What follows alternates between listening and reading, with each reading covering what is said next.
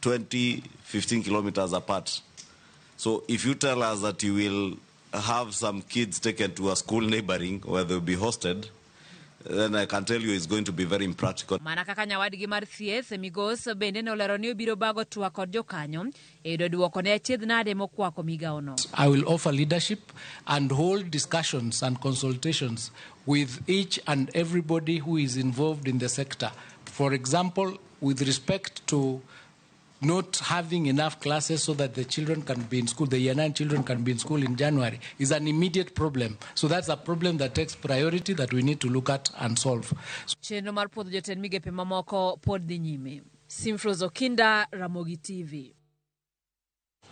Chenro mar dayo dho jotend migepe ma owal odiochieng' manyoro ne onyuolo nonro manyiso nengo mwandu ma gintiere godo. E nonrono oyangore ni e thuolo mar dweche 21 jotend migepe mane ogwel e higa mar 2022 kendo chako gwel kendo oyudo medruok yuto margi ka bende gilero ni od bura kaka ne giyudo mwandugo. Ka jafwambo mar OF Nyakidi lero, jatend migao mogwel e arita Kithure Kindiki olero ni e dweche 21 oseyudo medruok mar siling milion 150 e nengo mwandu mare. So Pantuya kod Alice Waome bende olero magi. And is the police e nyim komiti mar od bura ma puodho gine lemo mar jotend migepe, Profesa Kithure Kindiki ne oketie tago maliet mar lero nengo mwandu ma engo.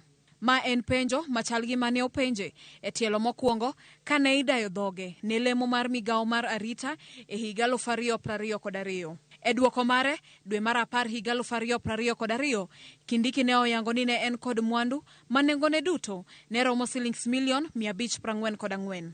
E gwelo matinende, Kithure Kindiki oyango ni mwandu mare omedore kendo ochopo silings milion 694.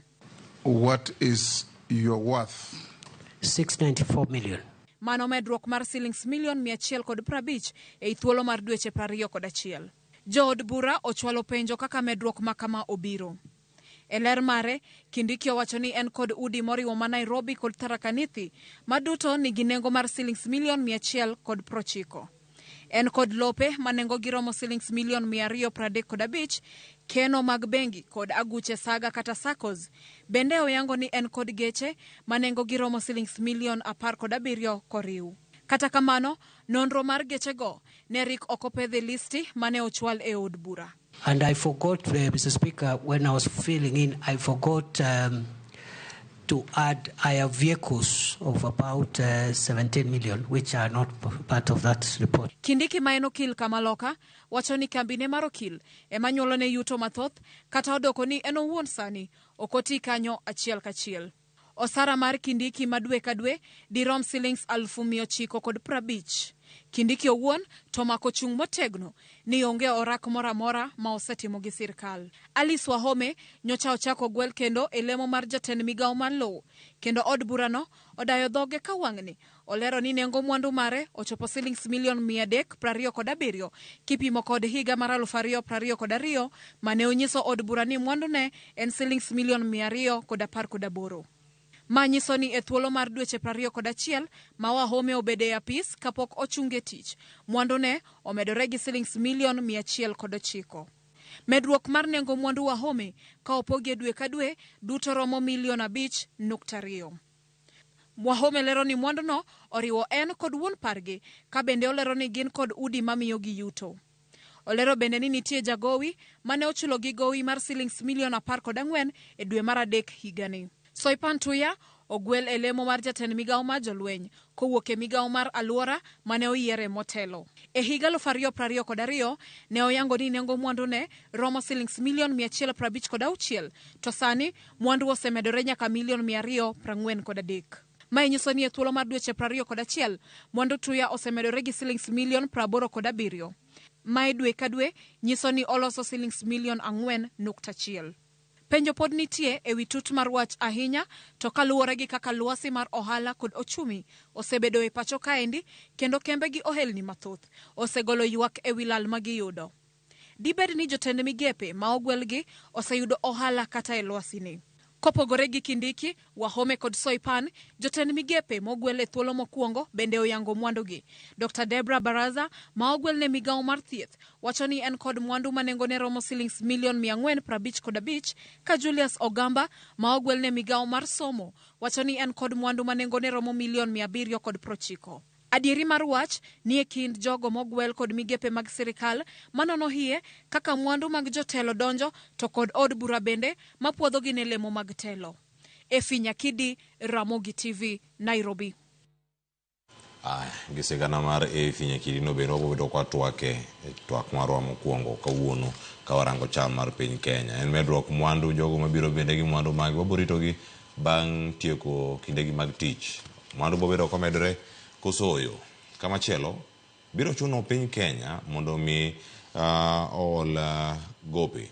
Mano piny Kenya mondo ol gope kawae pinje maoko mano mar tayo chenro mapacho kae bang' doho yango ni chik mar omenda mar 2023 ne ok owinjo dhi mbele gi tiyo e pacho kae kaluwore ne en okete tim e tok chik mabiro bang' oganda jo Kenya kwedo paro mar chik mar omenda mar 2024 mane geto medo osuru kama biro chuno mondo mi oti kod chik mar omenda mar 2022.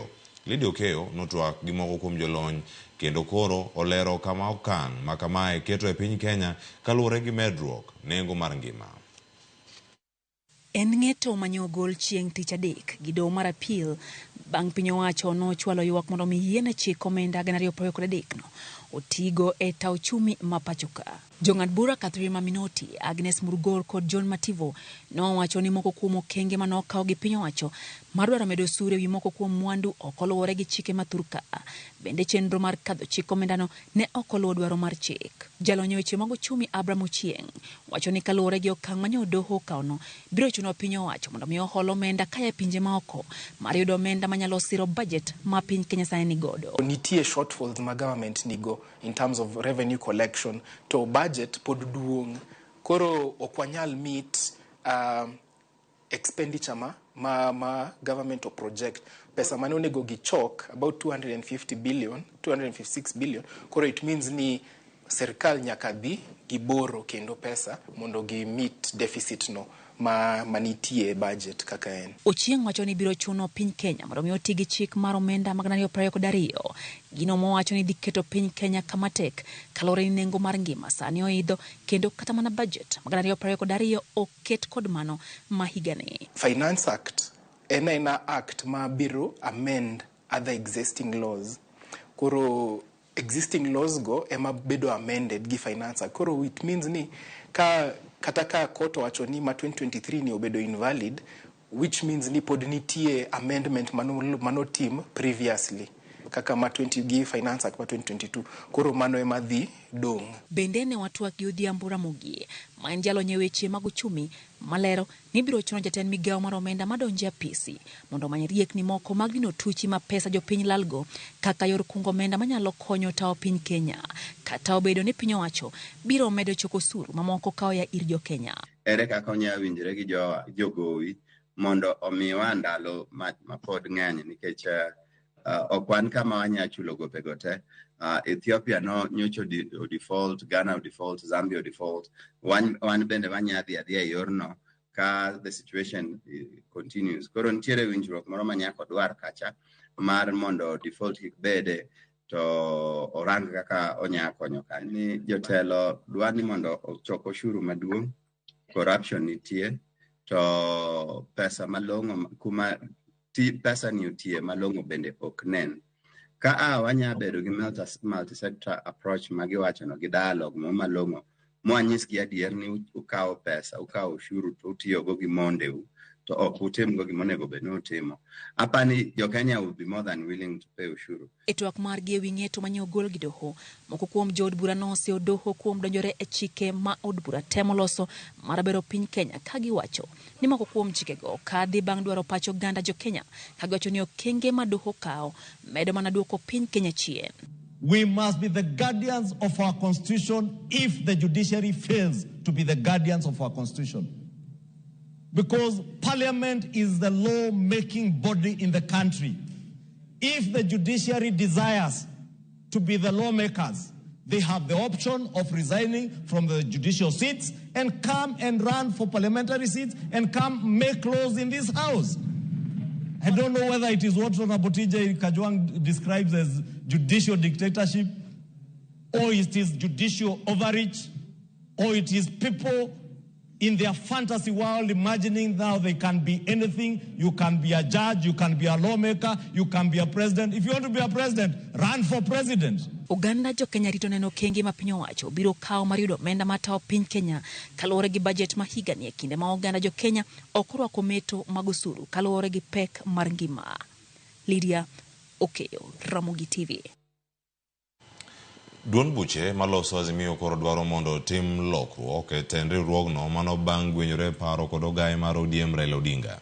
Ka giloso e log tich mar PNU e kaunti ma Nairobi, jotelogo koni ok ochuno mondo gibedi e Azimio ka gikoni ODM ok nyal bedo e sirkal, to kendo ODM no bende makoro mako lemo mag od bura magoyo sirkal kogno. Walter Nyambaga nigi ler mathoth. Unaweza kuwa kwa serikali na kwa upinzani at the same time. Haiwezekani, is untenable. Hiyo haiwezekani. Kwa hivyo vile tutatatua hiyo, tuachie hiyo sisi kwa hiyo mkutano, na tukishindwa kutatua basi sisi wengine tunaweza toka. Sio tumepandwa huko, sisi si mbegu ama mti tumepandwa. Tunaweza kutoka. Kwa hivyo tuachie serikali hiyo Azimio. Ikifika hapo tutawachia serikali hiyo Azimio waichukue. Chukua hiyo njina kama ndio iko na muhimu sana. Chal mar Azimio gisani kendo nende ka gima wayo jogore gi lak ka duond buche mamoko mag Azimio dwaro ng'udho oko ODM. Na tunataka kufagia hiyo nyumba badala ya kutoka kutengeneza ingine. Na njia ya kufagia ni kuhakikisha kama kuna mtu ambaye anataka kuwa kwa serikali aende awe kwa serikali. Na tumesema iwezekani uwe ndani ya serikali na pia uwe kiongozi wa upinzani. Hiyo iwezekani. Jokono sebedo malit kendo jokanyo mag Azimio oramo ni nyaka tim lokruok e tend riwruogno. We will definitely make changes in the leadership of the coalition, and we're in the process of formalizing that, because he cannot both be the chair of AU and remain leader of Azimio and even leader of ODM. Magitimore bang' bura moro mar jodito Azimio nyobedo kindo Odinga kod jodito go. Seche 15 bang'e jotelo wuok ka yweyo muya maliet kendo koni weche manyo Odinga leronegi. Okomorogi kendo okonyong'ogi makare manyiso ni onge winjruok kaka ODM oyudore piny owacho. A solution Linda invited us for a consultation to brief us on issues we've been asking, and we were given explanations that did not satisfy us. And William cannot go by us going into government. Our going into government, or any of our constituent party going into government, is helping William remain in government for a longer period so that he can occasion more pain upon Kenyans. You are leader of a party in opposition, you are leader of a party in government, you have a new bride, uko mbele, unaangalia, unaenda pande hiyo. That is not something that is tenable in our current situation. Jotelo go koro dwaro ni mondo duond bura mar ODM wuoge riwruogno ka gikoni onge kaka chamano odonje sirikal to bende omako lemo mag od bura maketo sirikal tesre. It is totally untenable for you to be in government and then to check the same government, even to check your own colleague, even to vet your own colleague. I want to tell those who wish to join government that they are free to leave Azimio and join the government, but you cannot be both opposition and government at the same time. Komachilo jatend wepa party Kalonzo Musyoka bende omedo tielo wang' adhola ka onyiso ODM mondo wuog oko e ler kendo nyiso kama ochung'ie. For us, the position is we should not cannibalize multi-party democracy. That was our number 2 agenda. Jakobo Kajwang' wendo ber gadek. Odiochieng' mar adek inyal siemne yo kata miye gembe mondo dhi odo. E chal mar lwasi riwruok mar Azimio kama duond buche molos Azimio temo wacho ni wuogi kata wawuogi. Walter Nyambaga, Ramogi TV, Nairobi. wuogi kata wawuogi e ote mantiere kar kanyo ang'onone bende kochopo saa 1 nyaka saa 2 gi nus ma wakelo chama piny Kenya sani ka oyueyo kaduogo nono mar gazet biro na tayo weche manyien nyinga Cleophas Luoch jakisumu kanya kwar mukio nyaka chisango oriti masani.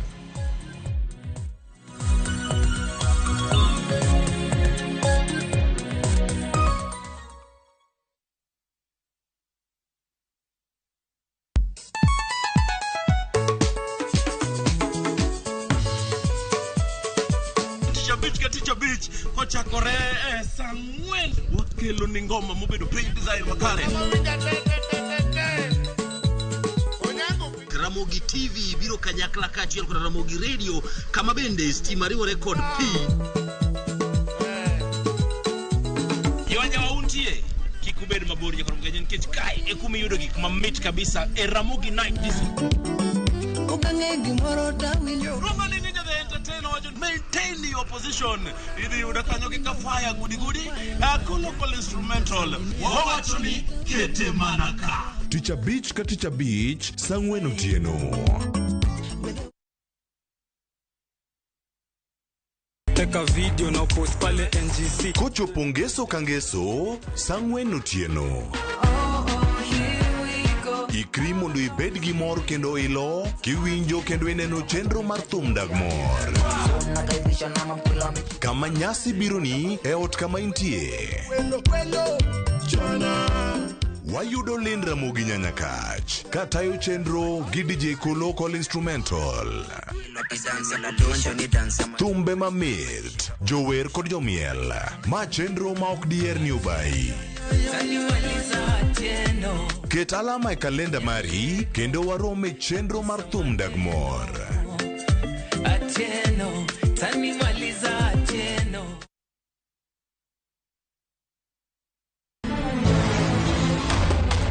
Sigana ni medo minore gi weche mag miriambo kod miganga. Meher kaul gil, yini biro timango. Kare. To joma onge ketho ema hinyore ahinya. Kuom higni 5 ne in kanye, baba in bende ni wuonda kae. Weche era medo bedo matek kendo mapek. Akwin mondo ini woge od nisani. An nasiche koiko kaka Samaira gi Sara biro timarus. Kata kamano, joma oherore ok nyal pando heragino. Andisora. Aber. Avatar. Ewi magi duto nyaka joot achiel chung kanyakla. Ere kaka unyalo chono joma richo ka? An awinjo kan gi wich kuot mang'eny ahinya. Adwaro mondo temo kaka untie kae. Choti Sardani. Wuok tich nyaka ngeso saa 2:15 otieno. Mana Ramogi TV.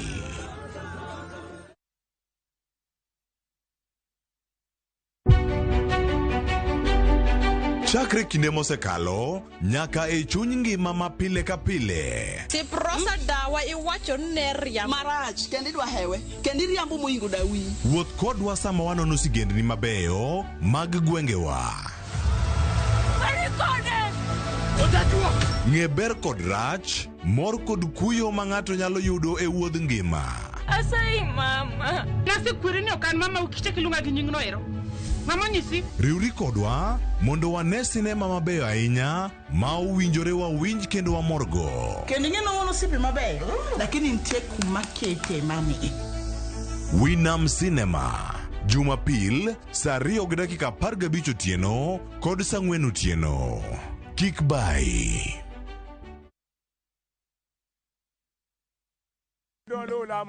Bed kodwa e wuodhni ka wanono kit timbe mag anyuolawa.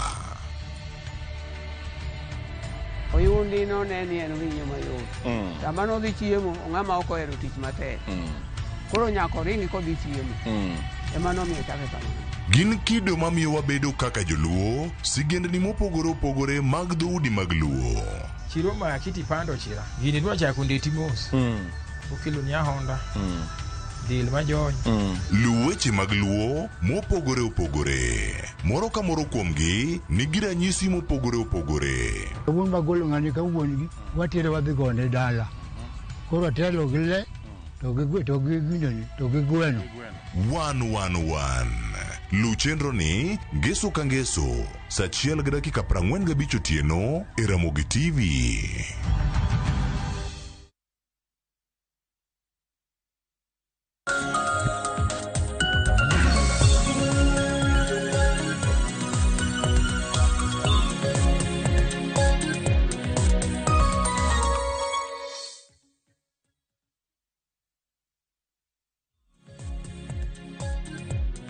Kendo machiegni okinyi ma kawuono wantiere kar kae nonro ma gazet chako sani ka wantie ka kod gazeta ma kawuono. Nyinga Cleophas Oluoch jagisumo kanya kwar mokeo nyaka sangu warwa kini machiegni ber koda kanya kagiko ka ntiere kae kod Ansel Oyango. Ansel oyawre gino machiegni. Chiwo yo machal nade ko? Achiwo maber Cleo.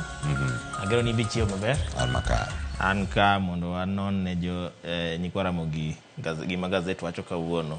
Aneno ka The Standard ka omenyo mana weche mag dadho Jotend Migepe Mogwel manyo aneno ka bich kuom gi nyose kete tago maliet kachacha. The Daily Nation taneno koloso ma ewi wach chai ka chai nyaka beno kelo jemo chai okwame sto. Iwacho ni chulo ji dividends kata chulo ji gima giyudo. Iwacho ni yuto margi tokiga to koro chal nade. Mani gima Nation beno miyo pek nyakura mo jonga nyaka sani wanyaranga ne ite mokwongo gazet mano mara Daily Nation mano weche mag chai ga mo pek to me pek ite mara ngwen bende to dani mondo mi ka ngwarango kanyo iwacho ni ero sani ainya kembe mantiere zone wacho ni West Kenya Growing Zones iwacho ni giduto gikale chiedh nade ni mar ntiere omenda mi wacho ni omenda maromo bilion 32 mago nengo mag chai ma oko usi kendo koko usgi tiende nango ikinde giduto kama waneno gi achiel ka payouts ma kamago nego beni tim wacho ni gin mokalo kilo milion 100 mano kama gintie mathoth ahinya monego bedni inono mano jatend jagoro mogirore migawo mar pur bende koro yango kamano kilo 100 mokwamogo iwacho ka ni maerien madhi mana tamalo 100 madhi mana dek mohingo atamalo moket ni inyalo kano e store ma en 30 about kiriwo kilo bro bedo gimoro kilo 30 million to kembe mopogore kata store mopogore makano chai Kenya ka nigi kilo madhi mana 100 to maeri gima duong' ma iwacho ni okelo mae en minimum guaranteed price ma sirikal nyicho keto kacha ni kato kotero chai to mae bei ma piny mogik minyalo chule matiende ni koro law ma demand supply cha nyalo bedo ni orochni ma sama chai ng'eny inyayudo ka bei dhi piny sama chai tin to bei dhi malo to koket minimum guaranteed price matiende ni kata ka chai bei odhi piny to nitie kiwango moko inyalo dhi piny mogik koro ji kelo chai to mondo golgi mondo usgi bedo matek koro iyudo ka koro chudo ma onego beni chulo jopur ma chai be koro deko ma kembe moko iwacho ka ni osebedo ka kawo nyaka loan mondo ka gibed kaka ginyalo timo nango ginyalo chulo jopur ma chai ka be wachore ni kembe manie gwenge kaka Kisii Nyamira Kericho gi Nandi mago kuonde mwang'eni chai pure Kenya ka gine kembe mobedo affected moloyo gine kembe ma oseyudore ni chai mawuok e gwenge go okwame store ka nyipenjo CS ma agriculture Paul Rono nyo wacho ni ma crisis ni osemiyo auction ma chai odhi piny marach ma koro uso chai oken gima yot Kenya ka nyakoro mo jogo mago weche go mag chai ite mar ang'wen angisoma ne bed kod ng'eyo matut ahinya gima timore kar kanyo to ite mar ariyo kae ntiere sigana ondike ite mar ariyo kod ite mar adek ma sigana mantiere tung kae ahinya kirangi wacho ni Airman who escaped 3 executions and live to tell coup tell wacho ni weche mag loko telo kata coup d'etat mano wendo mane dwe mar 8 tarik 1 tarik 2 bende Nairobi higa mar 1982 no ken kamoro ma iwacho ni ne en moro mayot ahinya ne jolweny kata ne jopiny manitiere kinde go e boma ni ma Nairobi ka giwuok Eastleigh ka gidonjo town mano kane gintiere kacha Moi Airbase Eastleigh mano iwacho ni mane otieno mane piny rugo do koro tarik 2 mano otieno ma tarik 1 ko wacho ni kaka en nubiro mane e nyasi moro machalo mar nyombo to weche ne lokore makoro bedo kar kanyo kone ni makoro nyaka riemb ndege kodagi ngat moko kanyo nitie luongo kanyo ni Ngatia mano Corporal Ngatia nokone kanyo ni ero in kokidwa fuyo in koro chopo sama koro nyaka koro akaw ngimani odhi chalo nade ikindegi ma en jal miluongo kae ni Adan Mulata picha ne oket kar kanyo ang'ini wanya yudo ne thuolo mondo mi ang'waranga ne kacha kae to bang'e ang'waduogi inya nene ite no mar ariyo answer mondi kaka entiere ma sigana miluwo ka nyoro nye Daily Nation nyochako sigana ni nyochako kelona sigana ni kaka Ochuka gi Lange notemo loko sirikal koro kawuono ne gimenyo sigand Adan Mulata mane jariem ndege maka wachre ni en gima nokelo ne shida en ni nodagi riembo ndege mano oyudo order kinyise nango no oriem ndege mano iga mar 1982 mane koro ne Ochuka gi notemo loko telo koro kane wang'eni ne nitiere rochruok kind jondege gi jeshi matiye e piny koro kanyo mane miscommunication ne nitie jondege chalni communication malong'o ne onge riwruok achiel the whole armed forces koro magi gine details ma koro sani wayudo kaka rochruok no bedo Ochuka gi Lange piny ka nopango maber piny ka to chal ka gima ne gipango maber nikech kanyalo paro sigana no kata mana lendo ma e radio kindego notim ma Leonard Mambo Mbotela emiwacho ni notime an kindego ne pok onyuola wasomo gi buge history wasomo gi mane buge mag history koro jalni wacho ni en nodhi e nyasi moro mar pre-wedding ma koro ne giloso nyaka gimoro saa 1:30 otieno odichieng' ma koro kinyne ni temo lok telo koro kano chopo saa 1:30 otieno no ka en owuok nodwa ni mondo dhi Isili odhi obed gi osiepene ema noyudo Captain Njoroge ka nie parking lot kanyo ka koro ne giriwre kachiel ka koro ne gidhi kinde no ema noyudo order machal kamano mondo oriem ndege kata kamano kanodagi noyude order moro nochiw nango ni mondo bed executed ma Ochuka ema nogolo order no ni mondo bed executed kato bang'e Ochuka bende nyakoro mo jon kangirango ite ma iye kanyangi moneno en ne obedo executed kata en node higa mar 1987 mano ne janya kacha ange somo ite mar 2 kod ite mar 3 nyakoro mo jwang odiochieng' machalo kama iwacho ni mano ne en kinde mane piny Kenya kale tem kendo mano bende noduogo loko kaka jatend piny Kenya machon mosenindo Daniel Toroitich arap Moi netayo piny nyakoro mag jwang' sigana wabiro dhi bedo kaka waluwo mabendo wasebedo ka warango ni ahinya nitiere piny kar kae ikoni kar kae ni jotend migepe mag William Ruto kaka giloso milionde mathoth iwacho ni milionde ma oselosi giduto ero gieo milion 80 gi wiye Soipan Tuya oyudo medruok kata maromo milion 87 Alice Wao mineno koyudo mare moyo milion 100 Kithure Kindiki oyudo kata milion medruok mar milion 150 mano kirango mwanduge kaka nodonjo e tend migao gisani koro ka owuok gi omenda mamoko bende Julius Migos Ogamba ma oyiere migao no mano mar ogwel migao mar somo oyang kanyo ne nigi omenda maromo milion mwanduge milion 790 ka Debra Mlongo Barasa migao mar thieth wacho ka ni ano mwandu ma intiere godo ka mar jaode minywande mage romo milion 455 ten penjo mathoth noko penje ni pesa gi akanye penjo mo penje Kithure Kindiki o penj kanyo Alice Waome kod Soipan Tuya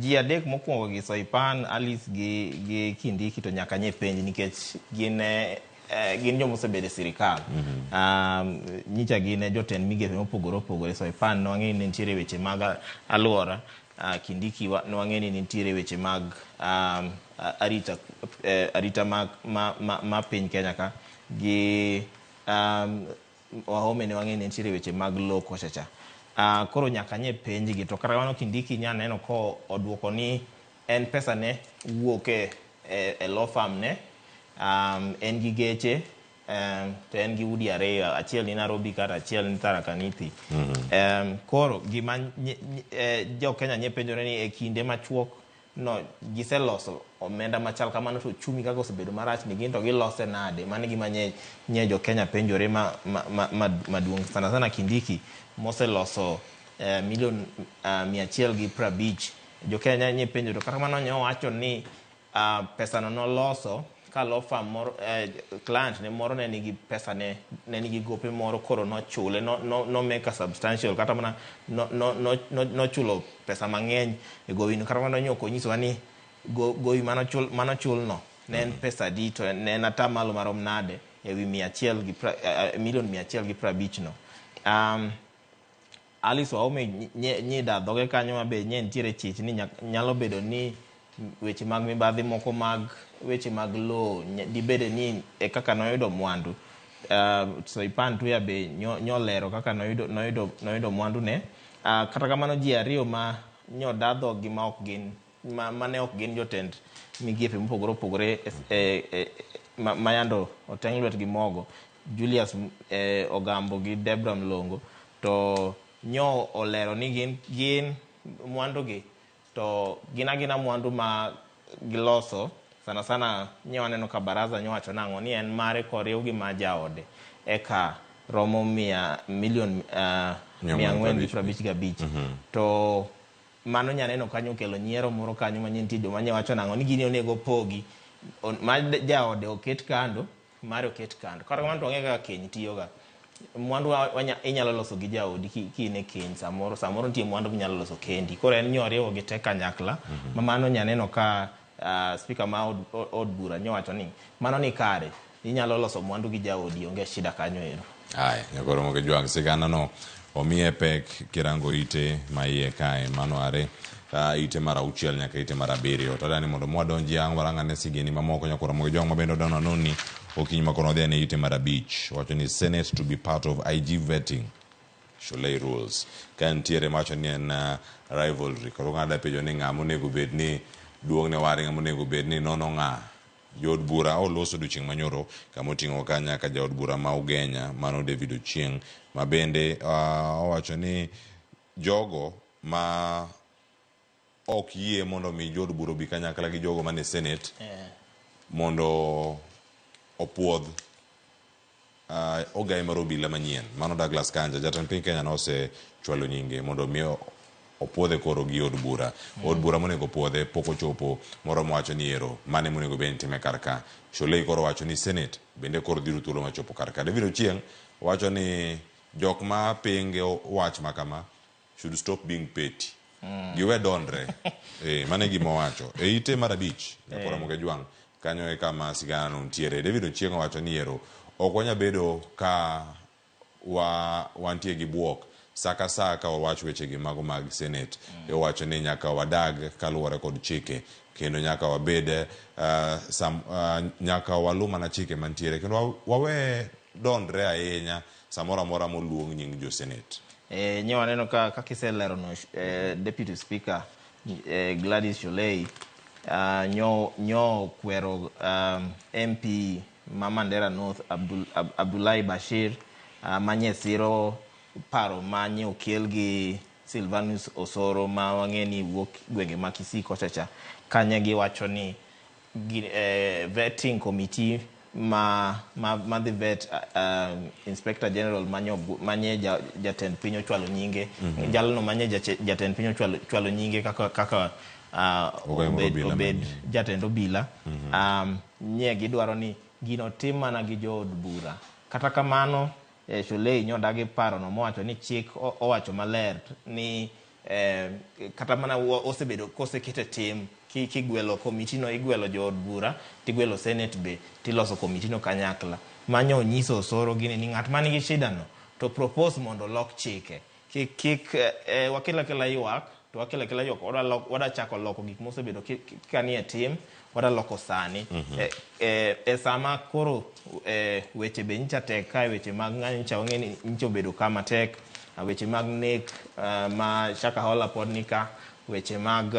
kware pod nika masani koro wadwaro jopiny gima jopiny dware nango ni wabed gi komiti manyalo dadhog nominee kata mana jalno ma jatend piny ochwalo nyinge kaka jatend police to nyewa neno ka wach Sholei ni kakisato ni nyo sirgi MP ma Ugenya ma nye onyiso okwero Osoro gini nango ni ka un gi shida weuru bedo joma ohero dondre ahinya ma gik matindo tindo udwa dondoru ahinya mama rinyen wach ma nyone no en wach matin ahinya ma nyoko nego beni osoro gini nyeres karamano nyo nyisgi ni article 251 mar constitution ose establish of office mar inspector general ma police ma kaka mose nyaka keto kaka onego beni tayo chenro mar dhoge mar vetting mar yiero mar gwele wach ni ka jatend piny osegwele to komiti onego beni vete to komiti ma vete no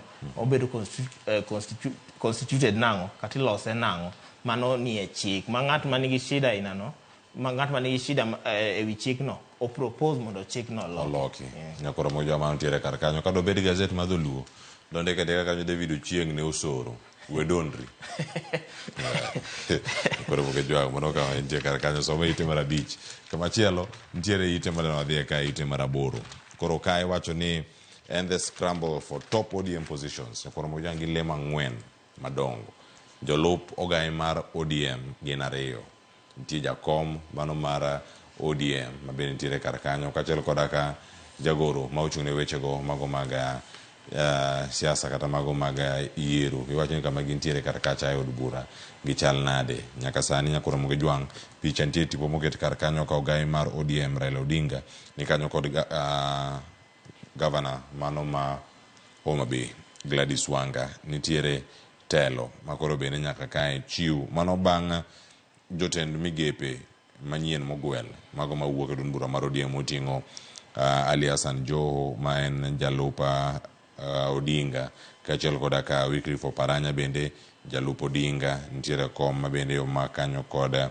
jakom mar ODM John Mbadi gilemo bende wacho ni jagoro mochung' ne wechego mag siasa kata political affairs mano makoro no makanyo gilemo no makilemo no koda Opio Wandai nyaka sani kero gi kama chal nade ka koro gidhuok gidonjo e kinde mag dhi tiyo gi sirkal mano mara William Ruto jotelo mopogore opogore osenyedhore lela mar mondo mi gikaw kata gilara ne lemo makamagi juma mokalo gazeti mar Daily Nation yango kae ni tie jotelo mane wuok ka dho wath na mchumbi mano kotele kanyo koda iwacho ni governor Abdul Samad iwacho ni bende ka gintiere kacha koda nyawadi mawuok Kisii giduto ne gibed piny kendo giwacho ni gin jok mage wacho ni magin trained ahinya mondo mi ubeda ne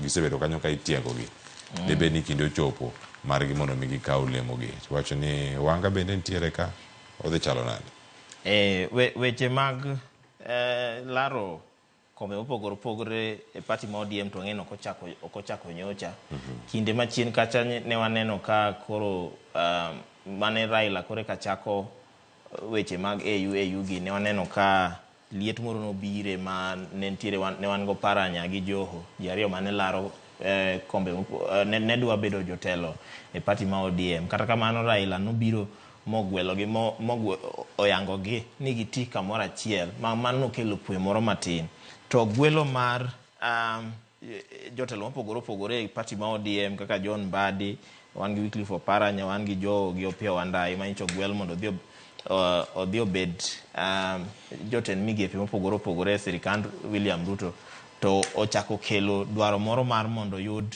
jotelo manyien ma kanyo waneno ka kombe kaka party chairman odong' nono kanyo wan gi political affairs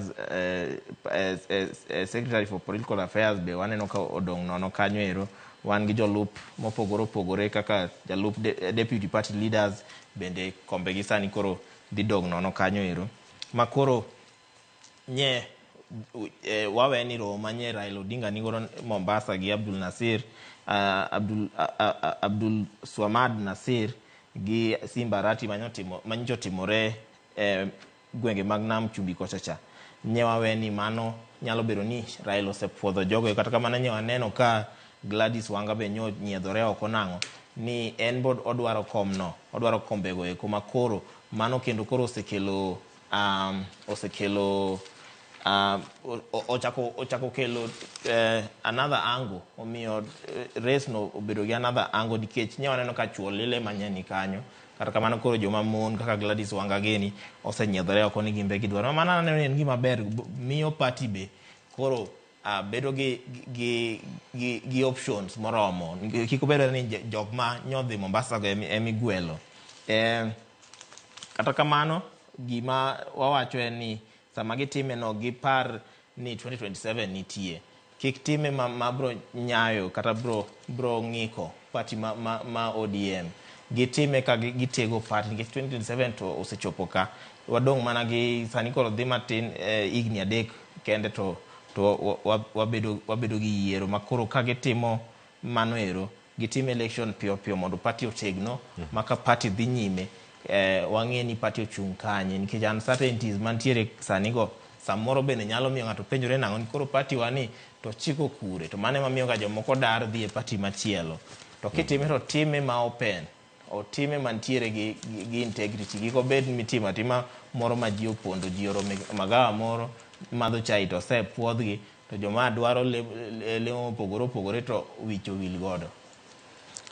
Nyakoromo gi joang' weche thoth ahinya kar kanyo ka irange mano iteno mar 8 kendo sani en mondo mi oranga ni machinglo mantiere piny iteno mar 14 mano machinglo mantie ite mar 14 kama ntiere machalo washing machine gikalo mana e od bura kaka washing machine to nitie ng'ama koro bende okwame tol onyabedo tol mar mocho koso ma en tond sitima koso kete yo machal nade wacho ni ati white as cotton ka iwuok e washing machine ka ng'at moliere tol ni oliere tol kae akiane ni gimoketne kae cleaning instructions wacho ni gin gik mage monego bed ni wacho sama iluoki kata imoyie tol oko kosikale machine gidhi bedo nade kar ka Ansel mokwongo ka wacho ni I will need to consult I only deal with the policy machielo bodo wacho ni we need better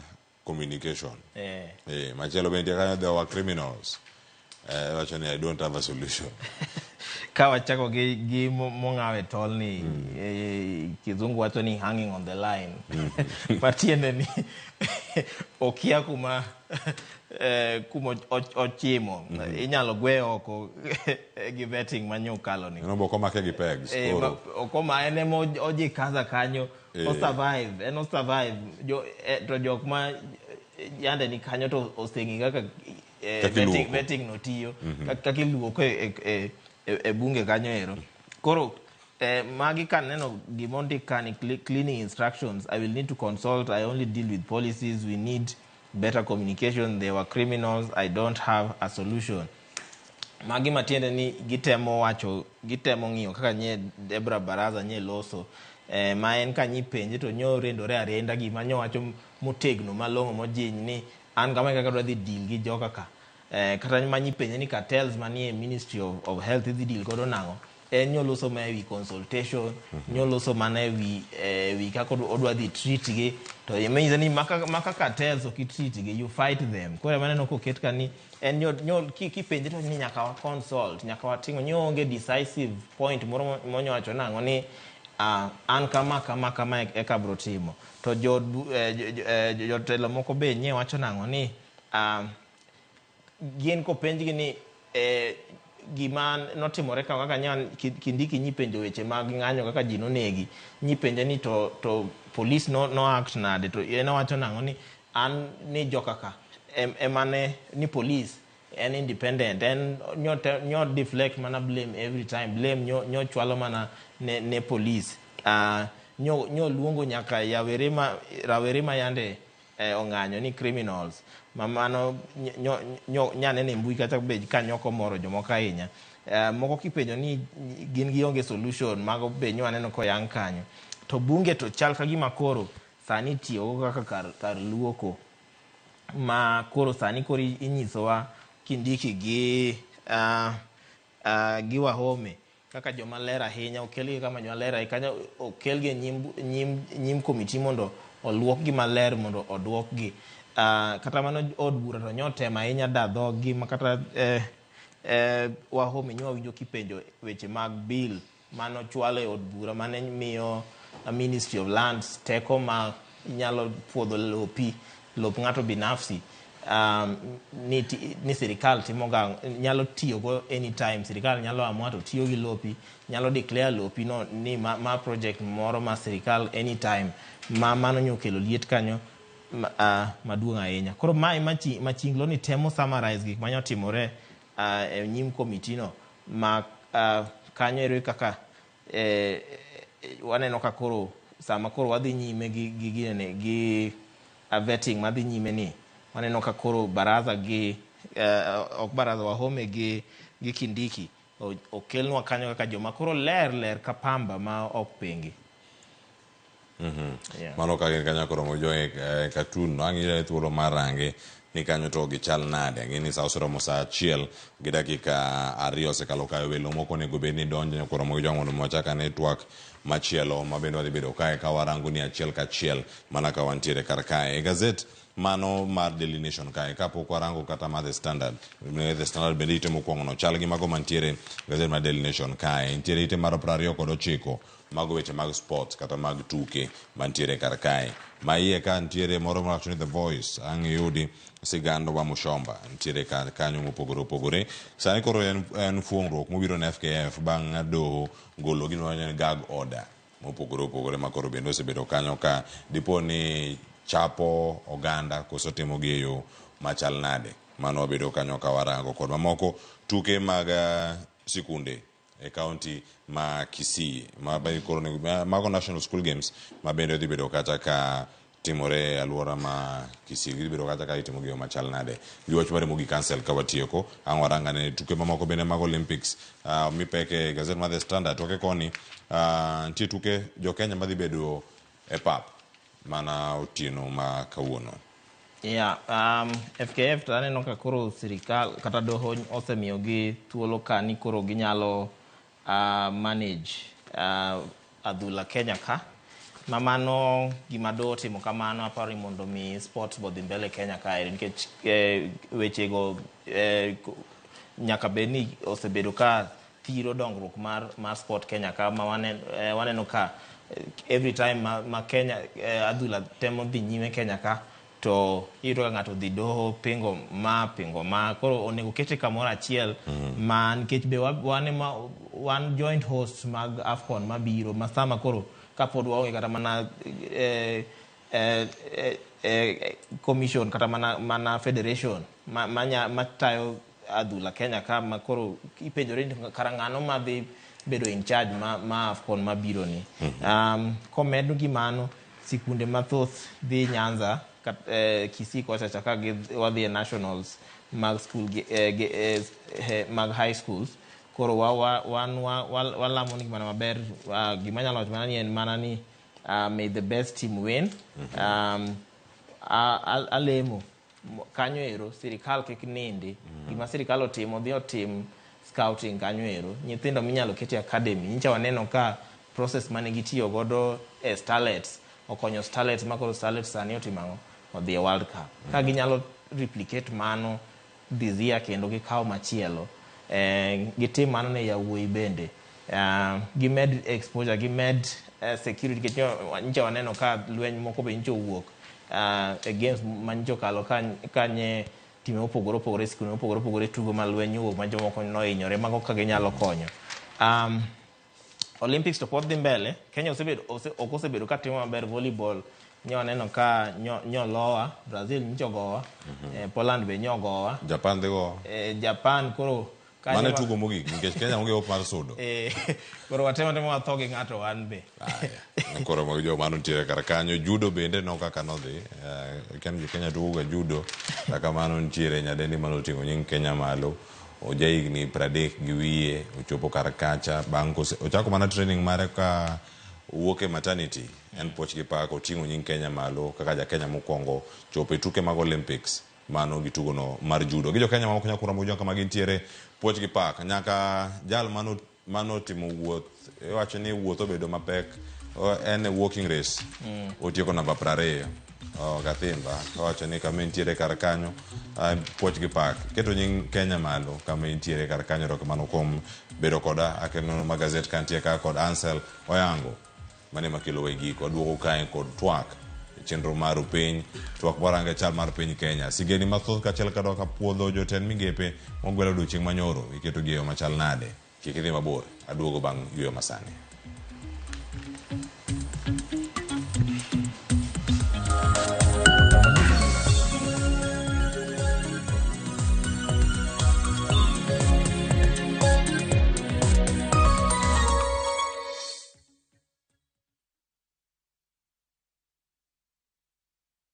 Yo sise. Ni aje bro? How is your search going? Umepata mtu bado? Bado sijapata mtu. Sasa wacha nikuambie wale una avoid. Niambie. Mtu ana support Arsenal. Tena na si watu kama wewe. Achana na hao watu. Ni mbaya. They will over promise you.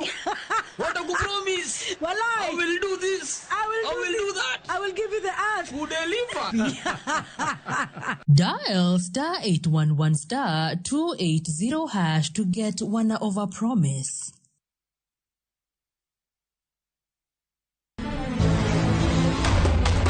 Sigana ni medo minore gi weche mag miriambo kod miganga. Meher kaul gil, ini biro timango.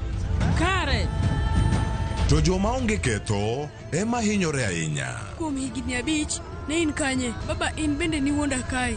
Weche era medo bedo matek kendo mapek. Akwe ni mondo ini woge odni sani. An nasiche koiko kaka Samaira gi Sara biro timarus. Kata kamano, joma oherore ok nyal pando heragino. Andisora. Aber. Avatar. Ewi magi duto, nyaka joot achiel chung kanyakla. Ere kaka unyalo wacho nwa joma richo ka? An awinjo ka an gi wich kuot mang'eny ahinya, adwaro mondo atemo kaka untie kae. Choti Sardani. Wuok tich nyaka ngeso, saa 2:15 otieno. Mana Ramogi TV.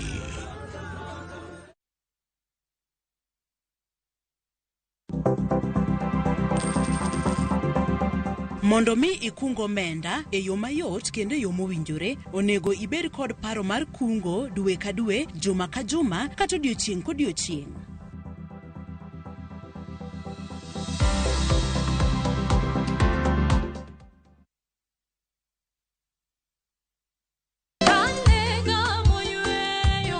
Fweny ngima maber e wach Nyasaye kanyakla gi wende majiwo chuny ahinya. E Injili ngima. Chieng' ngeso ka ngeso, kochakore saa 2 okinyi e Ramogi TV, wamiyi sabato maler kendo mamalo moloyo. Kod wende mamoro chuny moa kuom jothum mihero, kendo gi jokwath mapacho ka. Nyasaye wuoyo kodi kendo wuoyo koda ni kik iluor gimoro nikech an kodi. Sabato tutapumzika milele yote. E Injili ngima, ngeso ka ngeso, chakre saa 2 okinyi e Ramogi TV. Wazishikao amri za Mungu na ushuhuda wake. Nyakwa Ramogi, Kenya Eratil. Raila has a space to say what Gima Jakom Dwawacho. The opposition nothing nyake Supreme Court ngewe abatieki. Onliet Nyakwa Ramogi. Jumapil ka Jumapil. Ana chungo mama Ratil kadel war piny. Ka adwani wa discuss kaka Kenya dhi. Winj twak mago Ratil piny. One was gore no opposition. One other gore no opposition 50 years. Mayo kiparka kele wich bar moro. UDA onge kama pose donje. Adwani penje bati. Koso donje kona mane. Saa 1:30 otieno. Siasa mar piny Kenya en siasa koso dongruok. Kai kelo ni kod George Bati. Kik bai.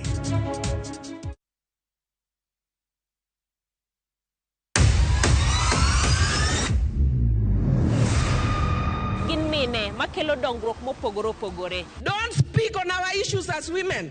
Let us be the one to speak. Kaka gikete ratil, familia koda tijegi. Magitimo gisiso kod lony. As the woman representative of Homa Bay County, this nation is hungry and there is no question about it. Minegi nietelo. Gijiwo kendo gikelo lony mopogore opogore. Mentorship en gimoro ma important kabisa. Mano konyo ji kendo miyo ji bet gi positive attitude. Gimiyo lony margi kanyakla kod yudo duoko ne chandruoge duto magikale. We want leaders to be fair to the nation. To emine wacho sigand miyo kamiyo ogen. Mine wacho ngeso ka ngeso kod jailieta.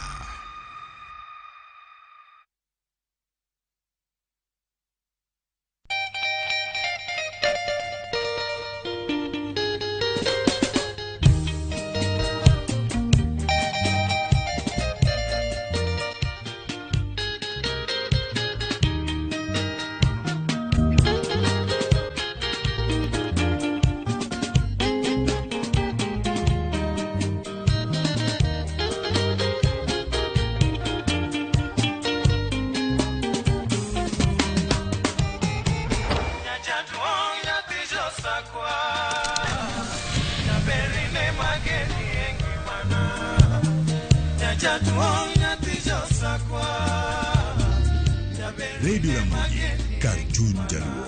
Radio Ramogi.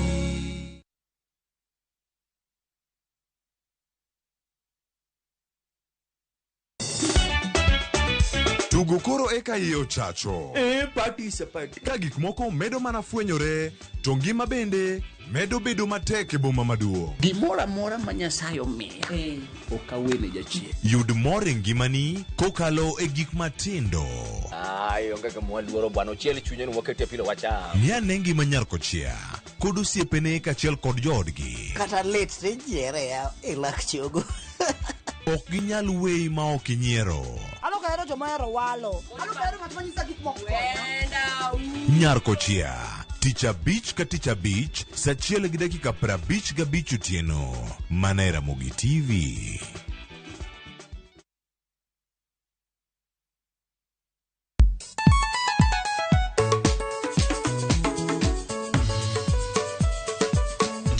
Teacher Beach kochakore sangwen wakelo ni ngoma mobedo pay design makare.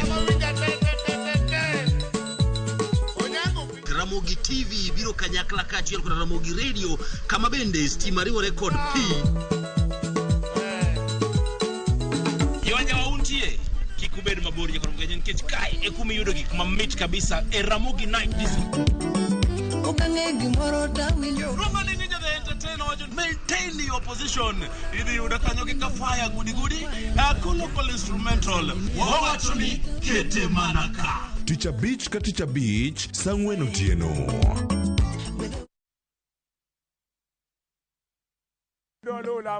Bed kodwa e wuodhni ka wanono kit timbe mag anyuolawa. Oyundi no neni en winyo mayot. Sama no dhi chiemo, ng'ama ok ohero tich matek. Koro nyako ringi kodhi chiemo. Ema nomiyo chake kamano. Gin kido mamiyo wabedo kaka joluo, sigendni mopogore opogore mag dhoudi mag luo. Chiro ma kiti pando chira. Gini dwa chako ndeti mos. Okelo nya honda. Dil majony.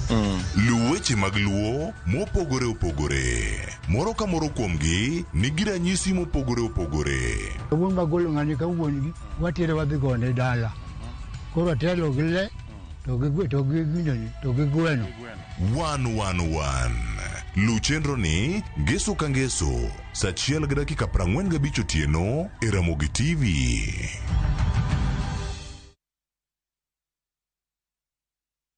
Kidliek no achiel maber nigi achiel marach. Kit telo mane ma gidwaro nyiso generations mabiro. Sama winjo ke ineno kiyanyo wadu mbui kikirenge donje. Kenya waber kabisa e paper. Pinje moko kawa blueprint. Wanto wandiko ka kanyo to wakete shell. Joma ne nigi lony ka no chako timo gini kendo. Classification meeting moka. Oyo kose yiere jotelo. We must allow them to work. Iwe siasa tenge migo okocha. Ber mar ng'ato papi e lach. Ka papi e tekni to lokie patan. Janyao onge mbala. Kama iro dhuolore mach nyaka bedie. To mantiere ka IBC okadho ka local commissioners. Kaka wanene wuok tich ka wuok tich chakre saa 2 okinyi kik bai.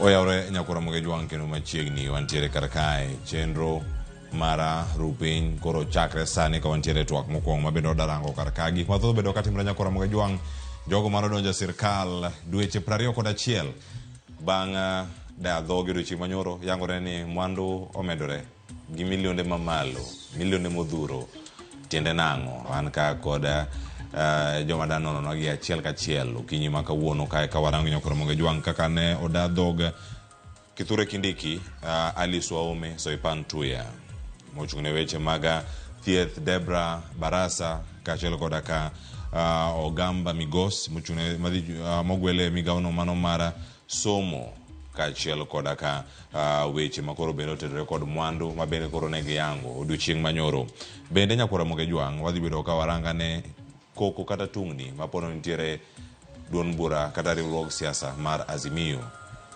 Duon buche maloso Azimio bende koro ywak ka giwacho ni ero en ni ODM owuogi kata wawuogi to bende giwacho ni ok wawuogi wada mana luoko odni ka gintiere kar ka thuolo ma gichiwo wacho ni ODM en mana mondo mi owuogi sigana no bende nitiere kar ka waluonige chenro chako sani nyaka rom kata saa 2:30 mar okinyi adhi bedo kata e chenro nyinga Cleophas Oluoch jakisumo kanyakwar mokeo nyaka sango arwakini machiegni mondo ma ochop kare e chal mar piny Kenya nitiere gi welo madhi miyo thuolo mondo miyo moswa ne okinyi ma kawuono kagone gero kamano mar chopo e studio mar okinyi ma kawuono. Achako wana machiegni koda kanya kura mogi jwanga nitiere ka koda jaod bura ma Suba South Karoli Omondi oyawre kendo machiegni Ramogi TV ero kamano kuom thuolo. Kama chielo nyakora mogi jwanga nitiere koda Senator Mogwel Beatrice Ogola oyawre awe kendo machiegni okinyi ma kamano Cleophas oyawre uduto joka Ramogi kuonde duto ma untie wageno ni usechako tijeu matindo tindo kinji kendo wageno ni ang' tijego nokel ber. Ero kamano tije madongo gi matindo tije duto tich en tich. Ero kamano ahinya. Kama chielo bende antiere koda jalony weche mag telo Suba Churchill oyawre kendo machiegni.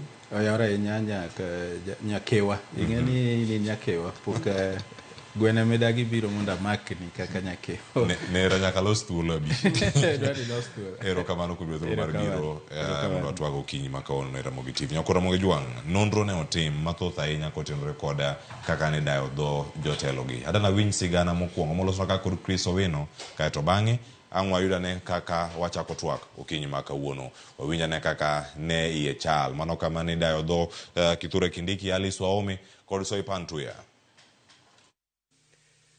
Profesa Abraham Kithure Kindiki emane oyawo pap e chenro mar keto jotend migepe Mogwel 22 e ratil mar ng'iyo ka bende gin kod kilo madwarore e chwalo agenda mar Kenya Kwanza mbele. I, Kithure Kindiki, do swear.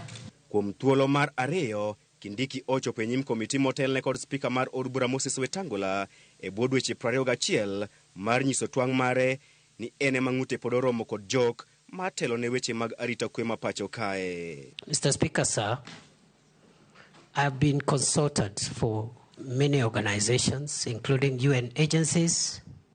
Kindiki ong'wano thuolo makamano mar duoko josiasa mag Azimio, rowere mag Gen Z, kod riwruoge ma kedo ratich oganda mosebedo ka wacho ni lwete opong' kod remo mag ji mohewo 60 mane obila ochielo kod magina e kinde ng'anyo mag kwedo chik mar omenda kod loch mar William Ruto.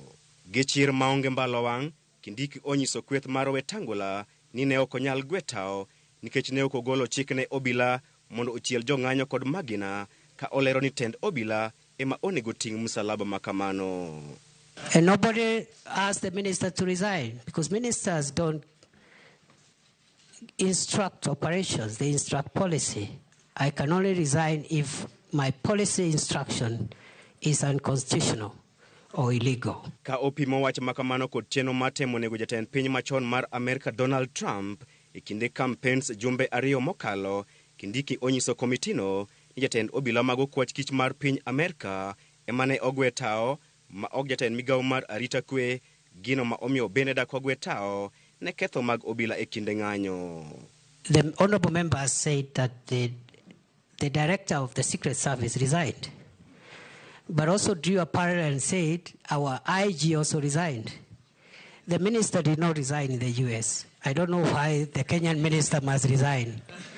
Jokanyo mag komitino odhi nyime kod keto Kindiki e tago maliet ewi medruok e mwandu mage gi milion 150 dweche 21 bang' bedo jatend migawo mar arita. And when you are here for the approval hearings in 2022, after all those many years of working, your wealth was at 544 million. Now, 2 years later, your wealth now is at 694 million. That is a whopping 150 million shillings more. Maybe you could explain to us, is this increase probably related to the office that you hold? It would be important for us to know. Kindiki olero ni medruok makamano obiro kaluwore kod gope mag kambi mare mar okil manengo e kinde mane ogwele ka jatend migawo mar arita. 2 months after I was appointed, one of the clients paid a significant amount of legal fees which had been pending. Other than that, I do small businesses and so forth and so on. Ngur ewi opande manyien manyasa ni bende onyiedhore e kinde ma jokanyo mag komitino ne dwaro ng'eyo gima omiyo opande manyien onego bed ni iloko bang' higni 10. Komare, Kindiki oyango ni opande manyien nigi lony manyasa ni mideno ni microchip ma itimone lokruok bang' higni 10 e piny mangima. The third generation ID is a technology card, and technology keeps on growing old, and therefore that's why we have a 10-year period, and that's why even passports, they normally have a time frame. You cannot have a passport for life. That is the idea. It is not to punish Kenyans. E komachielo, Kindiki opwoyo lokruok mane okelo e migawo mar ndiko jopiny, gino ma oseduoko piny ndalo mag kawo obok mag wuoth kata passport. Ne ochiwo singo ni kaluwore kod lokruok makamago, jopiny dhi yudo passport magi bang' ndalo 7 kochakre odiechieng' ma kawuono, kendo yudo passport e bwo ndalo 3 kochakre chak dwe mar 11. We are issuing passports within 7 days, starting 1st of August, today. Our next deadline is therefore to bring the passport waiting period to 3 days by 1st of November this year. Bang' Kindiki, ne en thuolo ma jatend migawo Mogwel mar lope Alice Wambui Wahome mar lombo jo od bura mondo odwoke e kom makamano mane otelo ne kuom thuolo mar higa achiel mokalo. Wahome bende oyudore kama diny ewi paro mar chik mar juogo jopiny osuru ewi lope mag anyuola magi. Provision that we had brought to do that. What raised maybe concern is the proposal to levy some charge or some fee on freehold ownership within our cities. Wahome osingo mar rakore aching koda chudhe mayako lope mag serikal ma owacho tudore kod apisas mag serikal e migawo mar lope. Rosalinda Soipan Tuya bende ochopo mar duoko penjo ewi lony mare kod migawo mare manyien mar jolweny poni od bura opuodhe. Chenro mar goyo kogno jotend migepe Mogwel dhi nyime chieng' tich ang'wen.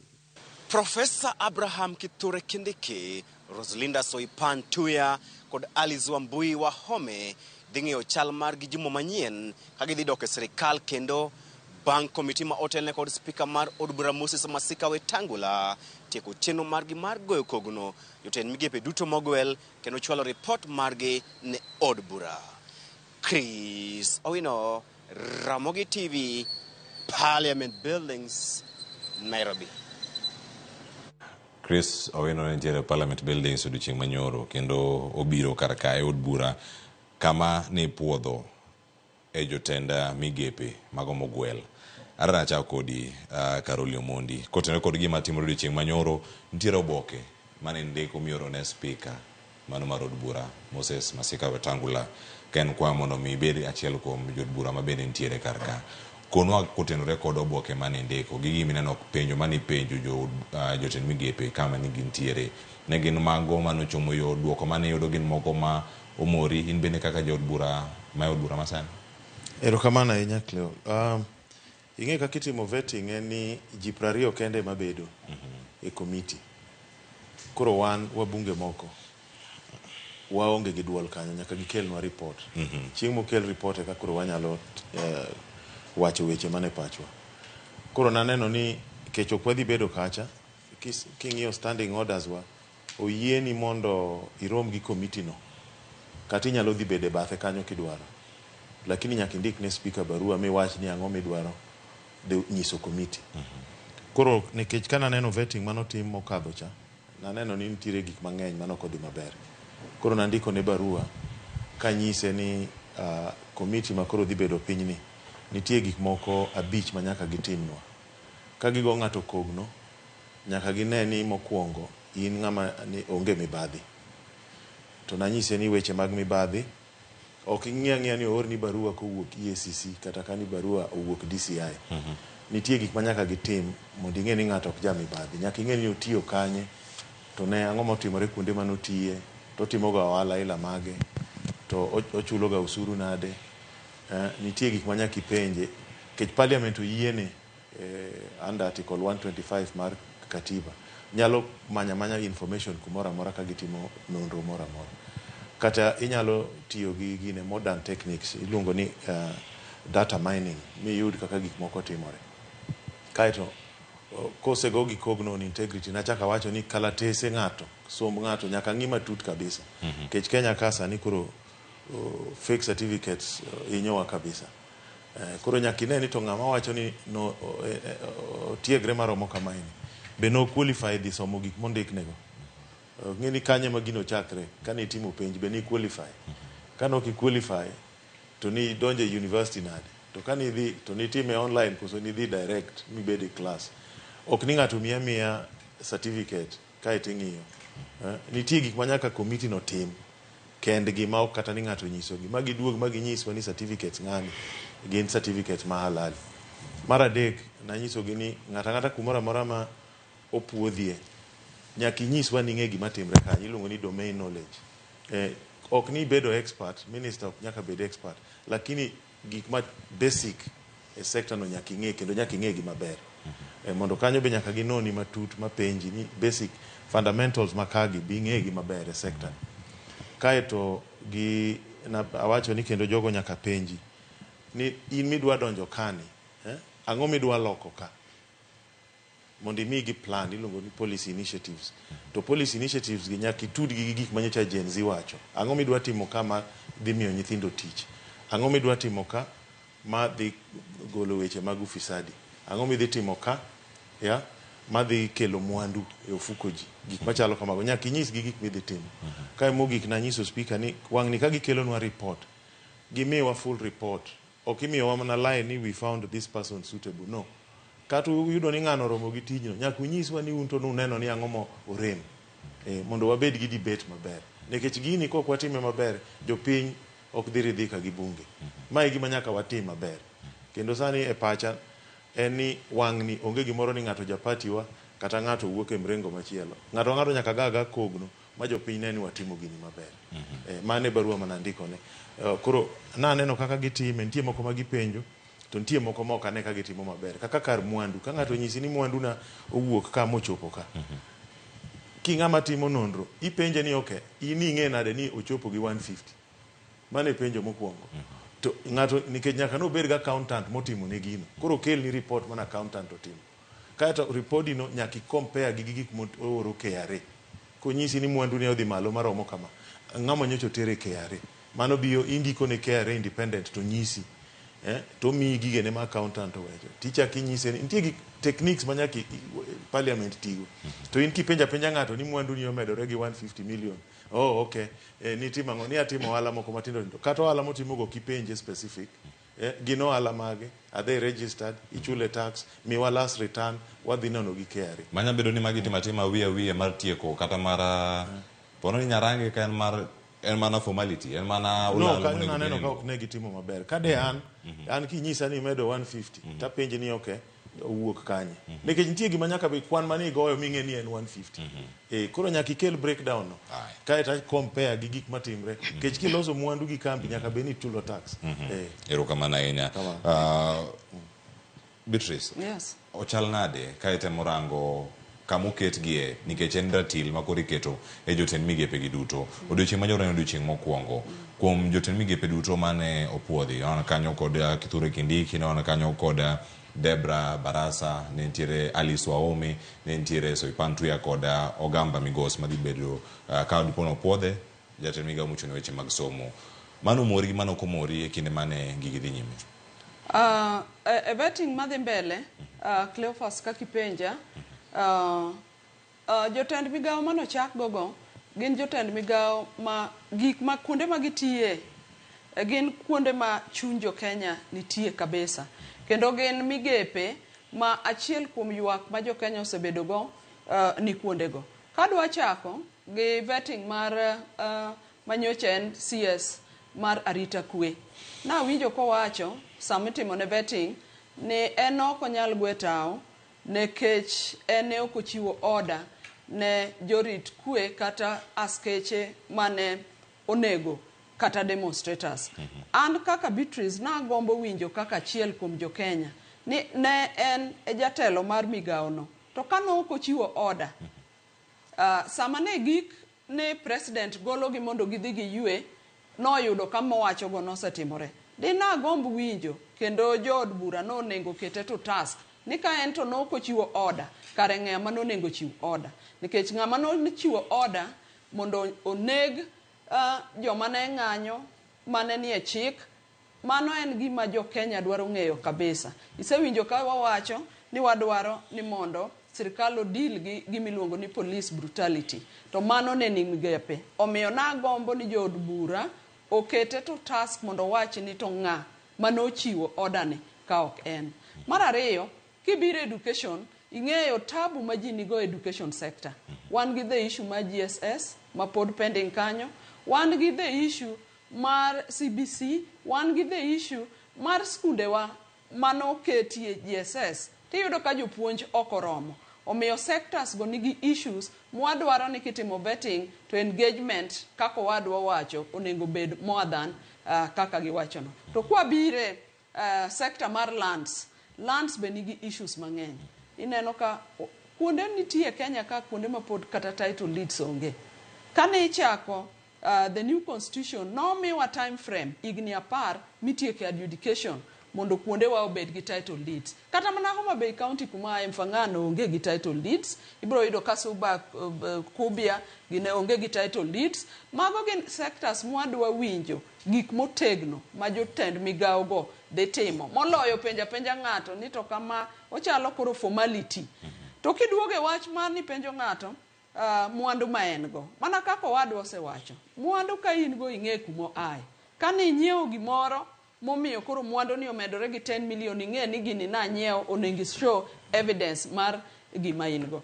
Adwa na wach ni vetting ni kodhi mbele onego bedi motegno molok kanyo. To bende kuma bede ni atemo paro ni endalo mabiro nekech piny kama koro wantie ni wan gi counties, wan gi levels of government ariyo, wan gi counties to wan gi national government. Ministers mabedo vetted gi gin gi functions miluongo ni concurrent functions. Moko nitie ma serve the national government, moko nitie ma serve the county government. And I think kwa dhi mbele kata Senate onego bed part and parcel of the vetting process. Mondo wan be wakel interest wa vetting no. But gima watembo wacho ni vetting madhi mbele, wadwa ni wabunge oket vetting ni obedi ka luwore gi dwach jo Kenya, ka luwore gi sama ne jenzi wuoyo gi nitie gik mano wuok oko momiyo koro wagi kama wantie ni. Wadwa ni gigi bende owuog oko samitimo vetting. Erokamano ahinya. Suba Churchill.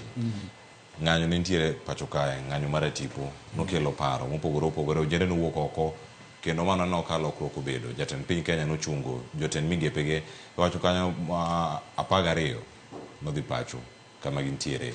Giyume ne gidhi pacho gipenjo ma ipenjo e od bura sani gi komiti mochung' ne puodho jotend migepe Mogwel gi. Bende gichal gi gima notero ji andara. Erokamano ahinya Cleophas. Mokwongo anyalo wacho ni kane pok oro jotend migepe oko, ker mochung' ne dalani nowacho ni jotend migepe go moko kia kata gik matimore. Emomiyo kanyo oketgi e ratil. Nadwa neno ka sana jok mosebede ofis. Ing'e ni ng'ama osebede ofis gi ng'ama koka donjo onego kete ratil mopogore.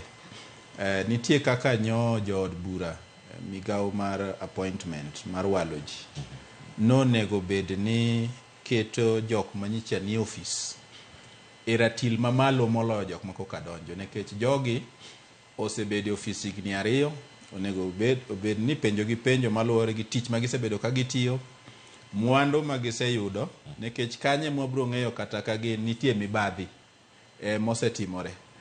To mana kaka ne wacho ni penjo, nitie kaka jood bura moko ne payo mana wilo, ok gidwa dhi piny nekech samoro giluor ni nekech rowere manyicha timo ng'anyo. Nyicho fwenye ni osetimo data mining ma Karoli wacho cha. Ong'e jo Kenya kabisa nyaka kuonde ma mwandu gi nitiere. Kora pani samoro moko kuom gi noluor ni kolera ahinya ogola lela notimo ala kama ni kama to samoro jo piny nyalo monje chieng' machielo ka weche okethore kaka nicho okethore. But overall napare nyo jo committee mar appointment nyo temo kopogore gi magi sebedo ka gitimo. Inyalo paro goyo kogno mokwongo mane ipenjo jotend migepe mane owal. Moko ne kopenje ni to nyiswa sombi to ma ywak. To kose to ywak tioe nyise ni no kanyo koro wawe nikech aneno ka wachopo kama koro ochopo dhi chunyi kabisa. Koro mago tactics mag pando adieri monego jopiny ong'e. Nikech adier ka ng'ato nigi mwandu to wang'e msara mimiyo jotend migepe nigo. Of course kaka jo sirikal thothne iyudo ni samoro tiyo gi mtok jopiny. Koro samoro pesa madino ong'iewo go mafuta okete gache owuon. Osave gin gi savings mang'eny. Kaka jotend migepe ni samoro omigi jorito. Koro pesa madino engage go G4S. Oketo go ng'ate rangach. Koro okano. Koro mage gik mwanyalo wacho ni samoro nyalo nyiso. Kato pesa go mo samoro malang' moko madong' change matindo tindo madong' e office petty cash. Moko miluongo ni confidential votes. Manyicha jo rewere ogo eko kainya go. Be nitiere ministry go. Koro samoro konyo gi save. But of course mano gima ok ng'ato nyalo wacho sama koro kete ratil kamacha. But overall anyalo wacho ni naneno pogruok matin. Nang'iyo gino from sama no chakore nyaka sama no tiek gi mogik. Apani nyo gitema ahinya mondo gidadho jogo manyo okete mbele gi mondo obi obed jotend migepe. Gima naneno kendo ni thoth jogo mokwongo jatend mowale gi migepe mar Sakiarita wuoyo ka gima en nyicha ok odhi dala. Ing'eni awinjo kowuoyo ka gima en nyicha nikech ong'e nyaka tarik nyaka gik mabiro timore gima timore sani. Koro napenja to migosi Kithure Kindiki be nyicha diere odhi dala nikech ong'e gik matimore e ministry no sani kendo mabiro timore in the coming days. Kendo wache inde ing'eni kisomo ni puonjowa ni present continuous emo wacho kanyo gima timore kendo dhi mbele. Otemo buoga ahinya nikech ochalo ng'ama nyicha wuon jopiny no golo oko thichoko to kare samoro nyicha pod dhi mana mbele gi tich. Koro overall apani vetting manyo timore kendo obro ngoro wang'wa kawuono bende mondo wane mabiro timore kawuono nikech kawuono be nitiere thuondi gi miyo gi mine mag Kenya mabiro kalo e lwete committee no mondo wang'i kaka igogi kogno. Erokamano ahinya. Nyada ni waranga migawo machielo ka en migawo no ma Mheshimiwa Beatrice Ogolla nowacho ni ochiegni ahinya gi ngima jopiny. Owacho ni mago ting'o mag somo, mag thieth, mag arita nyaka mago mag jolweny mantiere kar ka kaachiel koda kamago mag lowo. Mar thieth mano Daktari Debra Mlongo Baraza. Kopogore gi lony mare ma intiere godo, debed ni inono jotend migepe e opara machal ke jor bura kaka Karoli kuom ranyisi kaka ne urange akiani intiyo ge komiti no to kaka ne bene kaka jor bura kendo kaka ja Kenya ten migawo mar thieth iwacho ni ka bende nitiere chudhe gi siasa madhi mbele iye ka to ipenjo ni bende lony mar rakruok gi jo siasa mantiere e migawo bende wanyane ne koke iwacho ni talking tough bende en machiegni kod results ma ng'ato nyalo expect ka gintiere. Iwinjo sani wacho ni ero jatend migawo Mogwel ne weche mag thieth Debra Barasa kano loso in koka in intiere oko report mare ng'eni ibo mi report moa e committee ne omori kalure kod lokruoge mantiere kar kanyo.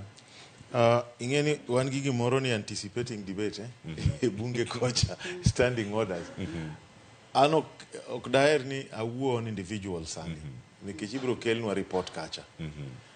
To nyaoro gokinyi na aringo kilomita 18 to kaduogo to ene mayude kodhi mbele.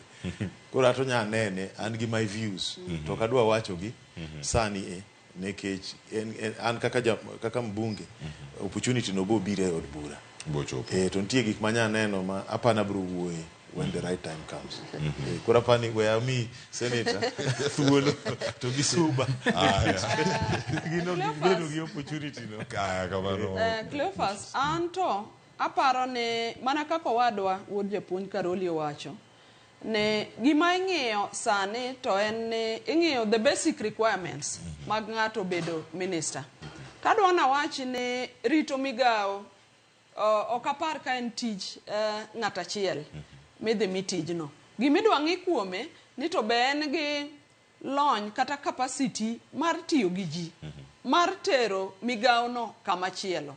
Nikech e migao no mana kaka wawacho minister ok ochuno ni nyaka obed an expert e area ma iketeno. But obedie gi basic knowledge kata obedie ni en gi ng'ama nigi leadership skills. Giming'iyo ka ni be in ga management system manyalo wuotho gi jogo miter migao no kama chielo. Nikech e migao no kata kikawo mar health idhi bedo gi principal secretary, samoro en achiel, samoro gin ariyo. E migao no in gi directors. Actually engine mar government, mara ministry, mara system and the technocrat head ma en director.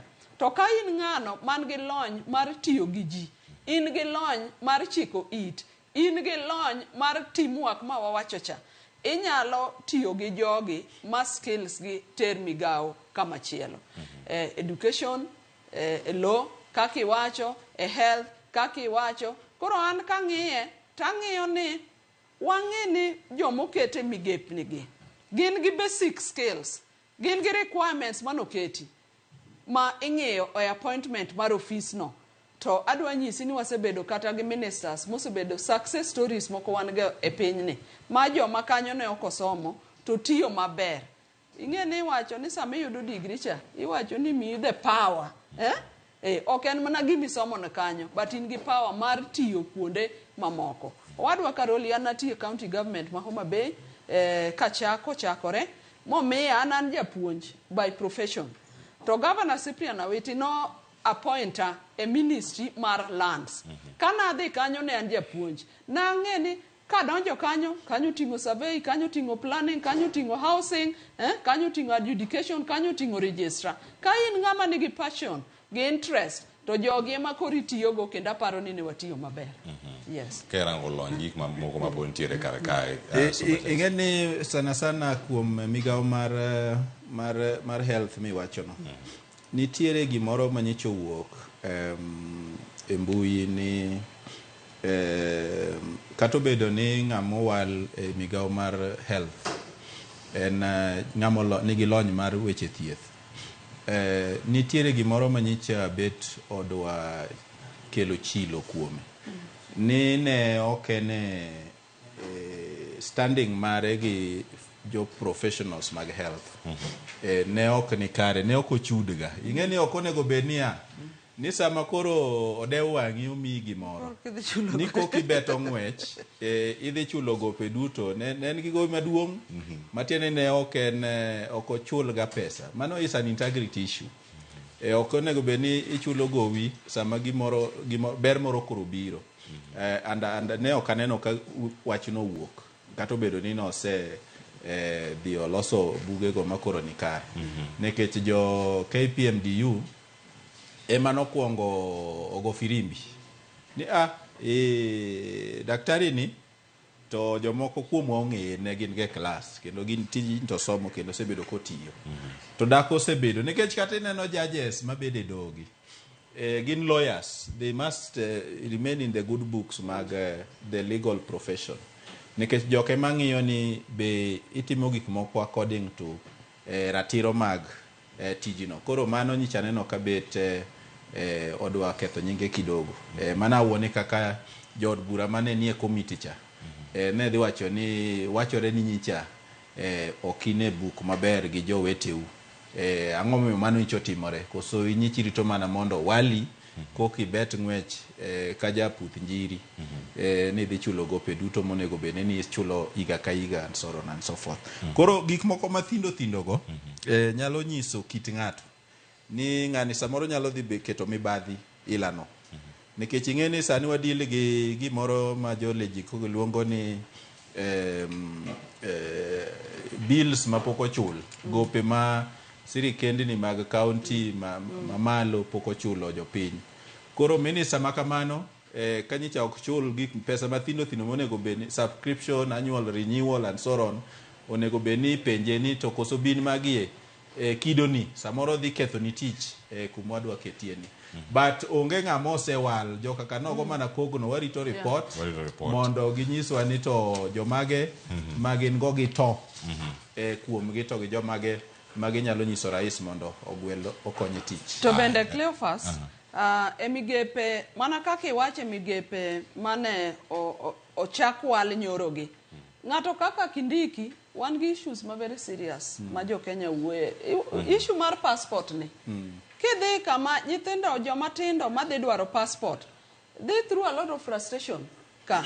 Inyisi ni gigno kidhi tim gimoro online to be ok en online idwa no chule, ok nyisi ok oriere. And okwang'eyo gimomiyo the passport center ma Nairobi ka kiwe ni en gi ji mang'eny gimomiyo onego bed gi back and forth ma passports mek nyithindo kao so many years. To bende security kanyo ka chieng' moro dipo ni omiye thuolo noduoge nikech kako wadwa osewacho ni igogi mna kogu.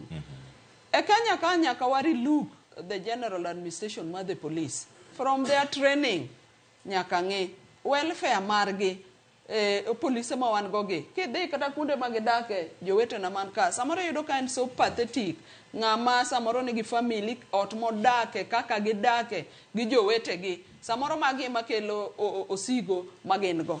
To kendo kidhi e wach lands awacho wach adjudication wawacho wach titles iyudo ka jogi osiko mane digitization tisiki kelo ma counties adek Kiambu, Murang'a, Nairobi counties kuonde mamoko to ibiro time digitization. Ananeno ni wach digitization ni jomoko nitie madwaro ni titles pod wadhi gadhi manual nikech ka gihandlo gi manual ka ginie tie gi rusa matimo mibadhe gi moko magitimo. Aya, erokamano. Aradhi kuom Mheshimiwa Karoli Omondi to sani nitie pichni mabiro achiel kachiel pichni go mawuok e od bura. Ang'eni ka wanyalo neno pichni go nyakora magajwang kinde mang Mheshimiwa Karoli Omondi ntiere kar kae ka ngodhi mbele ma ikora ni picha go iko kanyo mondo mi gichope yo makare.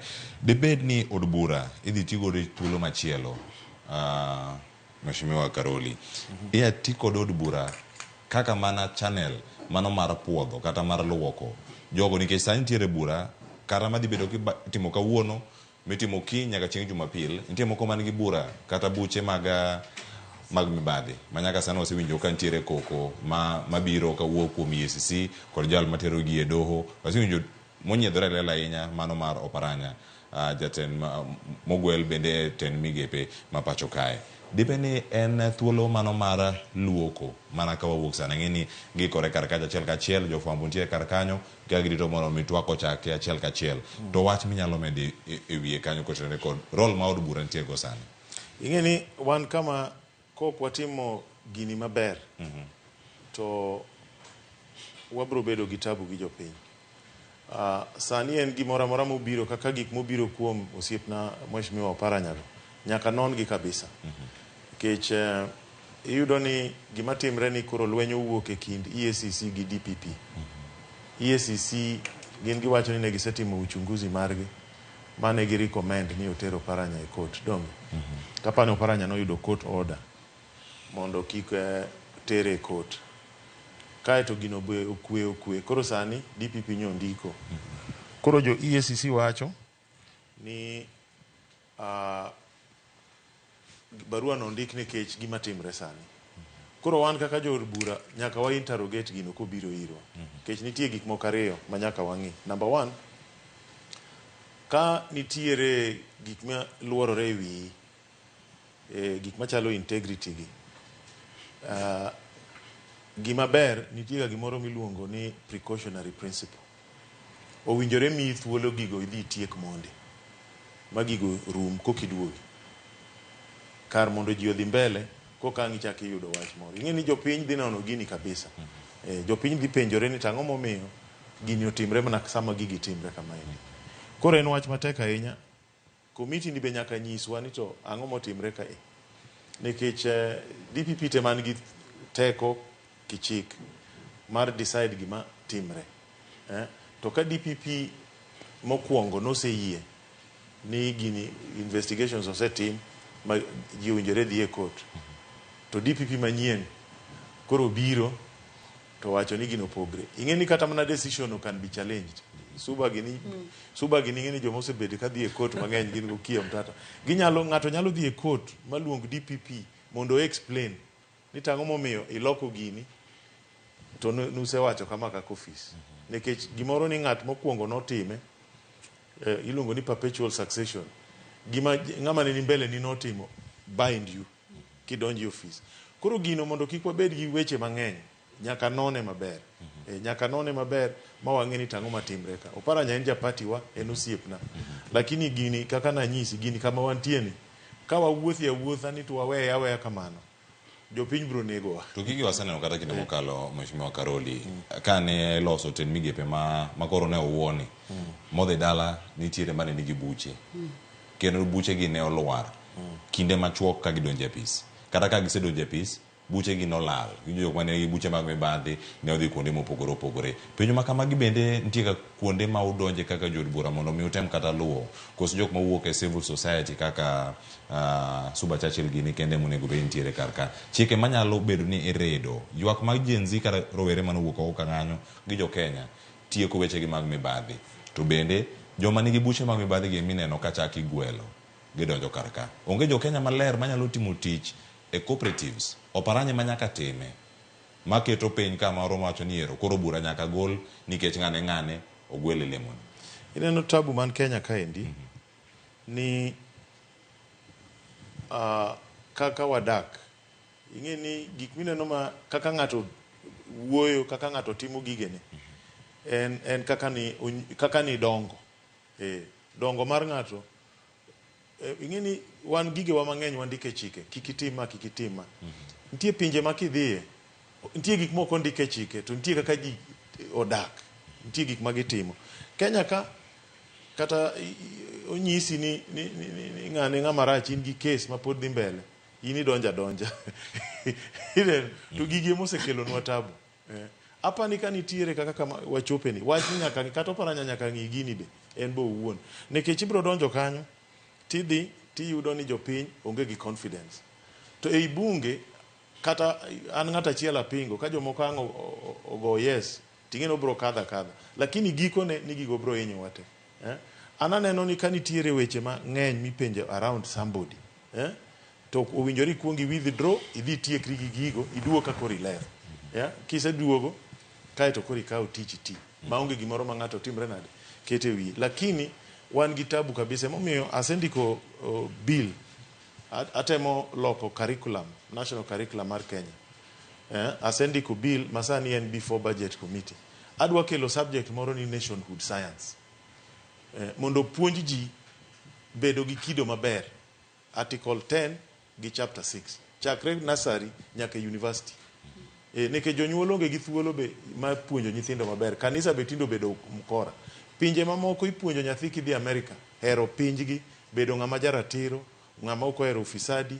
Chakre nursery tipuonji nyaka chieng' itieki, tipuonji timo ohala, tipuonji life skills. Gigo waonge go ka. Emomiyo wan Kenya ka criminals emiyudo ka nitiere kuonde gige motelo ne ji Kenya ka.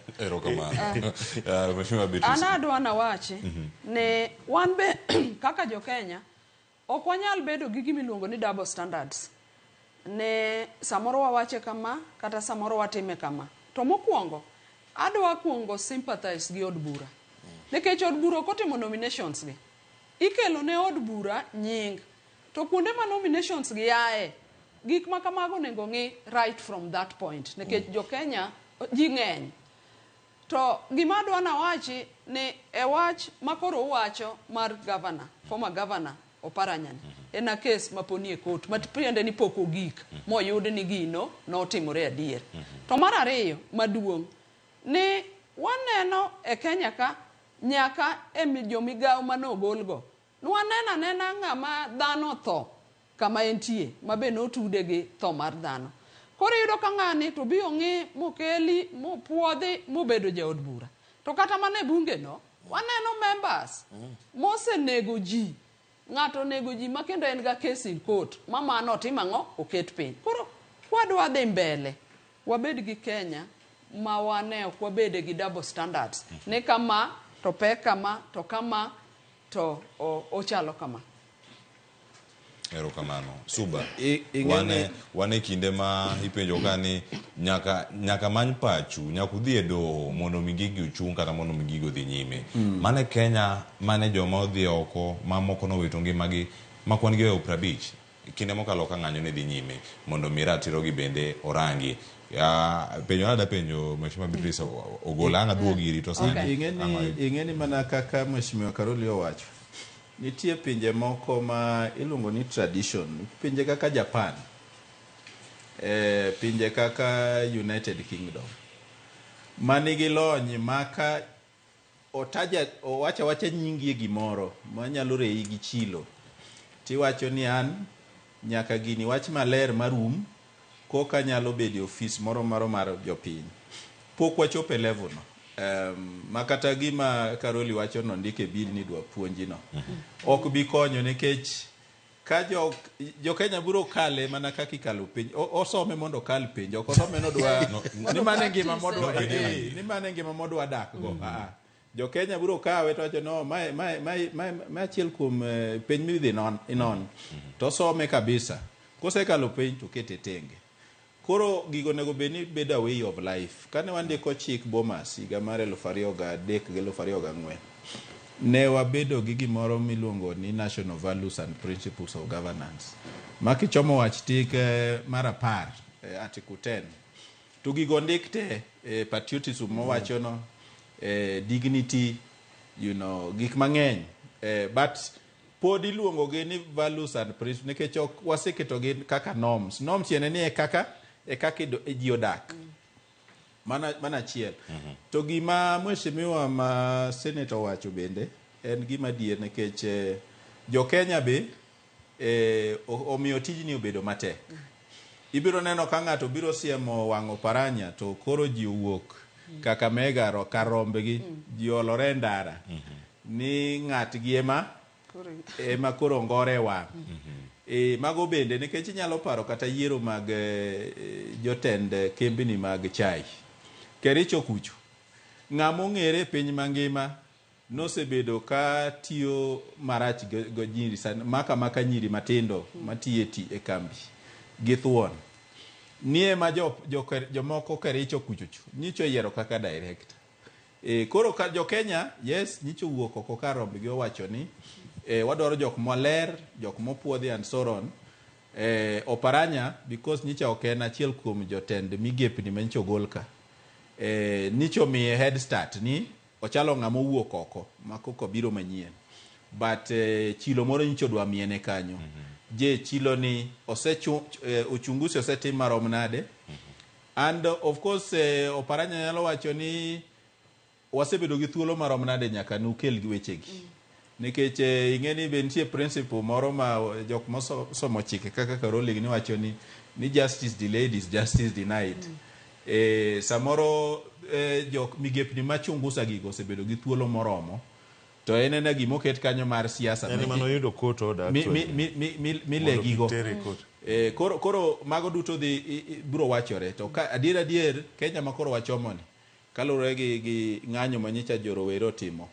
Okonego bed ni wan gi ng'ato manigi chilo moro minyalo pani nyalo miene e weche mag mibadhi. Ero kamano ahinya. Weche thoth ahinya ikona ka ni weche mag gwelo chiegni chako kata mag nono gi kata chiegni chako. Ka gichako to koro tieka chuth. Ndik mathoth ahinya mantiere karka dayudo wach sigana mar Walter Nyambagano ka mwayude kata karka to nitie paro. Mano nitie sigana mane gimomiyo awacho ni ok wadhi kawo sigana no.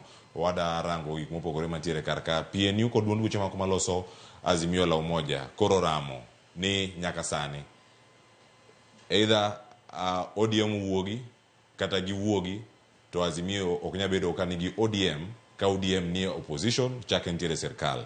Karoli paro makama an ing'eni asewuoye gini mang'eny ndi kata kanyocha wan e radio kata ka andala mana ka ingete mapiyo nikech wawinjo ka wetango Azimio en gima themba wuondruok mapod dhi mbele Azimio ni ji owe gigi siasa ma wuondruok ni wae uru Azimio oserumo wawuog uru wang'i new formations onge gima timre Azimio en mana wuondruok en wuondruok ema tieka kanyo Beatrice. An adwa wuoyo kaka ja ODM. Ni wan kaka jo ODM wan gi pachwa kaka jo party kendo wan very sure kumwadwa watere jowa. To kendo ang'e ni party leader leadwa kwa chiko kumadwa dhiye. Tadwa wacho ni kanitie ng'uru moro mantie Azimio nikech Azimio ne en matoka mar convenience kane idhigo e yiero. To kanitie ng'uru moro mane democratic space ma baba osebedo kawuoye to wan kaka jo ODM wang'e kumwae wang'e kama wantie wang'e kumwadwa dhi Odune Azimio sani pok wapogore naneno ka gin e bura kata ma summit suba ochal nade kiwinjo riwruok iwacho ni onge yiero mosegadhi gi formation machielo manotieko yiero machielo dipeni ma scenario montie sani mano te nyalo timore adier by the time wachopo higa mar 2027 biro bedo gi formation but nitiere ing'eni ka Azimio nodhi dwar higa mar 2022 nitiere le mane gihicho maginego magipogore lemo koro apani lemo mane gipogore gi ema pod otudogi koro kata Karoli wacho ni ji owuondore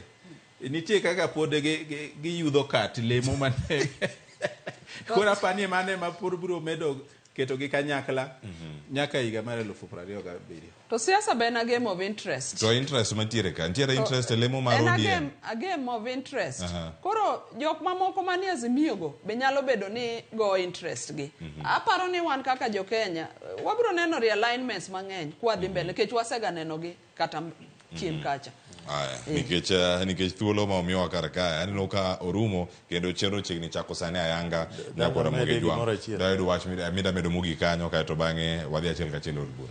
Adwa kwayo erokamano Cleo adwa kwayo Gen Zs sami timo vetting ni gimbe gi team vetting wadwa winjo ni giscore jogi nade gimbe gipangre gimbe gigo jogi kogno gingi ka ng'ato wuok ni to ginyiswa ni ng'ani wamiyo wamiyo D wamiyo C kama kigirit ni korumo ni koro gen wadwa ni gimbe gimiwa erokamano ahinya Mheshimiwa Karoli Omoni Mheshimiwa Beatrice Ogola kachel koda Kasuba Churchill kumido thuolo mar bedo kod okinyi makono to bende mogik Cleophas gima important e Kenya ka en wastage addressing wastage koro ko wuok achiel kachiel wachomo nyaka od bura chenro ma kamano chakre aguno erokamano nyimbe nyakora Ramogi jwang' kuom bedo kodwa adhi bedo kodi kar ka wang'injo ni matindo tindo gik mobedo katimore kacha e od bura natae chenro kiny ma kawuono nyinga Cleophas Oluoch jakisumo kanyo kwar Mkenya Kasango ateri e od bura. We will proceed to engage you to establish your suitability or otherwise in holding the docket to which you have been nominated. You will testify on oath, and I invite you to take an oath. We have the Bible, the Quran, and you may choose to affirm. Which one do you prefer? The Bible. You may be upstanding. Take the Bible in your right hand, and you will read the standard oath. I, Andrew Mohia Karanja, do swear that the evidence I shall give before this committee on the matter under this consideration shall be the truth, the whole truth, and nothing but the truth. So help me God.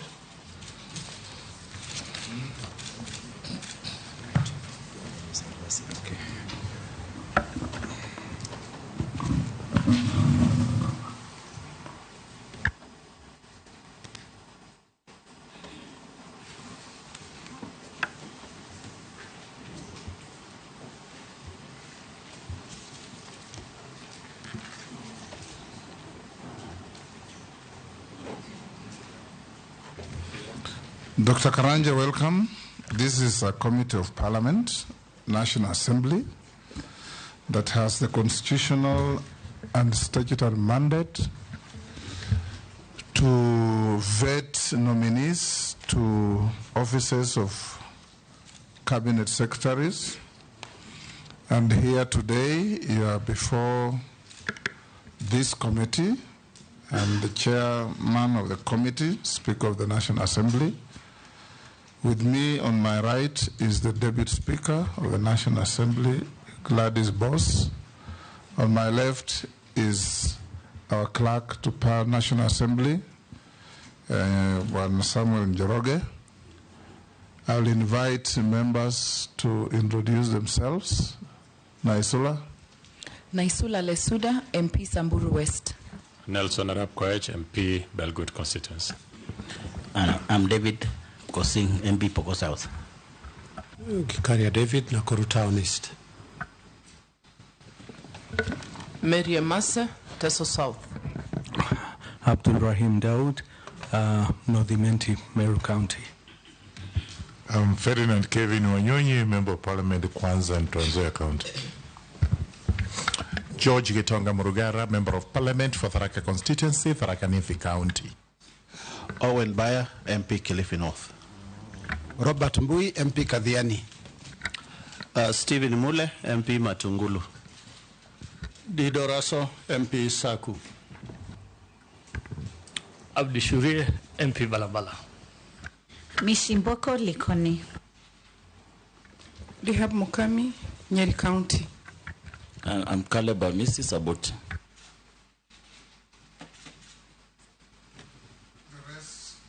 Are our staff supporting the process, and the ladies and gentlemen flicking behind us are the fourth estates covering the proceedings.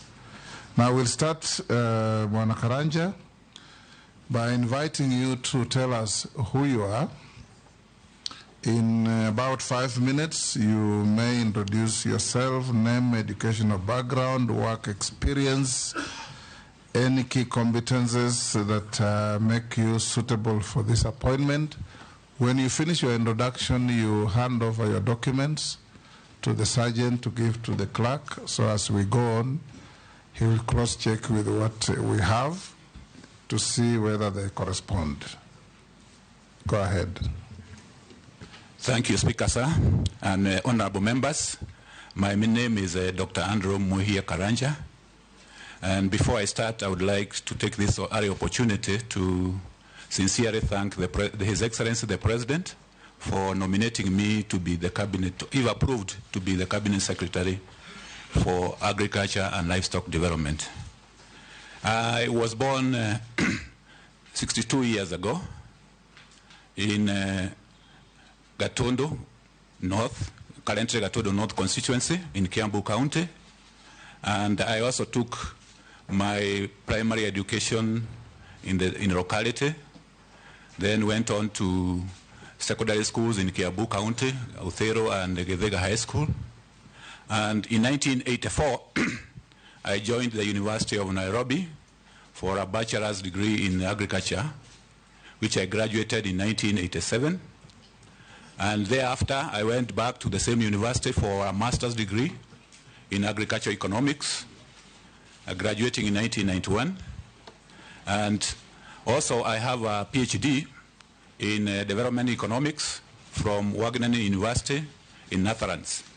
So as far as I'm concerned, Mr. Speaker, sir, and honorable members, I have the requisite academic qualification, having mostly related to agriculture and rural development. After my academics, my professional career started in earnest in 1987 as an extension officer in Baringo. So I know the ranks. I know the ranks of the sector. And then after masters, I also worked briefly as a planning officer in the Ministry of Agriculture, and also as a lecturer at the then Embu Institute of Agriculture. So I have worked in that in the public sector in that manner. And then from there, I joined the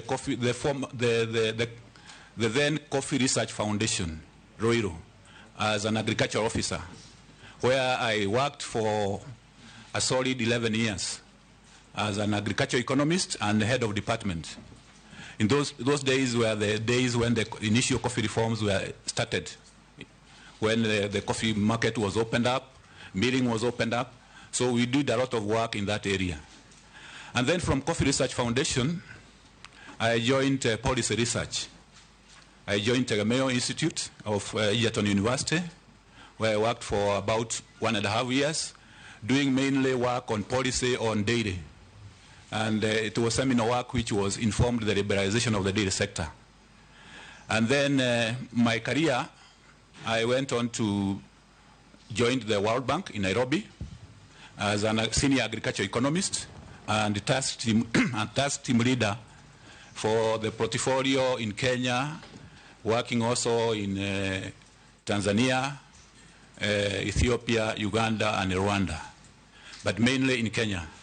And during my tenure in World Bank, I had the privilege to read some of the programs, the big programs in agriculture from the World Bank, which supported the government in various areas, including reforms which came into being in the policy shift that created, and the legal reform that created Agriculture Food Authority, the Kenya Agriculture Research and Agriculture and Livestock Organization, CARO. And also, through those programs, I interacted very highly with the then cabinet secretaries and permanent secretaries in the ministry. So I have quite a knowledge in terms of what the government operations, in terms of interaction. The programs also I supported, championed and supported the introduction of, for instance, the commodity fund, the coffee fund, which later became the commodity fund, the agriculture insurance and the livestock insurance. So I had quite a good interaction in that area. Since I left the World Bank in 2014, end of 2014, and went to consultancy. And in between those consultancies, mainly I was dealing with programs in agriculture sector and evaluation and impact assessment. So I'm more rounded in terms of that professional side. Also, I had the opportunity in the last, let's say 2016, I had the opportunity to be appointed by His Excellency the President to serve in the coffee task force, which had to do, reviewed what the reforms which are necessary in the coffee subsector. So that, in a nutshell,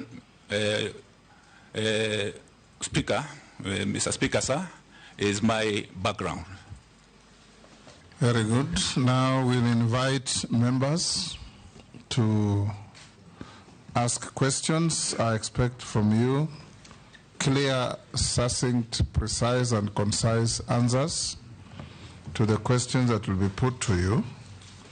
And there could be supplementary questions to main questions depending on how you answer. The first to go will be the Deputy Speaker. Thank you, Honorable Speaker. I will ask Dr. Karanja. I want you to tell us what you think about this on the topic of genetically modified organisms, GMOs, where there's two arguments. One, that it would boost crop production in the country, but there's also another group that are worried about health concerns, and there is also another group that is worried about seed sovereignty for the country. We know that Kenya has spent billions of shillings at Kenyatta University, where they have a lab where they've been manufacturing GMOs year in, year out, even for other neighboring countries. So what would you do to implement the Biosafety Act and ensuring that it is implemented and that people are able to make an informed choice, or what policy you would champion should you be confirmed? Secondly, on the topic that's dear to me, the topic of pesticides, we have 267 banned pesticides available in Kenya, manufactured in Europe and North America, but not used in those countries, but are only manufactured for the sole purpose of export to African countries that accept it. This has been something that has been at the table, had a successful petition in Parliament, took it to the Ministry of Agriculture, and recently even with your immediate predecessor, to try and ensure that those products are removed from our market because they have been confirmed to cause cancer. And people have even paid billions of shillings in North America in damages for developing cancer as a result of that use. What will you do? Can Kenyans have an assurance that you will save them? Thank you. Go ahead. Okay, thank you, Mr. Speaker, sir. Thank you, the Deputy Speaker, for your two questions. On the GMO and the Biosafety Act, this is a topical issue. I would say it's a very topical issue.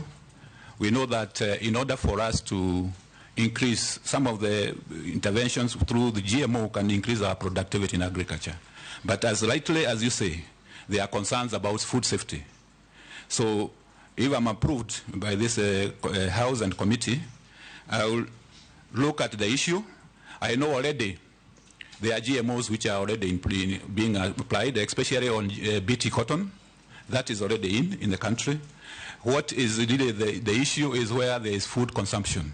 And we need to balance between the safety and what needs to be done. But I will go ahead and do what is supposed to be done, especially given the Biosafety Act. It has guidelines on how to go about it, in terms of laboring, in terms of making sure that the scientific evidence which is there is utilized to arrive at a decision which everybody in Kenya will be happy about. So I will go ahead and confront the issue and, given the evidence on the table, do what is required according to the Biosafety Act. On pesticides, which are banned from use, I know they have caused a lot of havoc in terms of even threatening some of even our exports. For instance, you find in horticulture exports, the residues, some of them are coming from these banned pesticides. I will not hesitate, if approved, to become the CS to ban them. I don't see why they should be in our list. We should not be taking poison. Kenyans should not be taking poison. Thank you. Before the next questioner, from your intensive and extensive research, far and wide, are GMO food products safe for human consumption without qualification? Mr. Speaker, sir, I would say some yes, but some no. So it's a mixed bag. Such as? For example, I know that some of the products we are using, like soya from those countries, are good GMOs. But the others which you need to be taken, especially where genetic engineering is used, you need to be a bit careful. So that is why we are saying the scientific evidence should be used. The Biosafety Act should be followed closely, because it has safeguards also, what we need to do and what we cannot do. Thank you.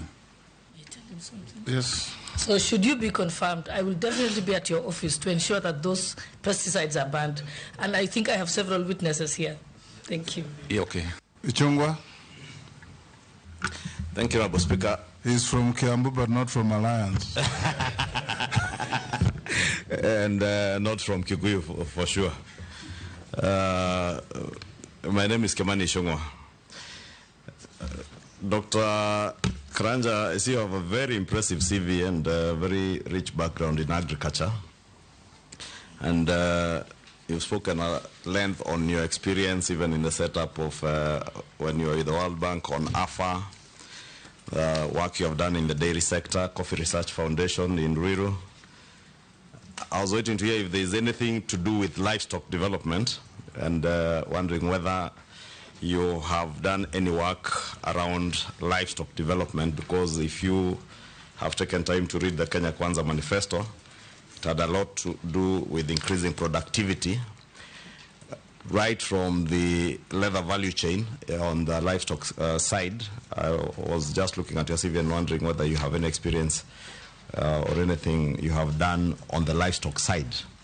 Two, the extensive work you've done in the crop development area, whether in coffee or all the other areas I've seen from your CV, and very good papers you seem to have written in these areas. other than consultancy and advising government from the World Bank, have you directly worked with the public sector or in the public sector, except the 1.5 years in Tegemeo? Not Tegemeo is a policy research institute at Egerton University. And I saw many Kenyans, when you were nominated, purporting that you used to be the personal assistant to the former cabinet secretary, Mithika Linturi. Were you, or have you, you said you have worked with cabinet secretaries. Were you Mithika Linturi's personal assistant at any point? Or have you worked with him in the ministry? 2, you have definitely heard about the fertilizer subsidy program and the scandals that came out of it. I want to hear how you intend to handle the, what are called the cartels in Kilimo House, especially around the supply of fertilizer, how you intend to deal with that. Thank you. Dr. Okay, thank you, Mr. Speaker, sir, and honorable member. Thank you, Majority Leader. Well, first of all, in terms of livestock development, yes, I have also some experience in livestock development. My thesis in the University of Nairobi, my MSc thesis was on cattle breeding. So that is an area. I also did a lot of work when I was in Tegemeo. Actually, I did work on reviewing the policies on dairy sector. So I'm well conversant with the livestock development. In my consultancy work, I've also worked in all the counties, especially in NASALs, evaluating programs managed by EU and other agencies in the livestock sector. In the public, you also inquired about how I've interacted with the public sector.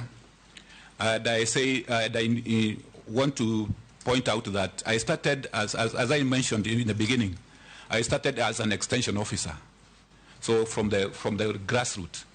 I went all the way to become a planning officer, all the way to an economist in coffee research, and of late, as a member of the task force on coffee reform. So I have interacted in various ways with the public sector, and when I was in the World Bank, definitely I was interacting with the public sector, both at the higher level and the lower level, in terms of operations. Being a PA, this one caught me off guard and surprisingly. For the record, Mr. Speaker, sir, and honorable members, I've never met the former honorable Minister for Agriculture. I've never been a PA.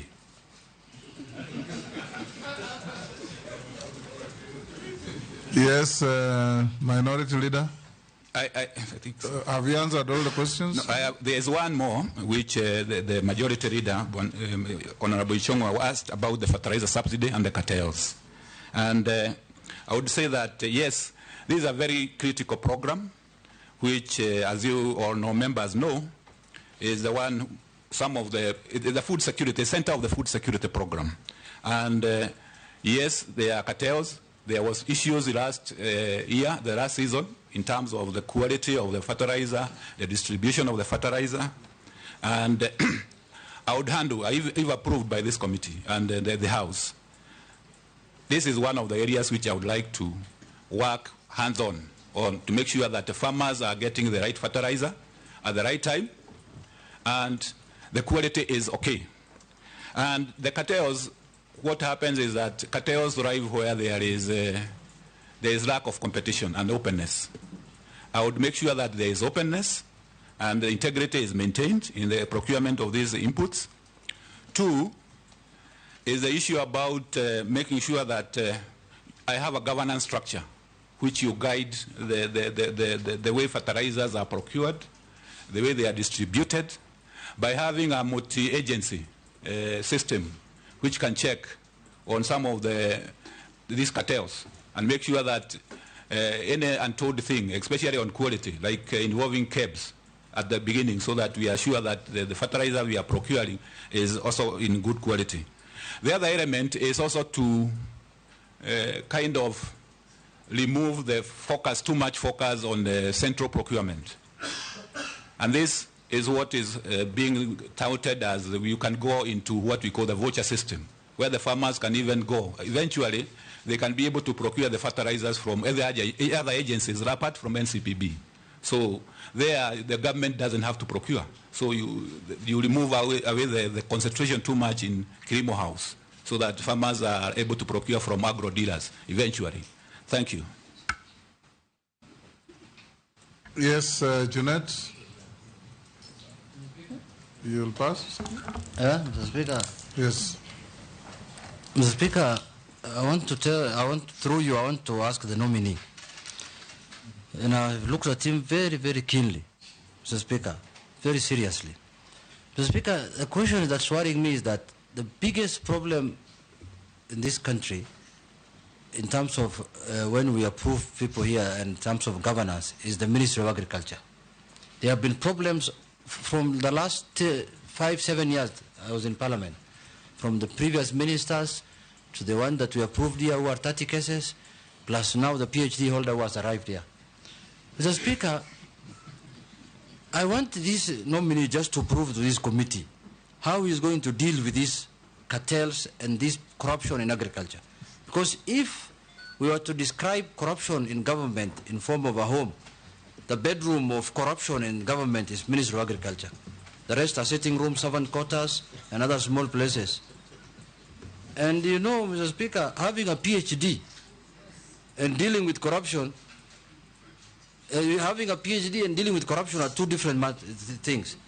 So now that's one thing I want him to illustrate, even physically if he can, how he's going to deal how he's going to deal with corrupt people in that place. But more importantly, Mr. Speaker, how is he going also, because fertilizer is one of the biggest problems when it comes to corruption also. How are you going to work with the industries locally here to develop a fertilizer manufacturing program within the country here so that this issue of importation of fertilizer can end? So if you can prove those two things, for me, I'll be satisfied. Because I know after 1 year, you will be walking jobless in the street, I can assure you. I can tell you.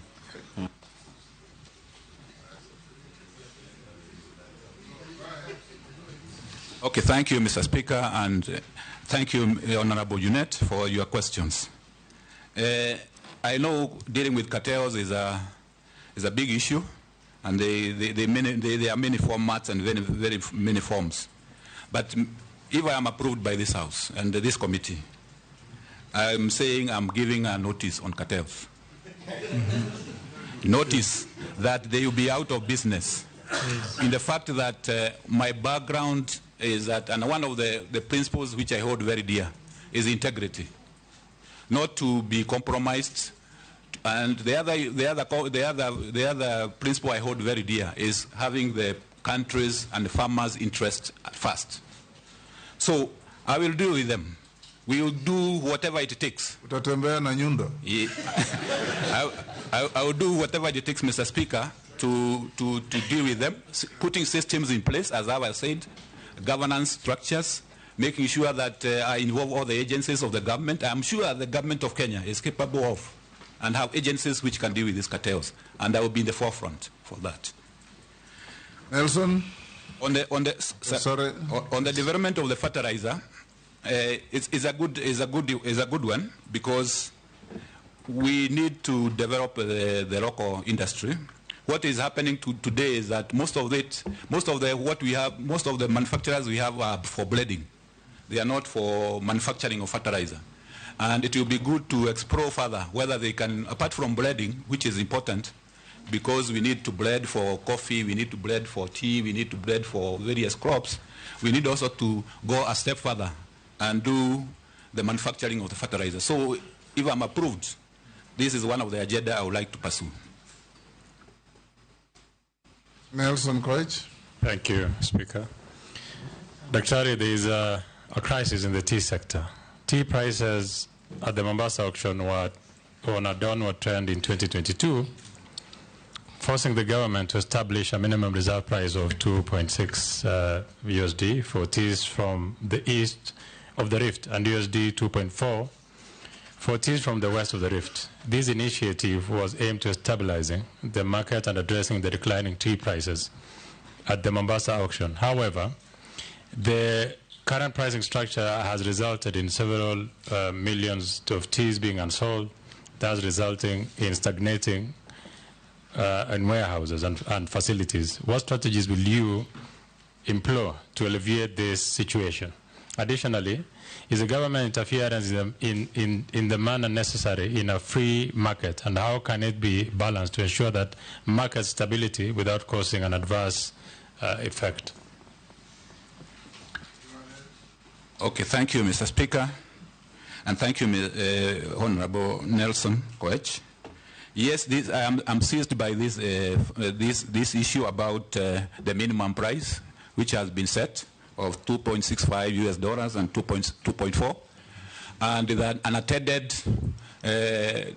what I would call effects, which is the piling up of the tea in the warehouses in Mombasa. This is a serious issue because it affects the incomes of our farmers, of tea farmers, and the intention was good, but I think going forward we have to review that policy. It has to be reviewed with all the facts on the table. I would take the charge when if approved that if necessary we don't have to create this price setting.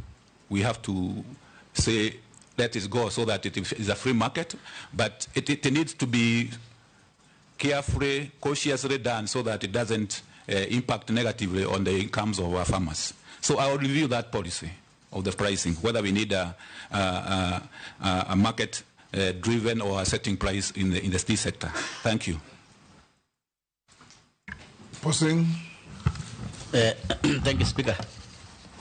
And at least the nominee in his 62 years has at least found some time to find motivation or work in public service. Not like others who are going for retirement and they're forced to join public service. So my question to the nominee is this. Is coming in at a time when we can view or see agriculture as dead, which is actually supposed to be the backbone of this country. But the sector is dead. And what I mean, Honorable Speaker, is if you look at outlet, which is market of agriculture, is dead. All manufacturing or value addition to motivate farmers to do their farming is dead. If you go to maize, the outlet or the market is dead. If you go to pyrethrum, we used to do very well in my constituency, and for the nominee, West Pokot also grows pyrethrum at one point. But the exit or market is dead. You go to milk, is dead. Tea is dead. And you have been in public service, and suppose this committee and parliament approves you, I would like to know what you are going to do to improve this sector, particularly the value addition. Because if there's no value addition, then there's no motivation for farmers to do farming. What are you doing farming for? You don't get any money. And therefore, maybe you need to tell this committee, then how will you treat this market or outlet so that it can motivate now farmers and your work will be more easier. Number two, agriculture is basically devolved. Almost 100% devolved. It's almost like health. So in this sector, we are interviewing you, and yet the backbone of agriculture is at the county level, which National Assembly cannot access. So how will you work if you are approved? Because unless you work with counties, then your work will be theoretical, and maybe now dealing with cartels, or even those cartels might also change you to become a cartel. And as Honorable Judith says, you might find yourself no job in a year. What do you want? Would you like to propose a nexus between yourself or national government with county governments? Like, for example, having a summit between the Minister for Agriculture and all ministers of counties' agricultures. Like having a summit, maybe 3 months, maybe 4 months. Like in health, doctors have succeeded to link national government with county governments. But there's no link within agriculture, national level and county level. What will you do in those two areas? Thank you, Speaker. Yes, Dr. Okay, thank you, Mr. Speaker, and thank you, Honorable Kosin, for that. Yes, I agree with you. There's the charge of agriculture as it looks at the moment. Because when you look through the figures and the statistics, it indicates that despite agriculture being the backbone of our economy, we are not doing very well. When it comes to even our exports, we are not doing well. We are importing a lot of food into this country, almost worth about $4 billion. A lot of food in terms of when it comes to wheat, rice, edible oils. So we have a tall order in terms of going forward. And food security sometimes is threatened when it comes to maize production. But the last season has proved, for instance, that with good interventions like the subsidized fertilizer, despite the problems, we can still have food security, where we produce over 48 million bags, and farmers are able to, and the country is able to have semblance, a good food security. So I would first of all approach food security as one of the key areas in terms of making sure the farmers have, when approved, the farmers have those inputs, especially the fertilizer, as indicated before. The food security is also about making sure that those inputs are delivered on time and they are good quality. And the other issue, which is related to your second question, is apart from inputs, farmers need services. And these services are to be provided according to the Constitution. These are functions which are devolved, like extension. Extension, I would dare say that where I started those years ago, I feel pained to see what is happening. Extension, as we know it, is dead. Completely. Yes, it is dead. You go to the farmers have left to be their own devices. They don't know what to do. And agriculture is about technology. Without the appropriate technology, you can do very little in terms of productivity. So this issue about engaging the counties will be, if I'm approved, will be one of my greatest and clearest priority, in that I will use all the structures which are provided, the intergovernmental structures, to engage the counties, to see what we can do, capacity build them, to fill the gaps.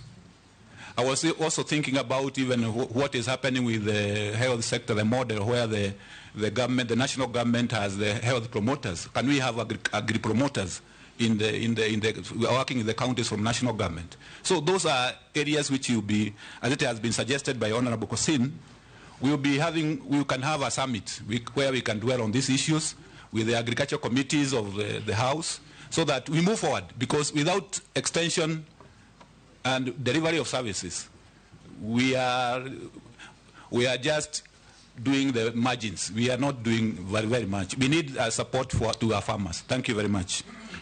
You are aware that formulation of agricultural policy, even where it's devolved, is still vested in you. So you have to formulate proper policies and cascade them down to the counties.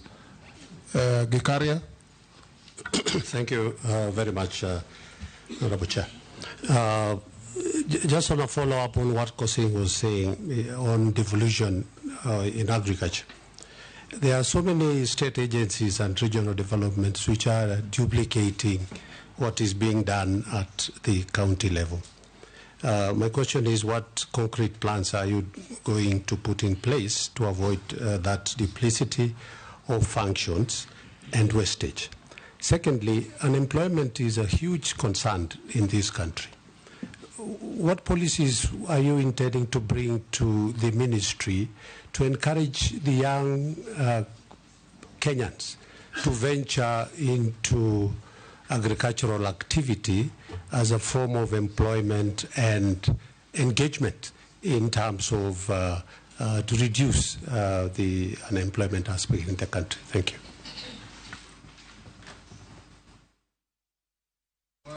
Okay, thank you. Thank you, Mr. Speaker, and thank you, Honorable Gikaria.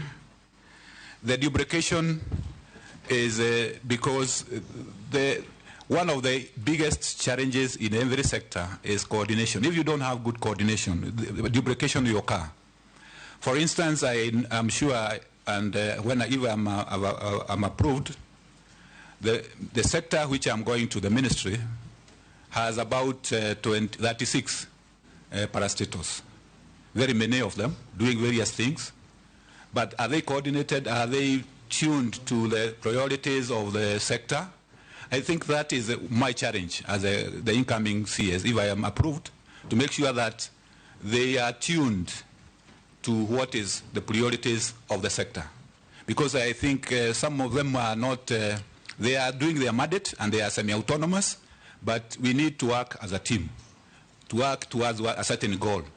So apart from coordinating with counties, there are also inter-ministerial coordination which is required to make sure that those parastatals and agencies are working towards the laid down priorities.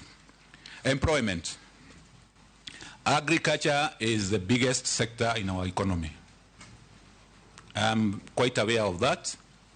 And without agriculture absorbing some of our youth, it will be a very big task for the economy to do so. So we will be, if I'm approved in this by this committee, I will endeavor to make sure that the youth are taken care of, especially by when we are implementing all the interventions which are identified under the bottom-up transition, the better. Be it in leather, be it in dairy, be it in the crops like rice and everything, the value chains, all those value chains, we will get the nodes where the youth have to come in to create jobs for them and to make sure that they are meaningful jobs where they can be engaged right from the grassroots all the way. So the value chains approach is the way to go, and I will promote it and make it very clear that we are even monitoring how the youth are getting whether the youth are getting engaged. Thank you. Honorable Mary Massey. Thank you, Chair. Sorry, let me take Chair. Naisula first. Oh, okay. I skipped you. Oh, okay. Sorry, Thank Mary. you. Thank you, Speaker. Dr. Karanja, listening to you and the comments that most of my colleagues have raised about agriculture being devolved, and even you saying that the extension services of the counties are dead, it is because the Ministry of Agriculture at the national level, you're also involving yourself in devolved matters than doing your work, which should mostly be policy, and collaborating with the counties to see that those policies are implemented and those extension services are working. Because I do not understand why the county governments are providing seeds, they are doing, they are providing all that to the farmers, but fertilizer, you keep it at Kilimo. Is it a cash cow for the minister, for the PS, for the cartels there? Why are you leaving fertilizer at the national level instead of dealing with matters policy, which is your main core mandate? And when you talk about functions being devolved, resources should then follow those functions so that then the county governments are able to work and not the money remaining here in the capital in Nairobi. The second issue is the issue of livestock farming. We talk about coffee sector reforms, tea sector reforms, even pyrethrum and cotton have a board. Livestock we do not have in this country. People who wake up every morning thinking and implementing issues to do with livestock. Botswana is one of the best countries in livestock farming, implemented by Kenyans. They're the ones who went to do livestock issues in Botswana. So I want to know what you're going to do to see to it that livestock farming is taken seriously. Instead of taxing Kenyans, make money through livestock farming. Lastly, on the livestock bill 2024, what will you do as a cabinet secretary to communicate properly what it is all about, because we are already seeing a lot of things flying right, left, and center? What strategies will you put in place to ensure you communicate to the public efficiently on the livestock bill 2024 and taking their views in? Thank you. Yes, Nominee. Okay, thank you, Mr. Speaker. Thank you, Honorable Raisuda. The issue about, yes, interfering with the mandate of the national government and the intergovernmental, I would like to say that if I'm nominated, approved by this committee, I'm a firm believer in devolution. As I said earlier, if you want sustainable development of agriculture, the counties have to take their role seriously, and they have to work. They have to work. There is no other way. I'm a development economist, and I know that if you don't have structure, institutional framework to support you to do a sustainable development, it will never work. So the counties have to take their mandate. They have to take their laws, give those services. The national government have to take its role of the ministry where I'm going, if I am approved, the role of policy, the role of regulatory, and also research. Those are the mandates which are to the national government. But the counties have to take that role. And I will do whatever will be in my power to make sure that those delineation and that it becomes very clear. In terms of even fertilizer, that's why I said eventually, gradually, the way to go is to make sure that you decentralize. The procurement should not be done centrally. It should be done with agro dealers. Those are business people who can be able to do procurement, and they do it as part of their business. The government can come in and subsidize and give the vouchers. So I am, as I indicated, and I would like to repeat again, I am a firm believer in that issue about sustainable development through counties. Livestock. Yes, livestock is a very critical area.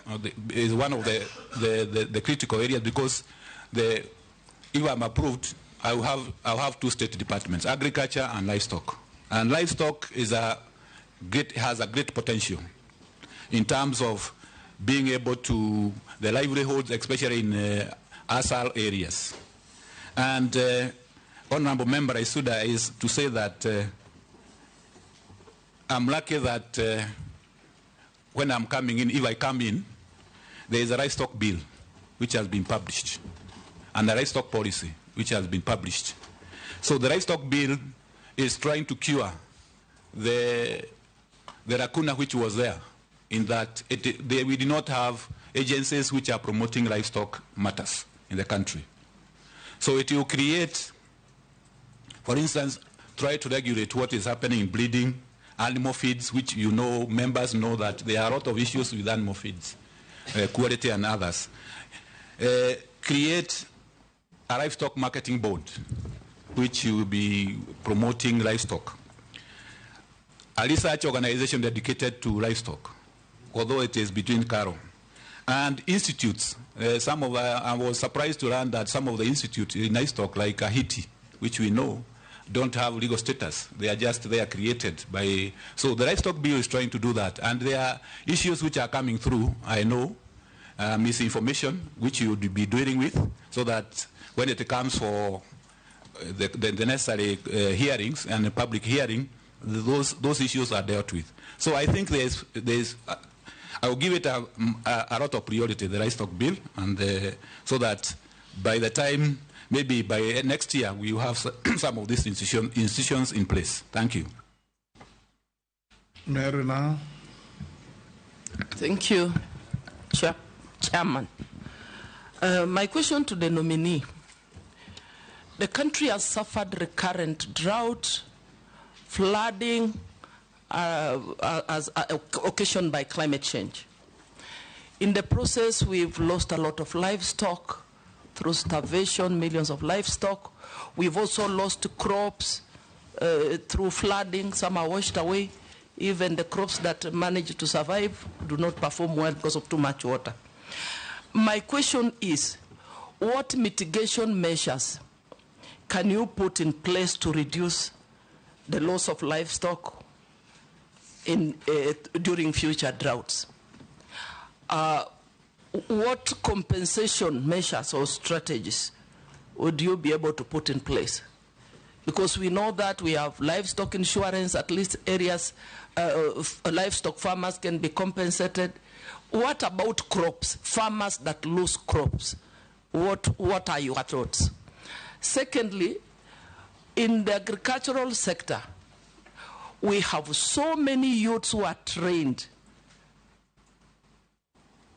degrees in agriculture, even PhD in agriculture, extension officer, trained but jobless, so many of them. I don't know if you're aware of that. And we need to be deliberate in employment creation.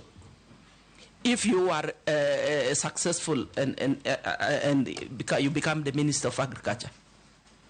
what deliberate measures are you going to put in place to ensure that you deliberately placing resources in programs that will create opportunities for these young people? Thank you. Daud. Thank you, Mr. Speaker, sir. To the nominee, he has mentioned he has been in the coffee sector in the task force. What I would want to put to him is the coffee sector is in turmoil. Prices and theft at the coffee factories are rampant. We need to probably develop new varieties and value addition for coffee. What would be your position on that?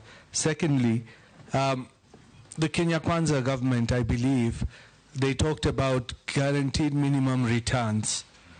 And I've seen you have worked with the Kilimo Biashara as well. What would be your take on guaranteed minimum returns for all our products? Lastly, there is a bill I'm co-sponsoring, the livestock theft bill, which is in Parliament. Apparently, the Ministry of Agriculture and Livestock has got what is coming up, but instead of them bringing it to Parliament, they say that has to stop before we bring ours. So if you do get confirmed, would you be willing even to be assisted by members of Parliament bringing bills and not stopping bills because the ministry is going to bring? When it is going to bring, we do not know. So those are the few things I would want you to answer. Go ahead, Dr. Karanja. Okay, thank you, Mr. Speaker. Honorable Mary, the issue about livestock and climate change. Climate change is a definite threat to agriculture and many other sectors, including energy and others. And it has to be dealt with. Measures have to be taken. And in particular, when you go to livestock, especially where it is practiced in the arid and semi-arid areas, that is where climate change is becoming a big issue due to the persistent droughts. And we have to invest in mitigation and adaptation measures in those areas. For instance, if you go to the northeast counties, Isiolo, Wajir, and others, you realize that over time the pastoralists have started to realize that pasture conservation is one of the areas which they can invest in. They used to graze and then go. But through interventions, through various programs, you can now see hay being sold in those areas. So some of these mitigation measures are going to be there, especially to change their lifestyle, so that they adopt measures like pasture conservation. And if approved, I am going to promote programs which you do the adaptation especially for livestock sector. For crops, it's also the same. We need measures which varieties which are resistant or drought tolerant, varieties which are higher temperature, can withstand higher temperatures. So that, as the docket of research is within my mandate, if approved, I will also emphasize on that. We have also to take, for instance, the Kenya Kwanza agenda of planting trees. That is one area where we need to emphasize, because trees, agroforestry and others, is one of the measures which we can be able to mitigate the effects of the climate change. Then in agriculture, I will also be working closely, if I'm approved, with my counterparts in irrigation. Our agriculture is rain-fed. It is prone to the vagaries of the weather. So we need to invest where we can, with resources allowing. We need to invest in irrigation so that we expand the area under irrigation. Small-scale irrigation programs, which can be able to support farmers so that they are not caught by this the issue about climate change. Then I think insurance. At the final end of the day, because this is a risk, we need to emphasize both crop and livestock insurance so that farmers are able to be compensated whenever there is an occurrence of that calamity which occurs. Issue about the youth. I indicated earlier that yes, I'm quite aware of this particular challenge of jobless youth in the country, in the rural areas and everywhere else. And if I'm approved, my undertaking is that, whatever we are doing in all the value chains, the issue about the youth, women, PWDs, people living with disabilities, will be taken care of. Not just taken care of, but we will go out of our way to make sure that and monitor clearly that we are taking care of the youth, the women, and people with disability. Honorable Dawood, the coffee industry, as you have rightly indicated, I started my career there as an economist. I have also served in the task force and other. Yes, I know there are issues, very major issues in the coffee industry, including legislative one, the bill, the policy, which are still pending. This will be low-hanging fruits. I will be able to handle them if I'm approved, so that we move forward. New varieties and thefts. I work with collaboration with, especially for theft, I work with the collaboration with the interior so that we are able to see how best we can handle the coffee thefts. Because the coffee thefts are usually promoted and kind of gotten mainly from maybe insider jobs or people who have licenses who can be able to dispose of the coffee. Because you cannot buy coffee. Where do you take it? It has to be that you have a license, you can be able to dispose. So it is something which, with working together with the Ministry of Interior, we will be able to handle.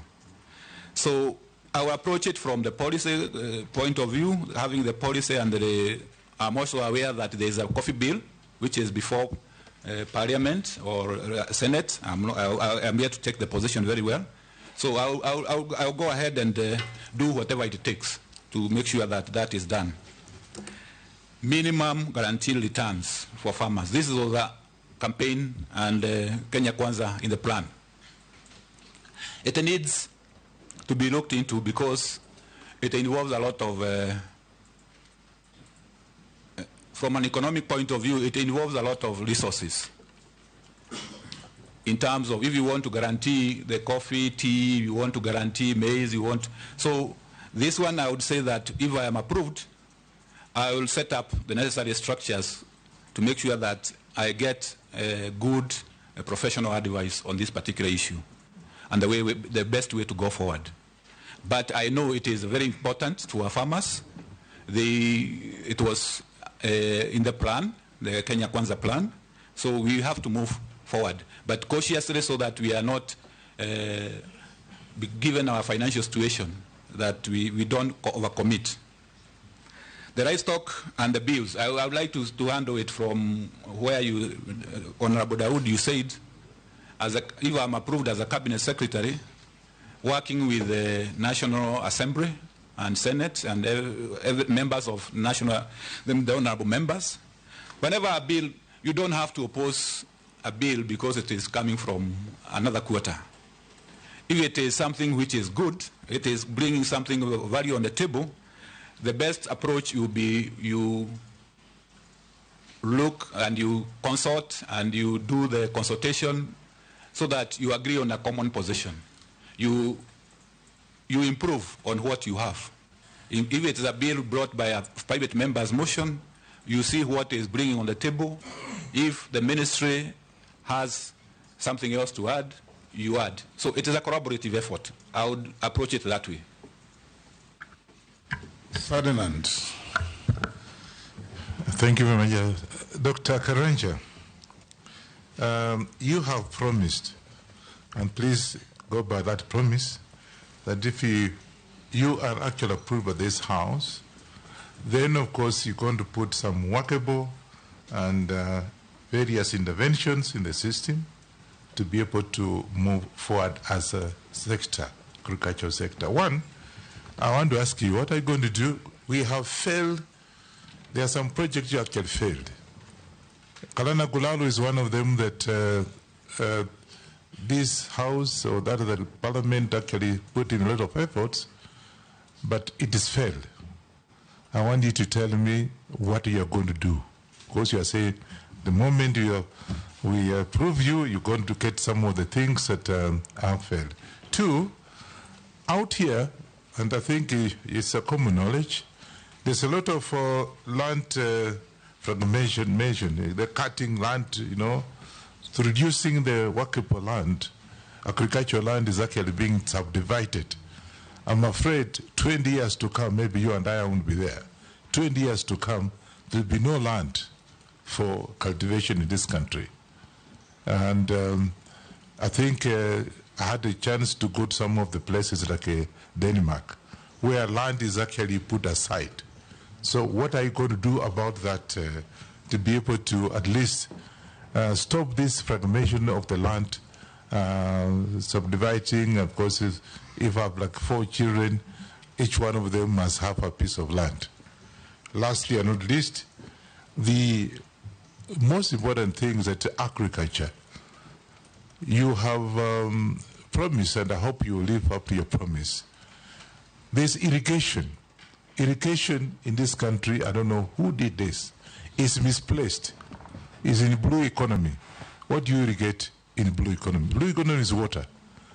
Are you going to have an effort to bring it to agriculture? Because irrigation is actually supposed to be irrigating the products, crops, but not the blue economy. Are you going to, again, given by your background, bring it back to agriculture? I think the others, insurance, you have talked about insurance. I don't want to repeat it, but I think the best you will do is that there's a lot of crop failures. Honorable Ferdinand, irrigation is not in blue economy. Blue economy. It's in water. Water, but water is a blue economy. No, they are different. But there is a Minister of Mining, Blue Economy and Maritime. Yes. No, I have water, irrigation, and sanitation. Let's get Dr. to see your view, because irrigation was in agriculture. It was moved from agriculture. So that's what I'm saying. Grab it back. Yeah, I want it back. It has to come back, because what do you irrigate in water? No, of course he can, through him, he can bring a motion, whatever it is, if he is approved, to bring it to agriculture, because what it is misplaced. Thank you. Sorry. Thank you very much, Mr. Speaker. And Dr. Karanja, there is a lot of theory in agriculture, especially to encourage youngsters to study agriculture and economics, with such catchphrases like agriculture is the backbone of the economy of the country. That is, in agriculture and in economics, it's the biggest employer and should be sustained, etc., etc.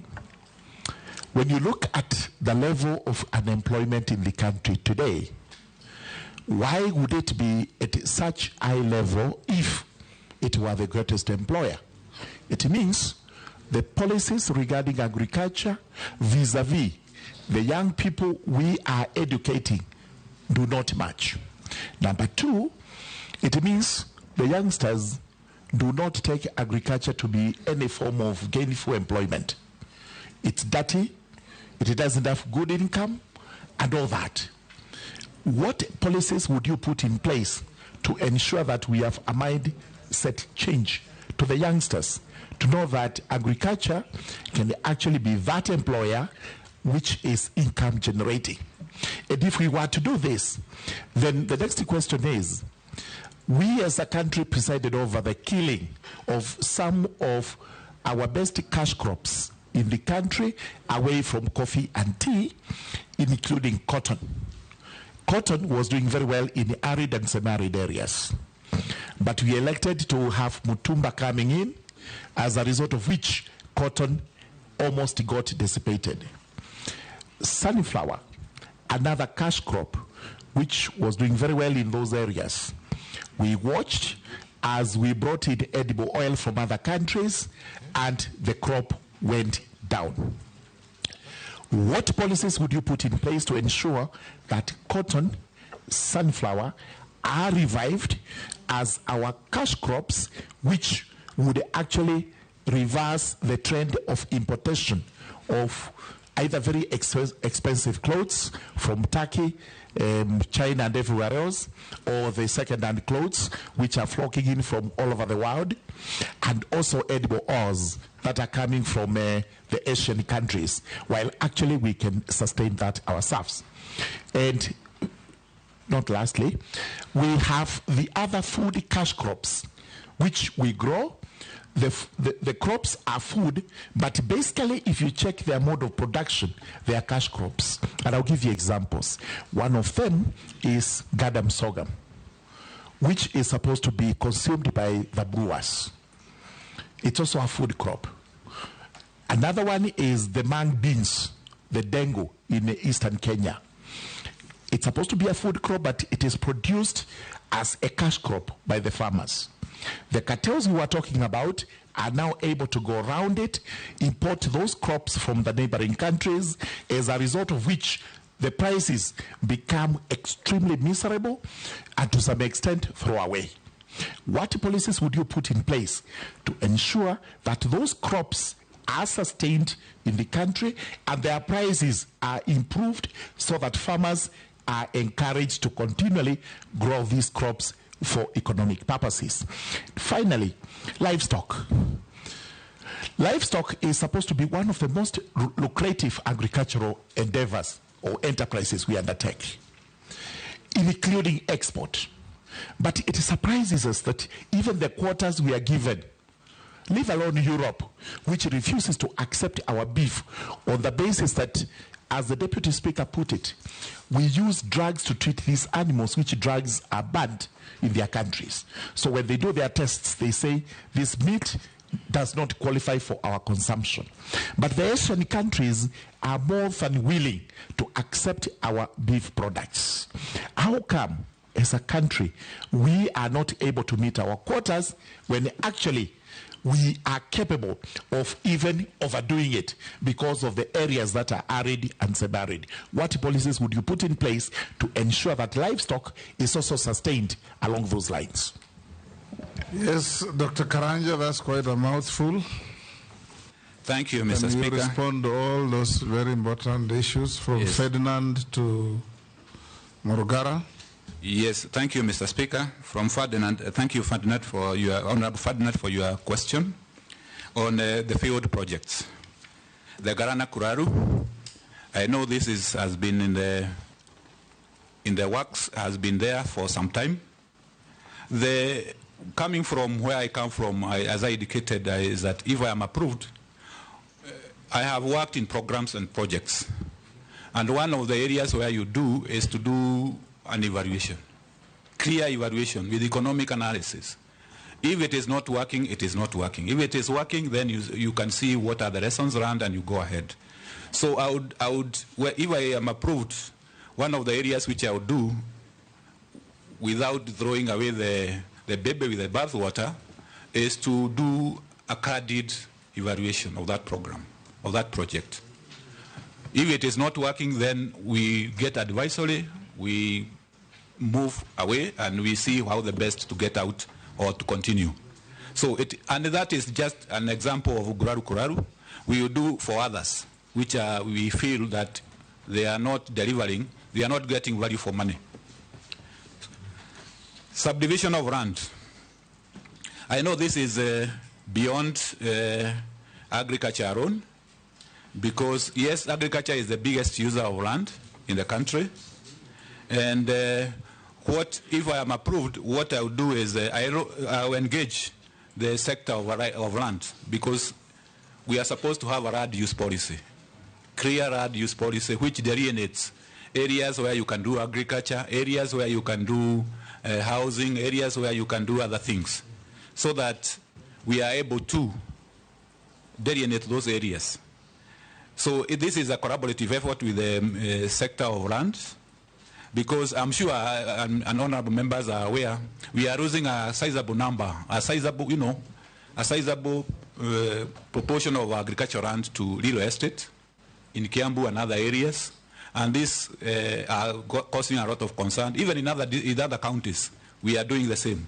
So it is an area where we engage the sector of lands to come up with clearly with I know there is a land use policy, but we need to revisit it and see how we can implement it. Irrigation, as it has been indicated, this is in the water sector, and this, I'm sure, is an issue which our appointing authority will assist to that, and I don't want to comment more than that. Honorable Murungal, about, thank you for your question. Point of order. Yeah. Yes. Daktari, you actually are very knowledgeable from what you have said. Don't tell us, don't throw that this the question of irrigation is something that you go to tell this committee what you're going to do. Don't tell us that somebody else holds the, they're talking of the same thing. We have said, and I've said it very clearly, irrigation is supposed to irrigate crops. And somebody misplaced it in water. It's as simple as that. So what are you going to do about it? Thank you, Honorable Ferdinand. Yes, I agree. Because irrigation, when you do it, especially the small one, not the big dams, which you have hydros in them, the irrigation we do for small scale is agriculture, actually, most of it. And logically, it is supposed to be in agriculture, so that you manage, because even the technical management of the irrigation scheme, yeah, it is agriculture. The water part is it's just making sure that the water is there. So that is why I'm saying, because coming in as a CS, I would love to have irrigation as one of the dockets, but definitely I need to be guided. It is not your duty to assign department. Yes. Yes. Yes. No, but also he uses the water. Yes. He doesn't develop the water. If I may continue, Honorable Go on. Honorable Murunga has, thank you for your questions. The issue about the youth and agriculture. Yes, it is quite something which, because you realize that agriculture has been left to the old people. One of the studies which was done by one of the institutes indicated that, for instance, the average age of a coffee farmer is 62 years. So very aged people. And the issue is about the youth might not want to go into production per se. They might not want to go to production, but what they are interested in is issues to do with the value chain, along the value chain. For instance, in agro-processing, in making sure that, for instance, if there is milk, the add value they can make yogurt, they can do the ghee. So, as indicated earlier, some of the key value chains which has been highlighted and has been prioritized, we will try as much as possible to integrate the issue about the youth. There is also a program, informed, if I come in, and I'll try to scale it up, trying to inculcate, to teach youth about agriculture, right from the secondary schools and primary schools, so that they have the right mindset when they are coming up. Policies, edible oils and imports. As I indicated earlier, we are having a big issue about food imports. We are becoming a country of food imports. Edible oils. I was checking the statistics, and when you look at petroleum and other, edible oils is featuring very highly in terms of imports. So we need, and it's one of the priorities in the BETA, which has been prioritized, especially sunflower. So we will accelerate that if I am approved, we will accelerate that program to make sure that the farmers have the necessary planting materials for sunflower. They have the necessary planting materials for other edible oils, canola and others. And the challenge of also making sure that not only they have the planting materials, but also they have the technology to get the oil out of the sunflower. Because it's one thing to plant the sunflower, it's another thing to get the oil out of the sunflower. Cash crop, gadam, sorghum, dengu. Sustainability in the country.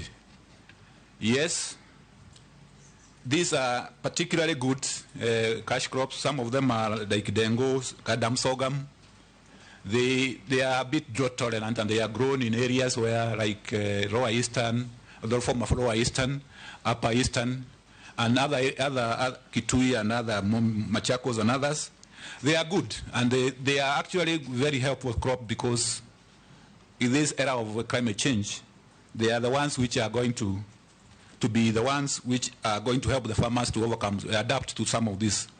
And if necessary, if I'm approved, if there is any exports or any cartels which are trying to curtail this, we will do the necessary legal, maybe the rules and the registration, the lower rules, to make sure that if there is anything to be curtailed, to control that market, so that they remain in the country, they are available for the country. Like I know gadam sorghum is used for brewing, so they should be able to get access to that and dengu, so that it's not exported. So I'll rely on, as the CS, the mandate I'm given, if I'm approved, by the various registrations like the crop acts, to make sure that this happens. Yes, livestock is a major one. And we are surprising, honorable members, is that despite the potential, I am believed that we are not able to even meet the demand for non-stringent market in Middle East and other areas, even for sheep and goats. For cattle, they are saying our cattle are, sometimes the numbers are too small, the weight of the animals are too small. I'm given an example where a market was found in Indonesia. They wanted a various number of cattle, but when the technical team went to the field, they could hardly get 10% or 20% of that. Reason? They wanted a cattle of a certain weight, which we did not have. Our weight was maybe half what was required in the market. The same with sheep and goats. And I'm told that is a very lucrative market, especially for Middle East. So one of the areas we are, if I'm approved, is to look at our breeds. The Borana, the Sahaiwas, the bigger ones, so that we are able to distribute this to the farmers, so that they are able to have cattle and breeds which can go to that market. There is also the issue about feedlots, making sure that we have community feedlots where they can fatten those animals, they can make them go to the weight which is required. So such kind of interventions. And I'm happy to note that livestock and lead meat is one of the priority value chains according to the beta. So we'll be able to handle that. Thank you. Owen Bayer. Thank you very much, Honorable Speaker. Honorable Speaker, I would like to pose the following question to the nominee. I know he has taken time to explain something on edible oils, which is actually part of my question, and you allow me, it's not repetitive, but from another angle, Honorable Speaker. I would like to say that we spent around 160 billion on edible oils imports. The agricultural budget is around 84.9 billion, thereabout. And a lot of money is actually used there. AFA, the Agricultural Food Authority, has a department on edible oils. But the work that goes in there is probably very limited. Probably they are managing more the imports than actually growing the edible crops in this country. And that's why we get into this. And what do they get? They make around 2 billion shillings a year for the tax that is imposed on edible oil. And therefore, we are not solving the problem on edible oils. In the past, Nominee, crops such as coconut, cashew nuts, groundnuts, crops which are very passionate about because the region I come from actually grows these issues, but they have been neglected completely, such that coconut and cashew nuts are crops that are continue to decline. We have old boughs, we have the old tall coconut trees, and the productivity is shrinking every day, and yet we continue to import. We have the solution. The coast of Kenya and part of the eastern part can grow this macadamia and sim, sunflower, all those crops, and it made the people of the coast very rich, and the country got enough revenue. But they've been on the decline, and yet AFA, the department, the area of edible crops, is not doing much. Tell me, what kind of reforms will you bring to reduce the imports on edible oil, both legislative and policy, and also increase the production of cashew nuts and coconut so that we can cut down on the budget on oil crops? Secondly, Honorable Speaker, ADC is Agricultural Development Corporation, which is supposed to help the agriculture department. And one of the things that ADC did was to have enough land set aside. I had the question on now we are moving to settlement, and but ADC has swathes of land. But what has happened for many years, there has not been any protection on these. They've been divided, they've been given out. I know even the ADC in Malindi, they have a huge farm in Malindi, but now they're actually renting their own farm because people grabbed it. Now the land they own, they are actually paying rent on.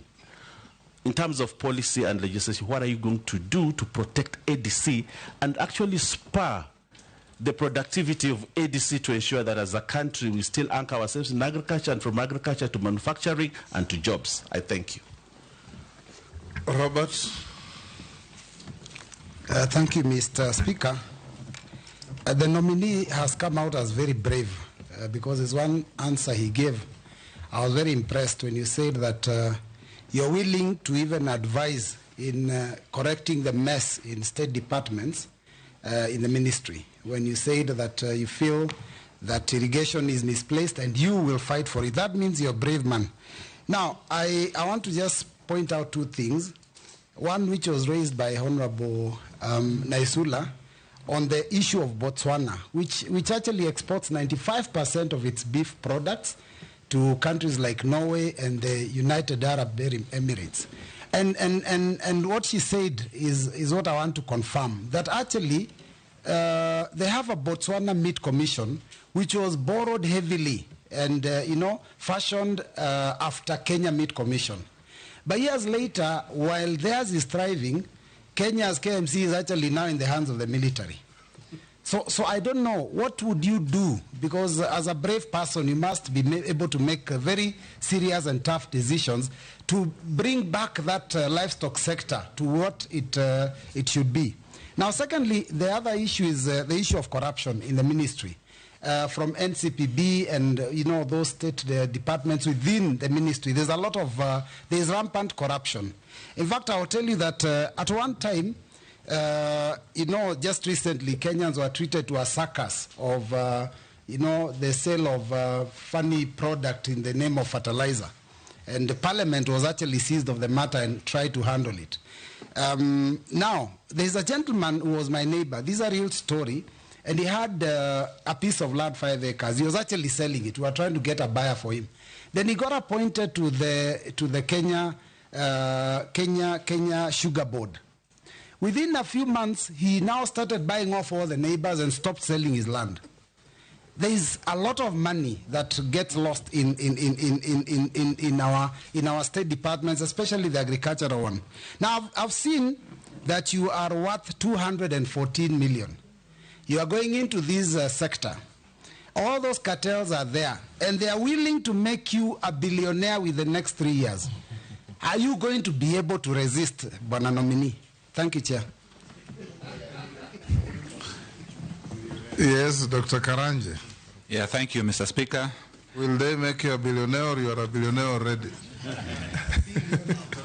Thank you, Mr. Speaker. Thank you, Honorable Owen Bayer, for your question about this issue about edible oils. Yes, this is a classical case of we need to do import substitution. We cannot continue spending our good money importing things we can do in this country. As I indicated earlier, the edible oils is one of the key priorities in better, and if approved, I have no other alternative but to work day and night to make sure that we reduce the import bill, especially on edible oils, be it on sunflower, coconut, and cashew nuts.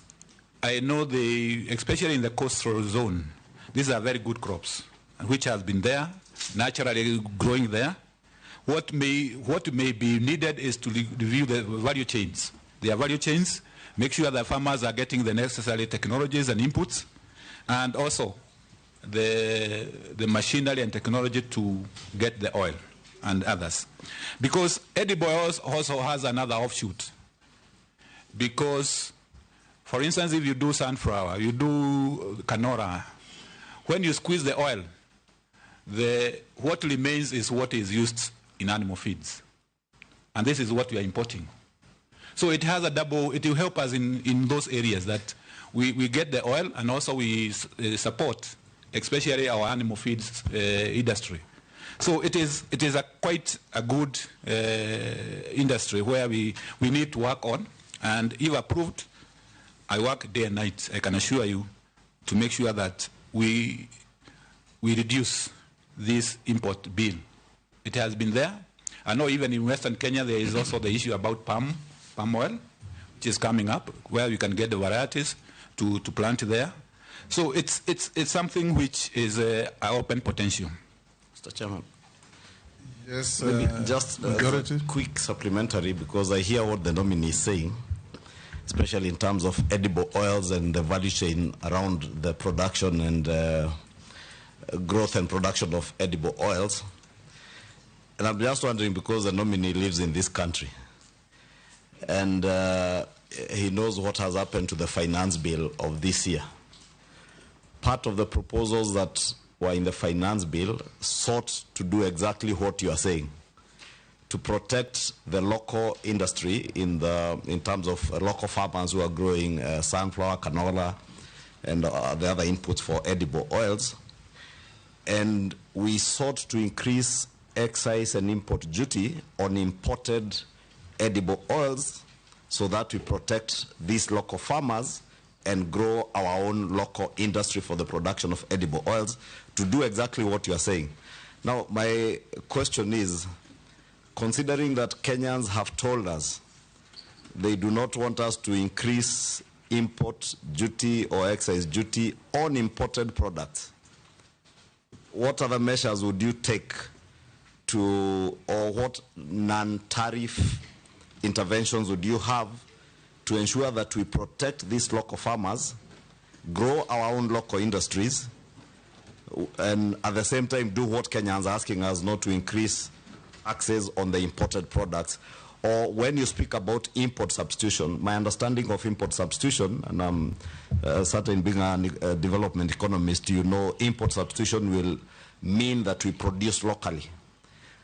Are there innovative ways that you would work on, or would you now try to convince Kenyans that import substitution will entail levying some taxes on imported finished products to protect our local industries and create jobs for our young people in this country? As you said, our young people are interested in jobs around the value addition in agriculture, not necessarily in production of agricultural products.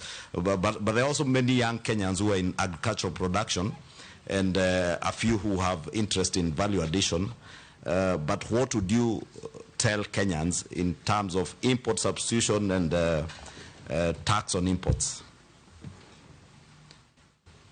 Thank you for the intervention, the Majority Leader. I think this is sometimes, Mr. Speaker, sir, is that there comes a time a nation has to choose what you have to do. I agree, there's a sentiment that we don't have to tax more, but when you are putting barriers in order for you to create an enabling environment for our farmers to be able to do this, and also create jobs, because if we edible oils, as I have said, you get apart from production, you get to have technology to mill these edible oils, get the oil, purify the oil. That creates a lot of jobs. It creates a lot of jobs in livestock sector and other areas. So I would go both ways. Try to, if I'm approved, try to get interventions which will help the farmers do whatever they are supposed to do. For instance, subsidizing some of the inputs so that they are able to grow more and develop the necessary technologies and adopt the necessary technologies. But I would also like to convince Kenyans that this is something which we need to do. Get those taxes, create some barriers so that our industry, especially for oil, these imports, substitution, we get it right, because we should not be every import is a job exported. So we need also to have, we cannot have our cake and eat it at the same time. Speaker, before the nominee moves to my next question on ADC, yes. Don't you think that the problem why everybody wants to import edible oil is because there are cartels that make a lot of money? That, you know, if you create an enabling environment to generate edible oil locally, you're actually killing other people's businesses. Companies, you know, we used to have a lot, the Shah companies that used to do a lot of manufacturing of edible oil in the country. We have a company in Mombasa. You know, they're closing down because there are cartels in this country that are hell-bent to ensure that they continue to import edible oil because it's big money. Okay, so how are you going to, I know you've come out very strong. I would like your commitment on how you're also going to fight cartels in the edible oil sector. Yes, Junet, what's your point of order? Mr. Speaker, we need to contextualize this issue of palm oil properly. I wanted to ask the nominee that as we speak now, close to 90% of Kenyans use products of palm oil, imported palm oil, as cooking oil. 90% as we speak now. Now, we can only get rid of it when we develop the other products, the sunflower and what is the other thing? Canola and other things. But now, until that is grown and developed, you can't stop, because if you levy taxes on the palm oil now because of, you're saying, quote-unquote cartels, then cooking oil will become very expensive, because the sunflower and the canola are not ready now to take over. So you can only develop that other side. When it is ready is when now you switch from the palm oil to that. But if you say they are cartels, those are stories in the street. Order. Answer the questions. This is not a debate between members. Yes.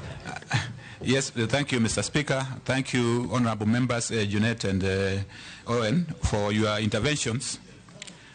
I think there is a question pending on ADC. Yes. And the dismantling cartels. Yes. Yes. Okay. Thank you, Mr. Speaker. I think this shows you the robustness of this debate, that we need to deal with the two sides.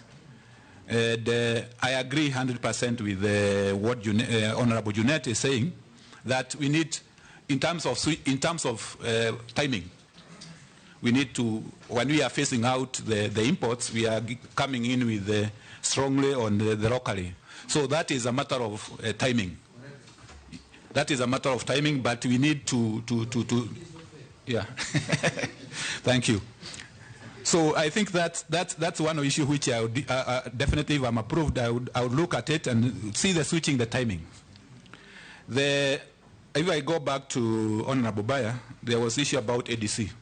ADC used to be a very prime parastatal government agency, where we used to get even the planting materials. We used to get, for instance, even livestock, Mutara Ranch, the rest. But it has gone down. for, I don't know, for, I will have to, when I get, if I get approval, I have to make sure that I visit them, I know what is ailing them. And the issue is, what role should they play in this dispensation which we are in? For instance, we know that we need a lot of planting materials, we need a lot of, like we are talking about livestock breeds, the Sahiwas, the Borans. Can they play, what role can they play in that, aligning themselves to that priority in the sector? So that is, when I come in, if I'm approved, is some of the areas which I would like to pursue quickly, because I am sure they have the capacity, they need only to go through what they need to do. Honorable Bayer, thank you for your question. And one of them is,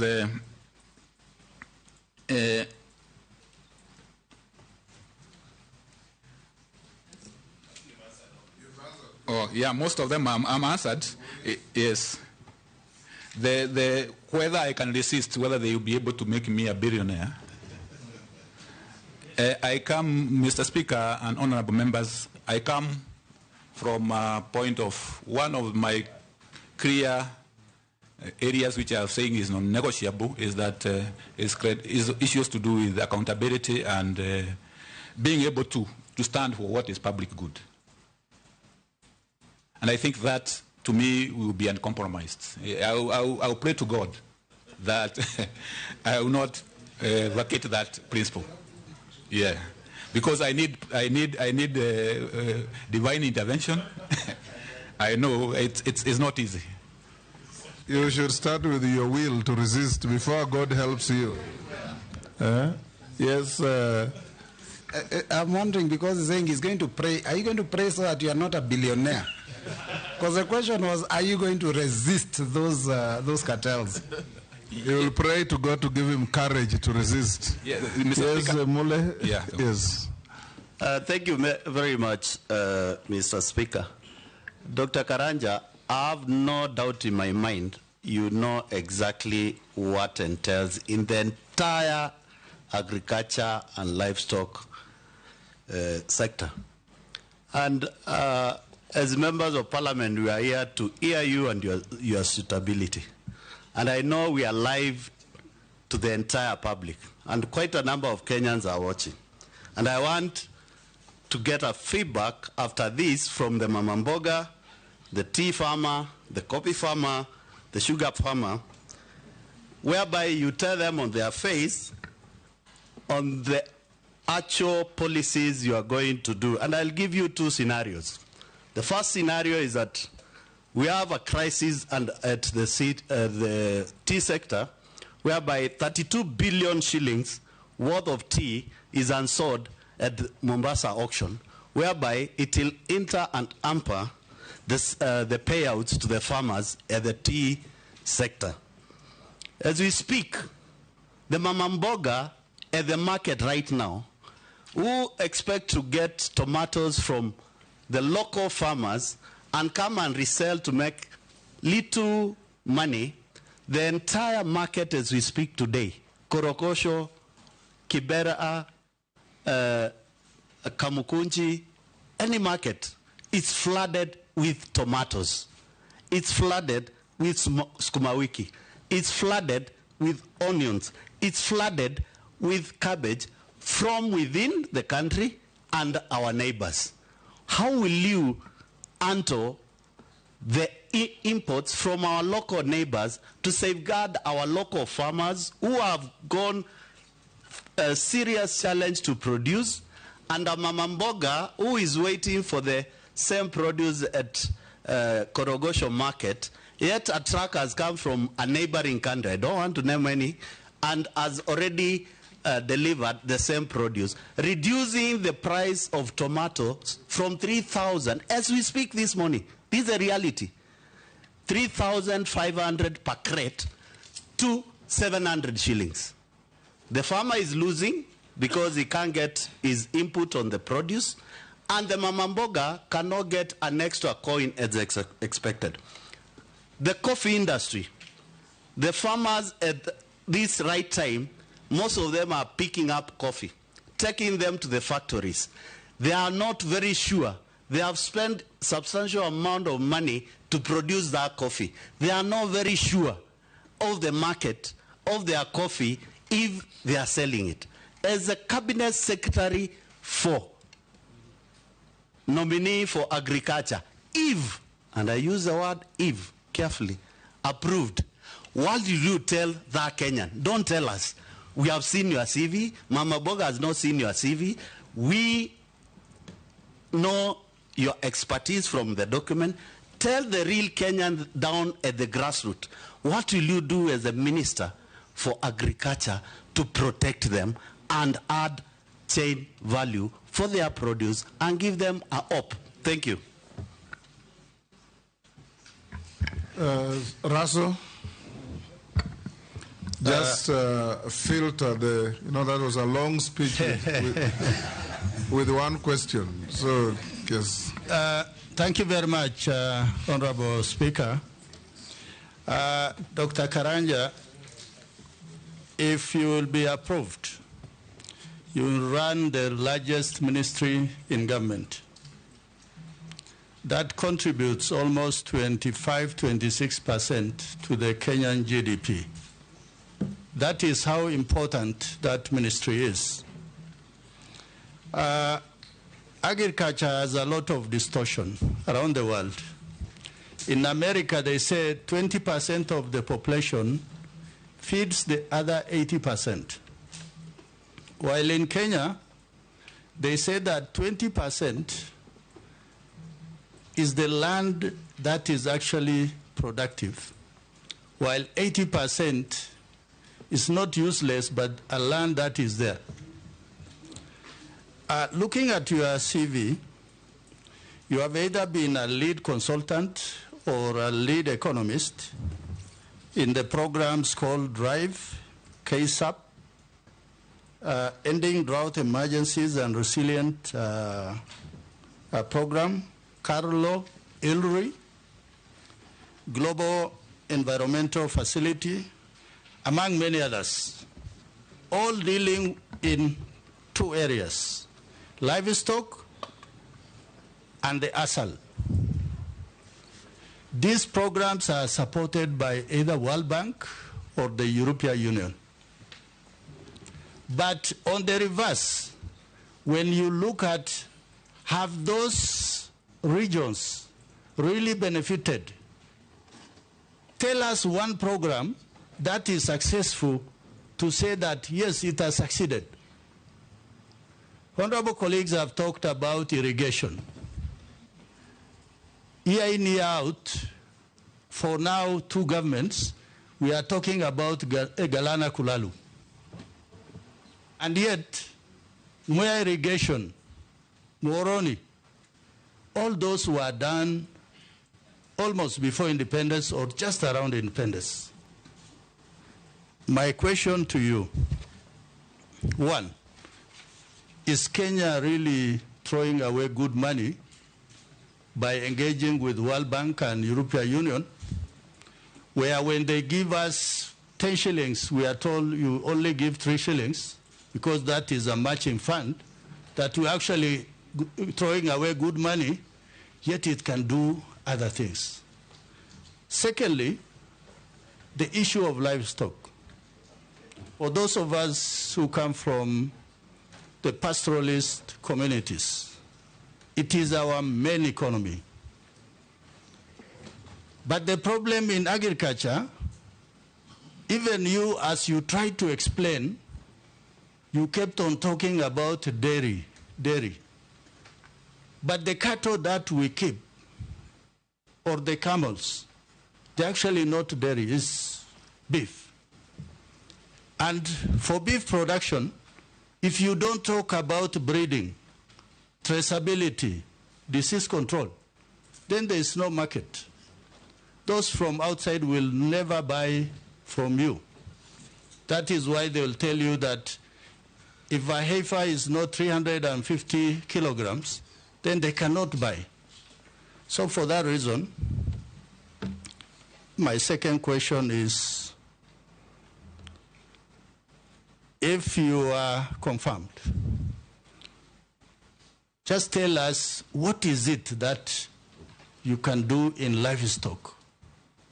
Because livestock, in 25% of agriculture, livestock actually contributes almost 9%. And that is not a mean figure. Finally, when you were nominated, there were people who said, that one is ours.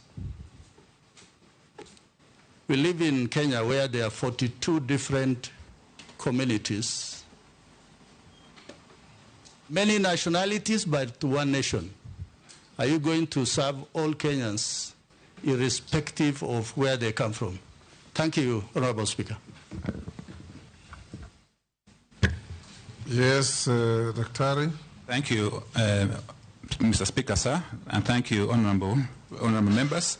Honorable Mure, the issue about the crisis in the sector. If I'm approved, I want to guarantee you that the Mama Boga, the tea farmer, for instance, the issue about this piling up of tea in Mombasa, I will be the next plane to Mombasa to see what is happening and to do, if I have the powers within the law, I will do it the next day. Because there is no need of having tea piling up when farmers are expecting the tea to be sold. So I can guarantee that if I'm approved, some of these crises needs only to be handled. You go there and handle them as because it doesn't make any economic sense for you to have tea, which is piling up 32 billion. Farmers are expecting money. So that will be handled. Tomatoes, flooding from the East African community. This is an East African community issue. There might be issues to do with tariffs and what we need to do. We intergovernmental, interministerial with our colleagues in the East African community docket to see what we can do, because sometimes you don't want also to escalate with our neighbors. Doesn't. So I also look at that, and I can assure you that Mama Boga, that we need to do. Yes, we also need to look at ourselves. Why is tomatoes from our neighboring countries coming at a cheaper cost? Address what I would call the root cause of the problem. Is it our inputs which are high? Is it our methods is it our varieties which are not good? Because I'm not sure our neighboring countries are subsidizing their tomatoes. So there must be something they are doing we are not doing. And we need to look at that and address it so that in a sustainable way, because even if we put the barriers and then we are producing at 3,000 or 2,000 and they are producing at 2,000, always the market will always shift towards them. So we need also to look at that. Coffee industry. I will also look at the coffee farmer and tell them we will finalize whatever reform. If I am approved, it's one of the areas which I have a comparative advantage, having worked in the coffee industry for long, and I know what is required to be done. The reforms which are remaining should be done so that the coffee farmer enjoys the whatever is supposed to be enjoyed. Then, Honorable Lasso, on the issue about interventions by our development partners and what they have been able to do. Yes, our development partners are important. On the brief which I got is that the sector, the Ministry of Agriculture and Livestock Development has a portfolio of almost 150 billion in terms of these projects. And they are good. They cover a wide area of intervention. His question was, are foreign-funded programs in the ministry sustainable? And if they are, can you tell him any success story? Is that your question? Okay. So There are successes, definitely. Our development partners have successes. For instance, as I mentioned earlier, if you go to some of the arid areas, you can see lifestyle changes. Pastoralists who are now conserving pasture. That is a lifestyle change, and it's coming out well. What I can promise you is that this also, I have a comparative advantage in this, is that I will engage the development partners so that we look at how can we align whatever they are doing in the sector with the priorities in the sector, because that is important. I know sometimes there is a mismatch, and there can be mismatch, but I'm sure we can be able to do that. Red meat. Daktari, the reason why I raised that question is because of where you are coming from. You still remain a consultant with World Bank, the European Union, and whatever global fund that is there, because you are on their list of those experts who are there. Those programs, when they are being implemented, they are being implemented through NGOs, not communities, not leaders. So as leaders and people's representatives, we are seeing that Kenya is losing money, and that must stop. Mr. Speaker, sir, the point is well noted, and what I can promise the honourable member is that given my knowledge in that area, I will make sure that community involvement, and you know it's a constitutional requirement these days that we get participation and community involvement so that we maximize the benefit to the communities and where they're coming from, so that we don't just have a project or a program which is Nairobi-based. It should be coming from the grassroots. Livestock, yes.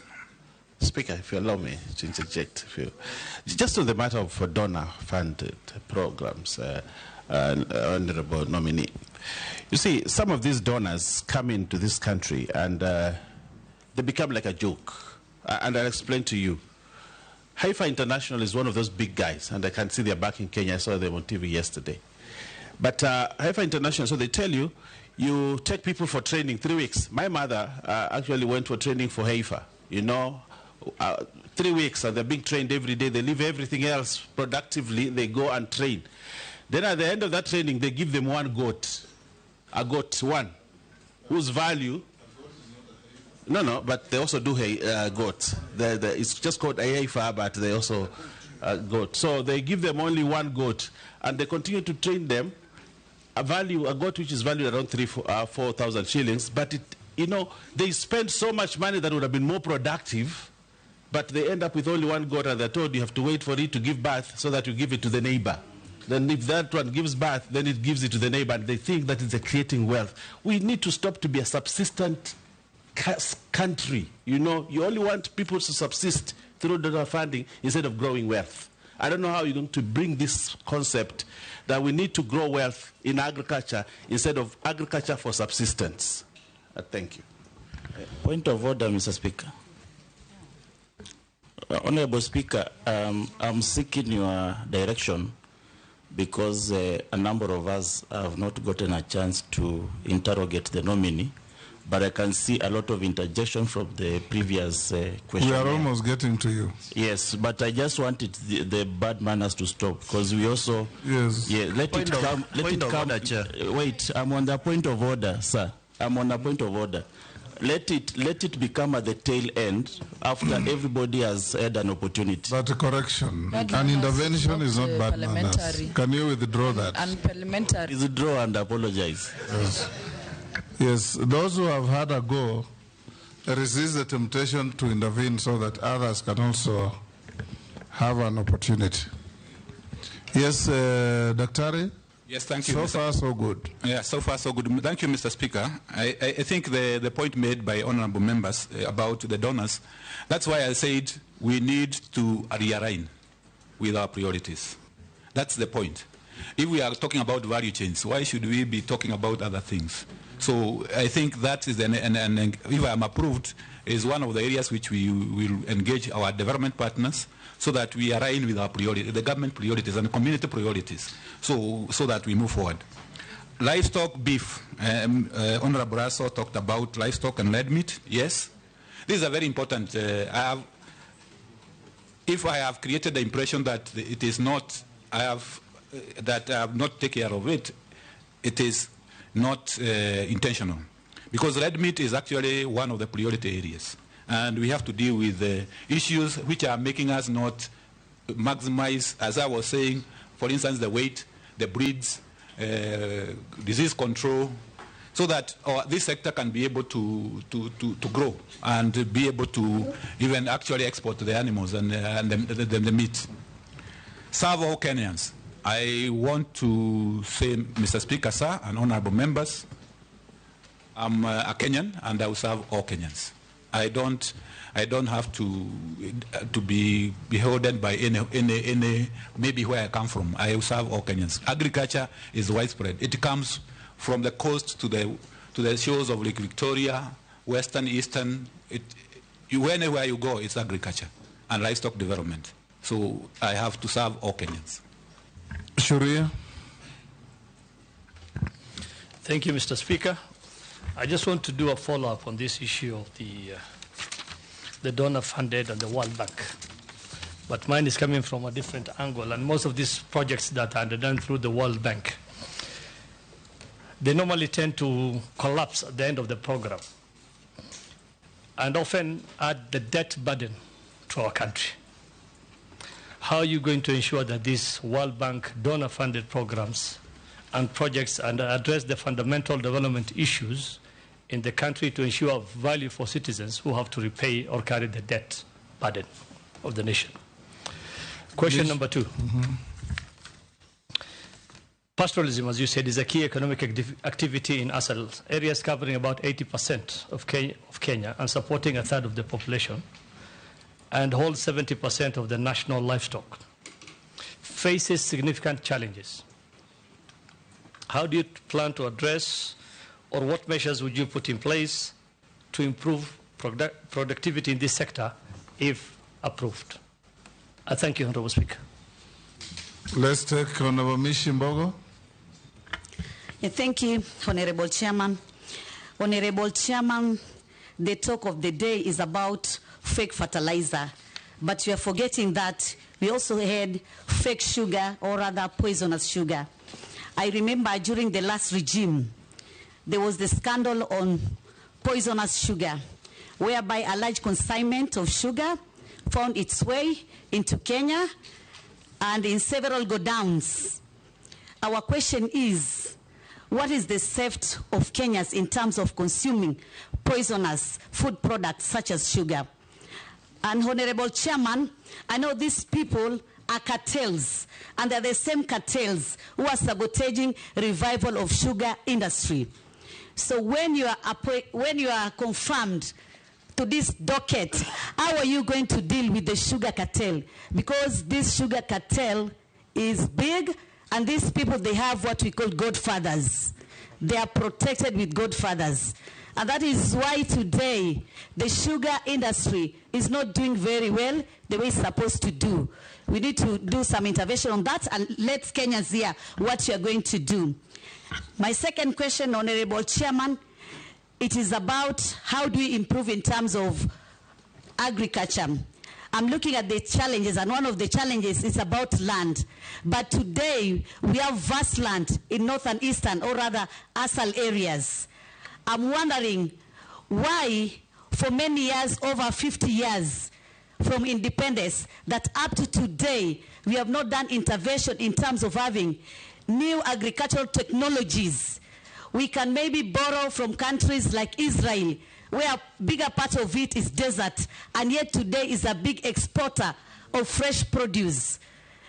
What intervention or what measures do you have in place to ensure as a way forward, we are going to utilize the vast land in northeastern or rather ASAL areas so that we are food sufficient in this country.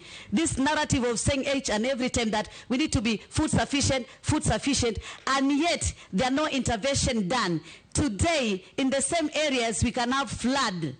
And there's a lot of water. But do we harvest that water? In Tana River today, we have floods. In Budalangi, we have flood. But again, we'll have drought. So how are we balancing that to ensure that we are food sufficient in this country? I thank you, Honorable Chairman. Mukami. Thank you, Chair. Our nominee, my question is regarding new KCC. We have a serious issues in new KCC because the government has been pumping billions of money, and yet the company is not able to sustain itself.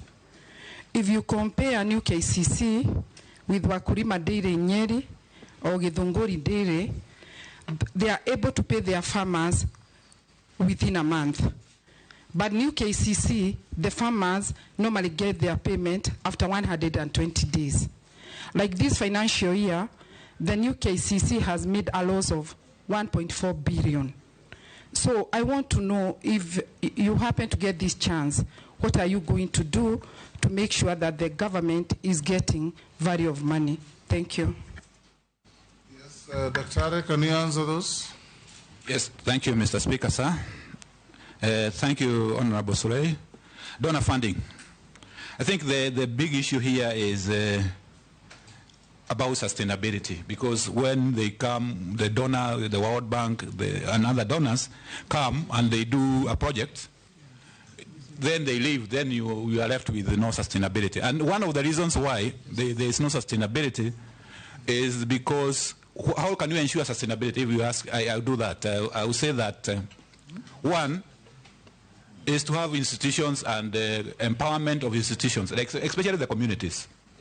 For instance, you do a water project, an irrigation project. If you don't empower the community to take care of that irrigation project, it will collapse. It will collapse. So we need to inculcate the issue about community participation so that communities are able to participate. Counties are the custodians of communities, especially down there. But most of the time you find a project which comes and the county is not quite engaged. So if I get the nomination, is to ensure that all programs which are coming and being designed, they have sustainability becomes a key plank of them. How do they sustain whatever they are doing? Be it because one of the sustainability is to ensure that whatever you are doing can be economically viable, that you can continue as a, but the others is to the communities, is through counties. Make sure that the counties and the communities have the capacity to take care of what has been invested on. Livestock productivity, I'm sure we have talked about this in terms of making sure that the breeds are there. Disease control is well taken care of. And when I talk about livestock here, I'm talking about both sides, the dairy side and the red meat, especially in the ASALs. So that, and I talked about even the feed rots, so that you intervene and make sure that we have the right weights for export. Honorable Missy, fake fertilizer, sugar, cartel. When you look at the sugar industry, it has been, we have a deficit of sugar, and that's why the problem starts. We have a big deficit of sugar, ranging, depending on the production, ranging from 300 to 500 metric tons.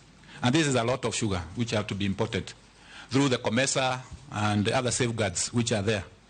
So the cartels, we always thrive when our production is not meeting our demand. So one of the measures to actually talk about the sugar industry is what do you need to do in order for you to improve on production. You close the gap so that you are able to manage the quantities which are coming into the country. And definitely there will always be some kind of imports. The issue is about how do you allocate these importation quotas. And the best method is always to be an open method. I know that is maybe challenging in one way or the other, but I'll try as much as possible, if I get approved, to have a competitive method of allocating this, so that the cartels, even if one of the ways of dealing with the cartels is opening the information, transparency. Yes, so that you get that. Vast runs in, yes, it is there, especially in ASALs. 70%, almost 70% of our land is in ASALs. Vast land. It is used. Some of it is used in livestock and other engagements. But the major measure here is, what are you doing to make the land more productive? And that is why I was talking about working with irrigation, working with introducing the right technologies so that they are able to do. Getting technologies and also getting examples from other countries like Israel. So I would if I get approved, definitely this is a resource which I would like to look into, the vast land in ASAL and how it can be done, especially on red meat. Honorable Mukami, New KCC.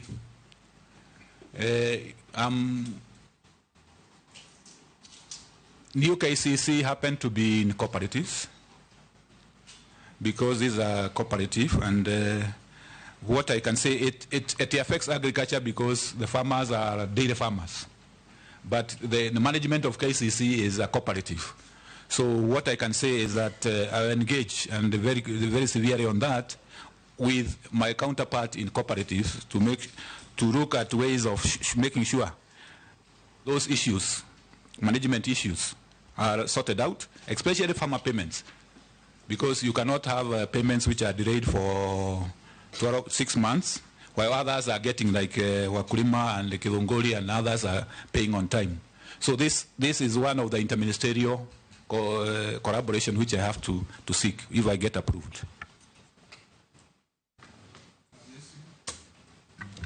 Thank you, Mr. Speaker. Mr. Speaker, virtually all members of parliament represent farmers, and even those who represent urban areas, somehow their constituency interact with farmers in one way or another.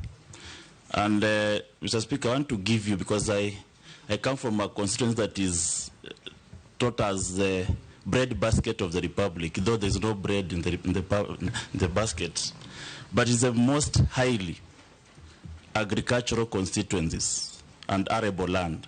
And I'll give you a story, when a nominee. One of the large-scale farmers, the few are left because of land fragmentation that has taken place, but the few who are left in Kitale, I interacted with a farmer who did maize for a long time. He left, started doing sugarcane. He left, started doing sunflower. He left and went to avocado. Now I asked him, can I start supplying mushroom, because that's where you are going next? He said, no. I want you to help me do gated communities. Gated communities in a rural area. It's basically people are running away from agriculture. And Mr. Speaker, this is a topic that is so dear because it is directly to the lives of the people. There are success stories across the world. Brazil has done very well in value addition. India, Indonesia, this product called Indomie that is all over the country. Indomie is an Indonesian product, and it's from agricultural products. Do you have a success story that you are going to use to revitalize this ministry? Because it cannot just be stories around. Can you say, this has happened here, and this is how I want to interlink with our country? And then lastly, Speaker, and I hate to repeat, but allow me to repeat on this issue of cartels, because where cartels in agriculture has been misunderstood to mean that there are people you walk in the Ministry of Agriculture and they start firing them. No, it is a convoluted system. In fact, you may find the cartels in agriculture, they're not even Kenyans. There are billionaires of this world. Now, if you just say, I'm working in to fight cartels, to me, Mr. Speaker, looks like a movie. It's not an adequate enough to convince Kenya that anything is going to happen. I'll give you an example of our collapsed sugarcane. It is full cartelism. If we sit here and ask you that if after 100 days of you being in the office, are we going to see smoke bellowing out of Mumia's sugar, out of Zoya's sugar? Can you promise now? And we'll be here to interrogate. Thank you, Speaker. Daktari. Thank you, Honorable Hamisi. Thank you, Mr. Speaker, sir. Yes, the success stories, we need not to reinvent the wheel. We need to see which countries, agricultural countries has successes. And it's good that Honorable Hamisi have pointed out some of the success stories like Brazil. For instance, the sugar we are talking about, Brazil is very successful in sugar. We talk about dairy. India is very successful in dairy. So we need to learn from no inventing the wheel. And as a principle, if I'm approved, is to say that I'll promote that as a principle, that let's learn from the best. Let's learn from the best. Cartels. This is a major issue, yes. But when you look at cartel, you realize that where cartels thrive is where public interest is compromised. Because if you are compromising public interest, the public interest, for instance, for sugar, is to have sugar producers, especially in Western Kenya and coast, to have their sugar factories operating. If there is a deficit, then we import with at the least cost so that the consumers also benefit. So it's also a moral question and an integrity question that we need to, as a nominee, and if I get approved, where I'm saying I will fight cartels is that I will do whatever it takes to promote public interest and use the state agencies which are there, which can help me to promote public goods and the public interest. Thank you, Mr. Speaker. Thank you, Dr. Let me ask you 2 or 3 questions. Yes. Mr. Speaker, I ask if there will be smoke billowing out of Mumias in 100 days. I have not said. Yes. Mr. Speaker, thank you, Mr. Honorable Hamisi. I know there is a program for leasing for those factories which is ongoing, which has been initiated. And I know there's a process. I have to check what stage they are in. But I'm definitely going to, sugar is one of the major subsectors. We will look at it and see how we can move it very fast forward. Mr. Speaker, just one from Mama Mboga. I've just received a text. They are requesting and they are asking to hear from you as a cabinet for agriculture. What plans do you have? It's just a nominee. Yes, a nominee. Yes. What plans will you have if you are nominated on perishable goods like tomatoes, sukuma wiki, cabbage, in their market at the local end tail market? Yes, Murugara. Just let's combine this. Thank you, Mr. Speaker. Let's combine this with the great people of Meru and Embu.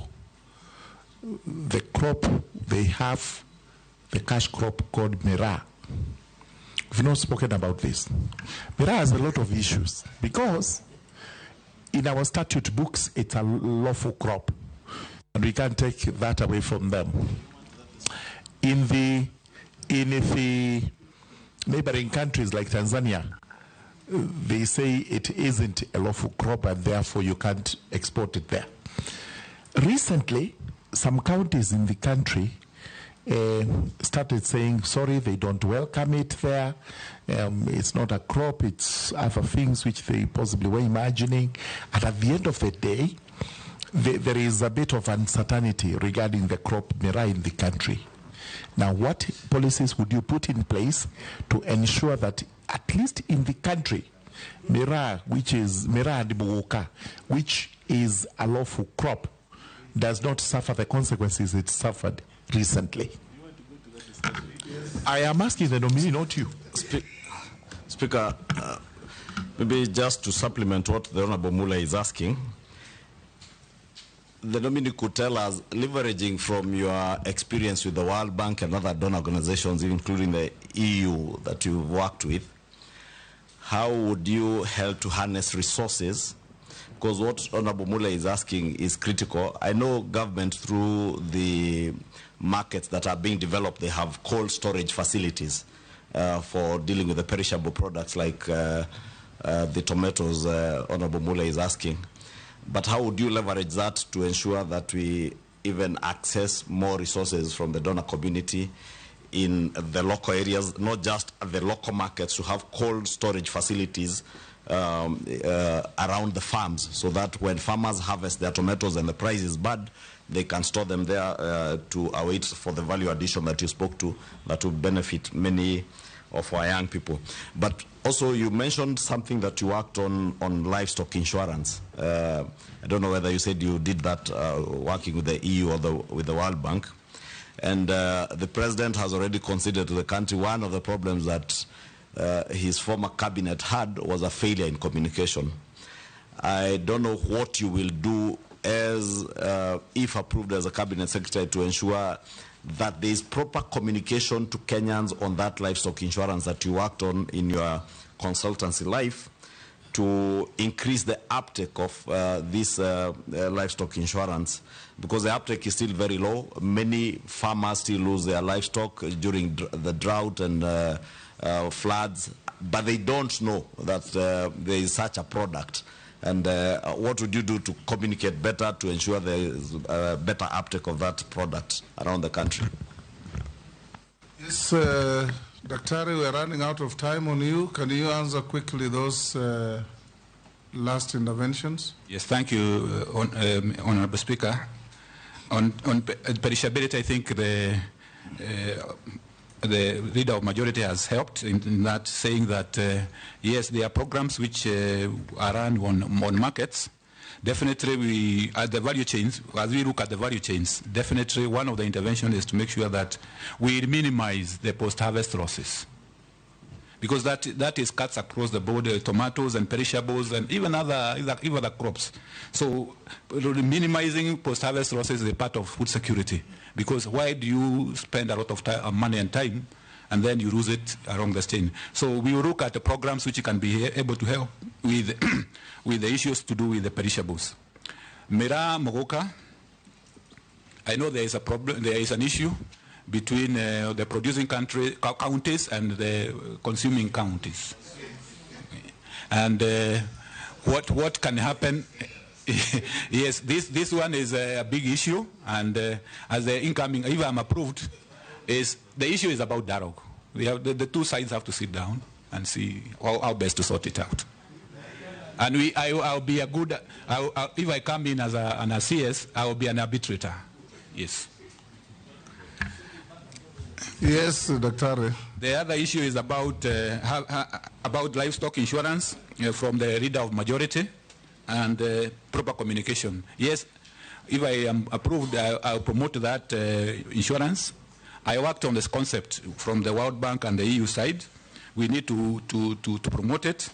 But generally, Mr. Speaker, sir, I would also like to say that there are many things which are happening in the ministry and the docket, but communication has not been good. So if I am approved, one of the areas I'm determined and I'm prepared to do is to improve on communication, so that the members of the public knows what is going on. Thank you. Yes, Dr. Let me ask you just 2-3 questions. Number one, just a follow-up. The sugar industry in particular and many other crops, you said you have been in the research sector as well. If you look around the country, research in our food and crop production is virtually dead. The sugar research, dead. Rice, coffee is limping, name it. Tell Kenyans and give them hope how you are going to revive the component of research to improve crop production. Number two, maize farmers. Our maize farmers are very hardworking. They suffer when they produce less. They suffer even more when they produce more because of market. What are you going to do in terms of policy intervention to create a proper marketing system and program for maize and other cereal farmers in the country? Did I hear you say you participated in the creation of AFA? Yes, Mr. Speaker. Are you aware that now, out of the outcry for the failure of AFA to manage the agricultural sector, it is being dismantled? There's been a Tea Act now, born out of AFA. There's a sugar bill coming to the end, born out of AFA. There's a request on my table for a maize bill, moving away from AFA. There's a pyrethrum bill, moving out of AFA. And all this dismantling of AFA, does it point to your error of judgment in your previous engagement, that you as a consultant advised and participated in amalgamating all agricultural activities into one humongous act that didn't work and is now crumbling? Thank you, Mr. Speaker. On research, I think, let me say on the onset that this is research is a mandate of the national government, and I agree 100% with you. It has not been well in research. When you look at cattle, you look at coffee, you look at all the other sectors. And mainly, we have the capacity in terms of human resources. We have the infrastructure. Mainly, it is the issue about financing. And coming in, if I am approved as a cabinet secretary and coming from research, I will put my best foot forward, especially on the exchequer side, so that we convince the national treasury that agriculture research is very vital. If you don't have research, you don't have technologies. You don't have, so that we can get more resources going towards research, both in all the crops. Secondly is the issue about farmers' participation in research. If you look at coffee, tea, they used to have a foundation where I used to work. Farmers were very happy. They used to contribute very gracefully. But that has ended. So we have, if I am approved and I come back as a cabinet secretary, I have to look at how can we involve the farmers better in terms of management of research and their role in financing. Maize farmers. Yes, the maize farmers, the issue about marketing system. We know the major player here is National Cereals and Produce Board and the millers who participate in marketing of maize.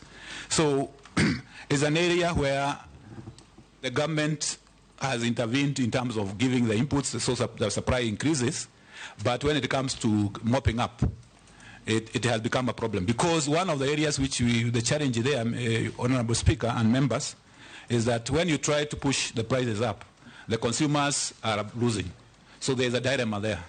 So it's an area which is dicey, and it requires careful consideration, and I'll give it my due attention.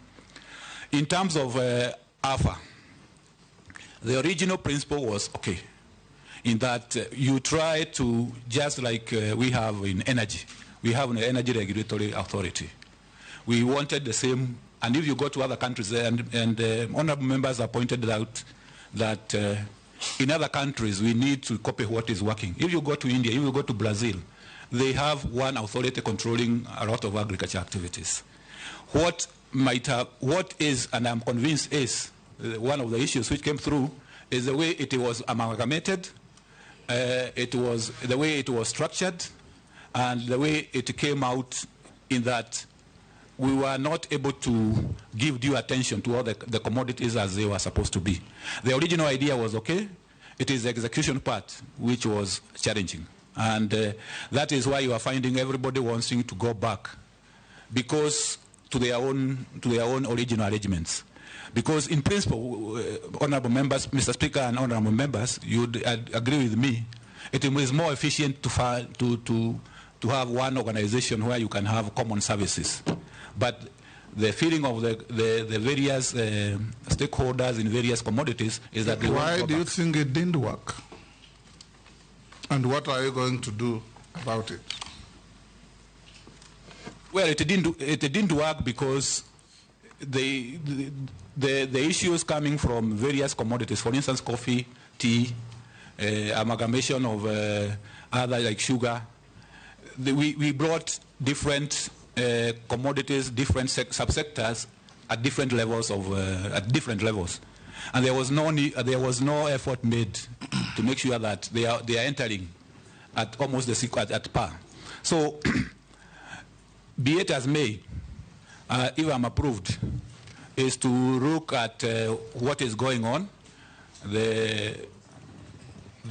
to see what the stakeholders are saying, because we have to go with the stakeholders. If they say today we want tea, you cannot force them on alpha. Thank you. Thank you. Yes, Janet. Speaker, this is what one of the public members is saying. Dr. Andrew Muya Karanja, Ministry of Agriculture, CS nominee, says that we will always have sugar deficit. Always. Is in there a government policy that will become we become self-sufficient across all sectors in agriculture? How can Eswatini, former Swaziland, which is smaller than Elgeyo Marakwet County, be one of the biggest sugar exporters in the world? Asian countries like Vietnam never had coffee, yet it's now one of the biggest coffee exporters in the world. Thailand took palm trees from Nigeria and is now one of the biggest palm tree producers in the world. Problem of Kenya is total absence of initiative to change the status quo. Why then be a Minister of Agriculture if you believe that you will always be importers of sugar? And the rest I don't want to say. Then he said, he told you, how can he actually say we will always be sugar importers? Nyanza province alone can produce more sugar than Eswatini or Sudan. There are many others, Dr. Is one asking, I'm a vet, the most neglected arm of agriculture is veterinary services. What are you going to do? And many others. Sure, let me ask. Yes, Mukami? Yeah, there's another one. We have a weakness in the sale of coffee at NC, which allows the buyers to offer prices below the reserve price to force a negotiation with co-farmers outside the trading floor for 24 hours. This is a practice every auction day. What are you going to do about it? You can respond to those. Thank you, Mr. Speaker, sir. On Honorable Junet is to say, if I implied that we always have a deficit, that is not my intention. I was saying maybe for now, the situation we are in now is we have a deficit. But going forward, definitely, we will put measures to improve on productivity, the reforms in the sugar sector, which are undertaken, so that we become self-sufficient. I'm sure we can be able to get self-sufficiency. So if it was construed like that, then that is not what I meant. The issue about the coffee, the cartels, and the colluding in prices. You already said you'll dismantle them. Yeah, I'll dismantle them. Yes. And improve on the veterinary. The veterinary, yes, it is.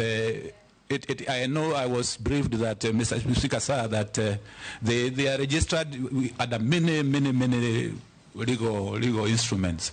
So we are going to, if I am approved, we are going to work with them to see that because they are very critical.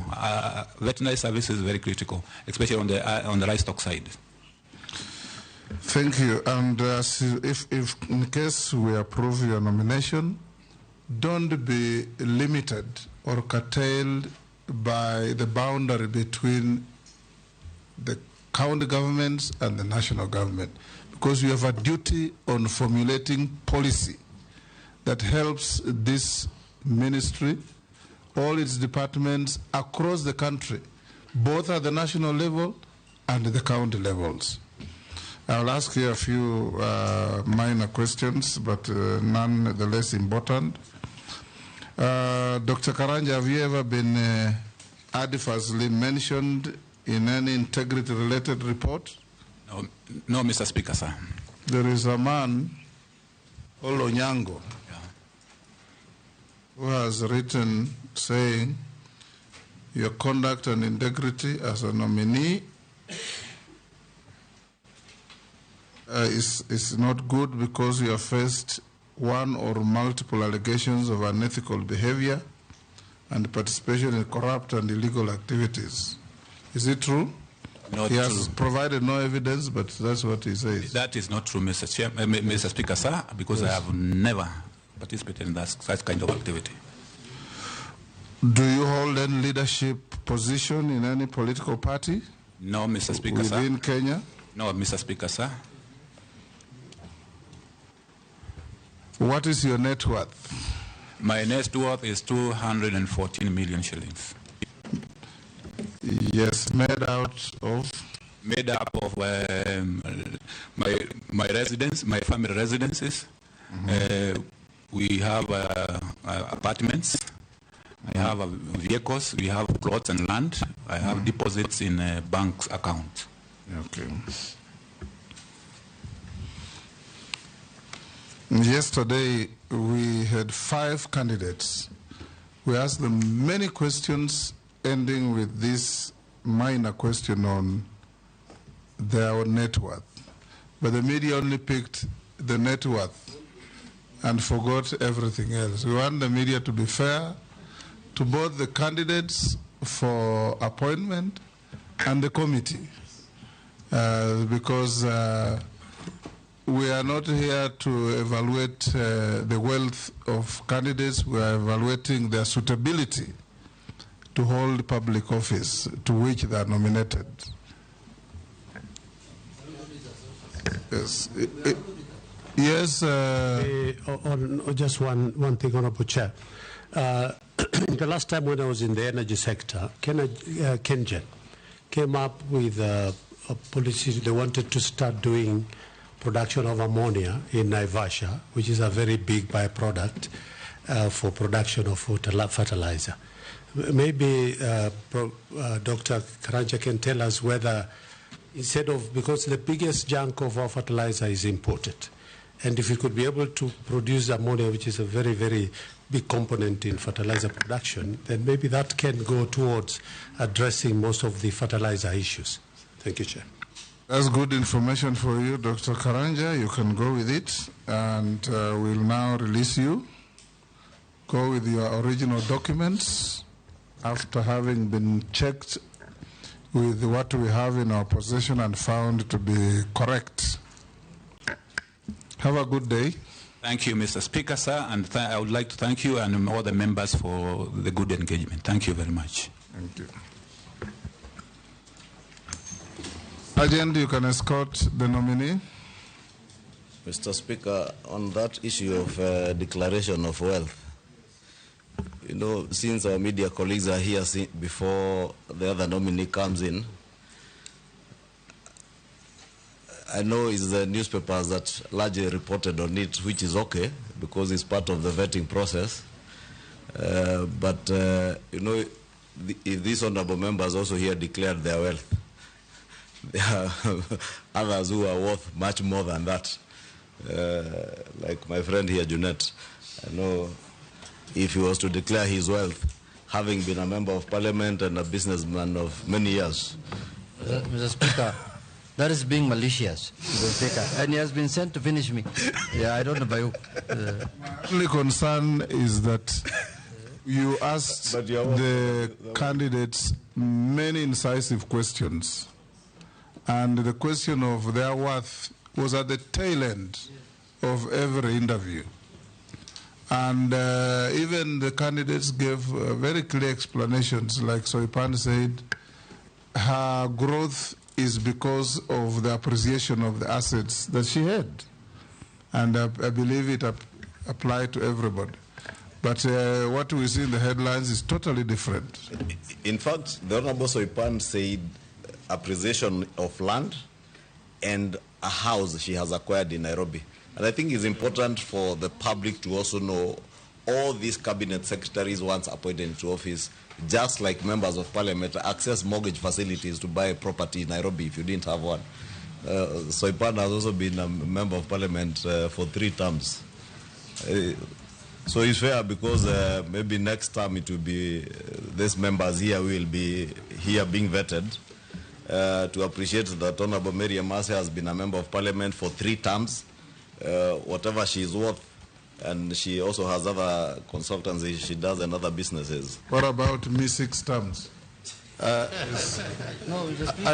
will only question what you will own if you are to declare here. Mr. Speaker, on the same breath, even Honorable Soipan went ahead and declared even the loans.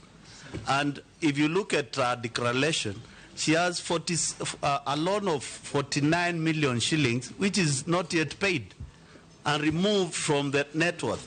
So we need to be sensitive on some of these. Speaker, Yes, Chairman. Honorable Speaker, I just said I think it's also important for members of the media to understand that the fact that you own properties or your net worth is high is not a disqualification, or it does not make you unsuitable. And the fact that you declare your wealth is not for use now, but for use in future. If, let's say, your wealth that you declared at the time of entering office, if there is alleged corruption against you, that is used to assess whether you legally acquired the property while in office. So it's not for use now. Similarly, the wealth declaration form, the wealth declaration form and the self-declaration form that is deposited at the Ethics and Anti-Corruption Authority, I know that the EACC have spoken in the media the day before yesterday and said that they clear candidates. EACC has no authority whatsoever in law to clear anyone. They can only investigate you for corruption. So the self-declaration form is for custody by EACC for future investigation should they be necessary. Similarly, the wealth declaration form that public servants leave with their employees is for use only at the time that you're being investigated and they have received a court order asking for the wealth declaration form. So it's important that the media get the facts right. Thank you. Mr. Speaker, Mr. Speaker, let me explain this. Mr. Speaker, there is no harm in somebody being rich. And there is no harm, it is not a crime, in somebody being poor. But what I think people expect is just a proper explanation on how, when you declare this is my wealth, what is the source, what is it? The question that has come up is, let's say you have worked for 30 years and you made a wealth of 400 million. And you have worked for 2 years and you have made a wealth of 150 million. So that's the comparison that they are looking at. If you explain how you made that 150, there is no harm, Mr. Speaker. Richness is not a crime, as you say. I agree with you. And poor is dangerous. Mr. Speaker. Thank you, Mr. Speaker. You know, this is not even new. When we did the vetting last time, all headlines talked about the billions and the hundreds of millions that the nominees were worth. So I think it's something that maybe the media feels can sell. And because of freedom of media, we can allow them to report it the way they see it. Curtailing their freedom at all. Mr. Speaker, I'm aware that Ishungwa is worth 5 billion as of now. So why are you understating him? Honorable Speaker, I was wondering why he's understating. Why are you understating him? Can we break for 10 minutes?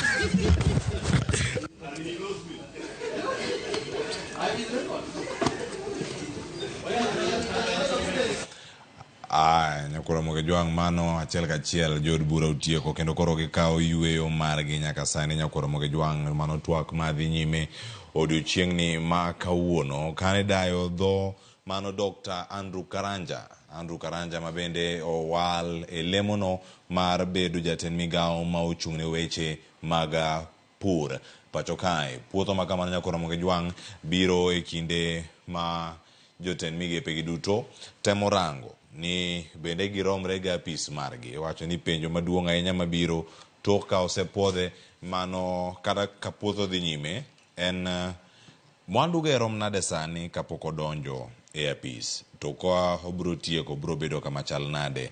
Wiyo kanyo ka speaker gi lange duto giwacho kanyo ni jofwambo waketa keta ratiro ni mwandu makamagi ilando nango. To bende ka iketo gi lela tiende nango e kinde gi Nyakwa Ramogi Jwang. Lony mara Dr. Andrew Karanja obiro kawuok e migepe ma opogore manyaka sani bende Nyakwa Ramogi Jwang yangore ni osetiyo e sectors mopogore mago ma antiere piny Kenya kod mago bende ma yudore pinje maoko manyaka sani osekelo ne lony ma okelo gwelo mare e lemo machalo kamano. Bende oyango yot mare mar tiyo gi sectors mantiere e sector maduong' mar pur, mano koting'o kod ka pur, mano mar rech kata mano mar aquaculture, kachiel kod kamachielo mano mar irrigation bende omulo kar kanyo. Kamachielo bende ipenje kanyo ni weche mag thieth mag jamni kachiel kod ka cham mopogore ka gin e puothe kata ka gintiere kure, penjo mano mar veterinary services mago kotenore kod thieth mag jamni mago bende oketo e opara machal nade. Onyiso jood bura bende mantiere komitino mochung' ne puodho kata gwelo jotend migepe mopogore kachiel kod ka puodho gi wantiere kae ka olero ne gi achiel kachiel ni gin gik mage ma osebedo kacha ka otimo kata bende ka oluwo mano e kinde duto mosekalo. Mano ka wantiere kodi ka achiel kachiel Nyakwa Ramogi Jwang. Mano ng'ameda dhoge mokwongo odiochieng'ni ma kawuono. Mano bende wabedo kae kawaluni. Ka penjo machielo bende openje kotenore kod kaka ochano rakore kod achudhe kata mago blongo ni cartels. Nyakwa Ramogi Jwang owacho ni sani bang' ka osedonjo e apis mare odhi bedo karongo yo machal nade. Mokwongo wacho ni tiere achudhe ma bende wacho ni en adieri gintiere sectors mago mag pur to sani bende ka ineno gi achiel kachiel gin mago makelo paro mopogore to wacho ni achudhe gi ahinya gintiere sector mano mar pur mara niang'.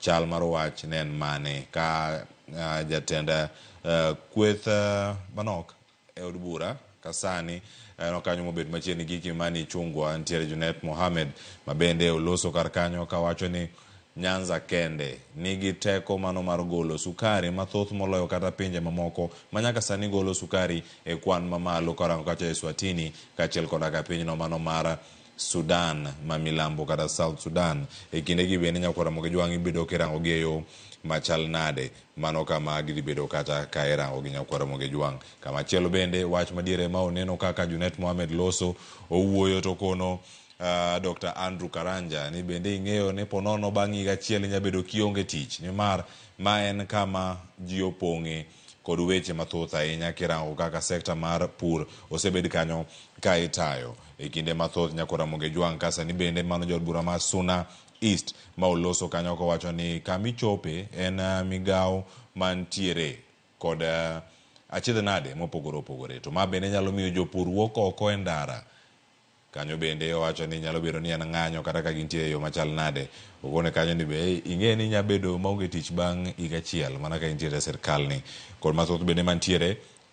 Jopiny bende ondiko ne jod bura timo ndiko ne speaker mar od bura Moses Wetangula no kanyo ote ma osom kanyo kod Junet Mohamed kachiel kod ka jod bura mamoko mantiere e od bura samane inono weche gi duto Nyakwa Ramogi Jwang. To nyaka sani gichal nade nimar ndiko ma ioro en mano mar puodho kata mar penjo jotend migepe gi Mogwel penjo manyalo miyo konyo oganda ni gin to bende gikore kata lony margi ni kare ka otenore kod weche gi duto. Nyakwa Ramogi Jwang ikete mana kar kae nimar kochopo kinde mabiro ang' waduog kae mondo mi wakoni ni jal machielo madonjo toka yweyo mwaka sani wadhi bedo ka gi thuolo mar ng'eyo ni Moses Wetangula speaker mar od bura ka oduogo nono kata puodho jatend migao machielo Mogwel dhi bedo kata kachakore. Ikete mana kar ka chenro pod en mara mbaka oromo wamedo kolo ni gigo matimore od bura achiel kachiel. Wakawiyo masani ikete mana Ramogi TV.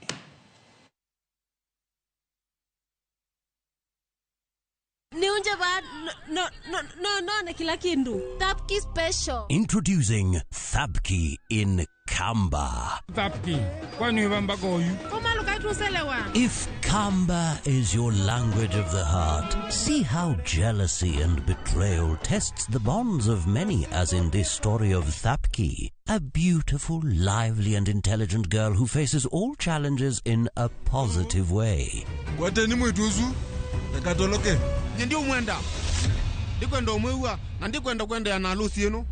Ntakitale ni etie andu taitu to akwata andu matwendete na ngoe mwetu bwa amituki. Watch Thapki in Kamba on viewsasa.com. Asi akamba netwabikewa.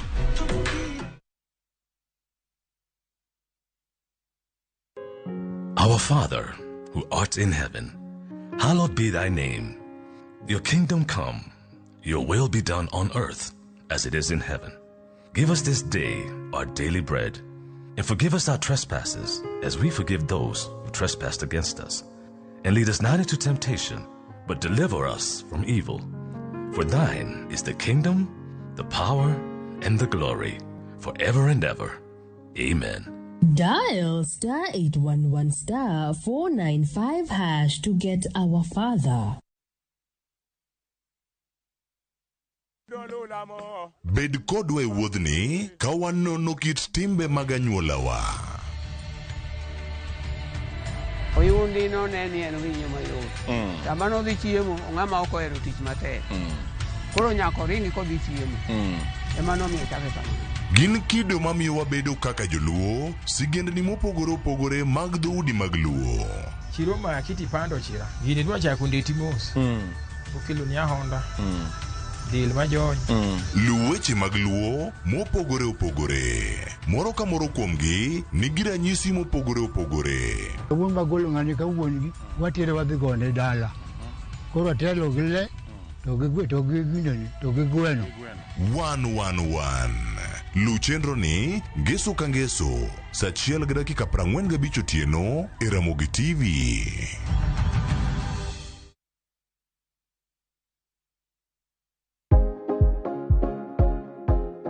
Yuoye wich mang'ich mos ka itang' ni mar yie wich makamago gin mayom yom kendo nyalo chote yo mayot.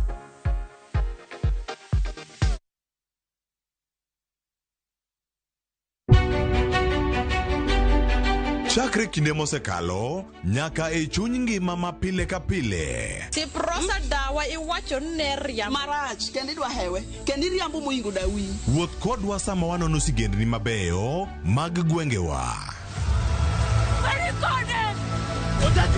Ng'e ber kod rach, mor kod kuyo ma ng'ato nyalo yudo e wuodh ngima. Asai mama. Nasi kwirini okan mama ukiche kilunga gi nying noero.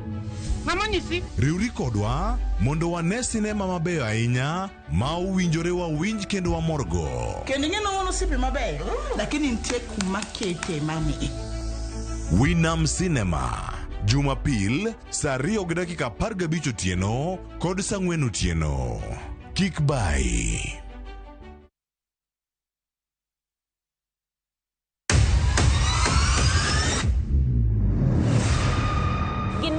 Makelo dongruok mopogore opogore. Don't speak on our issues as women. Let us be the one to speak. Kaka gikete ratil, familia koda tijegi. People's power! People's power! Magitimo gisiso kod lony. As the woman representative of Homa Bay County, this nation is hungry and there is no question about it. Minegi nietelo. Gijiwo kendo gikelo lony mopogore opogore. Mentorship en gimoro ma important kabisa.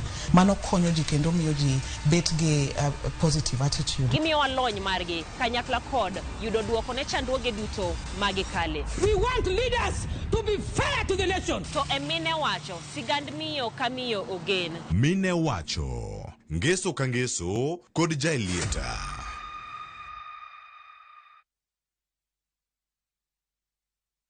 Nyakwa Ramogi. Kenya Eratiel. Raila has a space to say what Gima Jacom Dwawacho. The opposition, nothing like Supreme Court. Oliet Ramogi.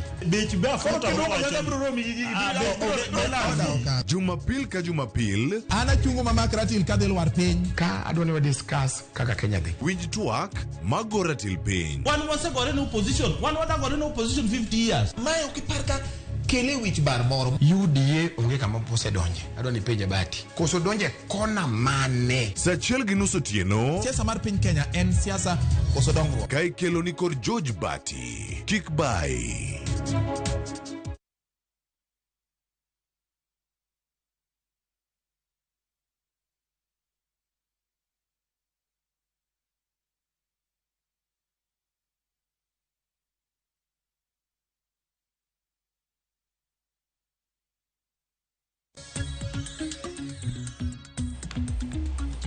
Machini kendo nyakoro moge jwang'en mor marani podi kete kar kae kendo wang'eni kinde mabiro ka ja mago jod bura mantie komitino kata put manono jotend migepe Mogwel mibedo gi thuolo mano maduogo kendo twak achiel kachiel ka koro yangore ni en Aden Bare Duale mabende dhi bedo kanyo ka donjo achiel kachiel mondo mi oda dhoge mano biro e migao mar aluora kod wechego mag bunge. Aden Duale achiel kuom jotend migepe ma odong' e sirkal mano mara William Ruto mano bang' ka nosewuo mokalo cha kendo noduogo kendo odhi oduogo ginto gin jok mage en mare owile okaw kar Soipan Tuya to Soipan Tuya koro kadiponi opuodh kod od bura biro kawo kare mane migaono mar lweny mane en jatend migao machon mag weche mag lweny pachoka sani koro koduogo e migao ni mar aluora odhi chalo nade nonro mare gin mage entiere gi gik mopogore opogore mane obedo kanyo ka otimo mondo mi wabedane kod ng'eyo ni Aden Duale to nigi lony machal nade ka otenore kod gigi duto mano kama entiere kacha iwacho ni kodonjo e od bura sani mondo mi oda dhoge odhi bedo gik machal nade mano ka wantiere kod nonro mar Aden Duale mano kaka osebedo kanyo ka otiyo mano e gige duto nyakora moge jwang' ang' wayud thuolo mar nene kachiel koda ka kone mathoth kata winjo kawuok kuome to nyaka sani mago achiel kuom josiasa mabende odong' achiel kachiel mana ka gintiere e sirkal mano mara William Ruto. Gima nyaka wang'e bende nyakora moge jwang' ni Aden Duale osebedo kacha ka en ng'ama nosiro motegno ahinya sirkal mano mara Kenya Kwanza mano miyo kanyo yudo thuolo mano mar tiyo kata mar dong' e sirkal mar Kenya Kwanza to nonro mare kachiel koda ka gigo duto mabende osebedo kacha koluwo achiel kachiel to ginto gin mage iwacho ni nyaka sani gi lony mare ma entiere godo bende kete okang' madwarore mondo mi obed achiel kuom jotenda migepe moyiedhi kata minyalo gen e chenrogo. Aden Duale donje migao mara pur mano migao no mano mara aluora kachiel koda karango wechego mag bunge obiro e kinde ma piny Kenya geto pidho yiende moromo kata bilion 15 mondo mi warangi aneni nyaka sani to gichal nade bende nyakwa pa nyakora moge jwang' ni en chenro mag pith mag yiende mabedo osebede ka kidhiro kod sirkal mar Kenya Kwanza ne odhire tielo mokwongo kacha moketo odiochienge mopogore opogore mago mag pidho yien kata mag bero aluora bende gin moko madhi bedo kacha ka ipenje ni bende chenro gi duto mag pith mag yien moganda mamoko bende osebedo ka wacho koro moge jwang' e kinde mokalo ni pith mag yiende bende en gimoro monego bed ni tiyo koda helikopta duto mag sirkal mondo mi oganda kara jotelo oring kendo ke konde mopogore opogore penjo machielo bende mwaponono wadhi neno ka warango gin jogo modak e aluora mag bunge mabende aoche mathoth mapacho kae wuoke walose weche mag Mau Summit mabende waneno e kinde mokalo osebedo ka kelo liete kinde gi mitiyo kode kaka siasa wadhi bedo kae ka warango ni idaro giga koso gidong' kanyo kuonde magintiere to jogo maketho kuonde ma aoche wuoke kata mago mawacho ni gin water catchment areas mago to idil godo e yo machal nade e kinde ma piny Kenya kod pinje mamoko bende mantiere wacho ni Global South kale midhiero mag lokruok mag kor lwasi mago moting'o wechego mago mag climate change kod global warming ma bende kelo medo liet kaachiel koda ka kethruok mar alwora madhi bedo ka itimo e yo machal nade. To bende achiel kuom gik mamoko bende monego bed ni rango e kinde ma Aden Duale donjo mondo mi oda dhoge e chenro gi duto achiel kachiel gidhi bedo ka irango niere kaka inyalo chwal chenro gi bende nyaka e sikunde ne wacho ni mano e geno manineno ni nyithi sikul kata sikunde inyalo ti godo mondo mi gikony chenro mag pidho yiende kata bero alwora. Ntiere bombe mopogore opogore, counties mopogore opogore, to nyaka sani gintiere kod chike ma bende gikadho mano wacho ni Climate Act e counties bura ma pacho kae bende inyalo kete tim mondo mi orang ne diere gichope makare. To bende gwenge ma bende Aden Duale wuoke mano gwenge mamalo iwacho ni ma nyandwat ma ugwe North Eastern morango kanyo county mano ma Garissa ma bende no tiyo kanye Garissa town kaka jaod bura kuom thuolo malach magi en county ma bende kinde ma koth biro mathoth kendo inyogi nitiere kuonde mamoko bende mwaneno ka nitie lokruok mar kor lwasi obed liet biro mathoth jamni tho oganda dar magi bedo ka itimo yo machal nade. Odonjo kinde ma jatend migawo mokadho ma bende osebedo ka tiyo mokwongo e sirkal mar William Ruto kaka jatend migawo mar alwora Soipan Tuya norakore kod kinde ma piny Kenya ne kale midhiero mar oro gi ngaji maliyo manokwako piny Kenya mosebedo malich e bwo higni 40 mokadho. Nyaka sani en ber kata fuong'ruok mane ma odhi biro godo, lony mage ma odhi chopo godo ka achiel kachiel mondo mi okone oganda ni magi mise madaketo motegno migawo mar alwora. Bende odhi neno nikech itemo kono oganda ni oranga ne kaka ginyalo tiyo gi teko maler kata macho ni clean energy ma ok en fossil energy ma bende golo iro moro ma olil makelo lokruok mar kor lwasi. E kindegi bende wadhi neno ka gik ma counties osechako timo ka ginyalo donjo e mise modhi keto mar tayo sirkande kata sirkal mar Kenya Kwanza ahinya te migawono mano mar alwora kod mago mag bunge. Waneno kanyo ka county ma Kisumu kuom ranyisi odiochieng' manyoro noketo mise mag chako tiyo gi teko ni maler kata clean energy. En chenro ma bende nitiere kata kendo dhi nyime e county ma Mombasa. Counties mamoko bende kanyalo kawo gi achiel kachiel kendo mondo mi gidhi kodgi e kinde ma gintiere ka. Mise mag bero alwora nyakwara Moge Jwang' gin gik moko monego bed ni irango. Koro ka tiyo kod maka mawacho ni gin plastics kata mako ma gin jwala kuonde ma gintiere e bombe kaachiel koda ka alwora mopogore opogore. Nitiere tiyo kanyakla kod bede migepe mamako wanyaloso kata kanyo ka warango bad migawo kata bad sirkal mano mar NEMA mochung' gi rango ler mar alwora itiyo kode yo machal nade. Nitie mag jo KFS ma bende nitiere kar kanyo. Bende nyakwara Moge Jwang' kirango kaka inyalo rit alwora wang'e bunge mopogore opogore mantiere pacho kaachiel koda ka gode ma bende osebedo gazetted kaka kuondego magin protected kata kuonde manyabedo ni le nitiere le mag bungu to kan gi kanyo mondo mi oganda oyude thuolo mar neno gi e kinde ka kinde magi gik moko ma bende kelo yuto. Ere kaka onyalo tiyo gi migepe mamoko mondo mi Kenya bende ochope okang' madwarore mar ywayo jolimbe pacho kae ka lwasi ni kare kaachiel koda ka gik mamoko. To bende nitiere achudhe e sekta ni mar alwora kata migawo mar alwora koso chal nade ni mar achudhe gin moko mosebedo kata ka penjo mathoth pod nitiere. Watemo manyo Eric Owenga ka wayude achiel kachiel ang' wakoni kani nyaka sani mosenene od bura kata to chal nade mane kinde ma wantiere sani ka mondo mi ang' okonwa ne achiel kachiel ni od bura to chal nade nyaka sani sama wuoye kodu. Iwacho ni in bende nyalo oro ote magi ka ituti kodwa achiel kachiel mana mondo mi wang'e ane ni kama intiere tiyudo gi e yo machal nade. Mano ka warango gi nyakwara Moge Jwang' kama otenore kod chenro gi duto ma sirkal bende oketo. Mane gimomiyo wantiere kodi kar kae mondo mi wakelni gi achiel kachiel mana ka wantiere kodi sani nyakwara Moge Jwang'. Eric Owenga ang'eni wachiegni yude ka achiel kachiel mondo mi okonwa ni od bura to chal nade nyaka sani. Paro mienjo mopogore opogore. Anwa chak dhi achiel kachiel yamo nyaka sani makoro wantiere ka, iwacho ni nyalo or tudri kodwa achiel kachiel mondo mi wabeda ni kod ng'eyo ni piny Kenya to chomo kanye gi jotelo manyien madhi bedo kanyo ka koro ikelo ne jopiny. Iwacho ni en yiero mabiro kinde ka kinde ka igwelo jotelo gi nyaka gikal e lwet od bura mondo mi ging'e mondo girangi ane achiel kachiel.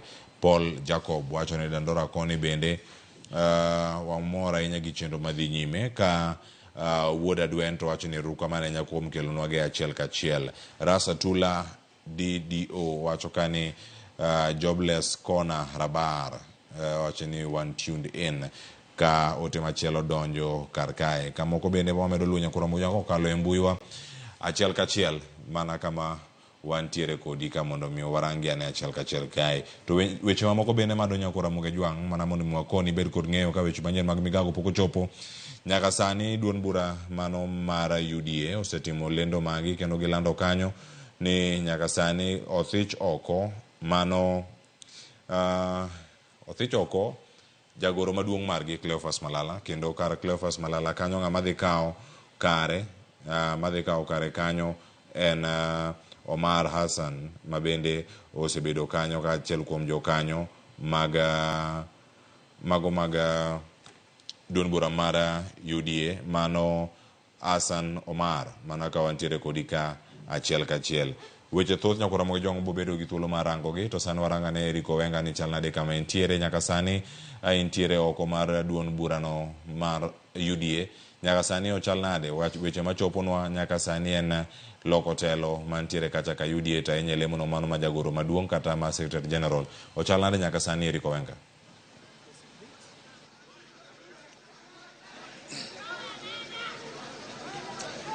Erokamano nyakora mogi abiro na chiel kachiel ka biro ni e log tich mar duond bura maduong' mar UDA ma giasani kinya ineno ka chal kama tunguni kata koko dhi nyime kaka magi biro mana bang' rowere moko gokinyi motenre kod jagoro ma giasani ose gwelo oko Cleophas Malala nochopo ka gokinyi kendo magi koro gin mago mawondre ni okdwa kata mawacho ni gibalo kod Malala to ng'eni koko madhi nyime duond bura mar UDA ka ne ochakre gokinyi toka kuku mar duond burano bedo kod romo gokinyi mang'icha kogwen kendo otimo lokruok moko mane okawo koro jalup jakom mar duond burani mano migosi Hassan Omar ema koro sani oket kaka jagoro maduong' ma duond bura mar UDA manyiso ni migosi Cleophas Malala koro sani okiro oko kalore kod romo no bedo gokinyi kendo en gino maso kelo ywaruok e duond burani.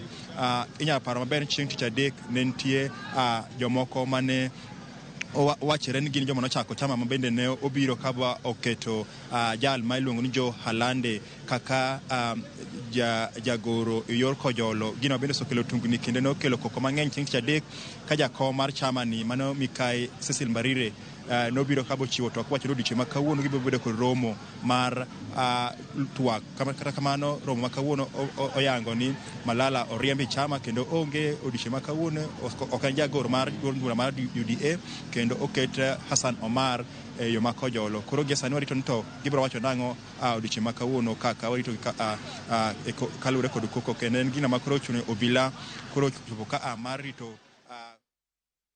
erokamano ahinya Eriko Wenga ka entiere kanyo oko mar log tich mano mar UDA. Koko moseneno kar kanyo telo manyien modonjo atere od bura nyakura moge jwang' Aden Bare Dwale ochopo kanyo mondo mi oda dhoge ka ipuodhe mondo bed jatend migawo ma ochung' weche mag alwora kod weche mag bunge pacho kae. Tielo machielo ochopo e nyim komiti mano puodhe tielo mokalo. Penjo thoth wabed ka mondo mi wawinjgi ka odwokogi achiel kachiel. An nyika Cleophas Oluoch jakisumo kanya kwar mokenya kach sango orit masani ne Ramogi TV nyaka kinde mang' watieko otieno kata odhiambo ma kawuono.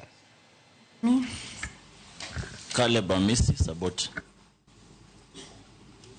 Thank you, Honorable Dwale.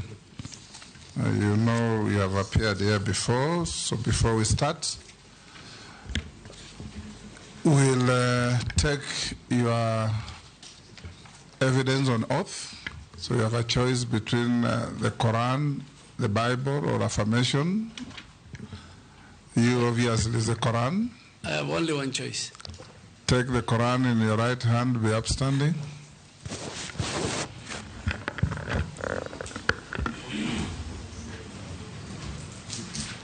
And recite the oath that the sergeant will.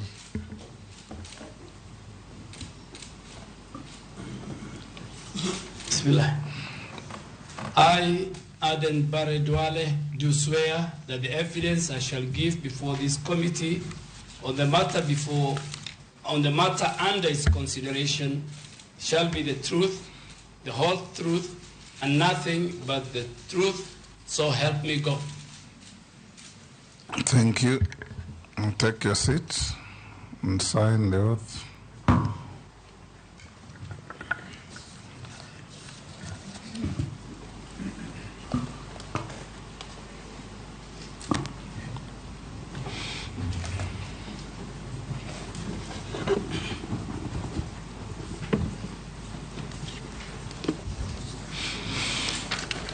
You may also pass on your documents to the clerk for him to be able to cross-check with what is in our possession. So we'll start, Honorable Duale, by asking you introductory questions. Tell us your name, your education background, your work experience, your competences, that lead to your suitability for the appointment that you have had. Thank you, Mr. Speaker and honorable members of the Appointment Committee. Speaker, on the onset, I want to thank you and this committee and the entire House for giving me this opportunity to appear for vetting for the second time.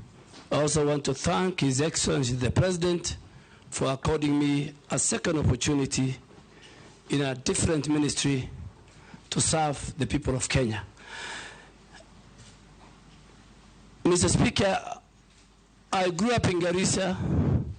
I went to school there, Garissa High School, Boys Town Primary School, Moi Forces Academy.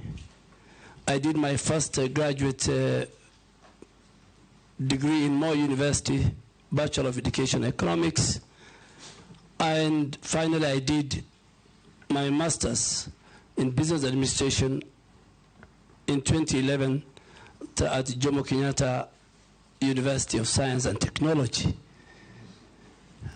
I worked in the private sector. I was a businessman before I joined politics in 2007. I served the people of Dugis between 2008 and 2013. During the Grand Coalition government, I was an assistant minister for livestock. I served with you, Mr. Speaker, in that government as the Minister for Foreign Affairs. And between 2013 and 2014, the people of Garissa Township gave me an opportunity to serve them again. And again to serve them between 2017 and 2022. And again, they gave me an opportunity to serve them between 2022 for about 2-3 months. So I served as a member of parliament for 4 consecutive terms, which the last one I did not complete because the president in his wisdom poached me from the legislature and to help him in the executive. I was the first majority leader under the 2010 Constitution. I served for 8 years. I led in making sure that the government business during that period sailed through. Over 150 bills were enacted, had my signature. And Mr. Speaker, I had a wonderful time working with a cross-section of leaders from different parts of our country, from different gender and age, and from different political formation. As the Minister for Defense for the last 2 years and 1 month, Mr. Speaker, my record speaks for it. Today I can confirm without fear of contradiction that the housing project, since independence, over 4,000 housing units are under construction, launched them in Laikipia, in Nyanyuki, in Gilgil, in Mariakani, in Roysambu. Through this august house, I passed the Prime Healthcare Fund, where now the Kenyan citizens have an opportunity partially to access the robust medical facilities and hospitals, the level 5 and level 4 hospitals of the Kenya Defense Forces. If you are in Eldoret, if you are in Nakuru, if you are in Mombasa, if you are in Nairobi, you can at certain level access. Through this house, Mr. Speaker, I passed the National Peace Fund, which is now domiciled, that helps our men and women in uniform who serve in peace missions. Today, there is enough resources to buy them the required equipments within the standard of the UN peacekeeping missions. On defense diplomacy, Mr. Speaker, I am the first minister in the history of Kenya to host the US Secretary of Defense, to host the British, the UK Minister for Armed Forces. Today, as I leave the Ministry of Defense, through the what they call the excess defense article, 150 vehicles, anti-mine vehicles have been donated to the Kenya Defense Forces. I secured $57 million for the expansion of the Manda airstrip in a partnership between Kenya and the US. The National Defense College today, under the support of the partnership we have with the US government, is constructing the largest in our region, the School of Strategic and Security Studies, to the tune of $5 billion because of that.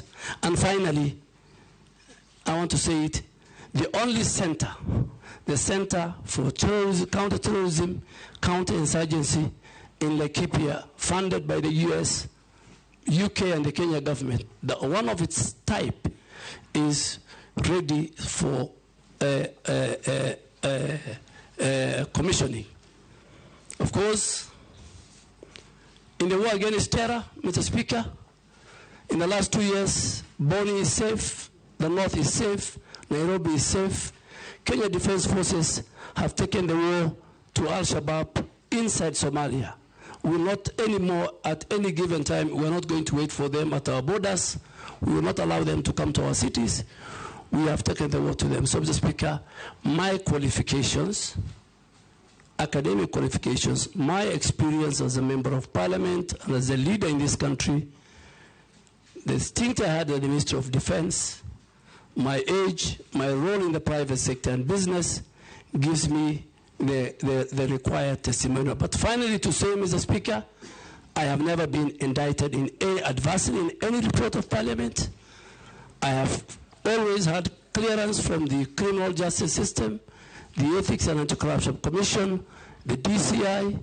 I have never violated Chapter 6 of the Constitution, never violated Article 75 of the Constitution. And I think I am ready and willing to serve the people of Kenya in the docket of environment, climate change, and forestry. Thank you, sir. Thank you, Honorable Duale. We'll now start off with members asking you some questions. Try to be concise and precise in the answers in the interest of time. We'll start with the Deputy Speaker. Okay, thank you, Honorable Speaker. Honorable Duale, you will recall that during COP27, the President made it clear that Kenya's biggest export would be carbon credits, and asked for a simple and transparent system of ensuring that people can access these market systems, and not just the intermediaries, but also down to the local people. If approved, how are you going to ensure that this carbon trading trickles down right to the small communities? And in connection to that, on the 22nd of December 2022, the government launched the African Landscape Restoration Initiative. It pledged to the world that it should plant 15 billion trees by 2032. That is 15 billion trees in 10 years. That, if my calculation is correct, it's 4 million trees a day. If approved, what measures will you put in place to ensure that you don't let down the president and achieve this ambitious project? Thank you. Go ahead. Carbon credit, carbon markets, carbon trading, carbon offsets. These are very key fundamental terminologies within the reading of the climate change. And this August House, Mr. Speaker, last year amended the Climate Change Act. To be more precise, in September, just before we had the Africa Climate Summit. Two, our president is currently the chairman of heads of state and government of the Climate Summit in Africa. Carbon credit or carbon market is very, very important to our communities. Our communities, mainly in the ASAL, play a very, very big role. Companies abroad in the developed world who are responsible for the emission of the greenhouse gas, which in our case, our contribution is only 0.3%. While we only contribute 0.3%, on the flip side, we are the biggest victims, we are the vulnerables. So these companies, whether they're in the oil exploration, whether they're in the airline industry,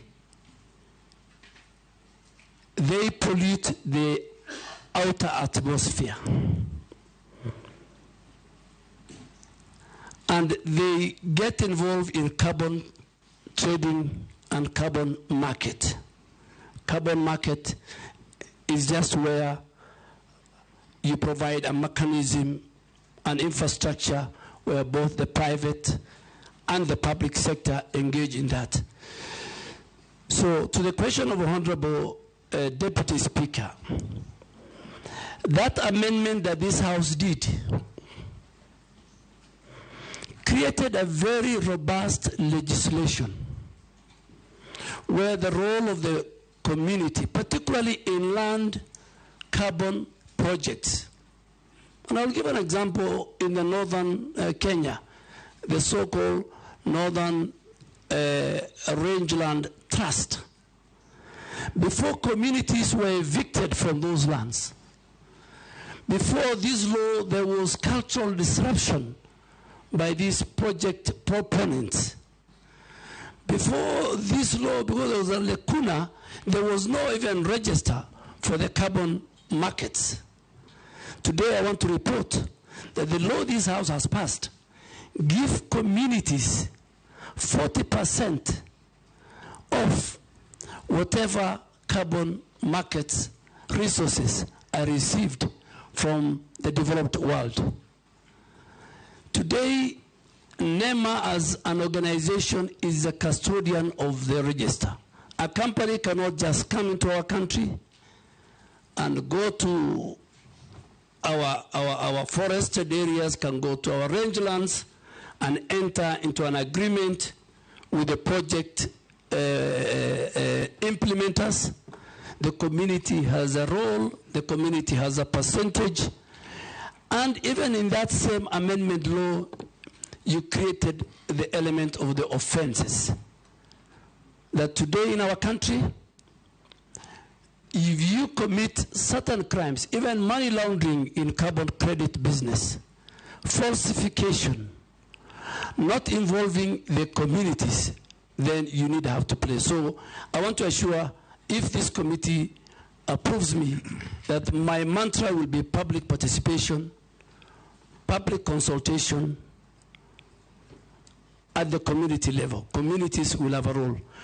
On the second most important element is the restoration program that has been started by the President of the Republic of Kenya in December, where we said we must restore our rangelands, where we are going to plant 15 billion trees, restore also our forest, because currently our forest cover is 12.13%, and we anticipate that by 2032 we must reach 30%, from 12.1 to 30% forest cover. Tree cover. Our forest cover as of now is about 8.83%. So, Mr. Speaker, a number of strategies has been put in place so far to give the status. So far, we have done 400 million trees out of the 15 billion. That is not a very good indicator. I think we're not doing very well. And I want to do a number of things if this committee approves me. Number one, and it has happened in other countries like Ethiopia, it can be a trickle down. The restoration program, the planting of trees, must be a bottom-up approach. The communities must own it. It must be citizen-driven. And we must mix it with a situation where 10 to 15% of the trees we are going to plant must be fruit trees, that communities see the value, that as you plant trees, well, they also plant mango, they plant many, many other fruit trees that will entice our communities at the rural sections of our society. Two, this program requires serious resource mobilization. So there will be a resource mobilization both by government, by donors, by the private sector. Thirdly, and most important, we must preserve the current forest that we have. We need to do 11 million kilometers of fence of all the forests that we have in our country. Thirdly, the private sector must be given a space.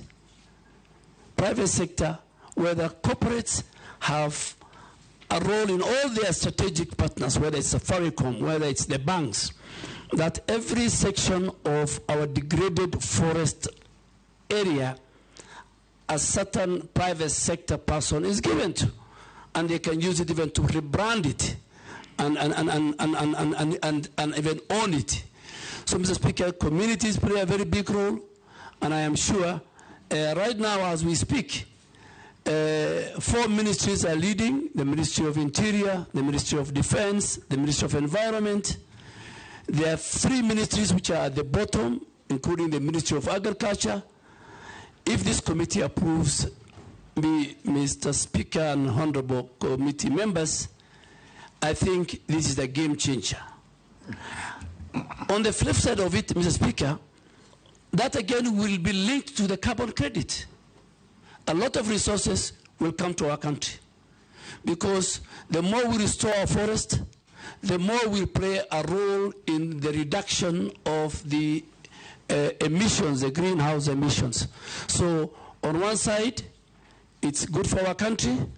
We increase our forest cover. It's in the Constitution. And Mr. Speaker, let me say it.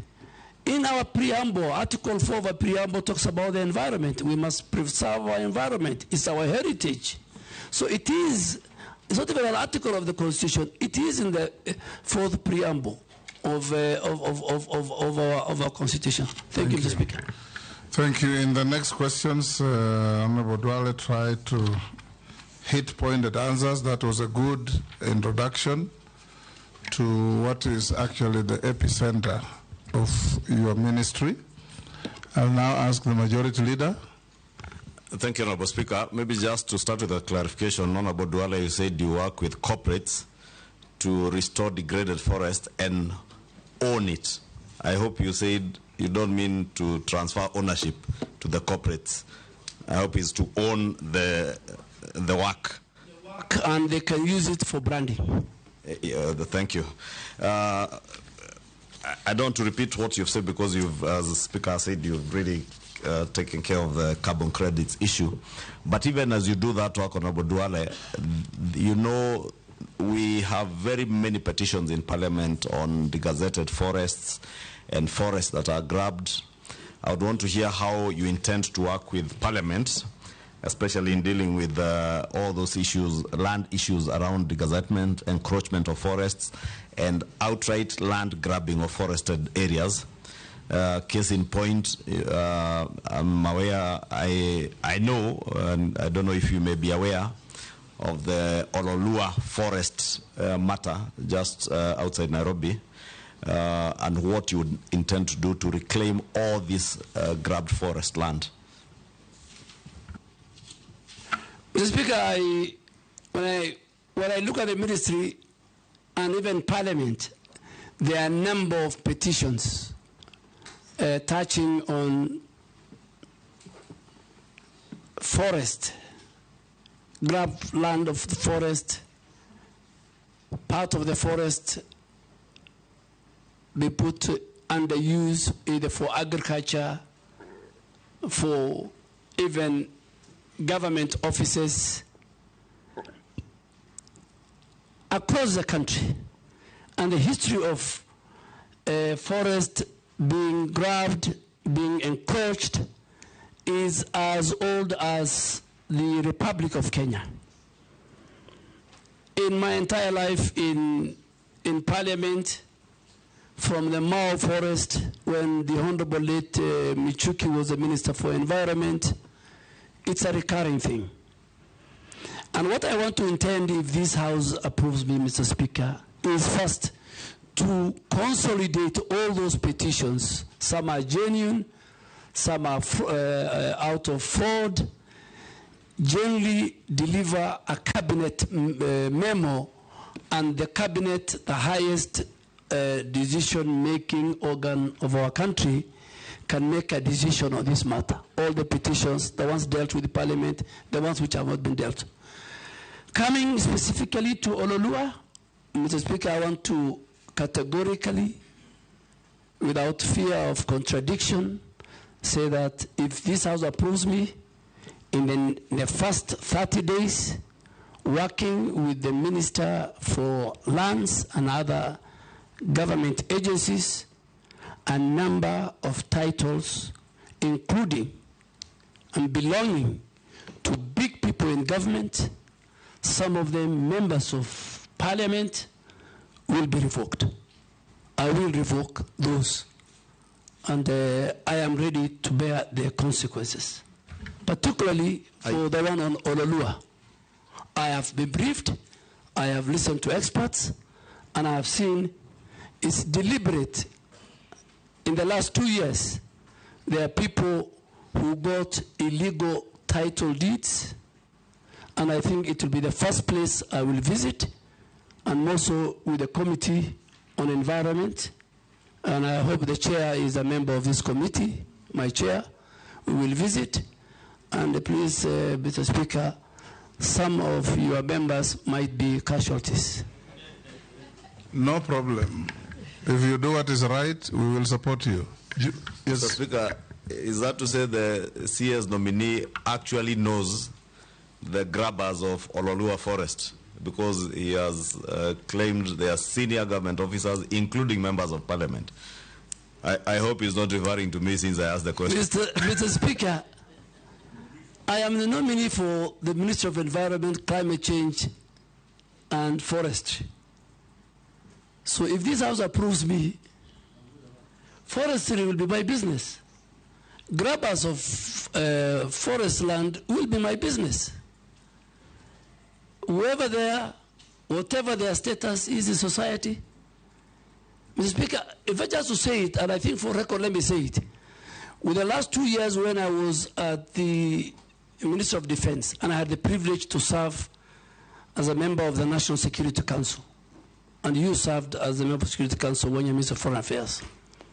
If today I'm asked, between Al-Shabaab and corruption, which is a threat to the national security of Kenya, without fear of contradiction, I say corruption is more of a threat to our security and our existence than Al-Shabaab, because Al-Shabaab you can identify, you know their location, you know their capability, but corruption is the one that is killing our country. So, as I go to environment, from NEMA to forestry, at least, if you are hearing me and you sit here or you are somewhere and you have allocated yourself illegally some forest land, be warned if this committee approves me.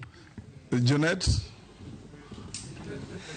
Thank you, Mr. Speaker. Mr. Speaker, I have two questions for the nominee. One is, first, it is one of which is on him, one of the nominees that have come here, Mr. Speaker, and he said, if you approve me, I am carrying an axe on with my hand. I'm going to deal with people. This is very good because many people fear to give you a position. But having said that, Mr. Speaker, what do you think? One issue. What does he think is one issue, environmental issue of high consequence that the country should focus on? That you think, as a country, we should focus on this one environmental issue. Secondly, the government pronounced and said that they want to plant 15 billion trees by 2032. Is that achievable in your view? What do you think? What will be the criteria of achieving that? And lastly, you see, Mr. Speaker, we are now in a public forum. The public is listening to us. And the nominee, whom I know very well, who was our majority leader for many years, whom we found in Parliament, is somebody who does not mince his words, somebody who speaks his mind. He said that there are people who have grabbed land, especially the Lua forest, and they are public people. There are some of them in high government offices and others even in Parliament.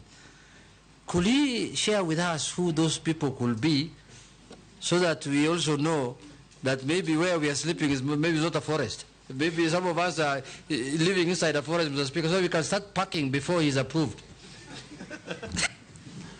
Mr. Speaker, Honorable Judet has asked me 3 questions. The first question was, what is this one thing that is serious and a threat to our environment?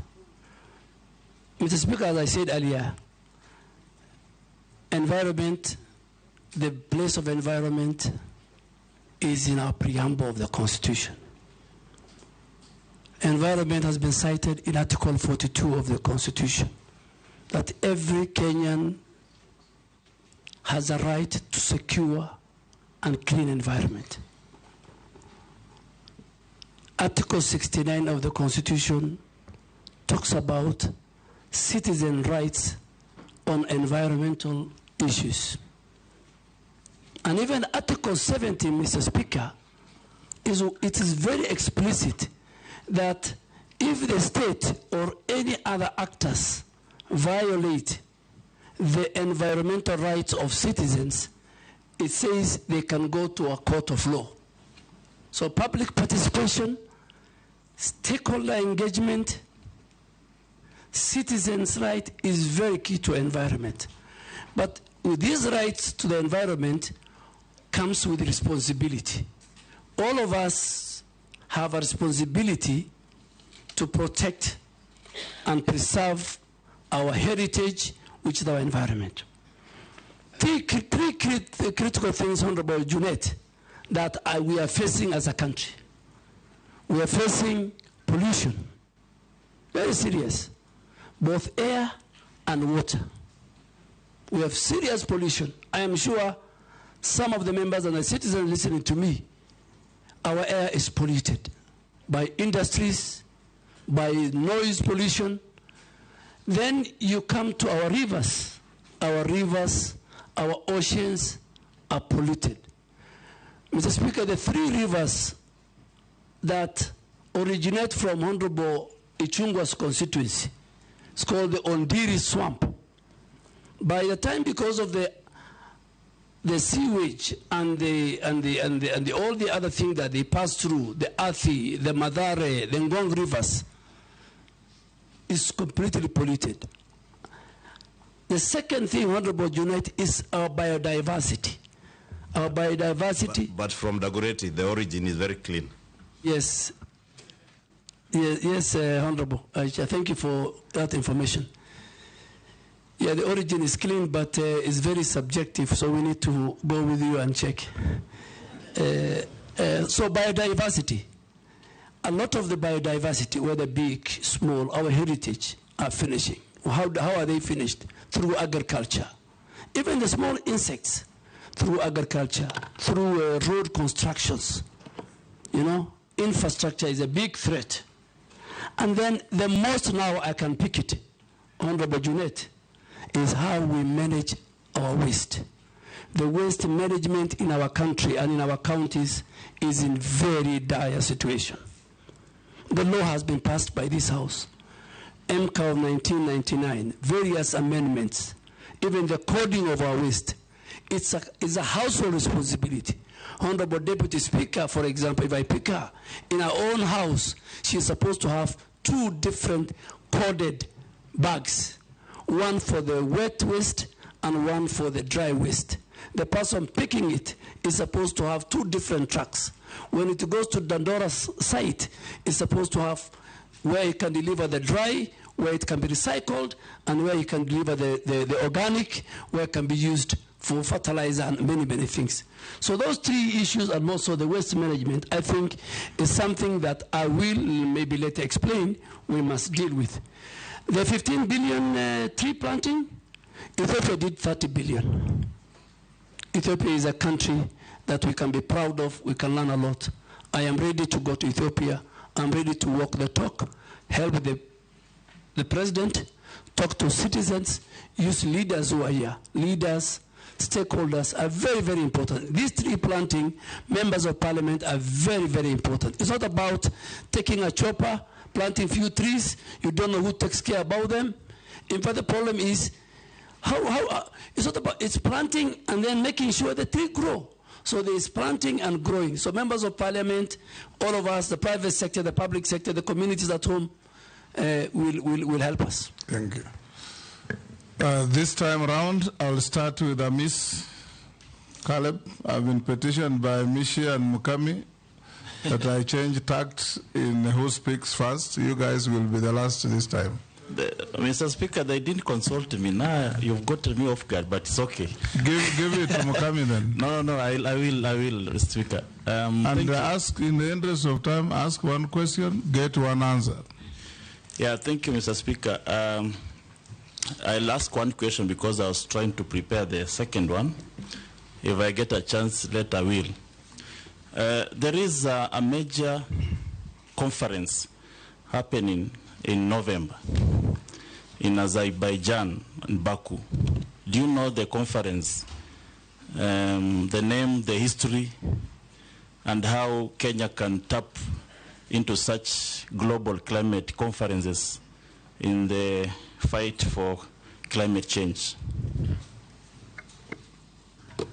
Thank you, Mr. Speaker. Speaker, the 29th conference of parties to the UN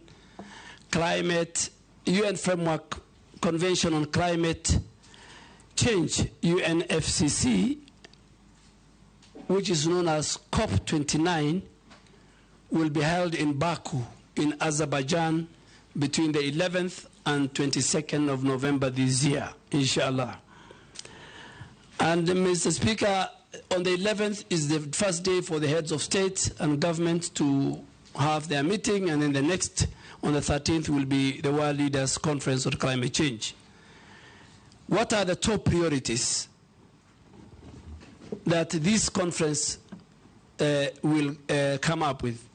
One, this conference is supposed to deal with the adaptation of what they call the new collective qualified goal for climate financing. Climate financing has just been a talk show from COP15 in Copenhagen to all the time COP28 in Dubai. So this time we're saying, people are saying we must adapt a proper financing model. The epicenter of climate change and climate adaptation and climate mitigation is around climate financing. So that will be a discussion. That in Copenhagen, which was, I think, COP15, people pledged $100 billion US. Up to now, I think nothing has been given. But for Africa and for Kenya, Mr. Speaker, we are taking the carbon credit issue. This carbon credit issue must be concluded.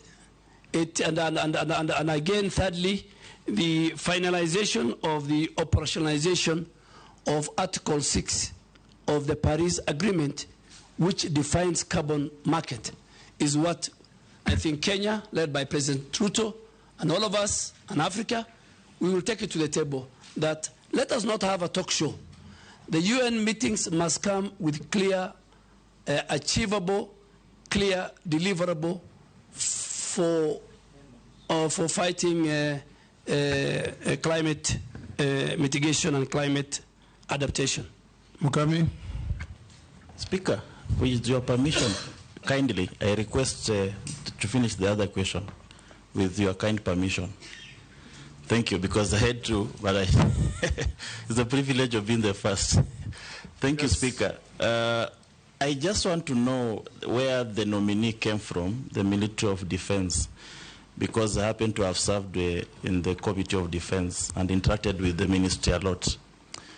There is something peculiar that happened that I've not seen, where the public officers use defense choppers, military choppers, and the military artillery to move around the country, putting the risk of the defense and of course the officers. In fact, in the public domain, it can be true or not true, which if not true I will withdraw, is that the military has feared you.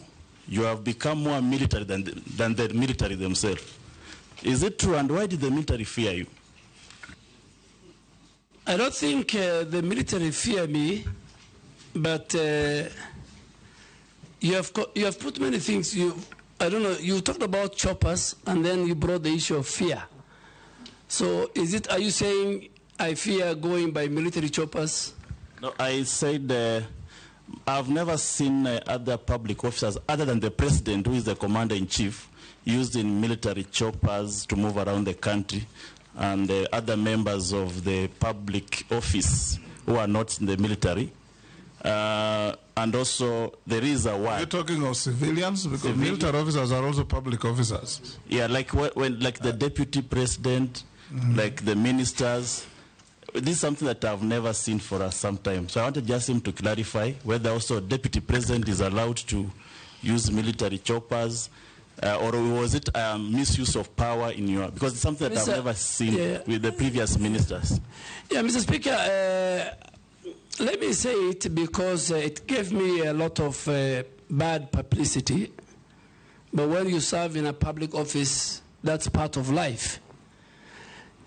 Within the reading and the instruction of the Commander-in-Chief, at the Ministry of Defense, the Commander-in-Chief is the President.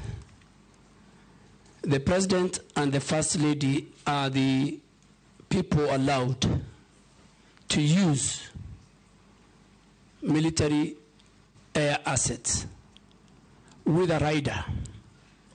If the Commander-in-Chief allows the Speaker of the National Assembly to be airlifted from Nairobi to Bungoma, that is in order, but with the concurrence of the Commander-in-Chief. I don't know, I don't think the rank and the file and the leadership of the Defense Ministry fear me. maybe my style. And I'll take the same style to forest. I'll take the same style. I had the same style in Parliament. We have no evidence that they fear you. Mukami? Thank you, Chair. Given the recent concerns about the government directives on grazing within the forest, the foresters are really harassing the communities. What are the long-term plans for collaborating with communities living near the forests? The other one is about the floods. Recently, the country experienced floods that left many stranded on account of ineffective rescue operations.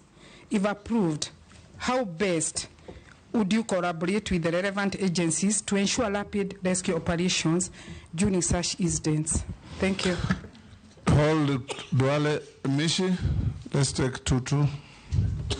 Thank you, Honorable Chairman. Honorable Chairman, before I raise my questions, I just want to ask the nominee just to clear some airs for the benefit of the public, because when His Excellency the President pronounced the list of the nominee, he was given the defense docket.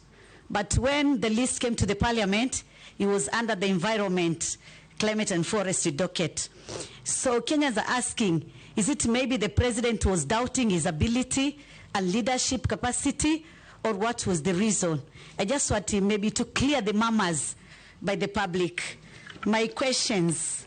My first question, in accordance with the fourth schedule. Ask one, maybe so ask only another.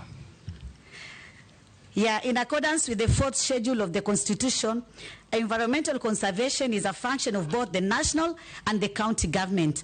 How are you going to ensure collaboration between those two governments, that is the national and the county government, so that you also avoid duplication of programs in terms of the same function? The last one, maybe it is how are you going to improve and maybe safeguard those Kenyans who are living or are located near the refinery and chemical plants, because there's a lot of pollution. Thank you. Yes, Nominee. Chair, let me start with Honorable Mishi. Even after this, in the event this committee approves me, and before even I'm appointed, the President has a prerogative right to assign me even another ministry. So he might even take me from environment to somewhere else if this committee approves me. So Honorable Mishi, that is the powers of the President.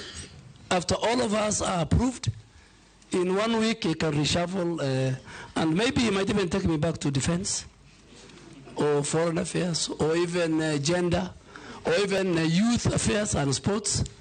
And I am ready, or education. I am ready to serve in any capacity that the President finds it, deems it right. The second one, I think, is a very good question. Environmental matters is devolved under the fourth schedule. And at the county level, we have a very good relationship. We have got the county environmental committees appointed by the governors. The chair, on behalf of the governor, is the CEC for environment. The secretary is our county director of NEMA.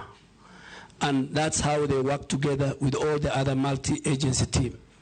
But soon, if this committee appoints me, we are trying to create now, and we hope if this committee appoints me, we are going to sign a more intergovernmental environmental framework between the Ministry of Environment, Climate Change and Forestry and the Council of Governors, where I will sign and the chair of the Council of Governors will sign.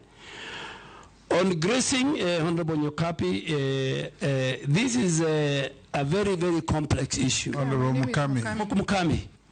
Mukami, my very good friend, the women rep of Nyeri County. Under the Forestry Act, we have created a very robust, because we cannot conserve, we cannot restore, we cannot manage our forest and our wetlands without the involvement of the communities and the citizens who live around those forests. So this House, in its wisdom in lawmaking, they created something called community forest association. And these community forest associations are the ones who are supposed to guide at what part of the forest do people graze? How far do they graze? Do they graze where we have doing regeneration of the forest? So what are we doing to make sure that we don't have a conflict? And Mr. Speaker, in some of the forests, unfortunately, powerful people in government, in the private sector, who own thousands of livestock, graze in those forests. I'm sorry to say that. But if this House approves me and I become the minister, I want to do some key long-term plans. One, just to have to review the whole grazing management plans, how we can regulate the authorized grazing in our forest ecosystem, how we can fence off areas where we feel are very sensitive in the forest, that we don't allow our animals or our farmers to farm. And lastly, I think the forest community management regulation of 2016 has not been operationalized, and I'm going to operationalize with the approval of this House, because that will give them the rights. Mr. Speaker, the second question of Honorable Mukami, I didn't get it. If you can repeat it. Oh, yeah, it was about the floods. Yes. Mr. Speaker, climate change today is the biggest threat to humanity. I mean, you can see what's happening in India and Ethiopia in the last 1 week. Thousands of people have died because of the mudslide. You have seen the wildfires in California. You have seen the hurricanes, what they're doing, kind of destruction. And coming back home, the last 2 years, we had a severe drought that killed many livestock, affected our farmers, affected food security, destroyed, and then next after the drought, we had the floods, which again affected livelihoods, destroyed our infrastructure, roads, and farms, and livestock was swept away. So, and that's why, because of the climate change and all this, one of the issues why we're having 15 billion trees is to recover our forest ecosystem, restoration, regeneration, bring back our biodiversity. So, Mr. Speaker, I think I have tried to answer the questions of... Honorable Chairman, point of order. Yes. Part of my question was not answered. Chairman, I was asking this question: how do we improve the health of communities which are living near a polluted site? I'm asking this because in my constituency, there is a plant built by Titanium Base who are doing some mining in Kwale, and there's no mitigation which has been done, and it's a residential area. That is why I was asking that question specifically. Yeah. Thank you, Mr. Speaker. I forgot to answer that question.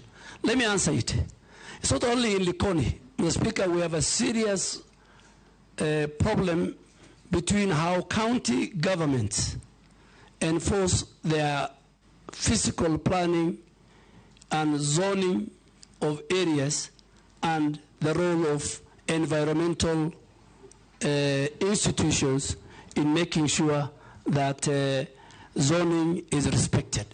Mr. Speaker, even here in Nairobi, you'll find county governments with no regard to the law, to the Physical Planning Act,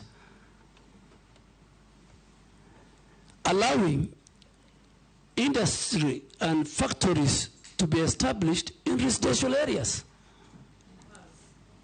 and bars, and bring noise pollution. The same, you cannot have a refinery next to a residential area. The laws, the environmental laws, the Physical Planning Act, the Land Use Act, all those don't allow it. So, Mheshimiwa Mishi, this is because of corruption.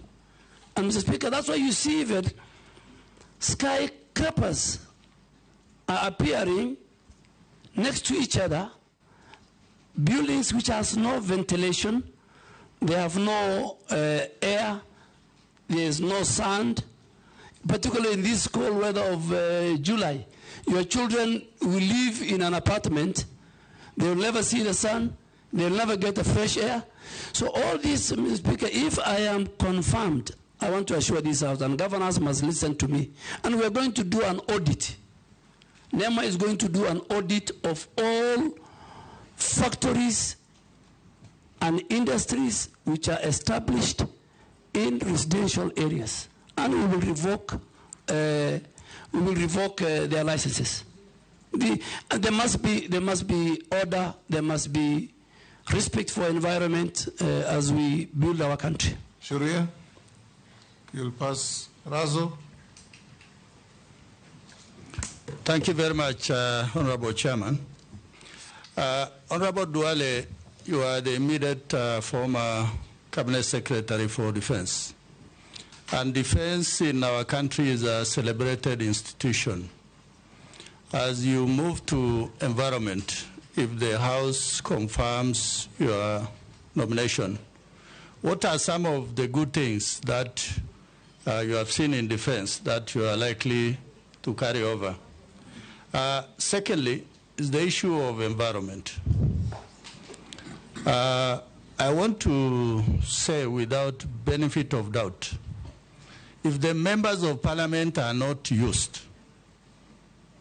in planting trees, in conserving the environment, then that thing is bound to fail, and it will fail seriously. In northern Kenya, currently, the Northern Rangeland Trust, NGOs, are the ones that are being used for conservation, environmental support programs. But at the same time, we have left out KWS and forestry, which is a very serious omission. Going forward, maybe tell us what plans you may have, so that institutions of government are not killed silently by non-governmental actors. Thank you, Honorable Speaker. Thank you, Speaker. The nominee, Honorable Duale, karibu bunge tena. My question is that Kenya hosts one of the United Nations Environmental Office and Program in Nairobi at Gigiri. And the people of Kenya, especially at the grassroots level, I doubt whether they can fill this office, and it's a UN office. If approved by this August House, can you tell us how will you leverage on that status, and how will Kenyans fill this office and make a difference in our nation for the betterment of our environment? Thank you. Nominee. Thank you, Mr. Speaker and honorable members. What do I carry from defense? Of course, I will not carry the guns, I will not carry the arsenal and everything, but from a human resource part, I'll carry the discipline that I have learned in defense. I'll carry the order and implementation of task done very fast. I will carry the patriotism they have to the country, and I will carry the respect that they give to each other within the rank and the file, and the teamwork that we had at the defense. Those are things. Secondly, I think on the conservancy, Northern Trust, I think, is one of the biggest. There are many conservancies. Most of them, Mr. Speaker, they are not under my ministry. They are under the Ministry of Wildlife. They have airstrips. But I think working with the other ministries and working with the leaders, working with the stakeholders, even working with some of our security agents, we need to have a conversation on how these conservancies, and particularly members of parliament from the Asal region, on how these conservancies are run, how they are managed, what is the benefit to the communities, how will they behave when there is a conflict, particularly during the drought. Our animals, the animals of the people in the Asal, when there is a lack of water and pasture, they enter. Honorable Osuda will agree with me, in Samburu, there's a lot of conflict. So I think we need to have a more bigger conversation. We need to discuss about the carbon market, how much they are getting, the Northern Trust Fund, vis-a-vis, are they implementing the 40% that the law and the regulations give to the people? Honorable Mule, we are a very privileged country. We are a very privileged because we host UN. We host UNEP and UN Habitat. These are the only UN agencies in the global south. So it's a big privilege and honor for our country. And in fact, that's why in some quarters, Nairobi is called the environmental capital of the world. And it's the only UN body. And this is where you have the expertise, the knowledge, the pool of experts, the top world experts on environment are based in Nairobi. They advise governments very, very far away from Nairobi. As Kenyans, as a minister for nominee for environment, I want to assure you that that proximity we have to this institution, it must work in our favor. We must use the skilled labor. We must use the experts that we have. We must use the data they have to build our own environmental data. We must use them to build the capacity and the skills of our staff in our country in the midst of environment. We must do technology and skill transfer from the men and women who work. And as the focal ministry to UN, to UNEP, I want to assure this committee that I will work very, very, very closely with them, and I'll work also very, very closely with the Ministry of Foreign Affairs and the two ambassadors, or the ambassador who is second or posted to UNEP and UN Habitat. I'll work with them, that we must make sure that this important institution help us. We are trying to build, lastly, what we call the State of the Environment Report. The State of the Environment Report, a very important report that will come to Parliament. We must leverage on the skills, on the experts who work and who come from globally at the United Nations Environmental Program and UN Habitat. Thank you, Mr. Speaker. Nominee Aden Duale, you know, the Ministry of Environment is requires a non-nonsense CS like Mishuki. You know, remember when Mishuki went to transport, he cleaned up the public transport system. And when he went to environment, he actually cleaned up Nairobi River. You could even drink the water then. But after he left, he just went back to the bad old days. Now, for us to be able to gauge your suitability, it is important that we make reference to the position that you have held, which we are aware of. And so I have two questions based on your suitability, based on your experience, your past experience. First one is corruption in the recruitment of military officers. You have been in the docket of defense, and from yesterday there was a lot of discussion about how much Kenyans have to pay so that their sons or daughters are recruited into the military. What did you do about these menace when you are CS for defense? And secondly, in the recent demos, when Kenyans were exercising their constitutional rights under Article 37, the military was deployed to Kenyan streets via Gazette Notice 7861, signed by you on 25th of June 2024. Now, unlike police that use tear gas, canisters, batons, rubber bullets, water cannons, the military is known for live bullets, grenades, assault rifles, tankers, and bombs. Now, what was the intention behind sending the military to the streets? Was there a plan to shoot to kill demonstrators? Mr. Speaker, I'm not John Michuki, but I will be like John Michuki.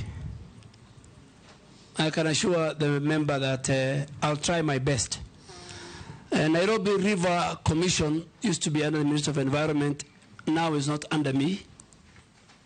It's under the Deputy President. But we need to deal with the Nairobi River Commission. The pollution that is going on in Nairobi River Commission, Nairobi rivers, because of the dysfunctional sewage system, which needs to be upgraded.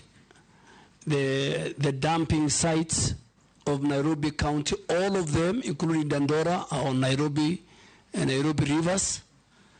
So the governor of Nairobi at some stage, and I hope he will listen to me if I'm appointed, he has to look for other dumping sites outside the Nairobi River Causeway, Rivers Causeway.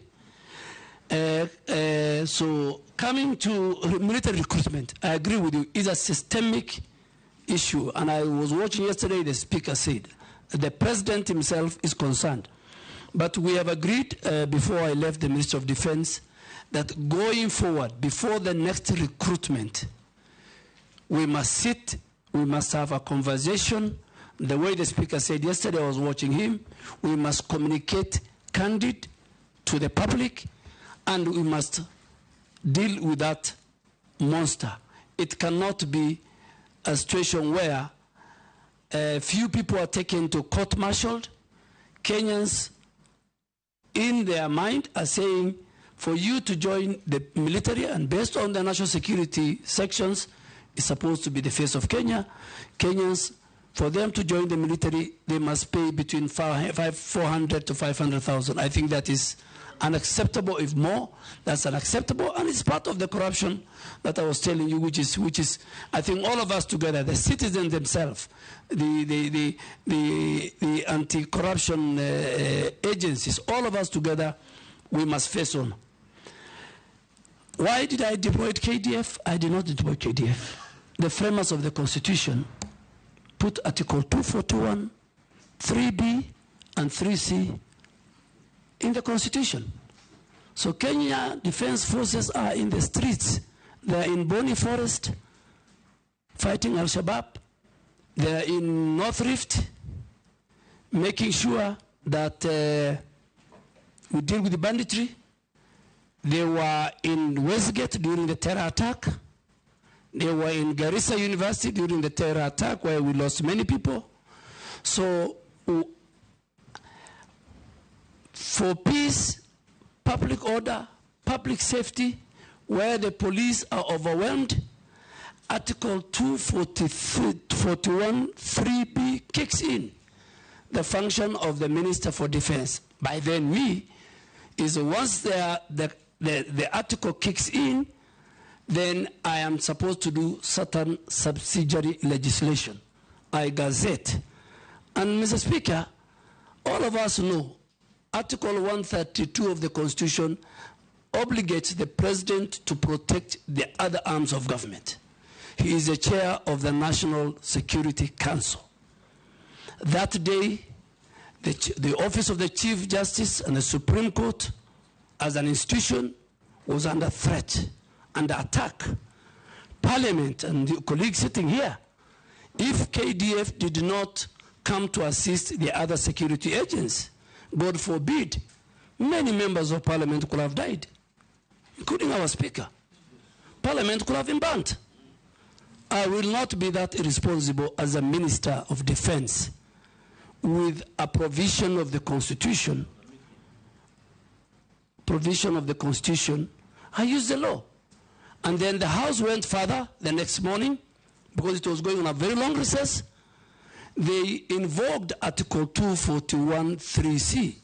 But when LSK went to court, Justice Mugambe, I don't want to discuss more because the matter is still in court, gave orders that I should give and gazette and do a new gazette on the terms of engagement, on how many places, and now I said in the 47 places. Ours was to protect key institution. Parliament is a symbol of democracy and governance. It is the home of the people's representatives. Mr. Speaker, all my life in Parliament, people used to come and present petitions. And any member of Parliament who's outside, near the gate, used to receive and take it to the office of the clerk or the office of the Speaker. I have never seen where people want to come and ban Parliament.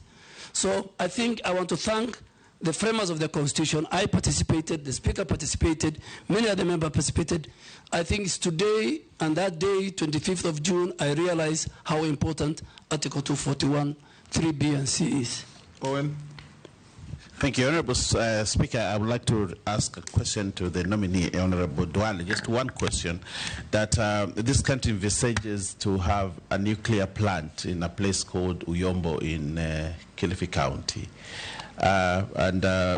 Without due regard to the environmental issues in question, like the delicate ecosystem, the people, and the environment, Honorable Duale, going forward, if you are given this opportunity, how do you intend to treat this threat to the people of Uyombo in terms of nuclear plant in their radioactivity materials and nuclear waste and the hazards that come with nuclear installations? Just that my question. Thank you. Thank you, Honorable Owen Bayer. I think it's the same thing I was saying. How did the county government of Kilifi give land?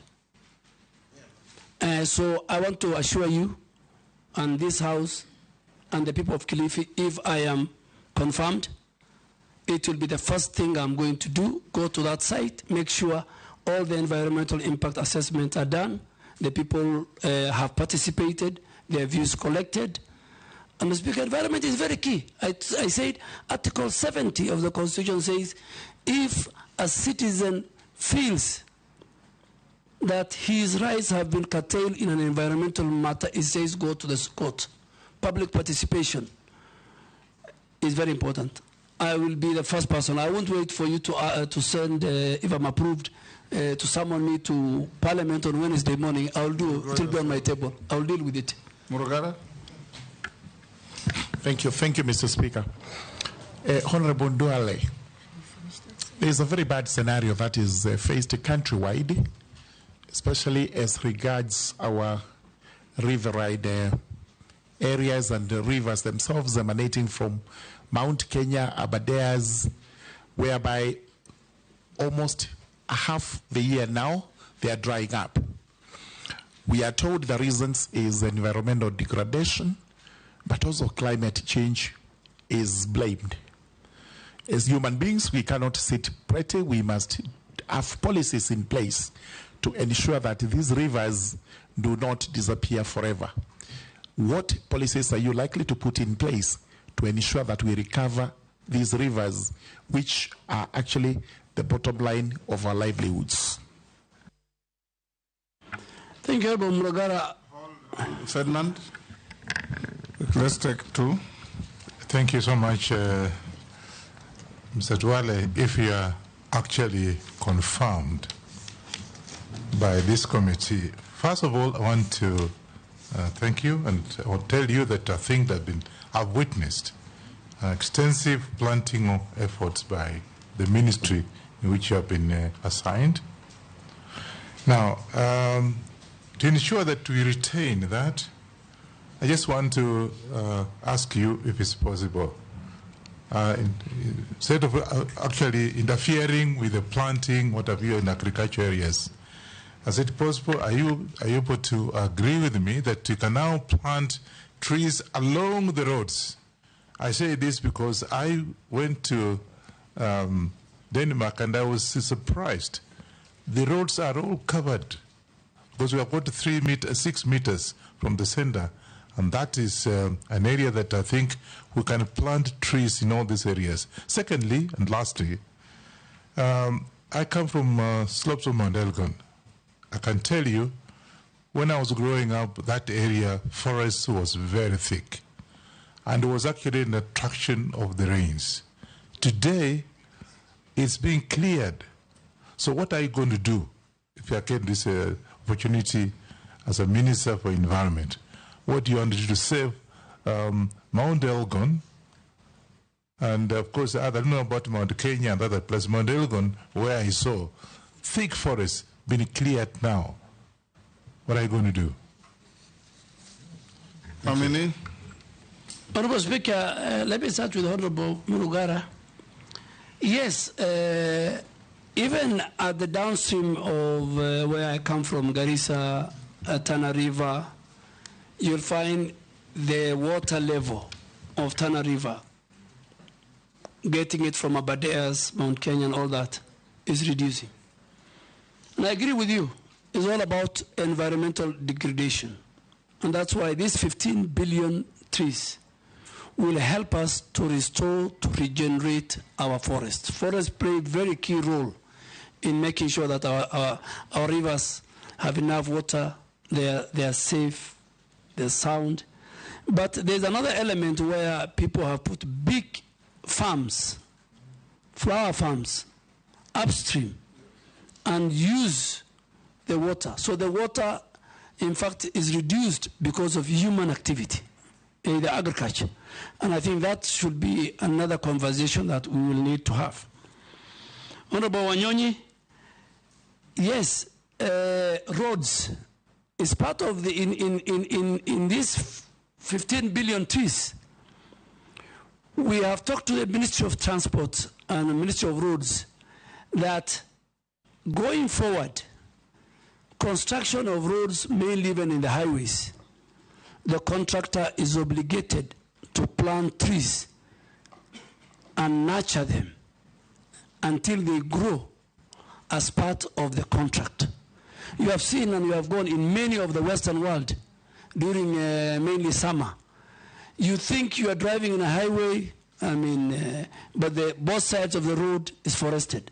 This can be done, and we have agreed with the President and other stakeholders even before I came to environment. That should be one. And the contractors, it becomes part of their contract. Even now, we can still tell the contractors who are maintaining the roads, now we have a maintenance aspect, so that they can do it. Mount Elgon is part of why we should increase from 12.3% to 30% by 20. In all our wetlands, we have 11,000 wetlands. We have 8.8 forest cover. For us to increase, I think we will pick on Mount Elgon and all the areas which have been degraded, we will start doing the restoration and afforestation programs under the 15 billion presidential program. Daud. Thank you, Mr. Speaker. I want Honorable Duale he has talked about recycling, but we have a problem with recycling that the refuse collection which is done poorly, and then it is gone and put into our forests and wetlands. What will he do if he is confirmed? Secondly, you have talked about CFAs. There are agreements of CFAs, Community Forest Associations, whereby my predecessor, long time back, Honorable David Muiraria, the late, he had introduced the shamba system, where people could go and take care of the trees in the forest, as well as do shambas, plant and take care. Because there is a problem in our forests, Nominee, because there is lantana shrub. I don't know if you have heard of lantana. And that shrub, you cannot remove it. It's so expensive to remove.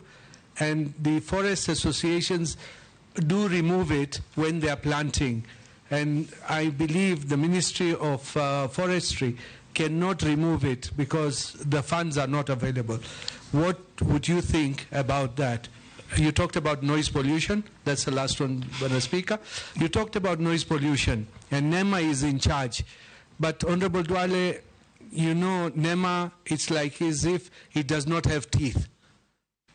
Because there is noise pollution from bars, from nightclubs, from religious institutions as well. And it's a menace. So how will you handle it if NEMA do not handle it? Thank you. Mary Massey. Thank you, Honorable Chairman. My concern is still on waste. You know, waste is a nuisance. I'm wondering what mechanisms or interventions you intend to employ to address the menace of waste, so that we convert it from being a nuisance to a resource. Recycle, reuse, produce, regenerate energy, name it, because it is a real issue. Outline for us those interventions that you will employ. Secondly, I want to pick it from the question that was asked by Honorable Mbui on corruption. You've said yourself, corruption is killing our country. And I remember when we interviewed you on your first nomination, we still raised this issue of corruption in recruitment of officers to KDF. And you promised us here that you're going to deliver. But Honorable Duale, I put it to you that you disappointed the country. During that time, the amount that was being paid was between 300 to 400. But during your time, you presided over an increase from now from 300 to 400 to 700 to 1 million. And as representatives of the people, our constituents report this to us. At some point, even efforts to reach you were not fruitful. You could not pick our calls. So now, my question is, why should we trust you? Why should we believe you? Why should we believe that you are not going to transfer this corruption to the Ministry of Environment? Because even there's recruitment of forest to others. You need to assure Kenyans that you will do something when you get to the Ministry of Environment. Lastly, Honorable Chairman. The last two. On deforestation. Okay. There's a lot of felling of trees, even in public forests. We are saying, let us plant trees. Let us plant. But what are we doing about deforestation? Can I ask the last one that have been requested by the public? Go ahead. A member of the public has asked me to ask Honorable Duale, what is your connection with the Juja International Abattoir in Mrima in Juja? It has environmental wastage. I don't know what that means. Probably you can give your thoughts on that. Thank you. Let me start with something Mrima Juja. Maybe the people who I sell my fattened bulls take to many slaughterhouse. If they buy and take it to our slaughterhouse, that is the only relationship I have. I don't own slaughterhouse. I sell to Farmers Choice. I sell to Kenya Meat Commission. I'm a very serious livestock keeper. And I do what we call feedlot. So ask that person, maybe he's looking for another Duale. Let me answer about recruitment. I refuse to pick your call and many other people's calls because of corruption. It's because of the corruption. You wanted me to employ for you people. And many members of parliament will agree with me when even they send me text. I said, please go to the nearest sub-county recruitment center. So I'm very sorry, Honorable Mercy, if I didn't pick your call, I was scared you'll ask me to recruit somebody for you. And that is the level of how I abhor corruption. Two, I think when I went, is the only recruitment that I did under my leadership. The only one. And the speaker said it's a systemic. It was okay, informing. Speaker, I must agree if I want to be informed. Okay, point of order. I remember the standing orders. I know. Point of order, Speaker. Let's hear her. My call, Honorable Speaker, I was calling the Honorable CS to seek clarification with respect to the concerns that were raised by my constituents, that those who were successful and had reported to the training camp were being chased away over flimsy reasons. And I think I can quote, one of my constituents was told that his testicles are not equal. That is why it's being dismissed or returned from the training camp. So I wanted to seek clarification from the CS to tell me what are the guidelines for one to be recruited reported. Somebody who is successful, he has already reported, and is being chased away. I wanted it to secure that law so that my constituents do not lose it as a representative of the people of Teso. Mr. Speaker. Oh, yes, what's your point of order? Okay, Mary. It was very sad indeed. And my constituent lost that slot because I could not get the CS to clarify. We hear you. Yes. In fact, I had to look for a chairman of a committee to call the CS on my behalf because I thought because I'm a small person, he can't pick mine. You are an He MP. actually picked, but I was not helped. I was not helped. I am speaking on behalf of the people of Teso South. Good. But you are vetting him on behalf of Kenyans. Yes. Yes, on behalf of Kenyans. Yes. And it did not only happen to Teso South. Many Kenyans were returned from the training camp. And we are told those lots were sold again to some waiting rich guys with 1,700,000. It cannot continue. And we made it very clear to the CS nominee for defense that it should not repeat itself next time. Yes, Janet.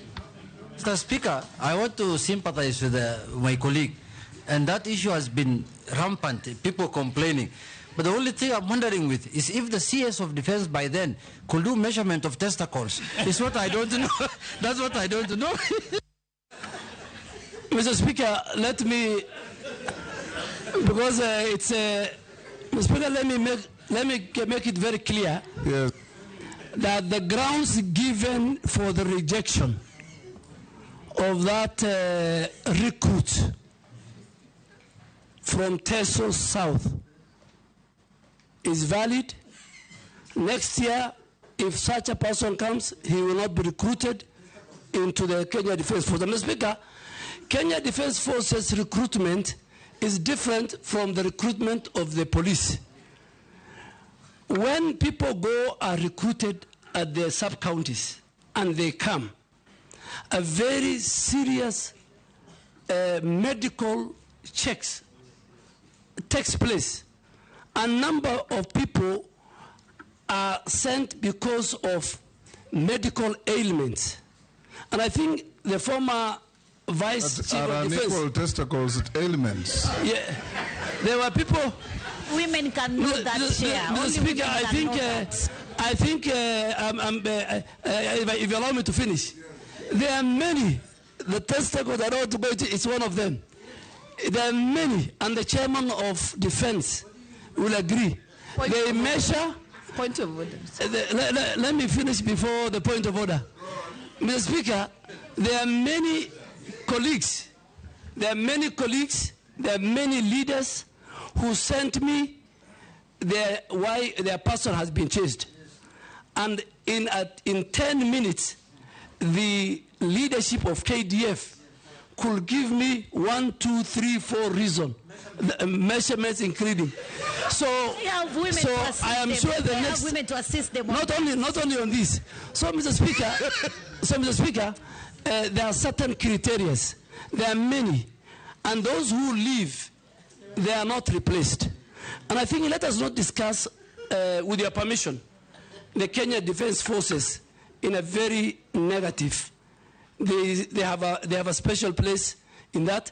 But the chairman of defense can call the generals in camera, and you are now talking about testicles. They will tell you something about even the teeth. They will tell you many things. And some of these things is because when you go, the training of the Kenya Defense Forces is so vigorous that you don't risk to take somebody who will die in the course of the training. So don't compare it with how the police are trained. Don't compare it with how the Kenya prisoners are trained. But I am sure the information, the reasons why many, including my sister, Mheshimiwa Mary Emase. And please, going forward, if it was in camera, Mr. Speaker, I will even tell you more. But now that it's in public, I don't want to say. Isula, what's your point of order? Point of order, Mr. Speaker. You know, the issue raised by Honorable Emase is something that is out there in the public. Many Kenyans complaining about. Sometimes they think those are flimsy reasons why they are not taken. And I could understand maybe someone has squinted eyes because of shooting and, you know, flat foot, maybe because of running. I'm really wondering why, if what work testicles would really have to do with joining the disciplined forces. So I don't think we should belabor, but don't take it lightly that there are Kenyans who are raising concerns on the reasons why they are not taken to disciplined forces. Point of order. Yes, thank you very much, Mr. Speaker, sir. With tremendous respect to Honorable Duale. And let the Army hear this. It's very important. We know the historical background of the set pieces that were given in the Army recruitment, including teeth. It is there to bite bullets at a certain point in time in history. Today, they do not bite bullets. That's why you hear that saying, you will have to bite the bullet, because the Indians were refusing to do it. So you had to have teeth so that you could bite the bullet. We required tall people so that they would see enemies from a distance. Today you don't have to do that. Because if that was the case, the Chinese and the Japanese would have a challenge. Eventually, such things became disqualified. I think the whole code needs to be revised so that we do not have human rights abuses. But they are not even abuses. They are excuses that the army is using so that it is able to bar some Kenyans from joining the forces, and, as we are saying, so that other people can actually get the slots. So surely the army must open up on this. Thank you. Let's not escalate this. Okay. For avoidance of doubt, Honorable Duale, I also have a child who was sent away for exactly the same reasons as Mary Masses. Your Excellency, I think just to give the way forward. Not my child, but not my son, but a child in my neighborhood. Your Excellency, yes. Speaker, you have, because of and you remember I told you about it. Yes, I think the leaders are raising very good value. Yes, Dawood, what is it? You know, we have talked about men only, but even women are discriminated against. When they do a test, pregnancy test, they do not have anything. But once they go there, I don't know where it comes from, they have a pregnancy. And it's not true. Let the nominee answer the question, and we move to something else. Yes, Mr. Speaker, I think because the leaders are raising very important and they don't have the information, Mr. Speaker, under your direction, we have a very robust, good leader, head of the military health department called Major General Nganga, through the chair of defense. I think you can call him to Akamkunji and he lists the conditions which disqualifies. I think because what these are raising is public knowledge. Even I think they should even go to the media and they should sensitize the public, and I think is something we have discussed. Focus on your environment. No, let me go to. I'm no longer there, so yes. Yes. Next minister will deal with it if approved. Yes. Speaker, Honorable Dawood talked about waste management. Waste management is a serious issue in our country, Mr. Speaker. Why do I say so? The law is there, the regulations are there. County governments are not enforcing. NEMA, waste management in the first place, Mr. Speaker, is a devolved function. All that as we do is to support in terms of regulatory powers. But waste management will be something, if I'm approved, that I will take it seriously. From our homes, to the trucks that carry, to the dam sites, the Dandora dam site, the one in Kachok, I think called in Kisumu, the whole environment is polluted, the air is polluted, the water is polluted. The law says you must color the bags, you must differentiate from the homes. Our homes have a responsibility. There must be designated bins in all our public places. So, Speaker, one of the things that I want to introduce, if you approve me, is that even public transport must have a bin in the buses. You know, public places like even the parliament must have those two different. In the malls, there must be different being the one for the organic wet, the one for the dry. But public waste management, which is a devolved function, Mr. Speaker, is an area that I think we need to deal with. A nightmare. A nightmare. Number two, I think the Shamba system, the community forest associations are working very well. Some are abusing the law. We have now put in place what we call the community forest association management plan, where they will help us which part of the forest with a proper plan they can graze, and which part of the forest they will help us and protect, and we will use. But are you aware that your predecessor announced that there will be a Shamba system, and shortly thereafter she said it will not? That I think, I don't want to indict. Do you recall that? Yes, I recall. Yes. But Shamba system or grazing or farming in forest by communities around under the Community Forest Association, which is in law, is about management, is about coexistence. We cannot regenerate, we cannot reforest, we cannot protect our forest if we leave the communities aside. I'll give you a very good example. Karura Forest. Karura Forest is not managed by Kenya Forest Service. Karura Forest, the way you see it, the way it's managed, is run by Community Forest Association, and they're doing a very good work. Noise pollution. Do you consider allowing that kind of engagement in plantation forests and not natural forests? Yes, yes, because we have got 150,000 hectares of plantation forest, which now we have put proper transparency and integrity measures and tendering system, unlike the old system where there was allocation by the big people in government. I think I totally agree with you. Community Forest Association, community living around, must be given an opportunity, particularly where even a plantation has been removed, for them, as we plant, for them to plant and for them to farm. In fact, farming can be well done under the plantation, Mr. Speaker. Coming to noise pollution, Mr. Speaker, is another serious thing. But again, it's a devolved function. It's a county function. They have no capacity. All they do is they give license to bus, they give license to clubs, and they don't choose which neighborhood. There are people who have got sick people in their homes. There are people who have children who are doing homework. There are people who want to sleep early.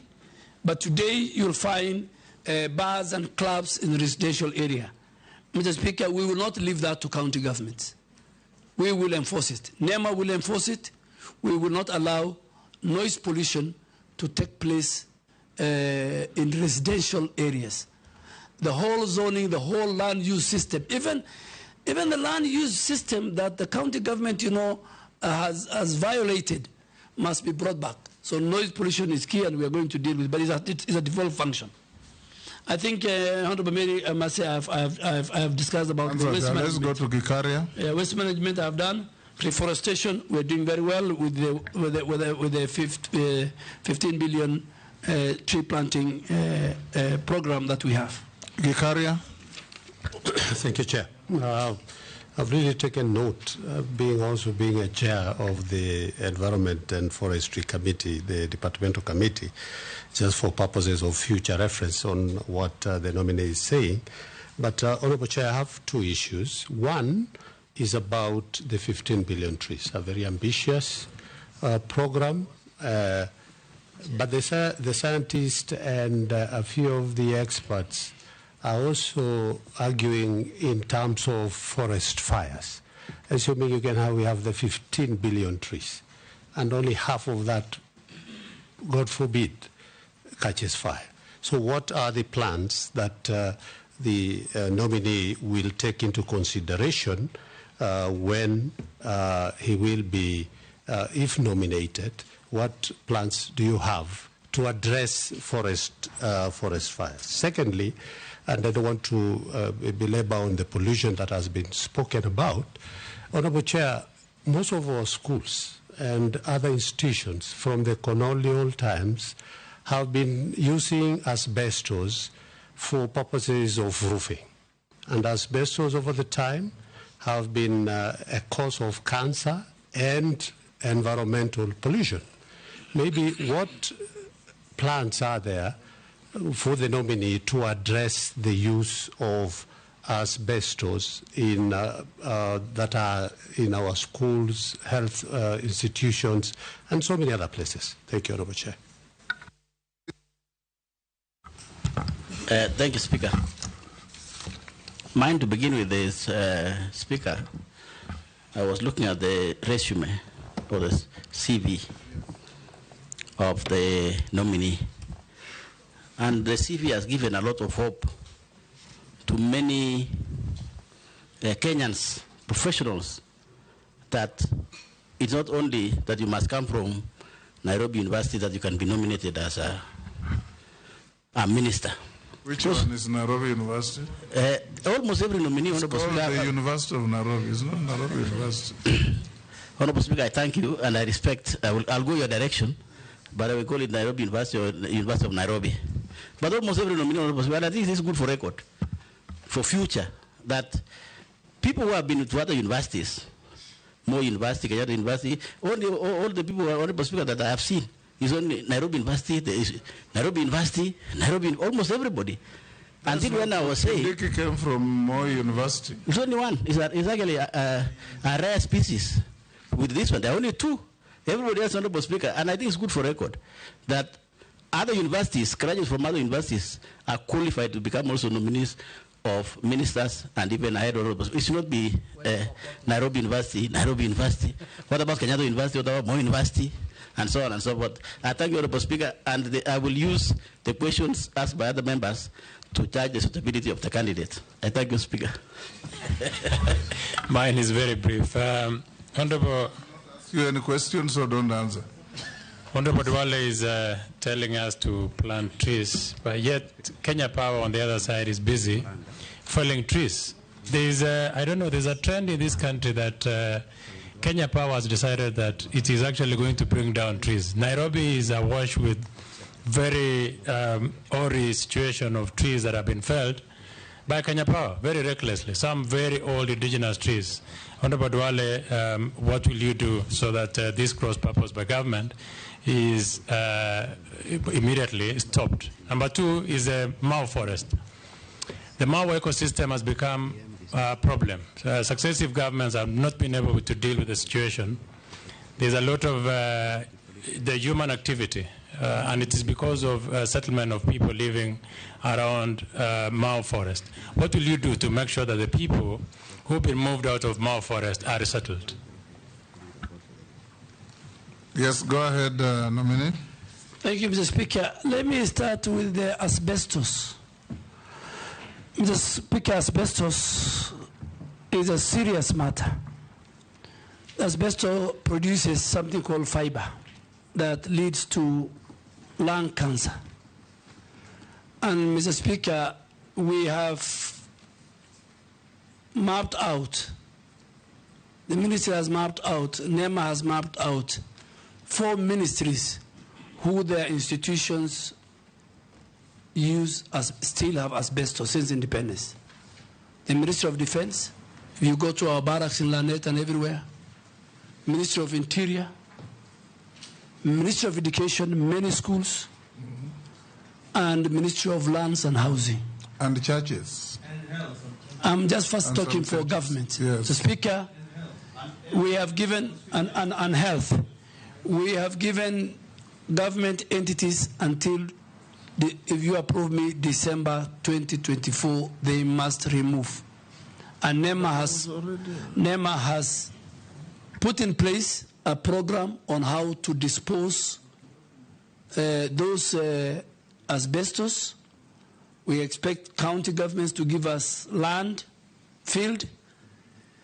Secondly, and more important, Mr. Speaker, now that we come to churches and other now individual private citizens, within the next 3 months, if this committee approves me, we will also do an audit and map the whole country where asbestos roof is still in place. It's a dangerous thing. It's a threat to our health, and it is a cause of lung cancer, Mr. Speaker. I think on the 15 billion, Honorable Gikaria, it is not over-ambitious. We have to do it, and that's why the people of Kenya, in their own wisdom, have preserved environment in the preamble of the Constitution, in articles of the Constitution, whether we like it or not, in our own homes, in our farms, in the roads. Each and every citizen must take a responsibility of planting and trees and be part and parcel of this regeneration, reforestation, tree planting, increasing our tree cover, increasing our forest cover, and be at par with our neighbor Ethiopia. Honorable Koech, I agree with you. They cut my trees. And when I went home, the Speaker, I asked, but the lines were just too thin. They should have cut only a branch. Yes. But, Mr. Speaker, I think we are lacking, and we are going to introduce, if you allow me, if you approve me, I want to introduce something called urban forestry planning and urban green spaces. As we sit here, there's no even stakeholder. This Ministry of Forestry and KPLC and the people who are in the road agencies and others, there is nothing called urban forestry planning. We must plan for our green spaces in urban cities. We must plan for our trees in urban cities. Every citizen plants trees. They buy from the on the road, and then an entity called Kenya Power Lighting cannot.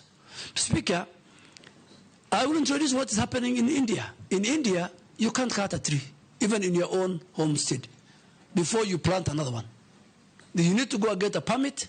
You say, I am going to cut a tree in my house, but I'm going to replace, and I have planted it, and you show evidence.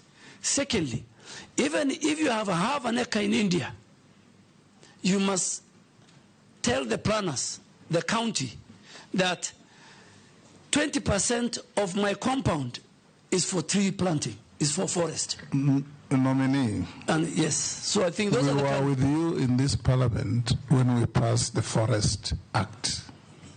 And among the salient features was that each and every owner of land in Kenya, both private and public, must plant a minimum of 10% of that land with trees.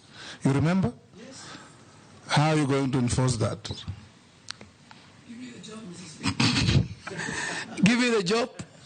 I will implement. It's the law. I'm not reinventing the wheel. It's not unique to India. Yeah. We have it in our statutes. Yeah. India, in fact, Mr. Speaker, is 30%, but we start with 10%. Ours was 10%. But, Honorable Koech, I want to categorically tell you that if this House approves me, the first meeting that we're going to have with the KPLC, with the road agencies, with the other people who provide social amenity facilities, that they cannot come and cut trees, anyhowly, without due regard to the law. On Mau Forest. Mau Forest, to speak of Mau Forest, you know the history of Mau Forest. It has consumed people politically. And I don't want, because I will not be, I'm not in politics, but it has consumed many people. But I want to urge my colleague, and I'll sit with the communities around that place, because even today the biggest problem we have is Mau Forest, where a lot of illegal grazing is taking place, and that illegal grazing is taking place by very powerful people who are in position. It's not the ordinary citizens. But still, we will use the Community Forest Association provided in law on how we manage Mau.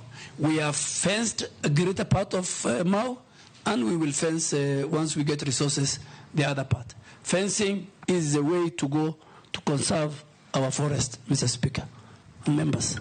Naisula. Thank you, Chairman.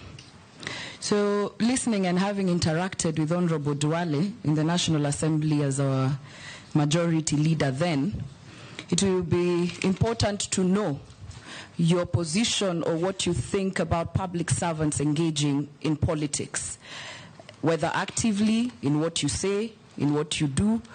What is your thought on that, including public servants participating in harambees? I would like to know what your position is on that is, so that we know whether if someone wants to be a public servant, then you be a public servant. If you want to be a politician, you go back to politics. And I want to put it to you on the same breath, and even to Kenyans who are watching, that the beauty of vetting is not only to find the nominees to be suitable, but also to hold you to account in case we find you suitable and other nominees as a country and as a parliament. And on that, because you have said you have warned illegal forests, land encroachers, you will revoke titles on top state officials who are holding. It's actually now on 411. You can be sure Kenyans will hold you to account, because you know there's something that always follows you on that Al-Shabaab list to date. So just know that even this will follow you. I'm just saying that this will also follow you if we find you suitable. But on matters environment, very quickly, while sustainable logging may be healthy for forests, how will you ensure the ban on protected indigenous trees is enforced and that close monitoring is allowed during logging? Because the Kenya Forest Service only devised a plan for access, control, monitoring, and reporting actual harvesting. However, there is no established framework and procedure to monitor, verify, and audit millers' compliance with licenses and permits to avoid double allocation. How will you ensure that we don't log our indigenous trees? And finally, the staffing at KFS is not adequate. How will you ensure that you put mechanisms for using aerial, GPS, guided harvesting technologies to monitor forest resources and logging activities? Thank you. Nominee.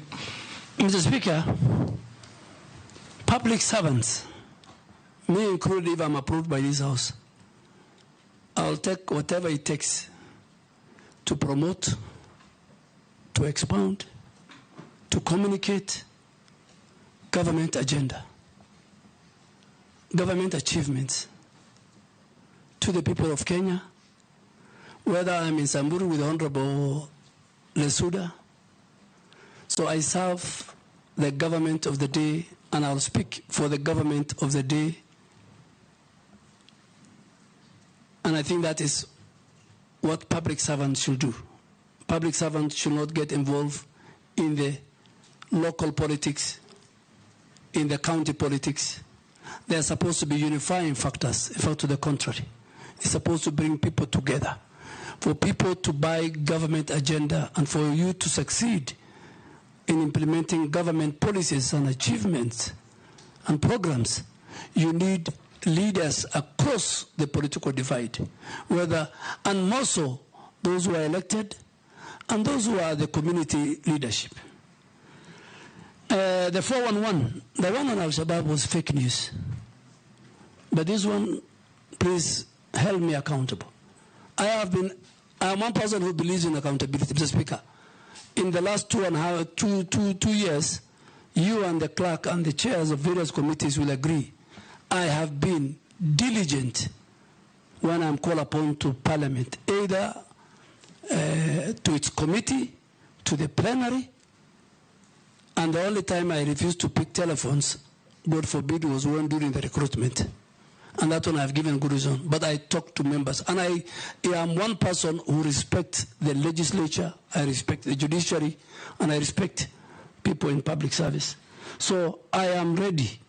And please protect me when I cancel title deeds, when I do actions that is in the interests of the people of Kenya and the citizens and the country. Mr. Speaker, as our leader, please, if people want to bring impeachment to fight me, you must help me and protect me, if that is the case. The Harambee, Mr. Speaker, I am a person who believes in Harambee. I think I have built more mosques and madrasas, and charity is a cardinal principle in my religion. every year. In fact, this month is the month of Zakah in the Islamic calendar. This month I'm paying from what I have, and Honorable Junaid will agree with me. So Zakah can be Harambe. You'll see in my form that I have presented the number of madrasa of women in Garissa. Close to 5,000 women are in Islamic madrasa, courtesy of the charity I did through Harambe. I am sure there is a bill the leader of majority is going to bring. Those of us who believe in the Almighty God, that whatever He gives you, you must share. I really want to urge you, when that bill comes, let's regulate it. There are people who abuse it. Recipients abuse it. Others abuse it. They use the money stolen, corruption, for Harambe, for other things.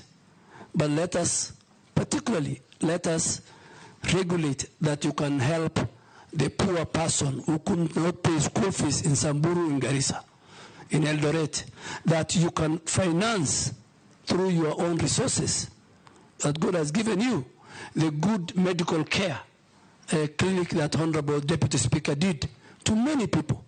So I don't think whether we can close Harambe, but it's good we regulate it. And I think most of us who sit here every weekend and in our life as leaders, we have, God has blessed us because of that. I think logging. I think logging plantation, I said 150,000 hectares are made of plantation in our forest. There used to be the culture, Mr. Speaker, when you were minister, you remember, it used to be, what do you call it, allocation. Tied with corruption. Who is who? The really sawmillers were not getting it. The really people in the timber industry were not getting it. Mr. Speaker, that has stopped. Now, we have a segment for the local sawmillers within that forest, I think up to about 40%.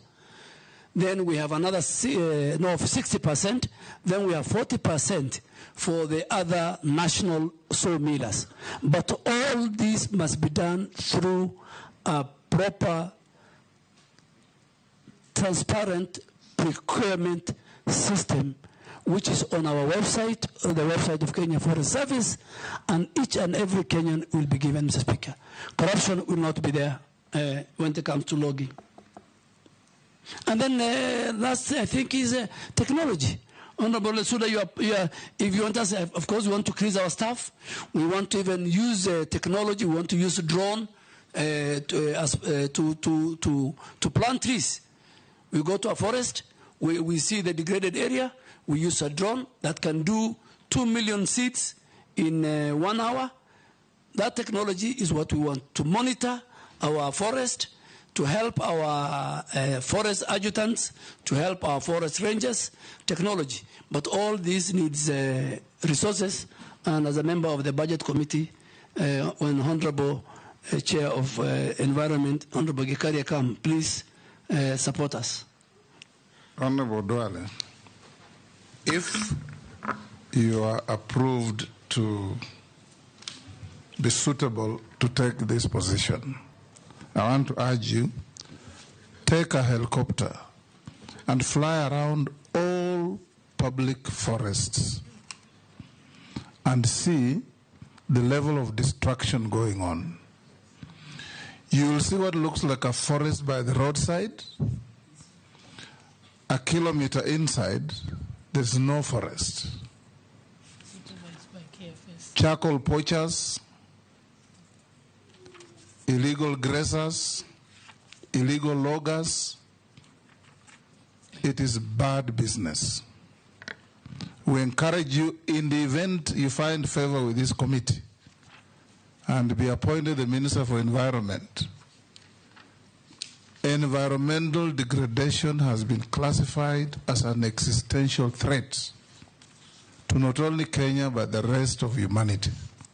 At least go down in history as a man who saved Kenya. Go to schools, teach children how to plant trees and live with trees. If a child goes to standard 1 and is given 2 trees to adopt. By the time they leave standard 4-5, the tree is mature. Leta maji kidogo, mwagilia asubuhi. When you come to school, you check if your tree is safe. Very simple things. Because you talked of forest cover and tree cover. So the two will help us aggregate forests, enforce the Forest Act. If you go around the country and we want you to tell Kenyans what you are going to do, all our wetlands are being drained by farmers. There are small swamps that aggregate to a lot of wetlands in this country. They are all being subdivided, fenced, and drained away. What are you going to do about this? Because you have the law backing you to gazette all these as public assets. And if the owners compensate them, but protect them so that we can have a better environment. In the case you find favor of this committee, what are you going to do to protect the environment and the forests of Kenya? Mr. Speaker, as you said, we have 11,000 wetlands. And the legal regime and the necessary laws are in place. I want to commit to you that we will protect, if this committee approves me, we will protect our wetlands. Secondly, even the 150 billion trees that we are to plant, the best place to plant is in our wetlands. Because in the wetlands, we don't need water. In the wetlands, we don't wait for the rains to plant. So even the 150 billion, we will start with our 11,000 wetlands found in all our 47 counties. But I agree with you, the forest that we see inside is a hollow. There is illegal grazing. There is corruption also between these illegal people doing either grazing or logging with our officers. We will take whatever it takes that there is accountability even within the over 6,000 forest rangers who have been mandated, who are paid by the taxpayers to protect our forest and our wetlands. There is a citizen who has sent me a message to ask you that on Mount Kenya, Mount Elgon, Mount Longonot, there are climbers who do that activity regularly, carrying food, drinks, and all manner of things. He's asking whether, if you are approved to be the minister, you will provide facilities on those climbing paths of toilets and bins for depositing litter. Because they say those climbers have got no toilet facilities, and you know what that means. And is that water that percolates down for human use? There's nowhere to throw litter, so there's litter everywhere. And this, I think, this Kenyan must be an environmentalist. Yes. Yes, Mr. Speaker, even their facilities. Owen Bayer wants to add to that.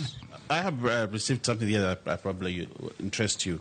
I'll ask Honorable Duale in regard to camels from northeastern region contributing to land degradation by wandering all over Taita Taveta throughout the year, contributing to hunger and poverty. Quick one, Speaker, the last one.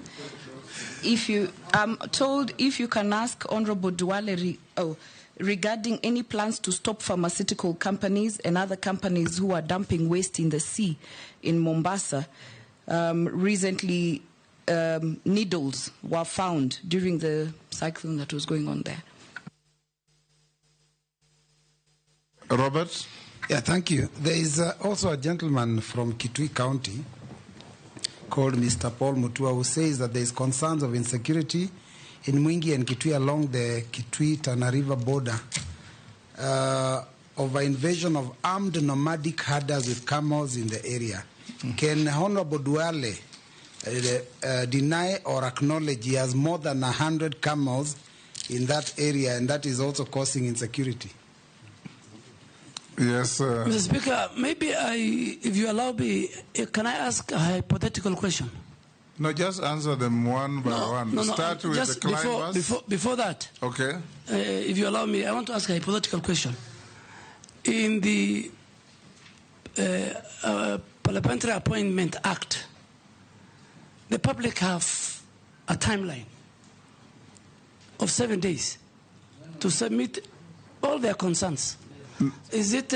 Honorable Duale, yes, the public have 7 days to submit a memorandum that on oath that is either exposing something against you, something adverse on you, but when members are here and a member of the public sends a question, that is a legitimate addition to what we are doing. Mr. Speaker, I cannot talk for camel herders. Yes. Camel herders in Kitui County. I am a camel owner, and you'll see it in my list of assets. Yes.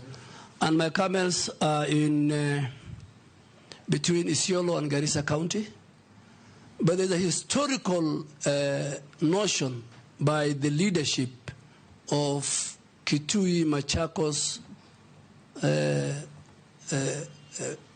that the problem of insecurity and camels in Kitui is not something that started today. It is their cherry pick. It's every time they speak, they do that. So I can only speak for my camels. Of course. They're in Garissa. Talk about your camels. And next time, Mr. Speaker, when you have time, they're doing very well, so I'll take you there.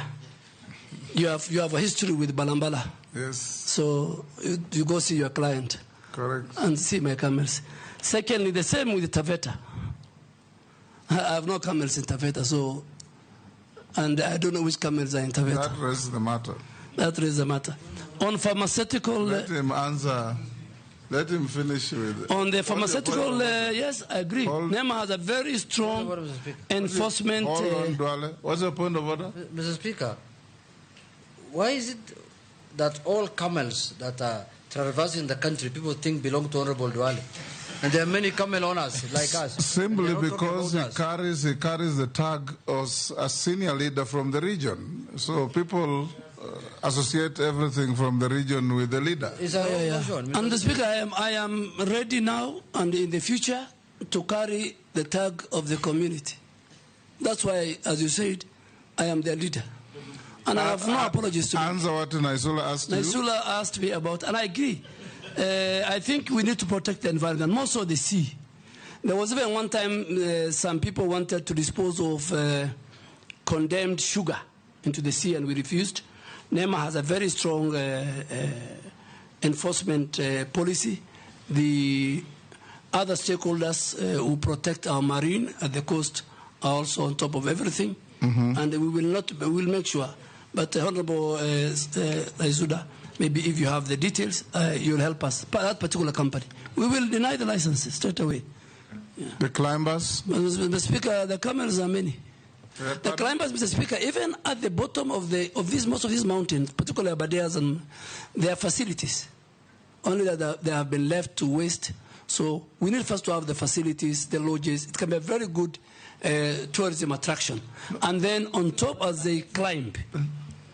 Yeah. Honorable Duale, I think I've climbed Kilimanjaro, so I know what happens. Yes. At every stop where people eat, there should be a bio toilet that can be, the waste can be disposed. Yes. There should be the containers for people to throw the paper, if they're carrying any bottles and so on, but also bandas so that they can sleep at intervals. Because I know that if that doesn't happen, then what happens is the waste ends up being left, and you get volunteers who actually go and pick it up. So it's actually a way of protecting the climbing route. But Mount Kenya is better. Kilimanjaro is a crisis. I'll find out. And in fact, there are 10 of my good friends who have left today for Kilimanjaro for 10 days. But I think it's a very good idea. We will make sure that we implement it. It will help us in increasing the numbers of the people who will climb. And also the climbers to be hired in the Kenya Forest Service and the wildlife. For guidance. Mr. Speaker, there's a clarification I would require from the nominee. Because when I asked the question, I said I've read the question from someone called Paul Mutua from Kitui. In his response, he has said that, and this is on record, he said leaders from Machakos and Kitui. Now, this is not a leader. This is just a person who sent me the message. I can even share with him. So I would like a clarification. When he says leaders from Machakos and Kitui are basically picking on him, it's important because I'm a leader from Machakos and I'm just reading a question. Point of order. Because I have hold the Quran. Point of order, Honorable Speaker. That will be an interjection between leaders of Garissa and the leaders of Kitui. They have nothing to do with it, Honorable Speaker. No, I think if you allow me, he has asked a very good question. He has asked a very good question, but I want to give evidence. Speak on a number of times. And one of the time was when my good friend, the Wiper leader, lost his mother. I think, his father, one of his parents. And I went with the President Uhuru Kenyatta. And starting with the leader of Wiper, all the way to all the leaders from that region, one after the other, and I can provide the clip. They have mentioned me that I am the cause of the conflict. And in my presence, and in fact in the morning when I was leaving, I told President Uhuru Kenyatta that will happen. And he says, let's go. And they were telling him, but he never replied. I have other times when leaders from that region had a dispute. Garissa doesn't have a border with Mwingi or Kitui. We have a river border, but the really border is between Tana River and Kitui. So it is something which is in the public domain. It is the leaders, the senator for Kitui, the leadership. Not go that route. But that's it. Let's not go that route. I'll find another avenue to deal with that matter, not at the vetting. All public people have at one time or another been others punching bags. And we live with it. So it should not, it's part of the occupational hazard. Honorable Dwale will end with you by asking you, yes, by asking Speaker, you. I take. That's out of order, Mr. Speaker. Honorable, and even mentioning my party leader by the nominee is also unfair. Because that was never the issue. I just showed a message from a person, and I said I'm willing to show the message to the candidate. Honorable Kalonzo is not an issue here. Yes. So, Mr. Speaker, I withdrew. I have a lot of respect for Honorable Kalonzo. Thank you. I have a lot of respect for Honorable Mbui. He was my schoolmate. I have nothing personal. I am sorry, I withdrew. Thank you. Honorable Dwale, now answer the following short questions. Have you been adversely mentioned in any integrity-related report or investigations? Never in my life, Mr. Speaker. Do you hold any leadership position in any political party? No, but I'm a member of a political party. No leadership. Member, I'm allowed, yes. Mr. Speaker. I read the law. State your net worth. My net worth, Mr. Speaker, is, as of today, 980 million. 980 million? Yes. Comprising? I have provided, comprises of, I have pieces of lands, both in Garissa and Nairobi, my house in Nairobi, my house in Garissa, my cattle ranch in Garissa, my rental property in Nairobi and Garissa, my shares in family-owned business, my camels and cattle, and motor vehicles. And Mr. Speaker, lastly, I have got good revenue from the book sales of my autobiography, which is one of the best selling book, the #1 best-selling book as of today. How much were you worth when we last vetted you? 851. 851. Point of order, Speaker. Yes. The nominee recently launched his book, and he says that it has good some returns. I mean, there are thousands of books that have been launched in this country. I want to know how yours performed so well. You can ask him on the side. I think you need to read. If you read my book, you'll see it's the best. That is not a fair question. Leave it there. The Speaker, and it is from a research done by bookshop sellers, textbook center. I bought 20 copies and distributed the to Speaker. my schools. And I have now done my 4th publication. Honorable Duale, we had received 71 memorandum on you, some supporting, some opposing, and we are satisfied that you answered all of them when we forwarded them to you. We've also checked your documents against what we have. They are correct. Yes? Chair, maybe just as the nominee concludes, because this matter of wealth declaration has become a matter of public interest now, especially to our brothers and sisters in the room. The movement from your last declared net worth to your declared net worth now, can you explain the growth? The growth. How much is it? Almost 130 or so. Boy Chunga is an accountant, and there is both for land investment and real estate property. Usually the appreciation increases between 12 to 15%. So if you calculate 851 by 12% or 15%, that growth that amount will come to it. Yeah. It's about 140 million. Thank you. And Mr. Speaker, also, we have got very good rains, so my livestock grew in number. Yes.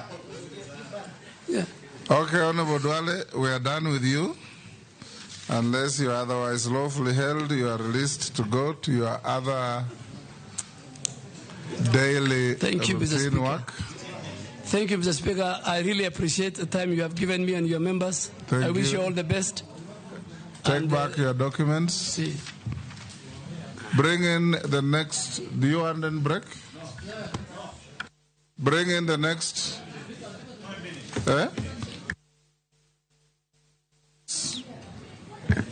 Don't go for lunch. You'll go for lunch after the 3rd. Only 5 minutes. Robert.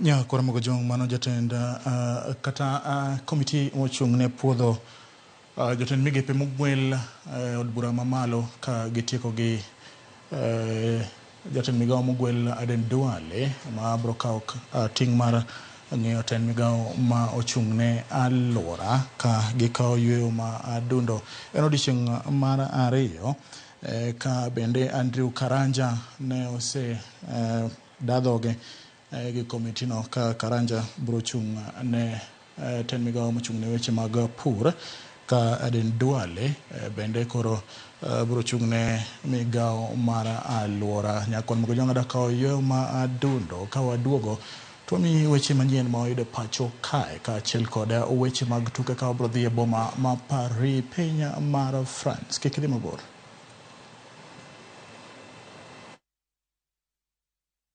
Hi there, I'm your new friend Panda from Paokwa. Come along for our adventure today as we take you through the hummingbird tales. Kim and I are going on a camping trip with our Scouts troop. But first, Tilly, AJ, Kim and Pendo will explore some inspiring African stories. We will learn together about Dr. Rachel Masake. Can I ask you what you are good at? Maybe you can draw or run the fastest in your class. The little ones of all ages will continue learning as they watch the best content on the go only on Viusasa. There is so much to explore.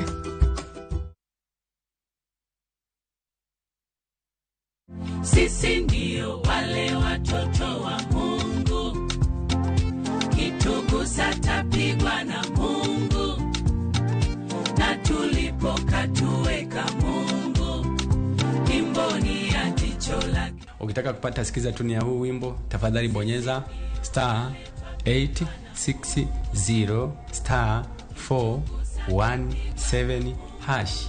Kumbuka, Sikiza na Citizen ni nyumbani kwa wasanii wote.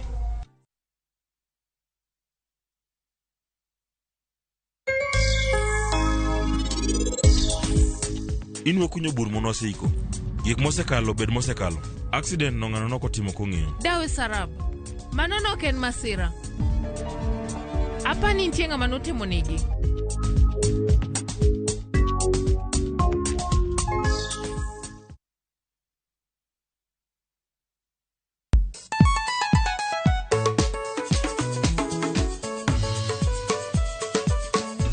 Teacher Beach kochakore sang'wen wakelo ni ngoma mobedo piny design makare. Ramogi TV biro kanyakla kachiel kod Ramogi Radio kama bende stima riwo record P. Yonja wauntie kikubed mabor nyaka mgenyen kech kai ekumi yudo gik mamit kabisa Ramogi Night Disco. Maintain your position. Idi udakanyo kika fire gudi local instrumental wawachuni kete manaka. Teacher Beach ka Teacher Beach sang'wen otieno.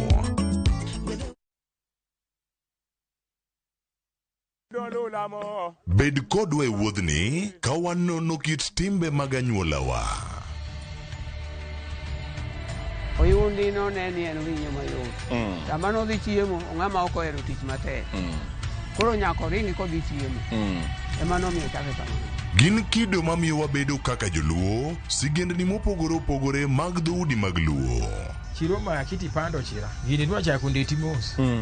Okelo ni ahonda. Dil majony.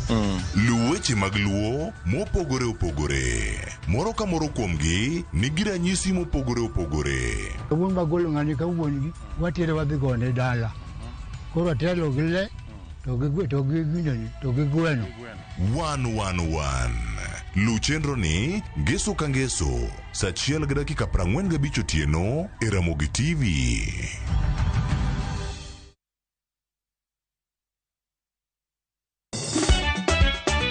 Tugo koro eka iyo chacho.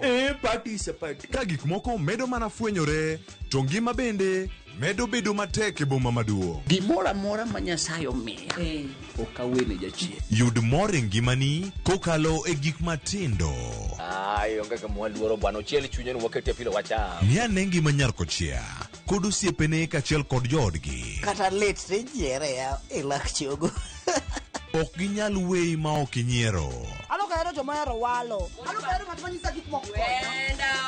Nyar kochia Teacher Beach ka Teacher Beach saa 1:55 otieno mana e Ramogi TV.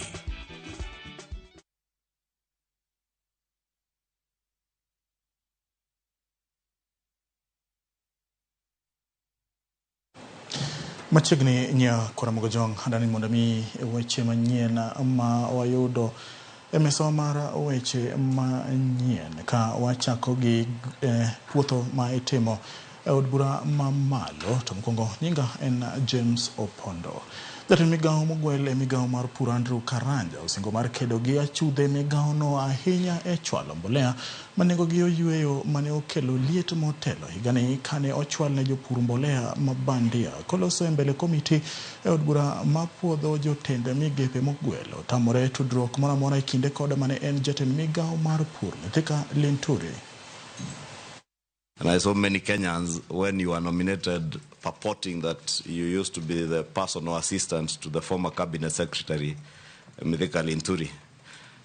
Were you, or have you said you have worked with cabinet secretaries? Were you Mithika Linturi's personal assistant at any point?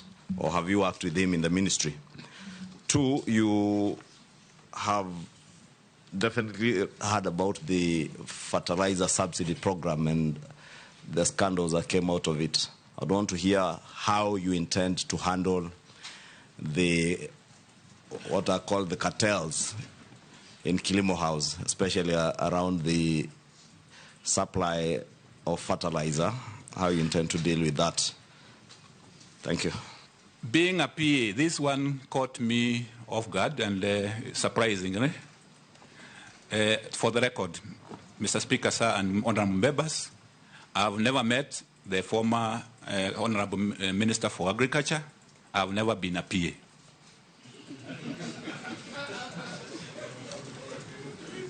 Yes, Minority Leader.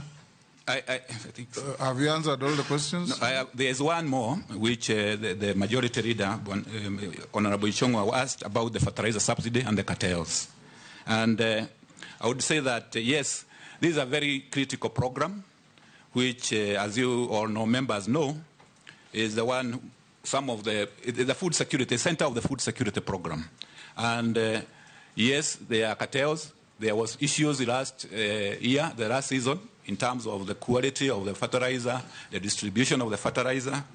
And I would handle, if approved by this committee and the House, this is one of the areas which I would like to work hands-on on to make sure that the farmers are getting the right fertilizer at the right time and the quality is okay. And the cartels, what happens is that cartels thrive where there is lack of competition and openness. I would make sure that there is openness and the integrity is maintained in the procurement of these inputs. Two is the issue about making sure that I have a governance structure which you guide the way fertilizers are procured, the way they are distributed, by having a multi-agency system which can check on some of these cartels and make sure that any untold thing, especially on quality, like involving KEBS at the beginning, so that we are sure that the fertilizer we are procuring is also in good quality. The other element is also to kind of remove the focus, too much focus on the central procurement. And this is what is being touted as you can go into what we call the voucher system, where the farmers can even go. Eventually, they can be able to procure the fertilizers from other agencies apart from NCPB. Weche chiemo mombedne dhadhu kata GMO oduogo kendo kinyi makawuono kinde midayo dho jatend migao Mogwel migao mar pur Andrew Karanja ewi tiyo kode pacho ka. Karanja owacho ni obiro bedo kod twak gi jokanyo kod jolony e sekta no mar neno ni chiemo moro amora ma jo Kenya tiyogo gin mago ma ok hiny ngimagi. I want you to tell us what you think about this on the topic of genetically modified organisms, GMOs, where there's two arguments. One, that it would boost crop production in the country, but there's also another group that are worried about health concerns, and there is also another group that is worried about seed sovereignty for the country.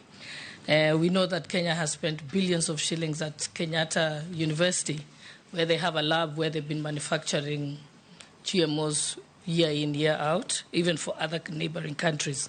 So what would you do to implement the Biosafety Act and ensuring that it is implemented and that people are able to make an informed choice?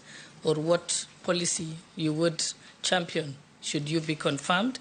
On the GMO and the Biosafety Act, this is a topical issue. I would say it's a very topical issue. We know that in order for us to increase some of the interventions through the GMO can increase our productivity in agriculture. But as rightly as you say, there are concerns about food safety. So if I'm approved by this House and committee, I will look at the issue. I know already there are GMOs which are already being applied, especially on BT cotton. That is already in the country.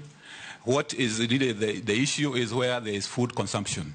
And we need to balance between the safety and what needs to be done. But I will go ahead and do what is supposed to be done, especially given the Biosafety Act. It has guidelines on how to go about it, in terms of labeling, in terms of making sure that the scientific evidence which is there is utilized to arrive at a decision which everybody in Kenya will be happy about. So I will go ahead and confront the issue and given the evidence on the table, do what is required according to the Biosafety Act. For the next question, from your intensive and extensive research, far and wide, are GMO food products safe for human consumption without qualification? Mr. Speaker, sir, I would say some yes, but some no. So it's a mixed bag. Such as? For example, I know that some of the products we are using, like soya from those countries, are good GMOs.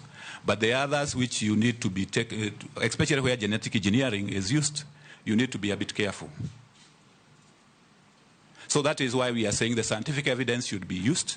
The Biosafety Act should be followed closely because it has safeguards also, what we need to do and what we cannot do. Duond bura mar UDA ogolo Cleophas Malala kaka jagoro mare kendo yiero Hassan Omar e lemono ma itimore kinde ma duond burano bago romo magalamoro kawuono ma itele kod jatend piny William Ruto. Magi timore ka jakanyo machielo Joe Halende noyangore kaka jagoro mar duond burano motelo jumani gino mane okelo tungni mane okelo ne hinyruok.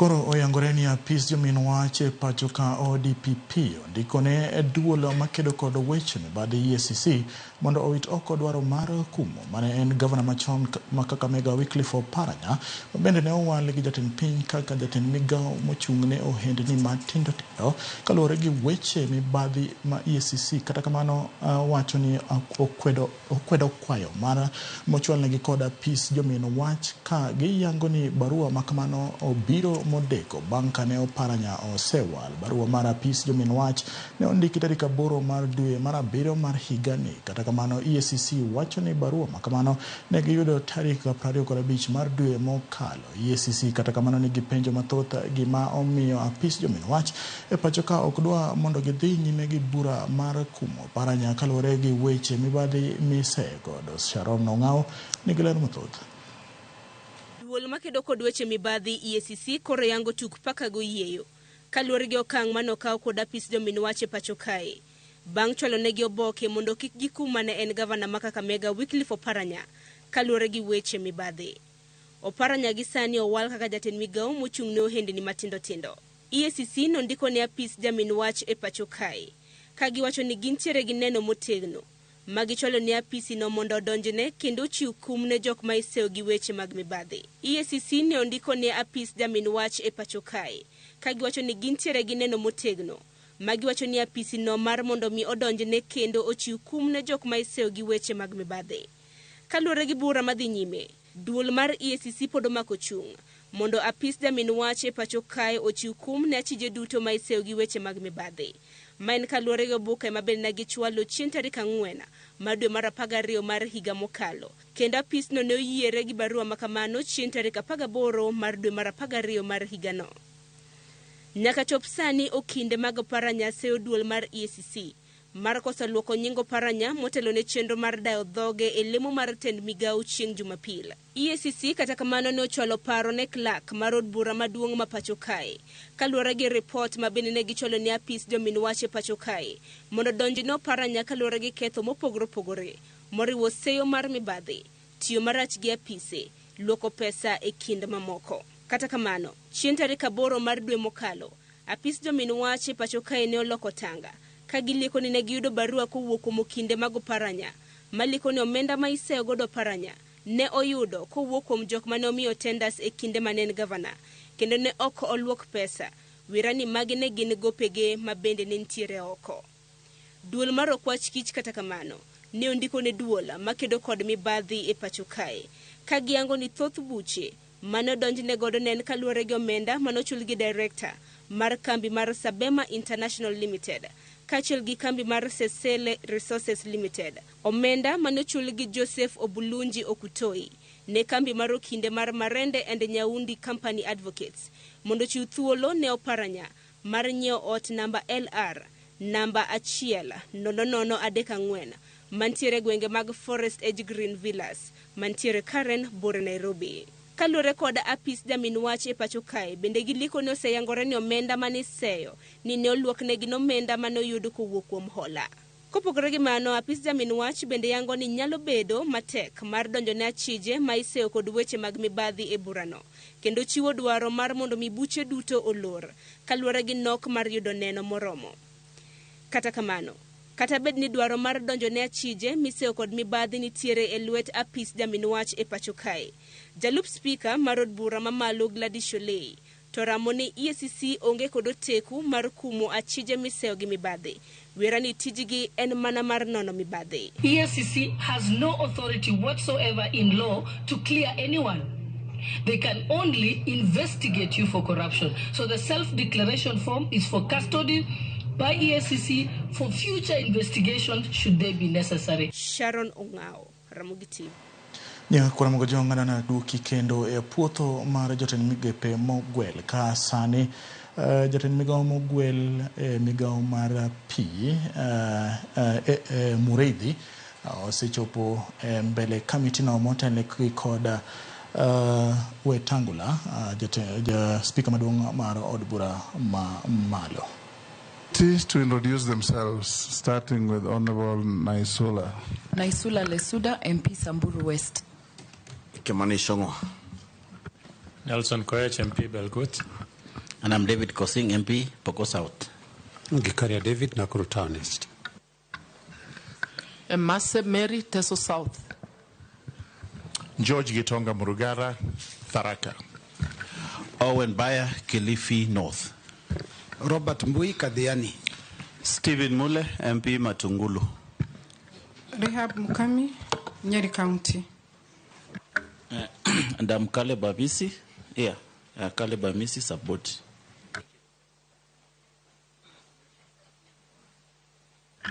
Chairman, Mishimboko Likoni.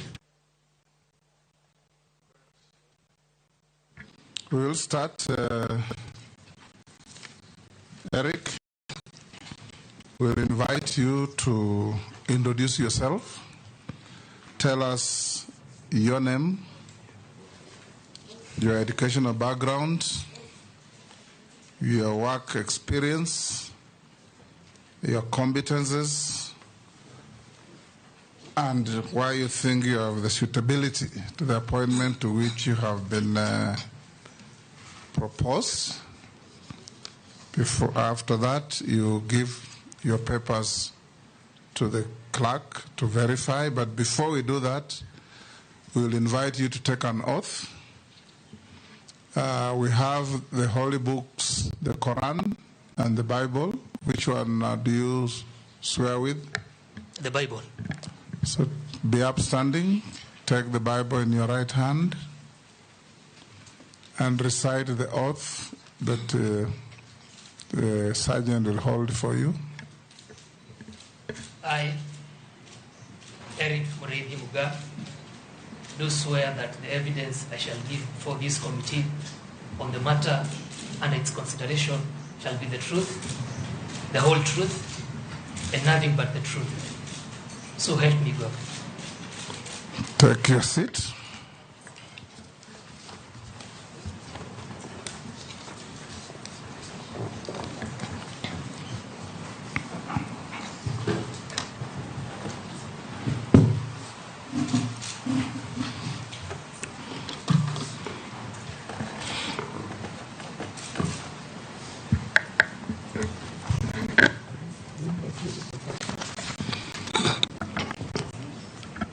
You've given her your papers to bring to the clerk.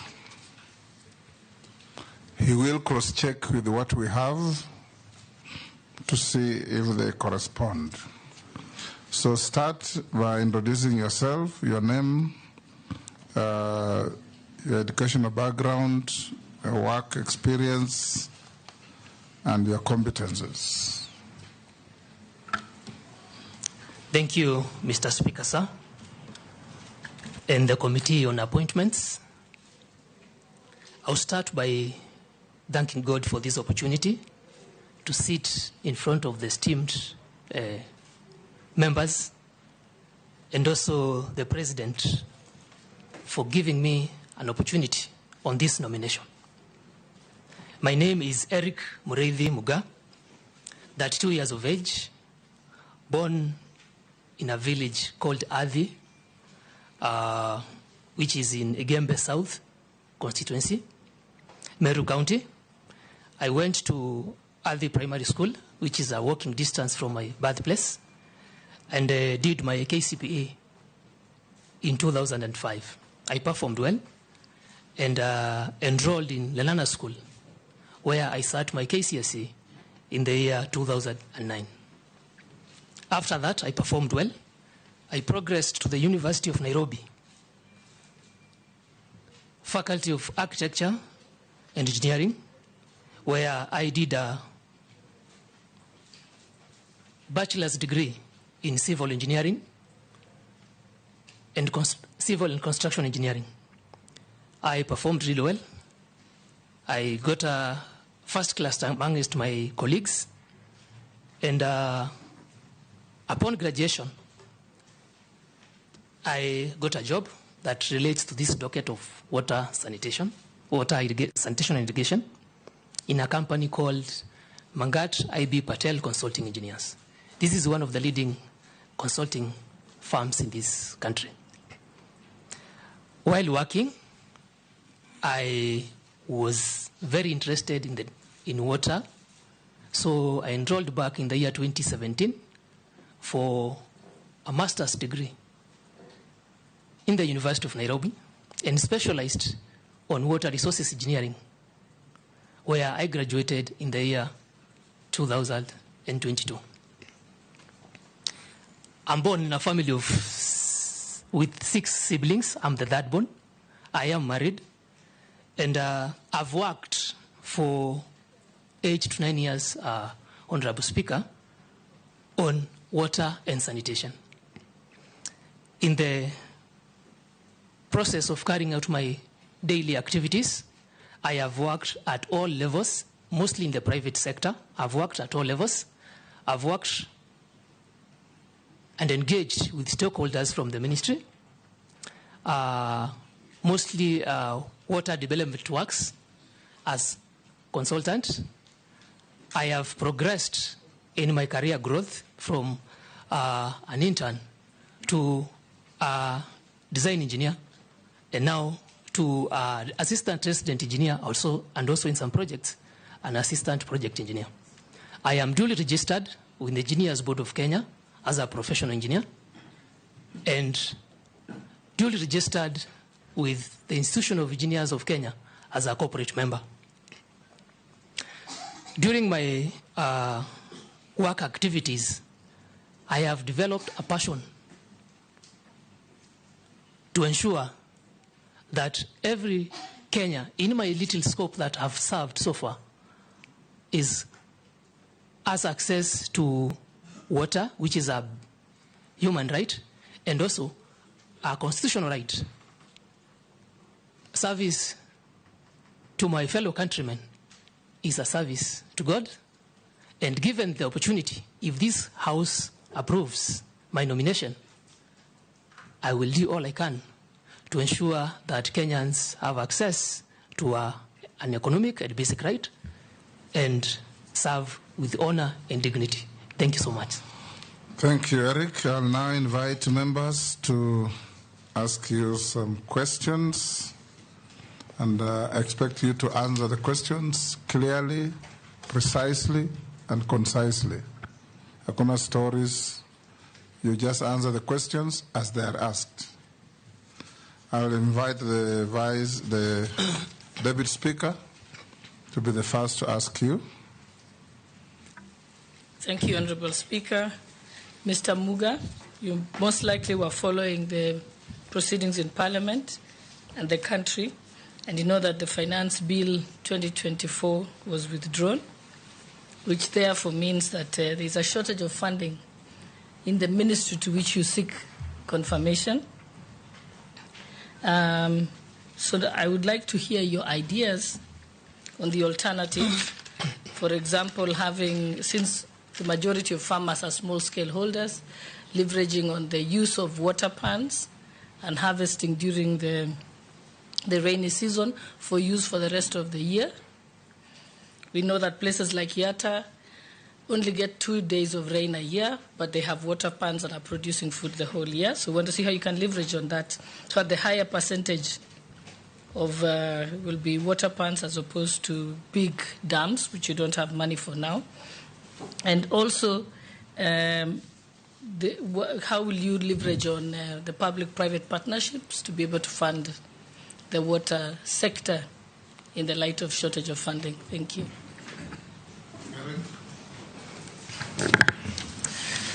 Thank you, Speaker, sir. I would like to respond to Honorable Gladys Bo's question on the rejected finance bill and shortage of funding. The Ministry of Water, Sanitation and Irrigation has 2 state departments, the State Department of Irrigation, State Department of Water and Sanitation. The 2 state departments, the State Department of Irrigation has had a budget cut of almost 1.7 billion. The State Department of Irrigation and Sanitation and Water has had a budget cut of 2.7 billion. That means we can't really develop large-scale dams, as you have correctly stated, and we need to raise funds. Raising funds, as one of the ways you've suggested, as you've mentioned, is the PPPs, public-private partnerships, that we package our projects in such a way that we attract public interest in our projects, but also ensure that the partnerships do not exploit the end user. The end user is the consumer. This, in the ministry, we have WASREB, Water Services Regulatory Board, and this will ensure that consumers who are the final end users of these services that the ministry seeks to offer will be served at the right tariffs. WASREB is responsible for the tariffs. On water pans is not a long-term solution to our water problems, especially in the areas you've mentioned of Yatta, etc. But they are relatively inexpensive compared to dams. To develop large-scale dams, that's where we will need the leverage of PPPs. And in this case, I will work with the Directorate of PPPs and the Exchequer, the National Treasury, to ensure that Kenyans get value for money. Thank you. Majority Leader. Thank you, Honorable Speaker. Indeed, Eric has preempted my question because I wanted to ask him about how he can leverage on PPPs, but since you have answered that, I don't know if you are to explore the possibility of using PPPs for the large-scale dams. Do you, in your opinion, think there is also an opportunity to leverage on the development of dams together with using those dams for agriculture and leasing land for large-scale farming, where you can get investors who will want to lease land for large-scale farming and at the same time develop the dams for use in the irrigation projects, and the same dams can be used to provide water, as you said, to end users at a rate that will not exploit the Kenyan consumers of water. Two, I have seen you have had quite some experience with in the area of sanitation, especially your work with the Nairobi River Sewerage Project. And one of your state departments, if approved, will deal with sanitation matters. How do you intend to deal with the issue of pollution? working again together with the Ministry of Environment. Do you see any opportunities around that space? Thank you, Speaker. Eric. Thank you, Mr. Speaker, sir. In response to the question from Honorable Chungwa, it is true that to develop large-scale dams, we will need external funding that the government, at the moment, due to austerity measures, cannot sustain. These large-scale dams, Honorable Ichungwa, through the chairperson or the speaker, are multi-purpose dams. They not only provide water for domestic use, which is basic, they also provide water for irrigation. Irrigation is a key component in sustaining and developing climate resilience amongst arid and semi-arid areas. The concept Honorable Ichungwa through the speaker has raised is viable. That if we develop a dam, a large-scale dam, in an arid and semi-arid area, it is prudent to also have a PPP to lease land for irrigation so that we have value for money for our large investments. It would be utterly wrong, if approved by this House, if I don't explore that option. Water is a human right, and also water is intertwined with food security. So on irrigation, Honorable Ichungwa, through the speaker, that is correct. That's correct. Could you tell us, since you've worked in the water sector, do you know of any success stories where the dams, large-scale dams, have been built using the PPP method? Thank you for your question, Honorable Boss, through the speaker.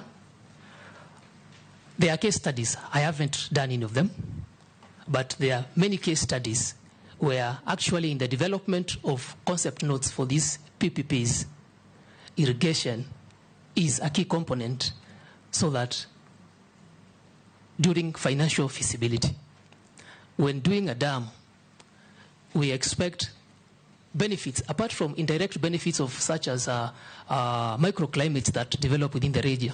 The piece that comes with avoidance of animal, livestock, and people conflicts due to drought and famine. Some benefits, key benefits that are considered are domestic water, irrigation, very key for production of food, and hydropower. Thank you. Small follow-up on that, because of those issues of PPP CS nominee.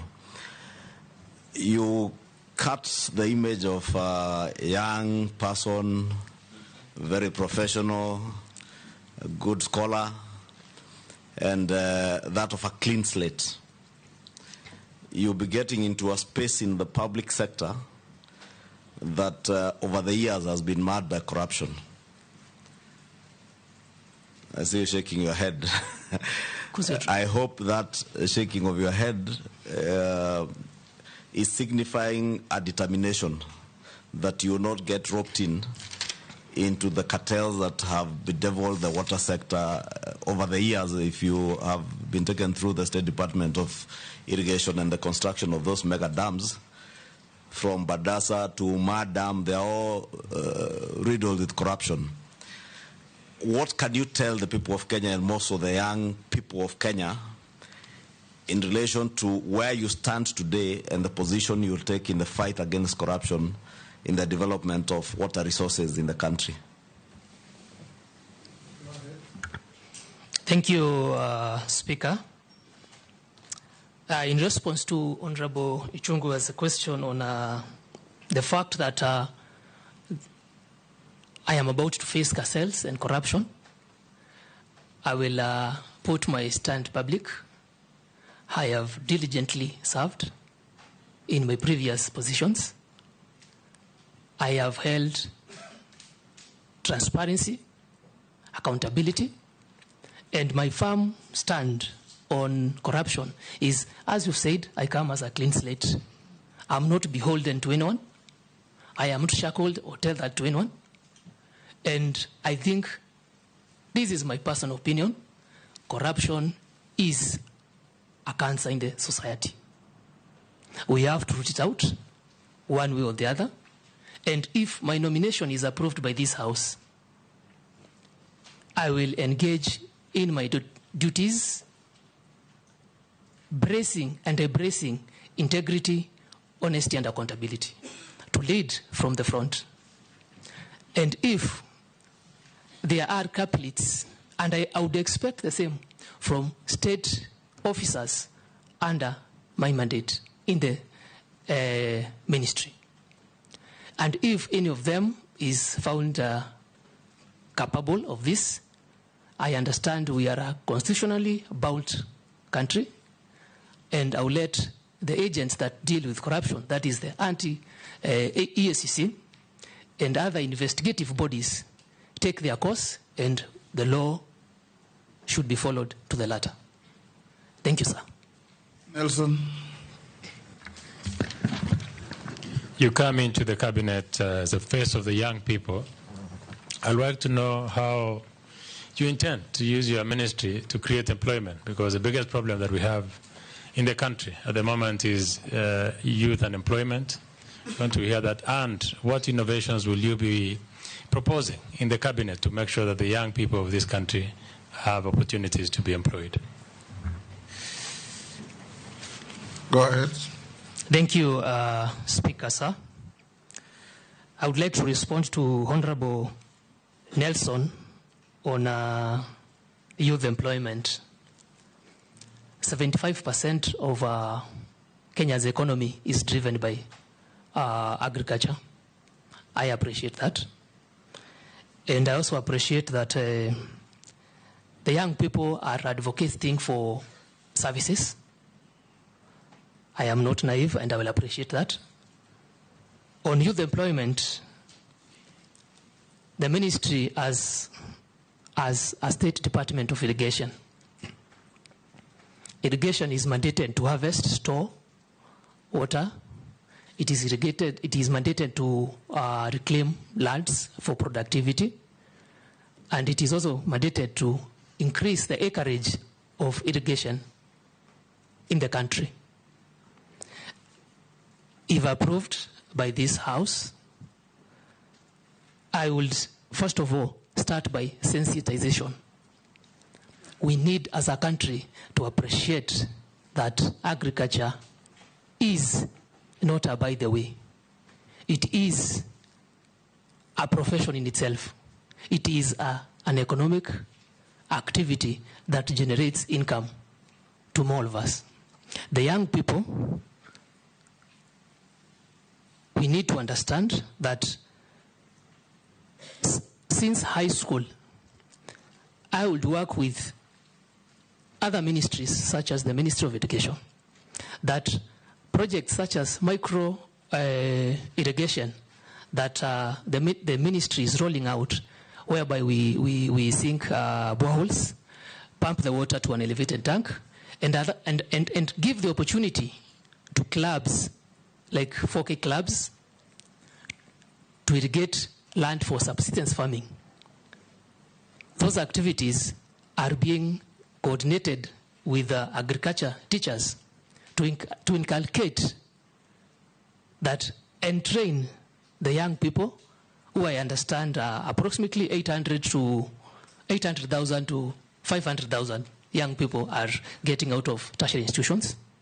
If they have this prior knowledge, and when they come out, I would advocate for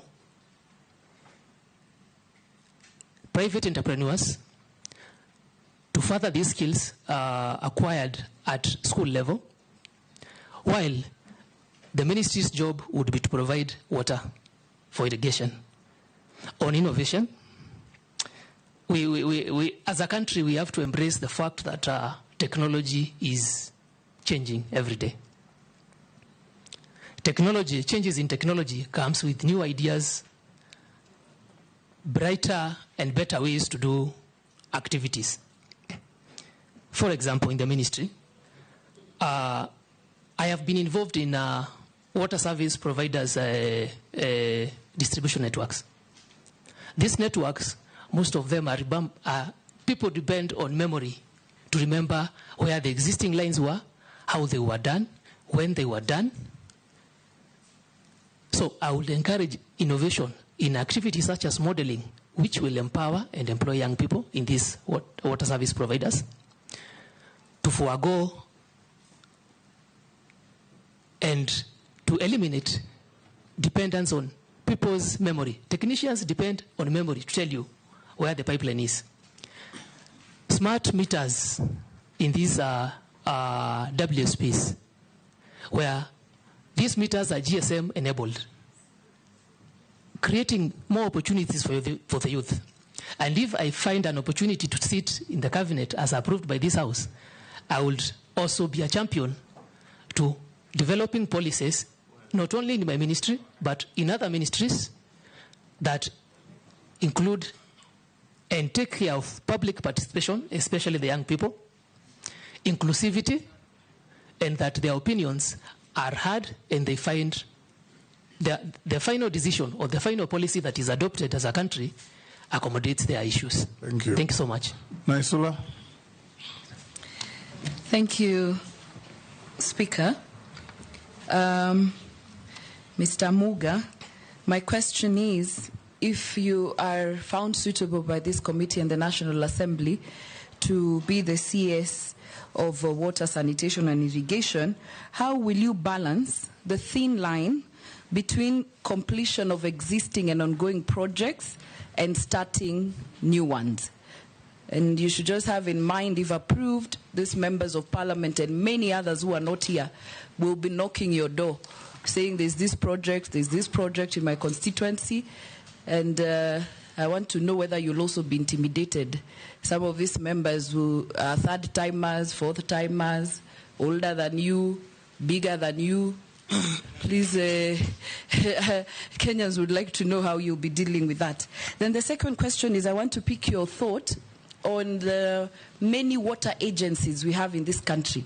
We have them in Regional Development Authority, we have some under the Ministry of Water, and what purpose they serve. You know, they're all serving the same communities. We're giving funds to a certain regional development body. We're giving another one to a water agency.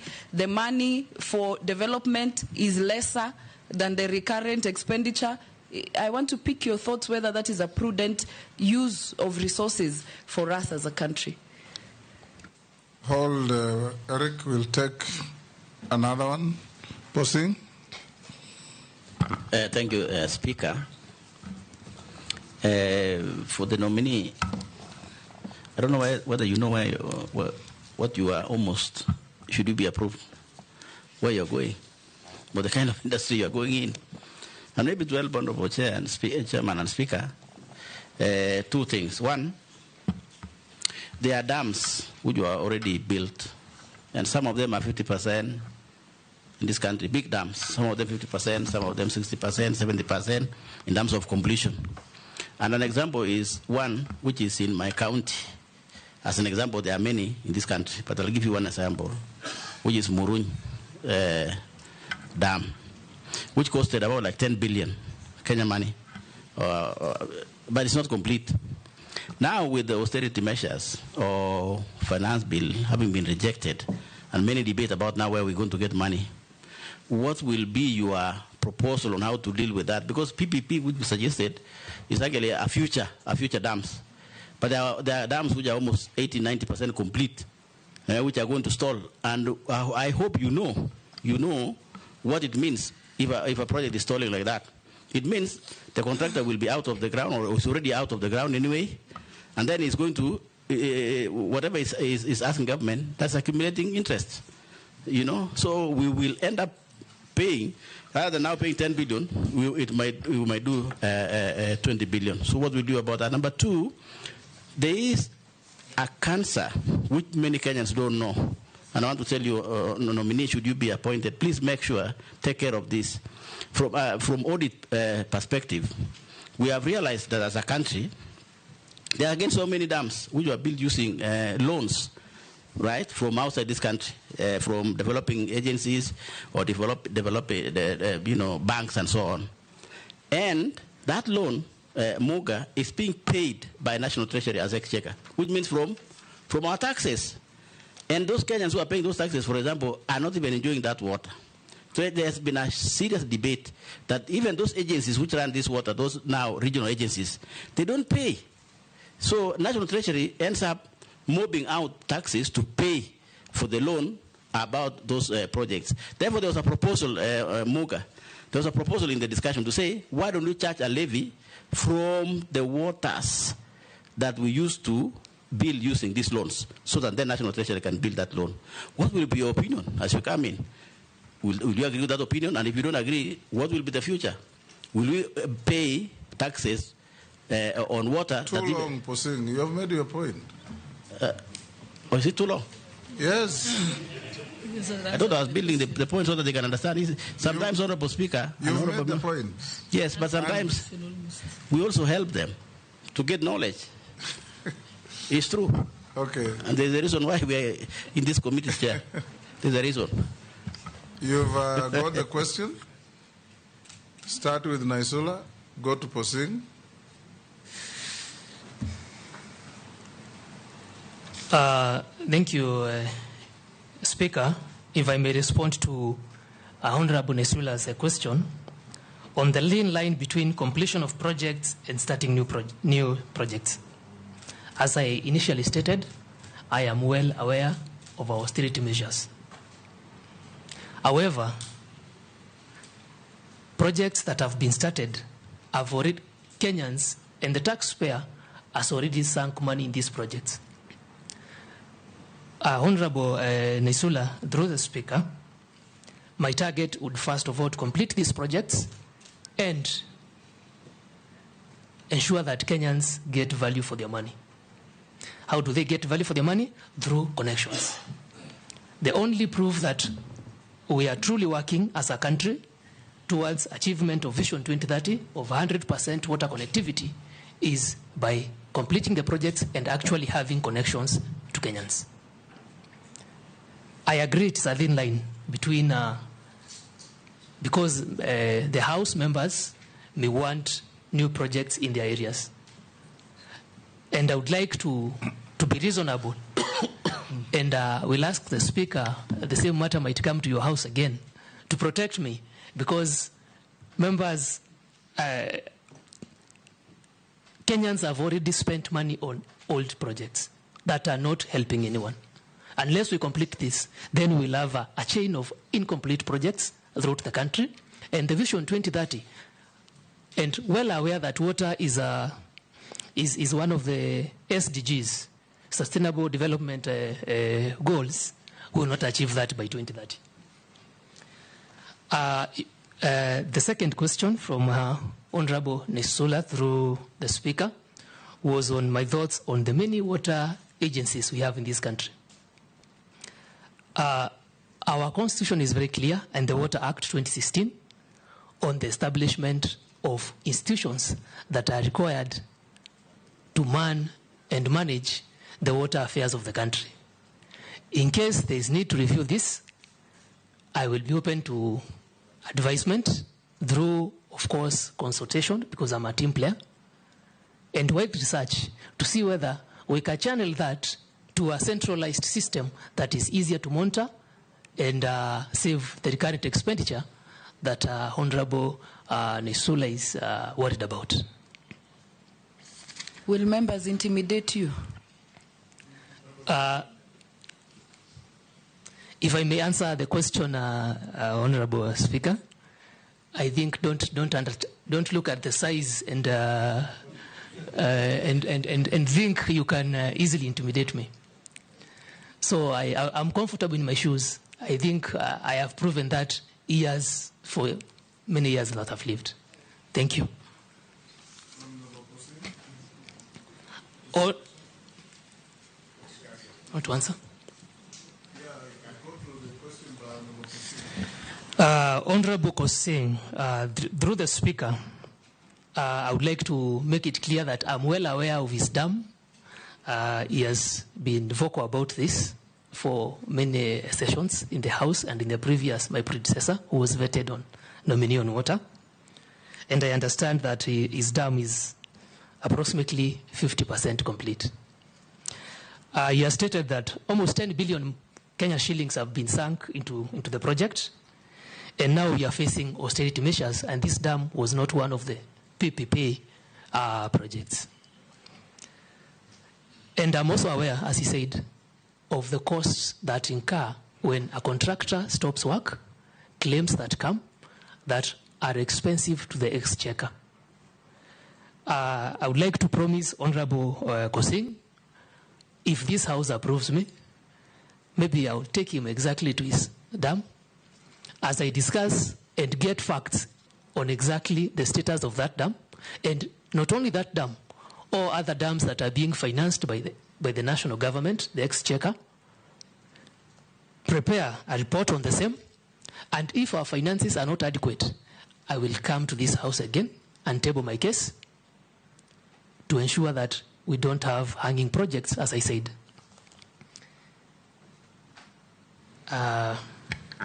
His second question was on loans that were taken by water works development agencies that are being serviced by the exchequer. I am well aware that the Ministry, Department of Water and Sanitation, is approximately, has a loan of approximately 225 billion. This came up in the sense that projects were done, and water being a devolved function, these projects were handed over to county governments through water service providers. I have been in this industry with water service providers for a long time. Now, the status is the water service providers, most of them don't break even in their collection during billing. So there is no money remittance to the water development works that should trickle back to repayment of these loans. I can promise you, if this House approves my nomination, I will work to strengthen our water service providers' institutions. I understand and I am well aware it is a burden to the exchequer, and we will work to ensure that these water service providers reduce their non-debit water, increase their billing, increase their last mile connectivity. As I said, last mile connectivity is the activity or projects that bring value to Kenyans.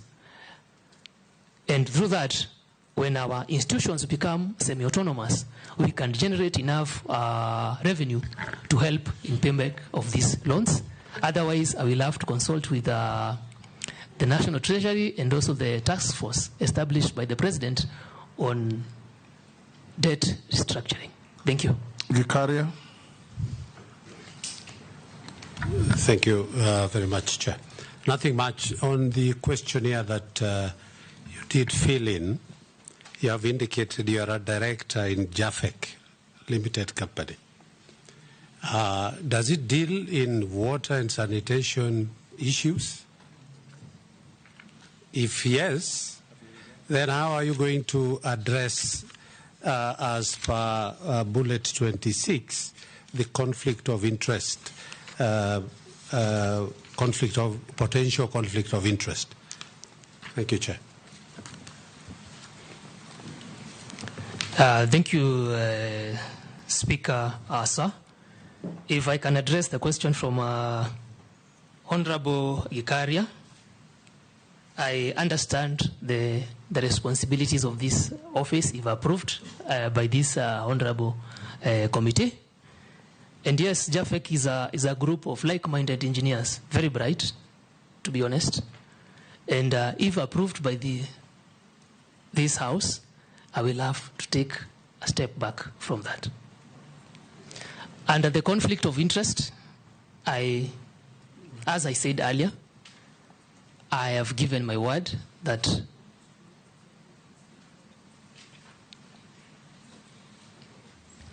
I think that what it is that it doesn't mean you have to pull back. It's just that if that company ever gets a contract where you have influence, you declare a conflict of interest. Then at that time, the decision-making process can be that, don't give it to my company, or that it is known, so that you have no hand in it. So don't tie yourself. Honorable Gikari is getting you into trouble. No, Thank you. I appreciate what you have indicated, because what I expected is that he will declare his interest and maybe vacate. Eric, be very concise. He asked, are you a director of this company? Yes. Yes. Does it deal in the water sector? If the answer is yes, then you go to the next issue. Thank you. Yes. Yes. So, to confirm, I'm a director in that company. The company deals in water, sanitation, buildings, etc. Okay. Robert Mbui, you'll pass. Owen? Looking at your CV, Mr. Muga, our nominee, I see that you have done extensive work in Kilifi. Thank you very much for that kind of work. I'm a young person, not young really, but I want to ask you this question specifically, that you understand that environment. Water from Kilifi comes from Baricho. Baricho is on the lower side. For water to come to Mombasa, the water needs to go up. So this is one of the unique cases in Kenya where you have water has to go up instead of gravity. The cost of electricity there is exorbitant, is very, very high. And the people of the coast actually have issues with power that is used for production of water. Now, the water is a constitutional right, but the cost of producing that water is very, very high, and therefore leading to high electricity bills with Kenya Power, and sometimes water is disconnected because of very high. What would be your solution to solve that problem, especially for the whole of coast region, where water has to be generated, has to be pumped up using electricity? What is your practical solution to that problem? Hold, Eric, yes, Morugara. Take those Yes, two. thank you, Mr. Speaker. One question. Eric, Kenyans have waited for water for the last 60 years with abated breath. Millions of households everywhere are waiting for water. And they now look upon you, if approved by this House, to actually give them water. What is your word to them?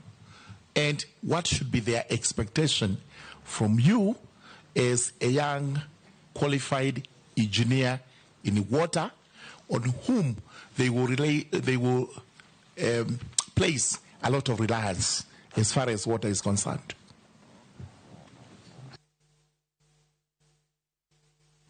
Thank you, Speaker. In response to Honorable Owen's question, first of all, I will acknowledge that I've even met you. I've worked extensively in the water distribution network in Kilifi. And the challenge is you get water from Baricho, well fields, where water is pumped to Gutatu in North Mainland. This is in Mombasa. And that is a long stretch. Unfortunately, the coast region is relatively flat. So flow by gravity becomes a little bit a challenge. But your solution is in Mwache Dam, which is being built in Kwale. So I know the rationing there is almost twice. Water comes on Friday and Mondays. And to solve your problem, unless we sink boreholes in Kilifi, then you don't have an active river. Or think of desalination, which is a relatively expensive way of doing it.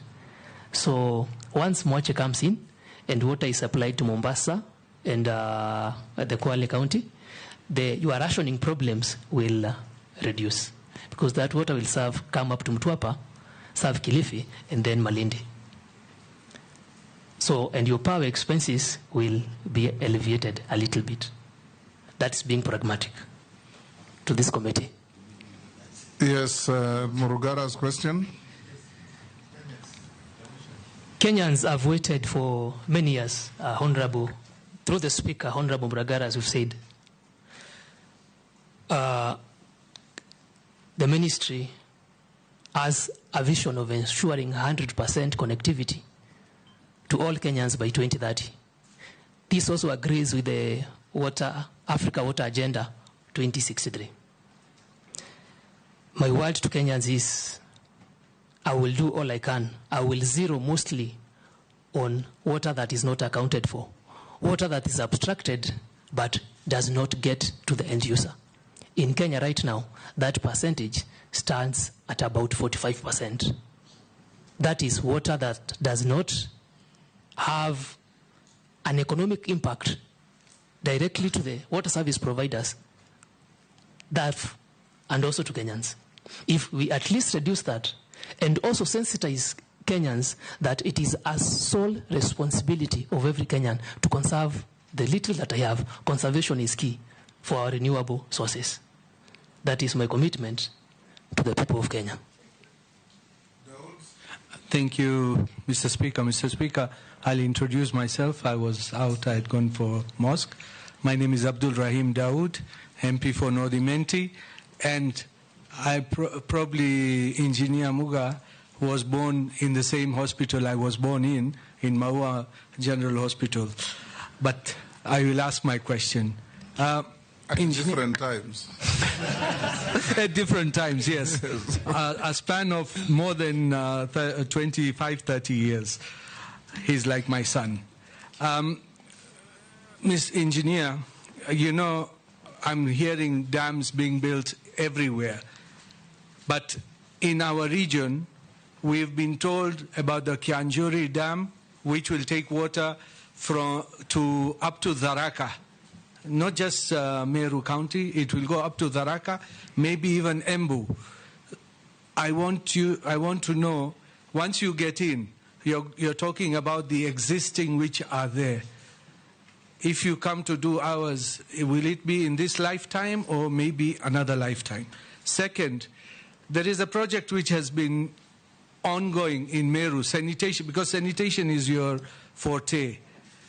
Sanitation, we've got Meru sewage plant, which has been built for the last 5 years, and it is never being completed. We need sewage everywhere in this country, plants. We need to get it out of towns. What do you envisage to do when you're there? And the last one is, you have talked about boreholes. I don't know if you're aware, in Nairobi, there are 6,000 boreholes. Only 2,000 are licensed. 4,000 boreholes are not licensed. Is borehole the way to go to get water when the aquifers are already dry? So how would you approach that, and how are you going to control it? Thank you, Mr. Speaker. Mary Amasa, let's take the next one. Through the chairman, I have just one simple question to the nominee. From my experience in service to Wananchi, I realized that we have so many water facilities, boreholes that have been drilled over the years, because there was even a time NGCDF also used to drill boreholes. But there's a problem with the sustainability in terms of maintenance, in terms of repairs. You'll go to an area, you ask Wananchi whether they have water, they say we don't have water. You ask them, have you ever, there's no borehole that has ever been drilled here. There are two, but they're all not functioning. So my simple question, if approved as the nominee for Minister of Water, what are your plans? What intervention? Because I think there's need for a structured interventions on how to maintain and sustain this repair and maintenance across the country where these boreholes have been drilled. Thank you. Nominee. Thank you, Honorable Speaker. I'll start with Honorable Dawood's question on Kionjuri Dam. Honorable Daud, I appreciate your concern about dams in Meru. I also come from Meru. There are not many.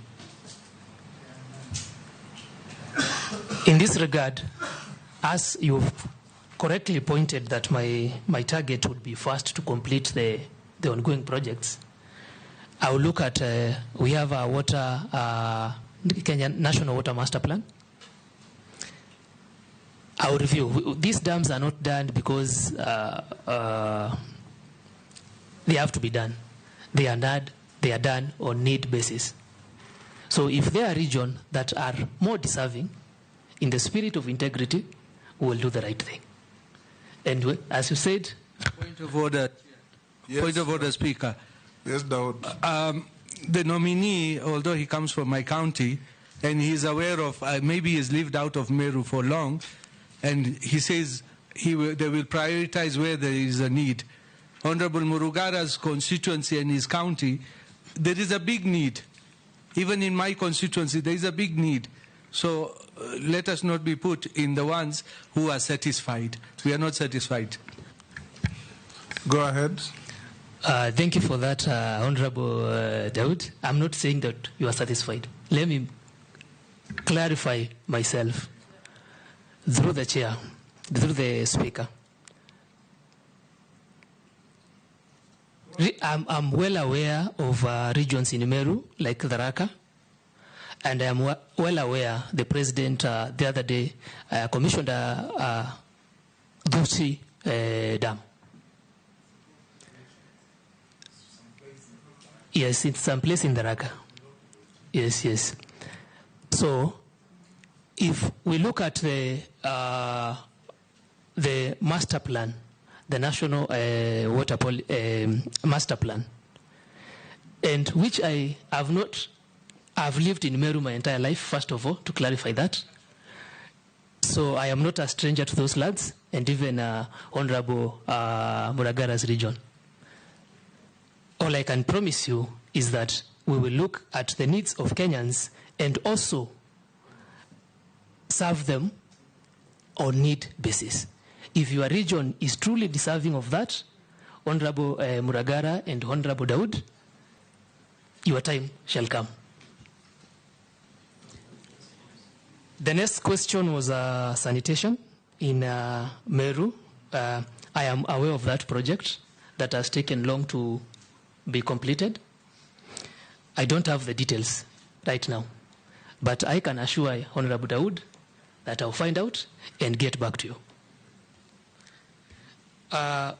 Through the chair, the speaker, Honorable Emase, your question was on sustainability of operations and maintenance. I would like to pronounce myself that operations and maintenance is mostly the responsibility of the WSP, unless you have privately owned facilities. For this to happen, it's a revenue problem. I have pronounced myself before this honorable committee that I am targeting to reduce non-revenue water from a bigger percentage, which is currently at 45, and bring it to less than 20, to allow the WSPs have adequate revenue to undertake operations and maintenance. Secondly, uptake of technology will play a vital role through the speaker in ensuring that operations and maintenance are minimized in such that if all our water facilities are well mapped in a centralized program, part of the innovation I was talking about, it is easier to pinpoint the year when they were built and to pinpoint when their time comes for repairs and maintenance. I hope I address your question, Honorable Mase. There was a question, Honorable Speaker, by Honorable Daud on boreholes in Nairobi, where you noted there was an article circulating that talked of 6,000 boreholes in Nairobi, and there's a possibility of Nairobi taps running dry. I am aware that regulation of sinking boreholes and approvals are given by the Water Resources Authority. However, the Water Resources Authority, and like most of our government institutions, are underfunded, and the resources in terms of personnel is minimal.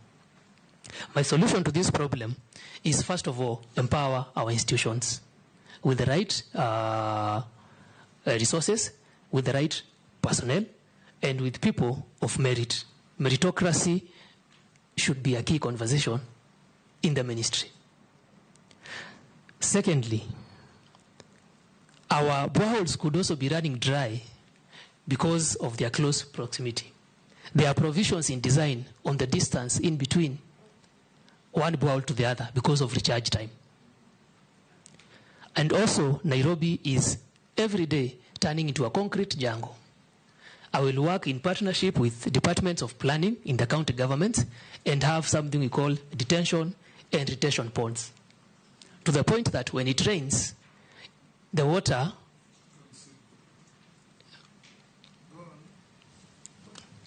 okay.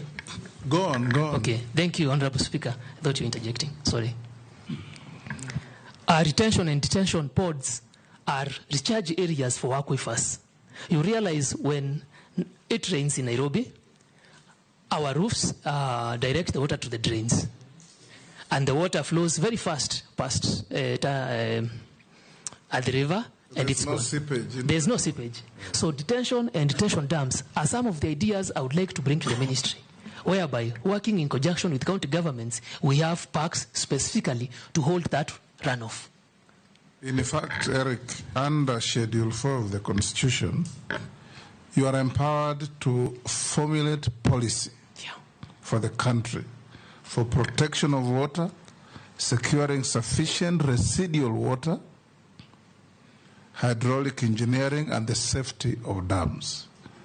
So you have a duty even to guide counties. What Dawood is saying is true. In Nairobi, boreholes some are even 50 meters apart, if even less, everywhere.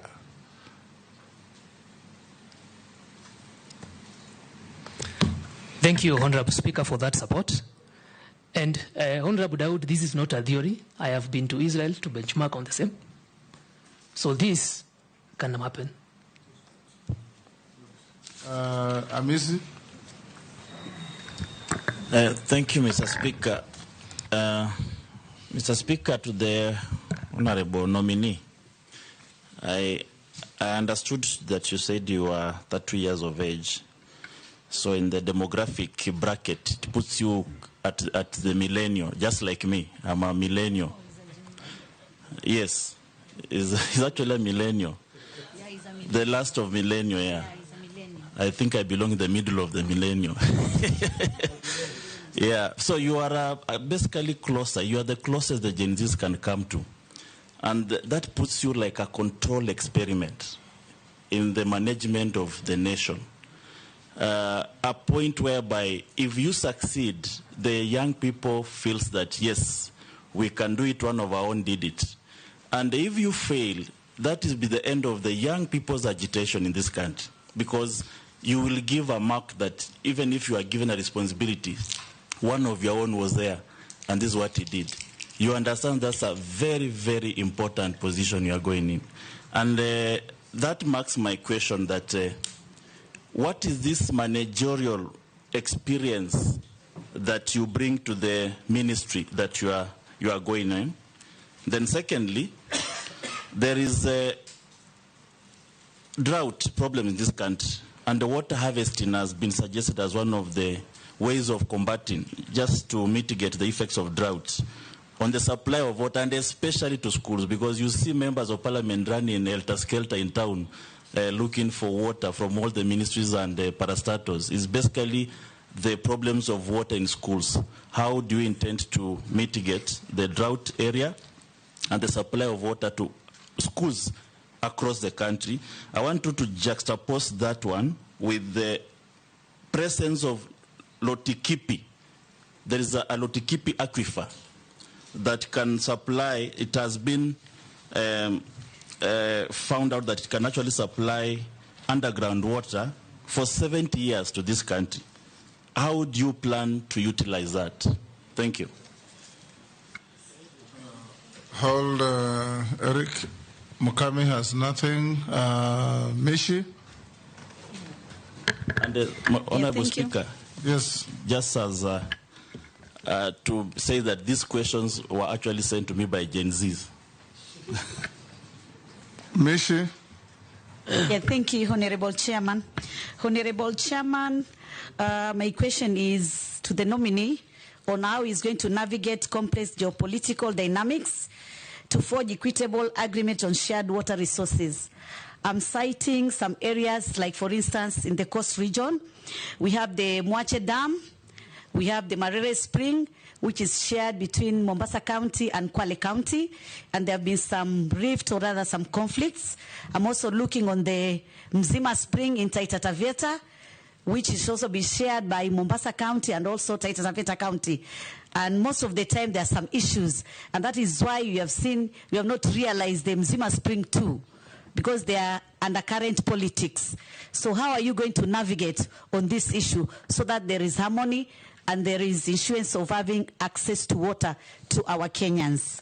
My other question is, right now, currently, agricultural productivity is not matching with our growing population, resulting in higher dependence on food imports. And one of the reasons is that we are still on dependence on rain-fed agriculture. So what kind of interventions are you going to do to ensure that at least as Kenyans we have food sufficiency? Lastly, are you still believing that the Kenya Kwanza government is going to realize one of the key pillars on building of 1,000 dams? And what is the status right now? How many dams have you realized right now? I thank you. Yes, Maridi. Tell us what you know and avoid what you don't. Yes. Thank you, Honorable Speaker. I'll start with the question from Hamisi, who said he's a late mid-millennial. And he's talking about this being a control experiment. I will put it to this House that I could be young of age, but I truly understand the responsibilities on my shoulders. You already said that. Go on. Just clarifying myself to him. Secondly, the drought problem in schools. Some aquifer somewhere. Is it the Turkana one? Two questions. The Lotikipi aquifer, that is the second question. The first question, Speaker, was the managerial experience that you've acquired elsewhere that you think will help you for the new assignment you have, and the supply of water to schools, of course. Okay. Okay. Honorable Speaker, I would like to respond to Honorable Hamisi's question on experience. First, I will cite that I'm vastly experienced on water and sanitation issues in the country. I have, as I said, I have worked as a team leader, design, etc. This experience does not mean that professionals in the ministry don't have it.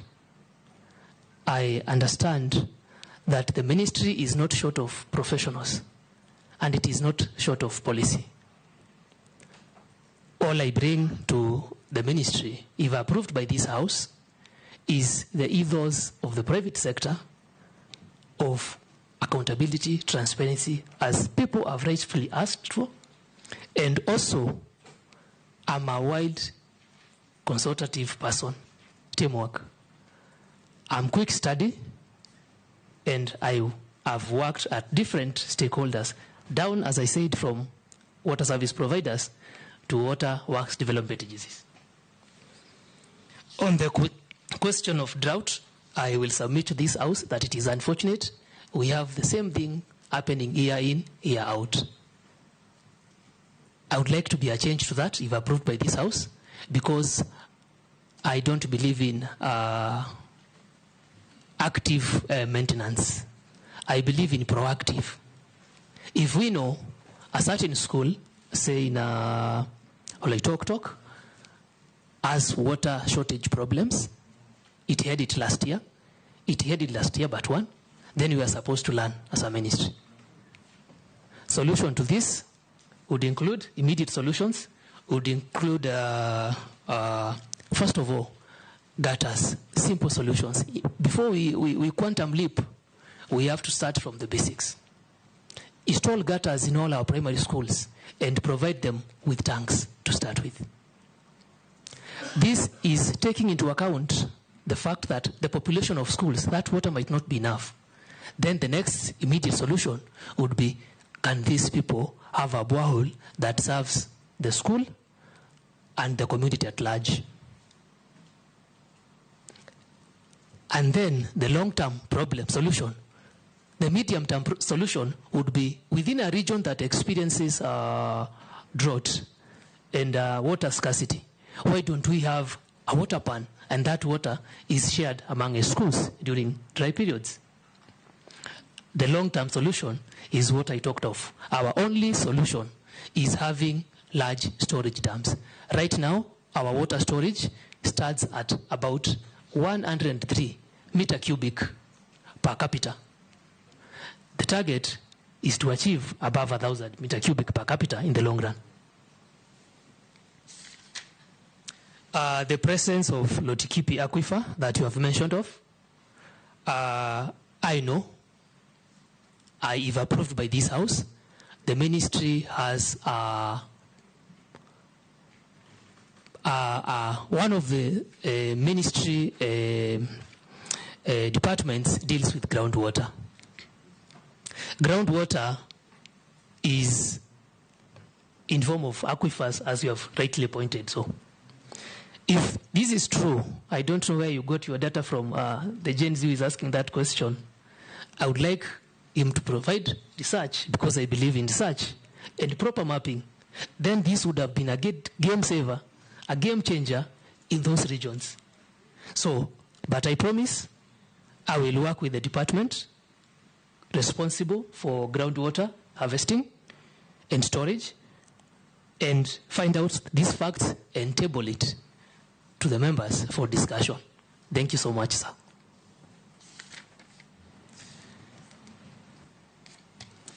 Honorable, if I may, Honorable Speaker, to respond to Mishi. Mishi, I will say I was part of the team that looked at the distribution network in Taita Taveta a while back, if you look at my CV. And I understand that these water resources are shared between counties within that region. Specifically, Mzima, that was not a bulk distribution network. We were more looking at the distribution network that actually reaches the people. I understand in the Water Act 2016, it is the mandate of the Cabinet Secretary under this docket I'm nominated for to ensure catchment and interbasin transfers are amicable. Kindly, if I get into office approved by this House, Honorable Mishi, I will ensure we have smooth sharing of resources, because all these resources belong to all peoples of Kenya. They could be in your county, but if there's a room for us to accommodate the other and provide water to another Kenyan somewhere else, but I'll get back to you with a proper written discussion on that. And I will also ask for your support on the same, because members within that region have a say to the resources in their region. Thank you so much. Raso, sorry, Sharia. Thank you, Mr. Speaker. I guess I had stepped out. That's why you think I'm not here anymore. Yes. I'd gone to the mosque. To pray for Thank you. us. Eric, my name is Abdi Shurie, MP Balambala. Mine is one very simple question. The right to clean water is seriously hampered by the lack of water infrastructure investments in the rural areas. If confirmed as part of a non-discriminatory policy making, would you consider championing extra complementary funding for rural Kenya? Thank you, Mr. Speaker.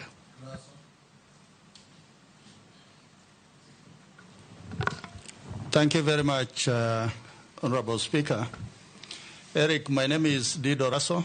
I'm the MP for Saku. Saku is in Marsabit.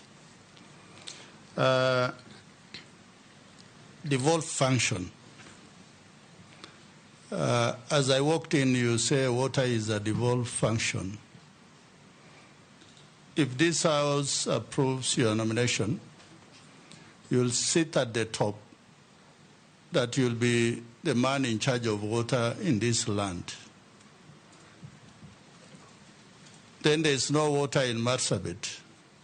Will it not disturb you? Secondly, you went for some training in Israel. It doesn't rain in Israel, and there's no flowing water. But the Israelis have piped water. And I think the only water that is evacuated to Israel is from the Nile, from the Egyptians. Egypt, there's no rain in Egypt, maybe once in a blue moon. They live on the Nile, and every household or every house constructed in Egypt actually experiences running water. So when you look at Igembe or even Marsabit, people still draw water from earth dams, or what in the old colloquial we call ponds. What is coming into your mind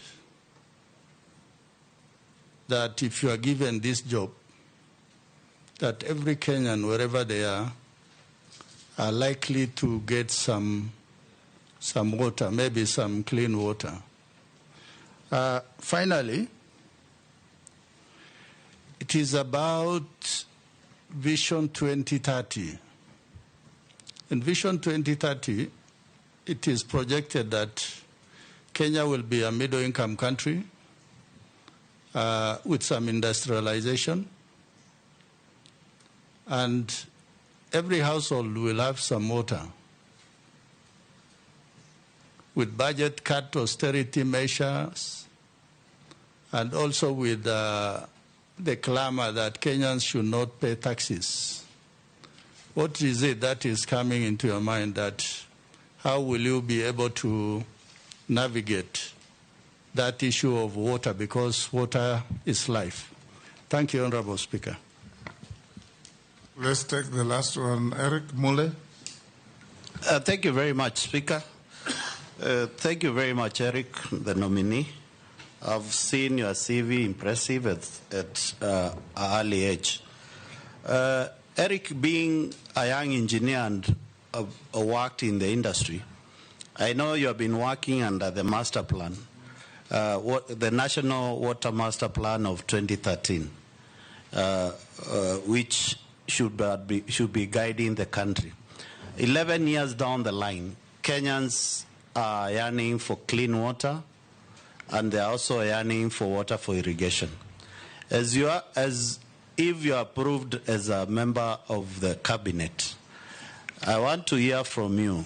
Are you comfortable with the existing master plan? And if you are given an opportunity, what kind of a master plan for water will you give this country so that Kenyans can realize the dream of clean water as quickly as possible?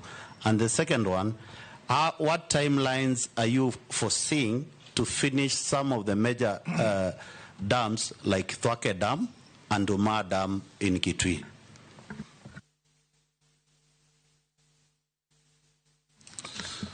Answer those from Shurie, Raso, and Honorable Mule. Thank you, Honorable Speaker. I would like to start with a question from Abdi Sharil on water infrastructure in rural areas. And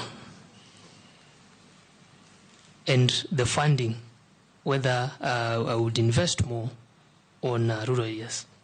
I understand that more than 85% of the country is rural, and these people too deserve the human right of having water and sanitation, improved sanitation. And to do that, we have to leverage now, because of austerity measures, on other development partners. I'm sorry, I think you were not there when I explained this to Honorable Ichungwa and Desuda. We have to package I'll repeat, we have to package our projects in such a way that they're attractive to private investors to start with.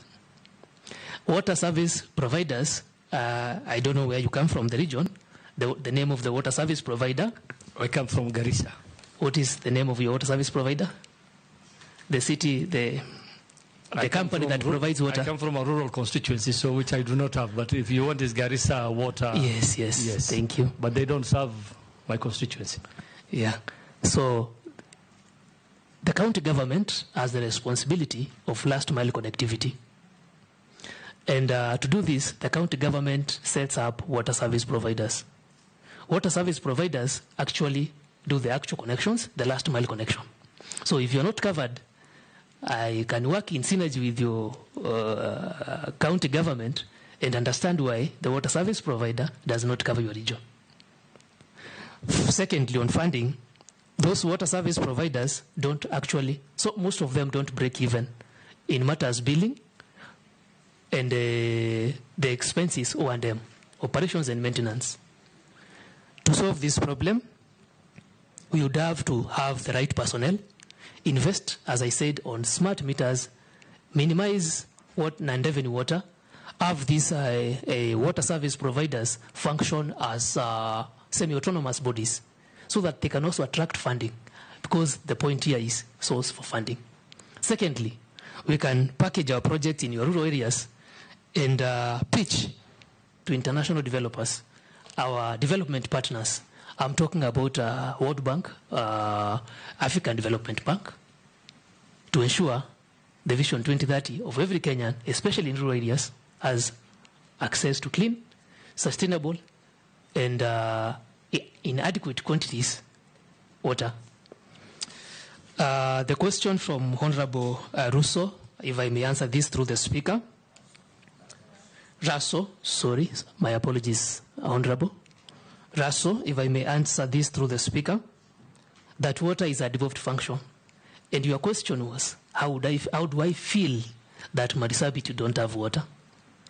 I am sad, sir. To be honest, I am sad. As you said, that is how I feel. And it is very unfortunate to the people of Marsabit. I will tie this to the question on Israel. Israel is their available water resources, renewable water resources, they are not as endowed as we are as a country. It is unfortunate that 84% of our renewable water resources, Honorable Speaker, go to the ocean. When it rains, we have seen the havoc caused by that water, loss of human life in regions just below your area. And that water is supposed to be, is God-given gift for us to be self-sustainable. To solve that problem, the immediate solution is what I talked about, water pans that are relatively inexpensive. But the long-term solution to that problem are the 100 PPP dams that we are trying to discuss, so that once it rains, we impound that water, have pipe networks to your people of Marsabit, and also enable them. I know Marsabit, some areas are irrigable, and some other areas are really fertile for agriculture. They can do double irrigation without depending on rain-fed agriculture, solving our climate resilience and drought resilience at the same time. So it's a matter of funding. Question from Vision 2030. There was a question on Vision 2030 and austerity of measures and funding. I think I've covered that well. I answered your question on the water problems in Marsabit and long-term solutions. Honorable Mule, there was a question on I've worked with master plans for more than 11 years. As you've said, rightly pointed out, that I will clarify myself. This is my position. A water master plan is a blueprint. It is but a guide. It is not cast on stone. And there are always rooms for adjustments, improvements, and better.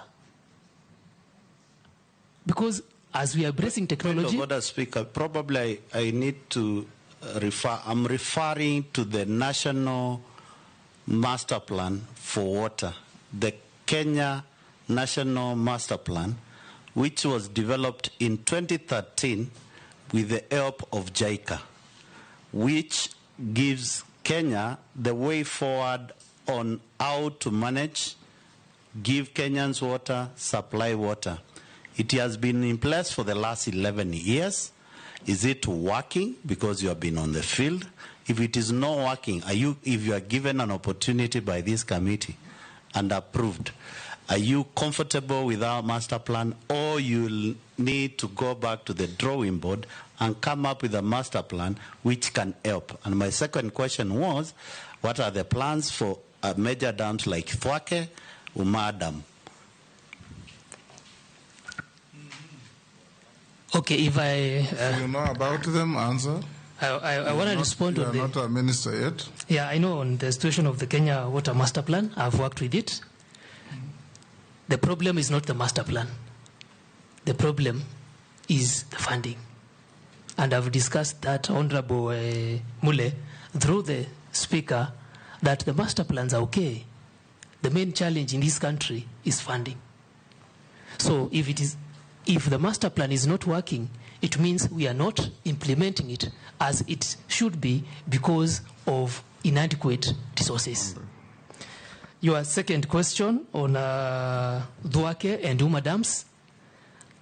Sir, I know these dams are ongoing, but I'm not already, the House has not approved me to be a CS. I'm still a nominee.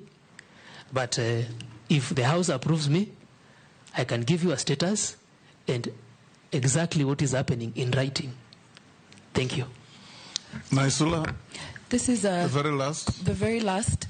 And I really wanted to say this and to ask the nominee, the issue of equity in water resource in this country.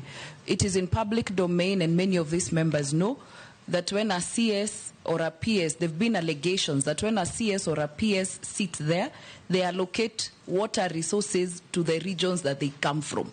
And also we have even seen there were allegations where a CS and a PS were fighting over projects, firing people, moving projects. I want to know how you will ensure there is equity in every part of this country, regardless of how they vote, regardless of where people are, to make sure that water is available in every part of this country. Yes, go on, Eric. Whether you'll be CS of Kenya or Migepe. Thank you, Honorable Speaker. If I may respond to Honorable Lisuda, if you ask out there, people who have worked with me, they know my stand on integrity and honesty. I know it's out there. Kenyans will tell you. And I've responded to the same question to Honorable Murugara and Honorable Daoud. When pressed on the question of whether I will allocate them dams. They were very excited that you will be taking water to their region. Burst their bubble. No, I said we will follow protocol. Yes. Okay. Thank you. Murithi? Yes, sir. Let me ask you something. You said you graduated in the year 2016. Yes.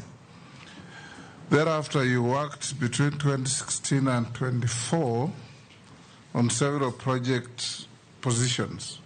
Yes, right? sir. Yes. As an engineer working in those project positions, were you required to be registered with the Engineers Board? Yes, I am required to be registered with the Engineers Board of Kenya. Yes. How come you only registered in 2024? So you're working without registration? First of all, to pronounce myself is that registration with the engineers of Board of Kenya requires, first of all, you undergo training, adequate training. The minimum years is 3 years, and I don't think there's a maximum number of years. And secondly, it also speaks of the priorities you have. It is very key to be registered, but I was multitasking between a master's degree at the University of Nairobi and working. Those are unnecessary details. The question was very simple. Yes. When you are overseeing the projects, were you required to be registered as an engineer? You said yes. Is it a requirement? It is a requirement to work under a registered engineer. When you are not registered, you work under registered. Yes. It's as simple as that. Thank you. So when you answer question very simply, it becomes very easy. Thank you. When you over-explain, you can land into difficulties. Thank you, Speaker. Thank you. Yes.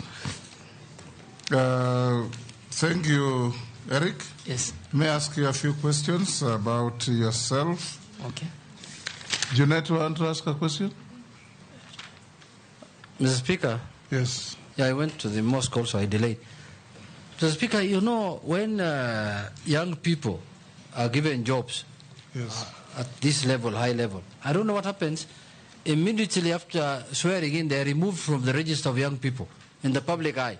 They become older people. Yes. Then the agitation continues that we want a young person on the table. I want to believe in this vetting committee today that we are vetting a young person. And he's going to go to, if he's approved, if the committee feels he's fit for the job, he will go there as a young person. Yeah, no, I have come to experience that we have vetted a young person who was given a job, and then when he took up the job, he became an older person. But when we were vetting him, he was a young man or a young lady. I remember very well. So I'm talking out of experience. So I think he will go there with the mindset and the belief of a young person, and the young people also will see one of them in that table as a young person. That's my comment, Mr. Speaker. But the other thing, he is from the one region of the country.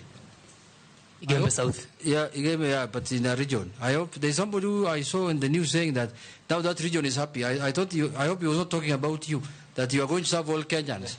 We have dealt with that already. And Eric, when you find favor and you get approved by the committee and you become a CS, you are not a CS because you are a young person. You are a CS because you are a competent Kenyan. Thank you. Capable of discharging the responsibility of the office of CS, and you must serve Kenyans of all ages, the young, the middle-aged, the old, the very old, without fear or favor. Thank you, Honorable Speaker. Yes. And don't only look at the mountain. Look at the plains, look at the valleys, the asals. Yes, look at the whole country. Because in this country, water is a source of major conflicts between herders and farmers, farmers and farmers, and many people. There are people who do not get the World Health Organization designated quantity of water, leave alone quality, quantity per day. And it's going to be upon you to assist this country for the period you will serve as minister, if you are approved, to ensure all that you have been told here. Mzima Springs, they want water to go to Mombasa. Everywhere people want water. There is something called the Nile Treaty, which is always an elephant in the room for us.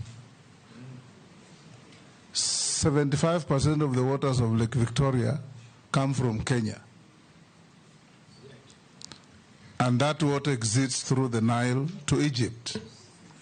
Yet if you looked at the 1902 Nile Treaty between Egypt, Sudan, and the British, They say the waters of the Nile shall only be used 85% for Egypt, 10% for Sudan, and 5% for evaporation. They didn't even care about the source of the water. The treaty has been amended twice, but is still on the table and causing a rumpus between Ethiopia and Egypt. And Kenya, that feeds the Nile, is also an interested party. So you should also look at that when you get to office. Chairman, yes. To add on what you have said, the issue of Migingo Island also with Uganda. Yes. Yes, the lake.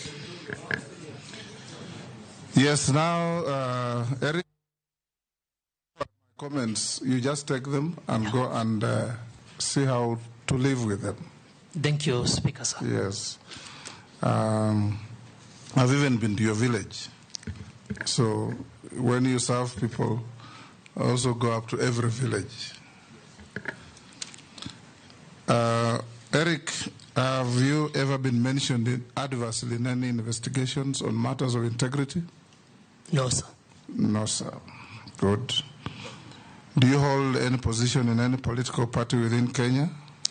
No, sir.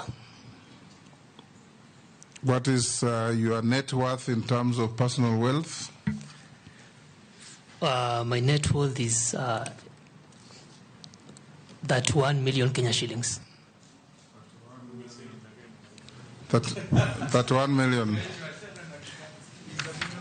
What is it made of? You've done much better than your age mates. I come from a region that is engaged in farming. Yes. So I've invested in lands and planted crops, tea, if you've been to the region. Yes. Coffee, bananas, and other. Mira. Definitely. Yes.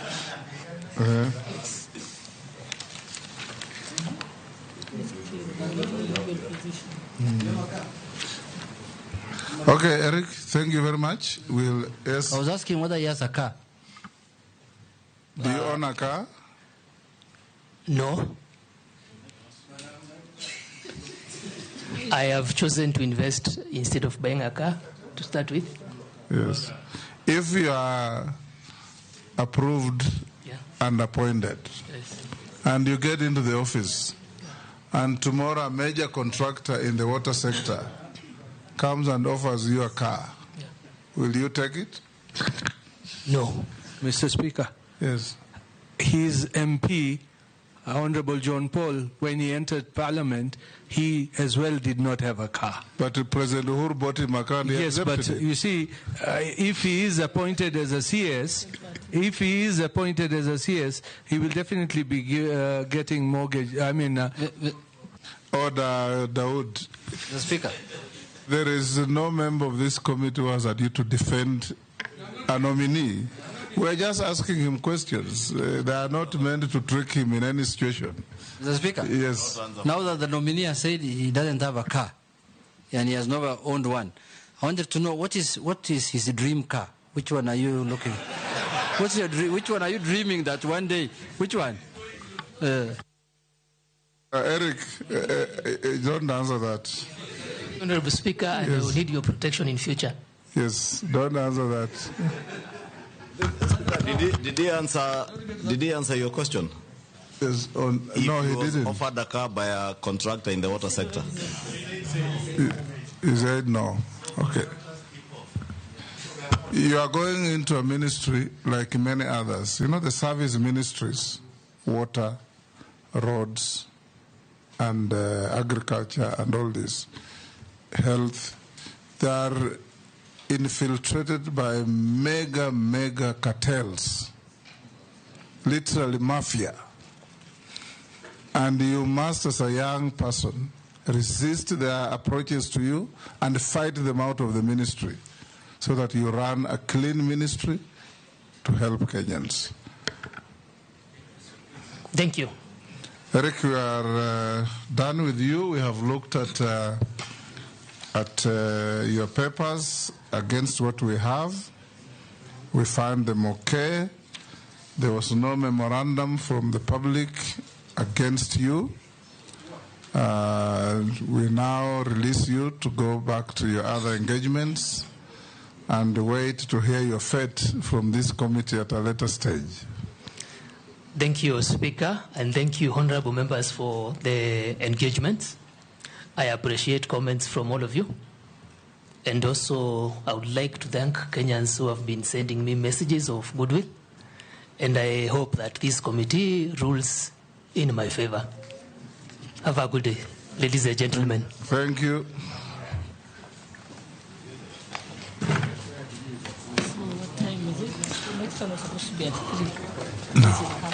Honorable members, I saw John Paul in the gallery.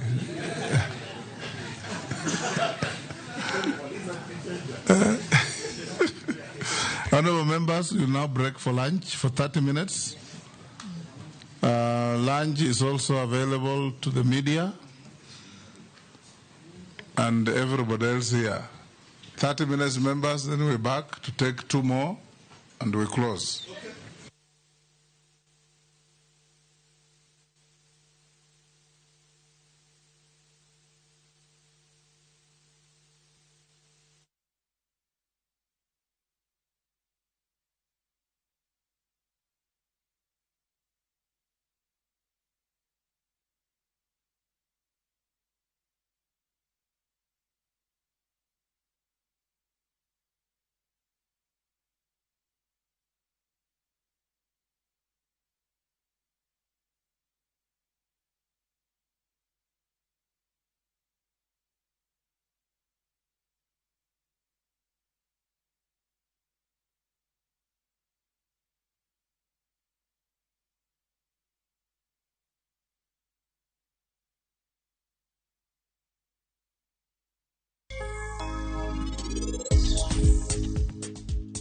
Inwe kunyo bur monosiko. Gik mosekalo bed mosekalo. Accident no ngano noko timo kong'eyo. Dawe Sarab. Mano no ken masira. Apa ni ntienga manotimo nigi. Seher nyakwara. Aladwa ni nyisa. To inimiya duoko mar adier. Un gi nyithindo 2. Ibo miyo ng'a chiemo. Woguru kae piyo piyo mondo unugu gal na meher. Nitie gimoro achiel maparo. Kaponi an ibiro maka, tabiro neno ni omaka kamoro achiel kodu.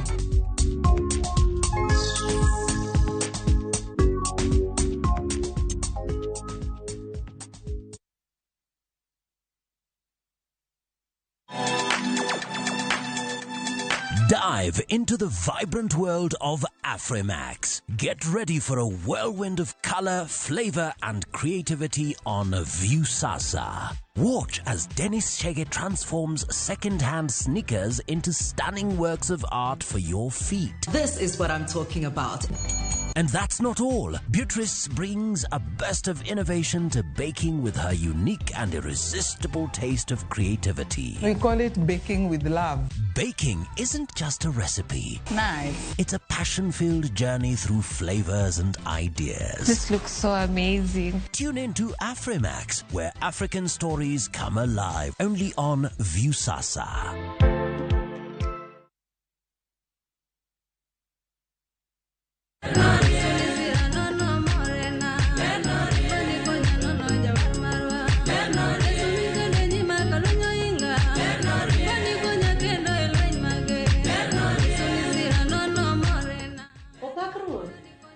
Jawer maru masi Jotend.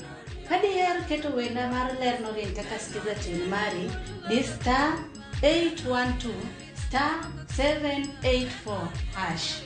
Parni Ramogi TV en karo jower duto.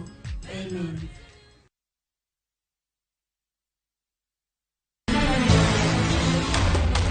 Sigana ni medo minore gi weche mag miriambo kod miganga.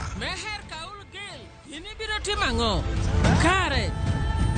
To joma onge ketho ema hinyore ahinya. Kuom higni 5 ne in kanye? Baba in bende ni wuonda kae. Weche era medo bedo matek kendo mapek. Akwin mondo iniwoge od ni sani. An nasiche koiko kaka Samaira gi Sara biro timarus. Kata kamano, joma oherore ok nyal pando heragino. Andisora. Aber. Avatar. Ewi magi duto nyaka joot achiel chung' kanyakla. Ere kaka unyalo wacho joma richo ka? An awinjo ka an gi wich kuot mang'eny ahinya, adwaro mondo atemo kaka untie kae. Choti Sardani. Wuok tich nyaka ngeso, saa 2:15 otieno. Mana Ramogi TV.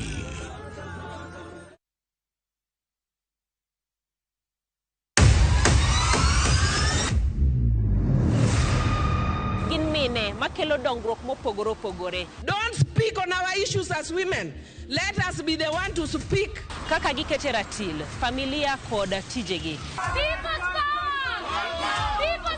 Magitimo gisiso kod lony. As the woman representative of Homa Bay County, this nation is hungry and there is no question about it. Minegi nietelo. Gijiwo kendo gikelo lony mopogore opogore. Mentorship en gimoro ma important kabisa. Mano konyo ji kendo miyo ji bet gi positive attitude. Gimiyo lony margi kanyakla kod yudo duoko ne chandruoge duto magikale. We want leaders to be fair to the nation. To emine wacho sigand miyo kamiyo ogen. Mine wacho ngeso ka ngeso kod jailieta.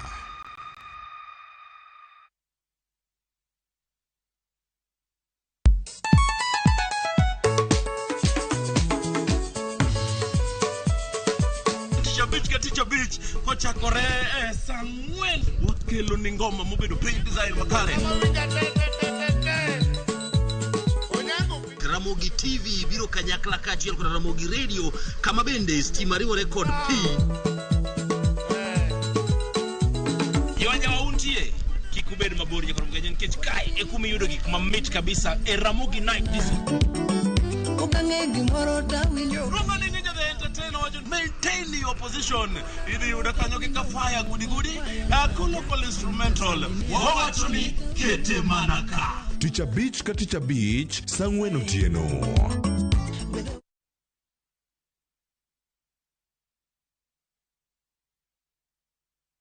Nyakwa Ramogi, Kenya Eratiel. Raila has a space to say what Gima Jakom Dwawacho. The opposition, nothing like Supreme Court. Onliet Nyakwa Ramogi.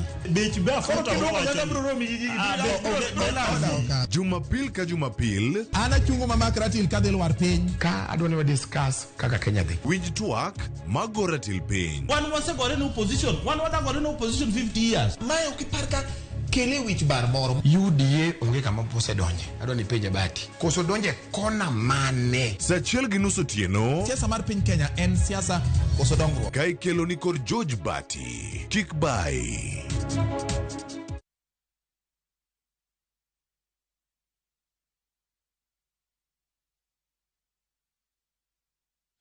Nya kormoga jwang arwaki chenro ni ka odiochieng' ma kawuono en odiochieng' mar ariyo mar komiti ma puodho jotend migepe dhi nyime gi puodho jotend migepe Mogwel mano chakre odiochieng' ma nyoro ka okinyi ma kawuono nitiere Andrew Karanja mane ose timne kata da dhoge ka obro kao migao mar pur ka achiel bende gi Duale ma bro bedo jatend migao ma kopuodhe obro bedo jatend migao mar alwora ka achiel koda jalno mowuok sani miluongo ni Mureithi ma bro kao tend migao mochung'ne weche mag pi ka joge duto nyiso gigo magidwa timo tend migepegi ma kopono migi thuolo mar tiyo ne jo Kenya tend migepe ma opogore opogore ka bende gino ma jok ma kata komiti matimo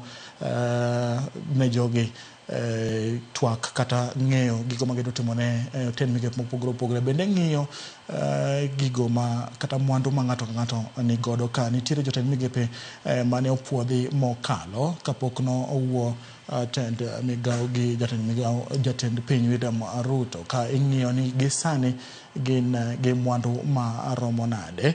Aden Duale nowacho ni mwandu mare gisani en shillings milion 980 nyakoro mogo jwang koro king'iyo kipime gi higa achiel gi nus mokalo kano miye ting' mar bedo jatend migao mochung'ne jolweny en gi medruok matin ka bende komiti ni keto gi kama tek mar ng'iyo kata ng'eyo ni to pesa momedre ni omedregi yo manade. Magi duto katimre Nyakwar Mogojwang' pod gibro dhi nyime ka odong' ji ariyo ma bende pod ibro da dhogi gi komitini ma od bura ma malo mondo ng'e ni to ang'o ma gido timo ne jo Kenya ponono ni omigi thuolo mar bedo jotend migepe mopogore opogore e tend migawo ma pacho kae ka magi bende bro dhi nyaka odiochieng' makiny nyaka odiochieng' mar Jumapil ka bang'e to jatend piny William Ruto ibro chwalne listi mar jotend migepe ma opuodhi gi komiti ma puodho jotend migepe Mogwel kasto obro kawo jogo ma omiye gi komitini mondo omigi tich ayanga mar bedo jotend migepe mopogore opogore Nyakwar Mogojwang'. Magi duto ibro bedo ka iluwogi achiel ka achiel TV mari mar Ramogi ka odiochieng' ma kawuono pod odong' ji ariyo ma ibro da dhogi. To motelo Nyakwar Mogojwang', jatend migawo Mogwel migawo mar pur Andrew Karanja osingo mar kedo gi achudhe e migawo no ahinya chwalo mbolea ma nengogi oyweyo mane okelo liet motelo higani kane ochwal ne jopur mbolea ma bandia. Koloso mbele komiti od bura mar puodho jotend migepe Mogwel otamore tudruok moro amora e kinde koda mane en jatend migawo machon Mithika Linturi. Many Kenyans, when you are nominated, purporting that you used to be the personal assistant to the former cabinet secretary, Mithika Linturi, were you, or have you said you have worked with cabinet secretaries? Were you Mithika Linturi's personal assistant at any point, or have you worked with him in the ministry? 2, you have definitely heard about the fertilizer subsidy program and the scandals that came out of it. I'd want to hear how you intend to handle what are called the cartels in Kilimo House, especially around the supply of fertilizer, how you intend to deal with that. Thank you. Being a PA, this one caught me off guard and surprisingly. For the record, Mr. Speaker, sir, and honorable members, I've never met the former Honorable Minister for Agriculture. I've never been a PA.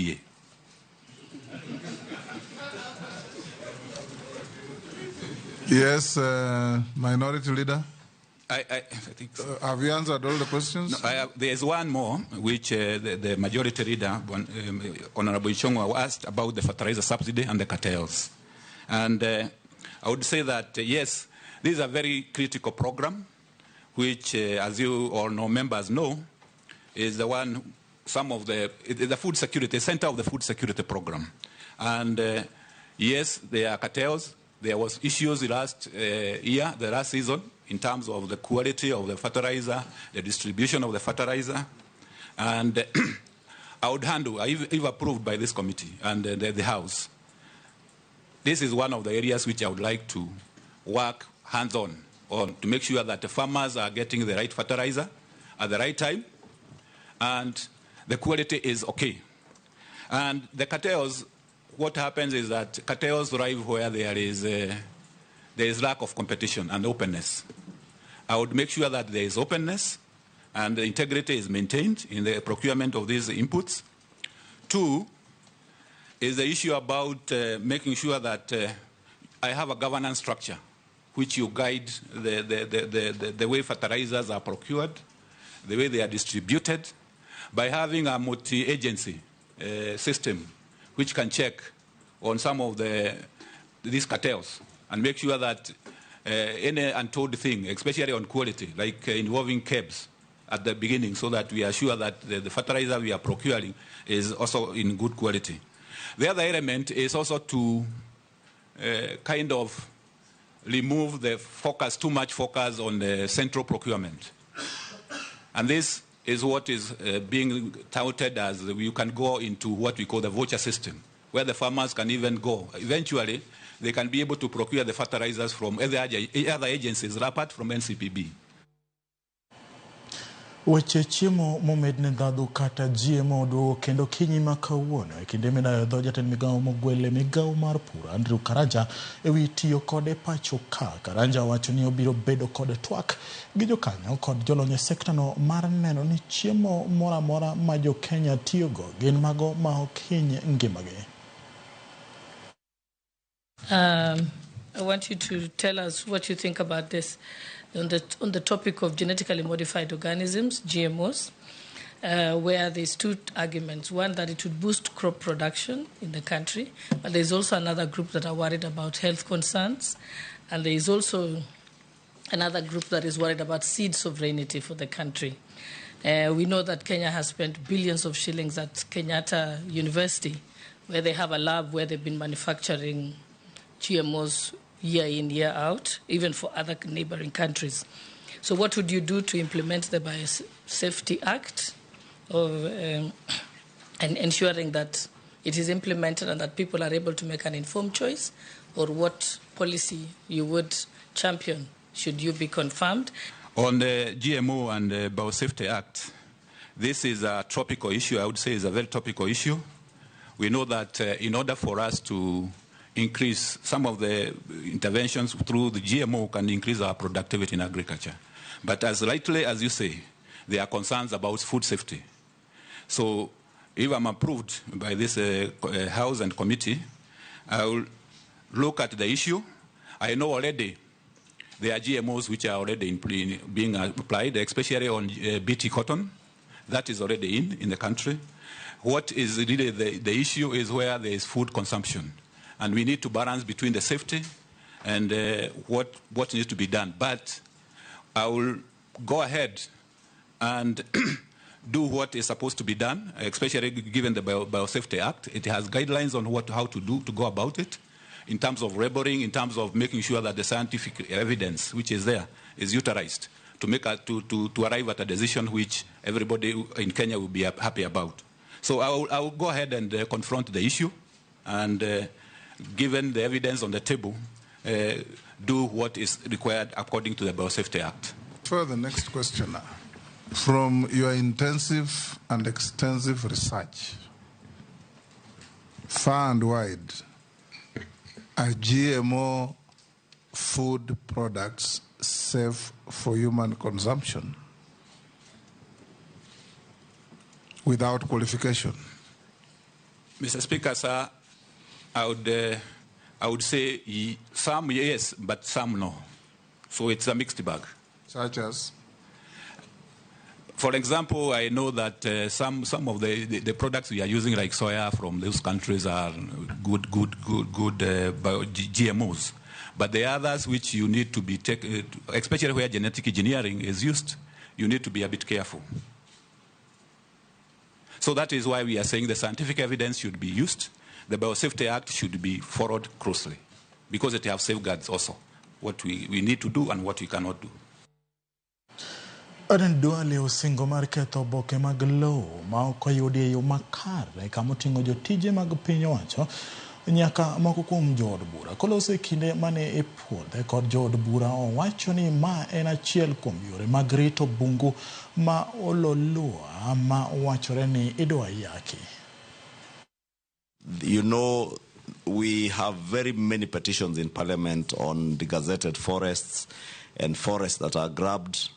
I would want to hear how you intend to work with Parliament, especially in dealing with all those issues, land issues around degazetment, encroachment of forests, and outright land grabbing of forested areas. Case in point, I'm aware, I know, and I don't know if you may be aware, of the Ololua forest matter just outside Nairobi, and what you would intend to do to reclaim all this grabbed forest land.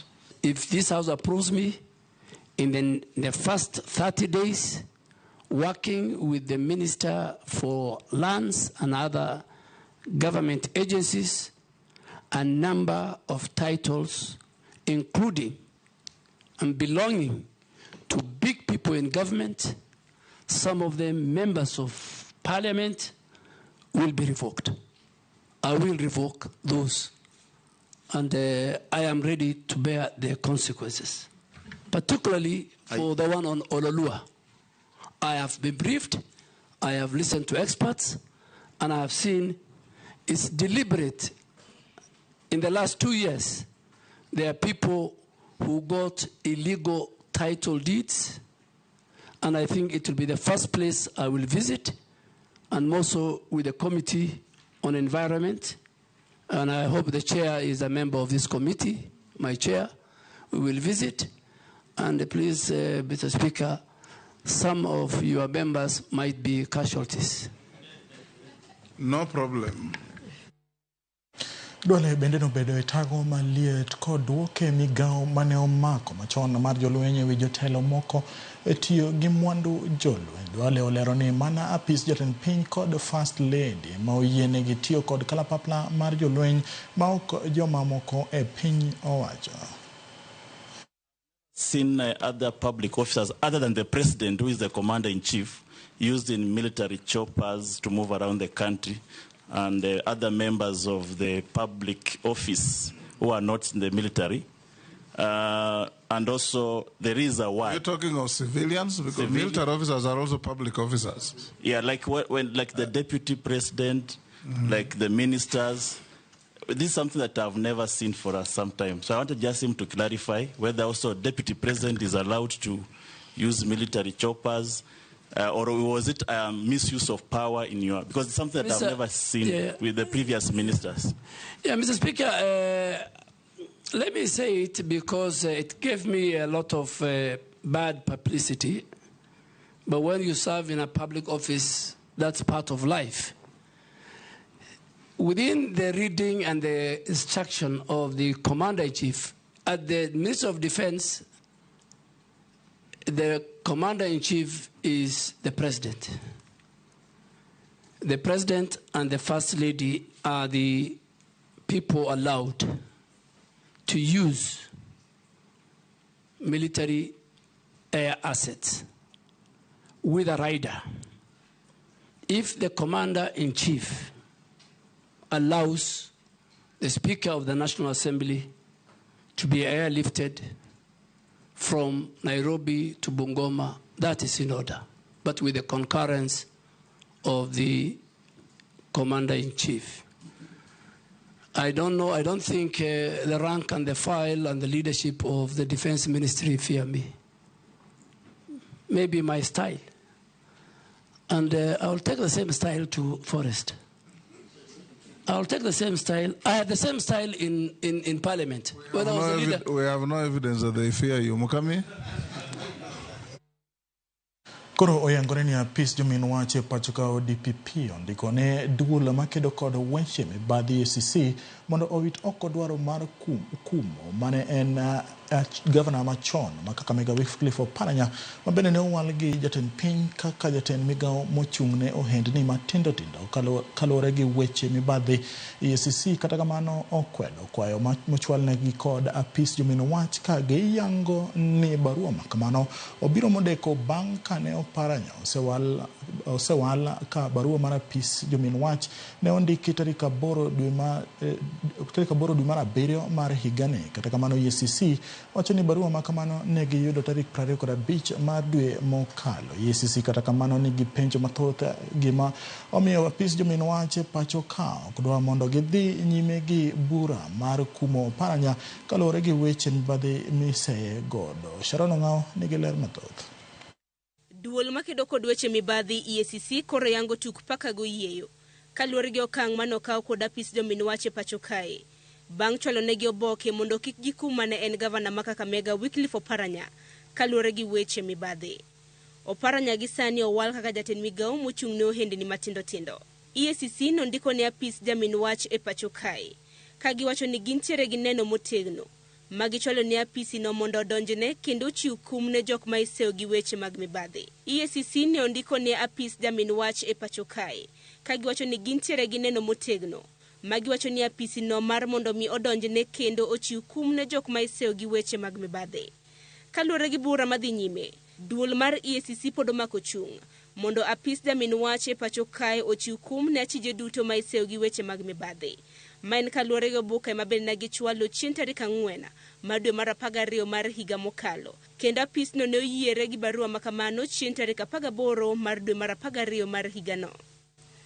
Nyaka chop sani okinde mag paranya seyo duol mar EACC mar koso luoko nyingo paranya motelo ne chenro mar dayo dhoge e lemo mar tend migao chieng' Jumapil. EACC kata kamano ne ochwalo paro ne clerk mar od bura maduong' ma pacho kae, kaluwore gi report mabende ne gichwalo ne apis jomin wache pacho kae mondo donjno paranya kaluwore gi ketho mopogore opogore moriwo seyo mar mibadhi, tiyo marach gi apise, luoko pesa e kind mamoko. Kata kamano, chieng' tarik 8 mar dwe mokalo, apis jomin wache pacho kae ne oloko tanga ka giliko ni ne giyudo barua kowuok kuom kinde mag paranya maliko ni omenda ma iseyo godo paranya ne oyudo kowuok kuom jok mane omiyo tenders e kinde mane en gavana, kendo ne ok oluok pesa, wirani magi ne gin gopege mabende ne ntiere oko. Duol mar okwach kich kata kamano ne ondiko ne duola makedo kod mibadhi e pacho kae ka giango ni thoth buche mane odonjne godo ne en kaluwore gi omenda manochul gi director mar kambi mar Sabema International Limited kaachiel gi kambi mar Sesele Resources Limited, omenda manochul gi Joseph Obulunji Okutoi ne kambi mar okinde mar Marende and Nyaundi Company Advocates mondo chiw thuolo ne oparanya mar nyiewo ot namba LR namba 10034 mantiere gwenge mag Forest Edge Green Villas mantiere Karen Bore Nairobi. Kaluwore kod apis jamin wach e pacho kae bende giliko ne oseyangore ni omenda mane iseyo ni ne oluok ne gin omenda mane oyud kowuok kuom hola. Kopogore gi mano, apis jamin wach bende yango ni nyalo bedo matek mar donjo ne achije ma iseyo kod weche mag mibadhi e burano, kendo chiwo dwaro mar mondo mibuche duto olor kaluwore gi nok mar yudo neno moromo. Kata kamano, kata bed ni dwaro mar donjo ne achije miseyo kod mibadhi nitiere e lwet apis jamin wach e pacho kae, Jalup Spika mar od bura mamalo Gladys Sholei to ramo ni EACC onge kod oteku mar kumo achije miseyo gi mibadhi, wirani tijigi en mana mar nono mibadhi. EACC has no authority whatsoever in law to clear anyone. They can only investigate you for corruption. So the self-declaration form is for custody by EACC for future investigation should they be necessary. Sharon Ongao, Ramogi TV. Erokamano Sharon Ongao kuom lipode no. Duond bura mar UDA ogolo Cleophas Malala kaka jagoro mare kendo yiero Hassan Omar e lemono ma itimore e kinde ma duond bura no bago romo magala moro kawuono ma itele kod jotend piny William Ruto magitimore ka jakanyo machielo Joe Halende noyangore kaka jagoro mar duond bura no motelo juma ni gino mane okelo tungni mane okelo nyaka hinyruok mare.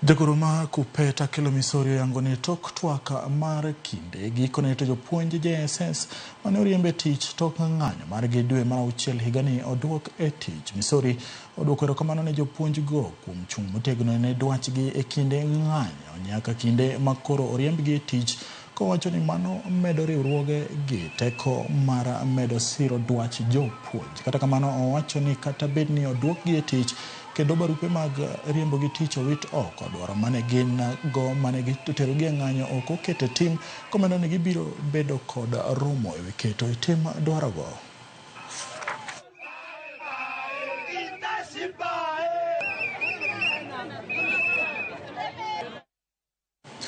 Lwenj kedo gi thoe mag nyithindo matindo manyuolo e kaunti ma Homa Bay oyudo mijing'o bang' riwruok ma ok mar piny owacho ma ong'ere ni Lwala Community Alliance chiwo ne migawo mar thieth e kaunti no mwandu ma itiyogo e woda ma mine konyore ute thieth ma opogore.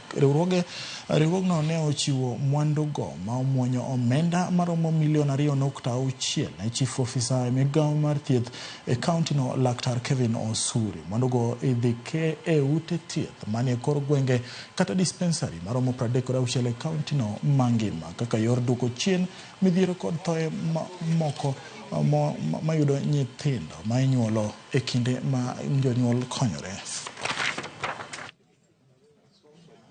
The main cause of maternal mortality or the main cause of mothers dying has been from hemorrhage, postpartum hemorrhage, that is bleeding after giving birth. And one of the modalities to sort that out is what we have here called an ASG. Yeah, it helps us with managing shock, especially after mother has bled after giving birth.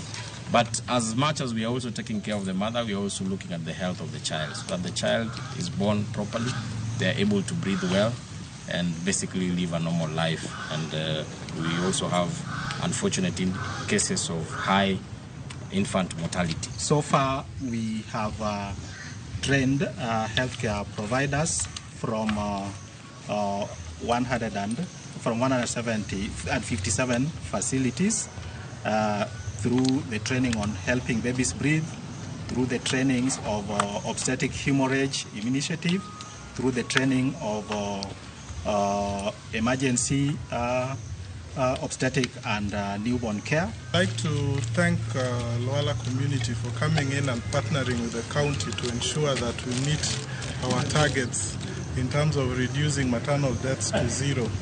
We are not proud of our current statistics. We believe we can do better. Riwruoge mang'iyo ratiro mag joma mine kaunti ma Siaya ochako keto itima chenro mar sirikal mar bero ngima rowere e weche nyodo kokalo e sikunde kod kuonde thieth ma pacho ka kaka yor duoko chien ye ma ohiu lwenje mag kit chwech kaachiel kod medruok kute mag ayaki. Riwruogego ka oriwore kod sirikand kaunti ma Siaya kokalo migawo mar thieth kod sir mar Fawe Kenya riwore mar tiego rowere manyiri ng'eyo ratirogi e weche nyodo kod thieth. Ka oloso e romo e magawa moro e kar chung'o bura ma Alego Usonga, coordinator mar thieth Ezekiel Ojwang olero ni gigeto duoko chien kwana mar iye ma ohiu masani ochopo 21% e kaunti ma Siaya. Apart from nyithindo matindo gi kata teenagers gi, wataget bende jonyuol gi kata caretakers magidak kodo mondo watem explain gi kata wakony gi kik ging'e kaka ginyalo geng'o mondo nyithindo gi kik yud iyegi. To be moseyudo to programs mwantie kodo i sirikal ma Siaya County temo mondo duok gi back to school mondo gidhi mbele kod sombgi mondo gichop mahitaji margi kaluwore kod somo ma gintie kodo. Ng'engi wapuonjogi about growth and development, be ipuonjogi about menstrual cycle, ipuonjogi about how they can prevent HIV and STIs. Sani watemo loso policy moro miluongo ni response and prevention to gender and sexual based violence mabiro konyowa mondo wabed gi structure maber ma wanyalo address go ka nyathi omako ich o ka ng'ato nindo gi nyathi wanyalo timo nang'o nikech sani structure malong'o ema onge to everybody timo gima ginyalo timo e department margi. We are supposed to cover 25 schools. So far we've covered 10, so it's 15 to go. We are supposed to cover the whole 6 sub-counties of Siaya counties. We've covered 4, so we have 2 to go. So maybe before the end of the year, we should be done with the rolling out of the guide. Jo halama wuok Wangarote Isabel County maseme yuago reyo kagiwacho ni sirikand county ma Kisumo ojwang'ogi to kendo dhi nyime gi choko osuru kuomgi to ok odewo lwasi magitime ohala gino makoro miyo chiro no dhi kapodho. Giyango ni osuru ichoko kuomgi piny maru to uso onge nikech chiro olela gionge pi maler kod choche. Arita bende orochore gino ma osemiyo nyaka jo ohala moko dar bende gikoni giuso e pap magikia ni gitimo ohala e lope ji ka koth goyogi chieng' bende chamogi ka ketho negi mwandu nikech pok oger negi chiro e alworano. Gidwaro ni tend kaunti mondo obi olimgi mondo ne chandruok ma gikaloe. Chweti nyalo dar idok dala iwe loko nikech kam shed ma wanyalo bete malong'o onge. Cho ok ber nikech wan gi cho adiera to management mar cho no ok ber. Koro wakwayo jo county non many kaka ginyalo timonwa mondo wayud ler mar wang'arot. Jajuok bi manomiwa en jajuok mar rush ji makata nyocha nwachwanyre kode kaa. En ng'ama biro samoro ne koth ochwe manudhi buok to kiduogo ni e stall to bo chopo dwa pesa. There's a time manokao gige nano dwan mondo dhigo. Mana pok adhogo both mana yanye kabisa. Tok nene hecha nikech obiro ka koth nochwe no adhi buok kata pesa be pok iyudo. Koro wasedhi nyaka e office marwa mar administrator mani Kombewa. Wasewuoyo e weche mang'eny to response onge. Gima duong' machandowa momonowa dongruok maber en ni lop chiro kaka jigedi malong'o onge nikech wasedwaro jo physical planning mondo nyiswa the boundary here mondo watim fencing. Wakia kod wause puothe ji kata wauso oko kata okaro hala moko ni oko. Wakwayo governor Professor Peter Anyang' Nyong'o, governor marwa mwahero mondo obi e chiro wang'arot one kaka chalo. Sirkand kaunti ma Migori ochwalo mwandu mag tiegruok ma nengogi romo milion 13 e kuonde tiegruok moingo 23 e kauntino. Ka olose kinde mana ochiwo mwandu mag somo. Gavana ma kaunti ma Migori Ochiolo Ayako owacho ni geno margi en jiwo chenro mag somo e kuonde tiegruok makamago mondo okonye jiwo kwan mar jopuonjre matimo tiegruok ma opogore opogore. Ayako bende owacho ni kata obedo ni sirkal ma malo nigi chenro mar duoko chien pok mar omenda mag kaunti, sirkand kaunti ma Migori biro temo kar manyalore.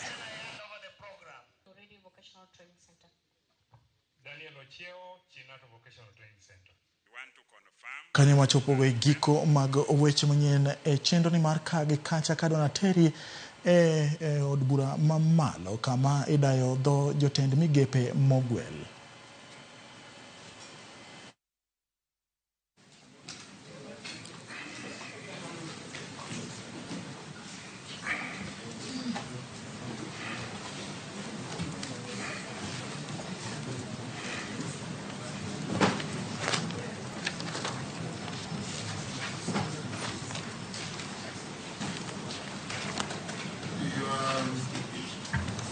Davis Kimutai Chirchir, EGH. Good afternoon, Mr. Speaker, yes. Chairman. My name is Davis Kimutai Chirchir. Thank you. Welcome to this parliamentary committee on appointments. You have the luck of appearing before this committee for the second time in 2 years. We are a committee of the National Assembly, constitutionally and statutorily mandated to conduct hearings on suitability of persons nominated by His Excellency the President to hold offices of cabinet secretaries. I'm the chairman of this committee. On my right is the Deputy Speaker of the National Assembly, Gladys Boss. On my left is our Deputy Clerk, Jeremiah Ndombi. I'll invite members of the committee to introduce themselves for the record, starting with Honorable Naisula. Naisula Lesuda, MP Samburu West. Junet Mohamed, Suna East. Nelson Koech, Belgut. David Kosing, Poko South. Gikaria David, Nakuru Town East. Mase Mary, Teso South. George Gitonga Murugara, Tharaka Nithi. Owen Baya, Kilifi North. Robert Mbui, MP Kadhiani. Stephen Mule, MP Matungulu. Dido Raso, Saku. Abdi Shurie, Balambala. Mishi Mboko Likoni. Rehab Mukami, Nyeri. And I'm Caleb Misaboti. Honorable, Mr. Davis Chirchir, we'll start in earnest with the job ahead of us. First, you'll be sworn in because you'll testify on oath. Once we do that, you give your original documents to the sergeant to give to the clerk to cross-check with what we have to see if they are corresponding. So you may be upstanding. You have an option to swear on the Bible or the Quran, depending on your faith. Bible? I, Davis Kimutai Chirchir, do swear that the evidence I shall give before this committee on the matter under its consideration shall be the truth, the whole truth, and nothing but the truth. So help me God. Thank you. You may take your seat, sign the oath.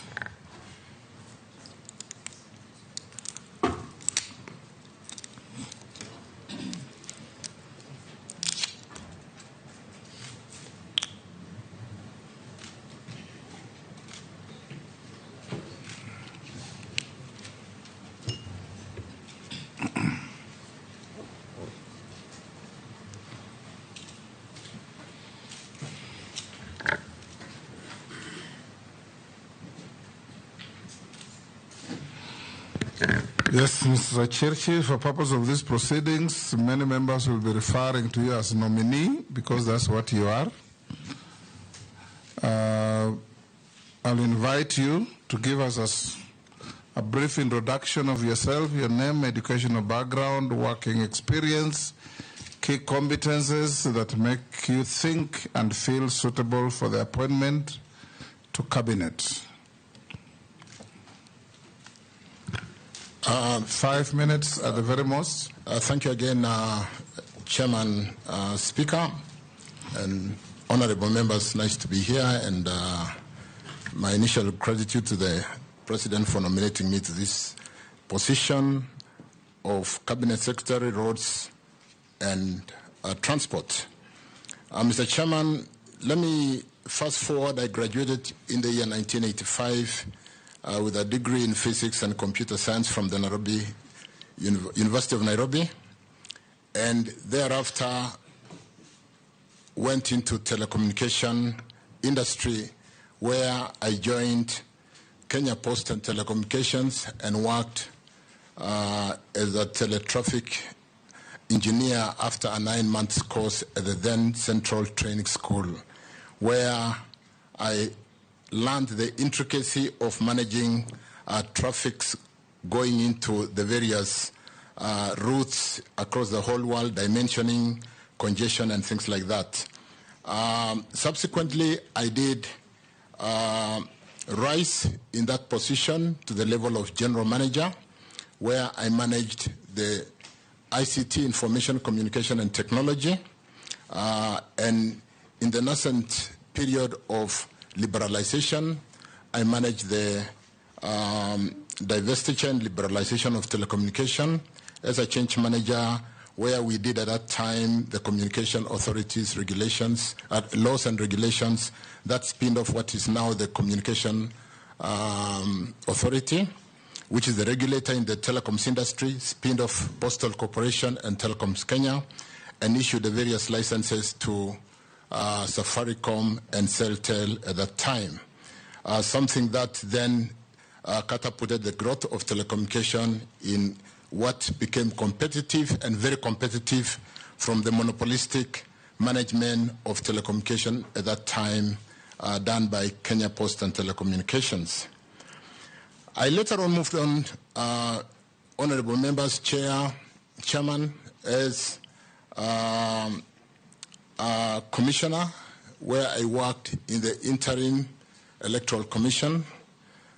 Soon after the challenge that this country faced during the post-election, I came in as one of the electoral commissioners, where I spearheaded various reforms, processes that built confidence that had been totally destroyed in the electoral process, and where Kenyans at that time did not believe in exercising their democratic right through the vote or the ballot. We built system at one time, Chairman, honorable members, the Electoral Commission at that time was the most trusted organization in Kenya, ahead of the media and of course ahead of Parliament at that time. Honorable members, after the term of reform, which also catapulted the promulgation of the new constitution where we ran the referendum in the year 2010, we were part of crafting Chapter 7 of the constitution, which today really brings out the electoral process, management of the credibility of the vote, to the extent that when the ballots are counted at the polling station and transmitted to the central tallying center, it doesn't matter what you do at the central tallying center because the results would have been announced in each and every of the 22,000 plus polling centers in the country, with the technology that pushes them to the cloud today and everybody participates in the counting. Even when we've had the results we had in 2 years where the difference between the winning party and the losing party was 60,000, we were able to come out of the electoral process with acceptance of those electoral results. In the year 2012, I had a stint of going close to politics when I became the Secretary General of the then party, URP, where we worked with a number of leadership to form government, and I then thereafter was nominated and subsequently appointed to the position of Cabinet Secretary, Energy and Petroleum, a role I did work on for 2 years before a list of shame was placed to Parliament, and I was one of them, and of course several members of Parliament, and we went through the due process and we got out of it over time, but not before some of our careers were unnecessarily tainted because of the procedure that was adopted at that time. Honorable members, I have walked the journey, and I come here today, 2022 again. I was nominated and appointed after the Kenya Kwanza won to this position that I've been nominated to. I was nominated to the position of Cabinet Secretary, Energy and Petroleum, and I did serve in that position until the 11th of July when the entire cabinet was dismissed. Honorable members, I have done some significant work in my career, in my journey, in terms of creating and adding value to this economy, in building systems, and I have legacies which I do pride of today. And today I stand before you, I sit before you as a nominee for CS, roads, and transport. Let me leave it at that for now, Honorable Speaker. Yes, that will do. I will now invite members to file questions to you, starting with the Deputy Speaker. Thank you, Honorable Speaker. Allow me to question Mr. Davis Chirchir, the nominee, on where he served before, his immediate former position as Minister of Energy, and also to question him on where he's going, which is the Ministry of Transport. So, Mr. Chirchir, you are at the Ministry of Energy and Petroleum. You know very well that one of the biggest complaints Kenyans had was that the cost of energy, that is petroleum products and power, was extremely high. I think then we'd be interested in knowing what are some of the interventions that you made during your tenure to try and mitigate this. Then where you're going now to the Ministry of Transport, where two things that are really big that are being spoken about in that particular ministry. One is that is the cost of building our roads. I know that before the finance bill collapsed, the discussions were that to do the entire road network, almost $1 trillion shillings is required or more. And then also there's a lot of unpaid bills. That's some of the issues that were brought before Parliament for contractors who have built our roads. So what are the interventions you will take if you're confirmed for this position of Minister of Transport? Are you going to look at joint concession roads and so on? And lastly, on the big elephant in the room, Kenya Airways. Now that you're going to the Ministry of Transport, if confirmed, that will be also an issue we'll deal with. Kenyans would like to know how you intend to deal with Kenya Airways. Are we going to put more money and seeing losses, or is there a way of dealing with it, or should it just be sold? We are interested in knowing what your views are on that. Thank you very much, Honourable Speaker. Nominee, go ahead. Thank you, Deputy Speaker Gladys Boshole. Good question on what we've done and achieved as a country to bring down the cost of energy to where it is today. Let me start, Honourable Chair, by saying when I checked last, and then because of the concern when our President was going to the space to talk to the agencies, I did check the challenge of power and what we need to do to be able to address the cost of doing business in this economy. Cost of energy is one of the most significant contributor to the cost of doing business. In industry, the cost of energy in production contributes to up to 30 to 40%.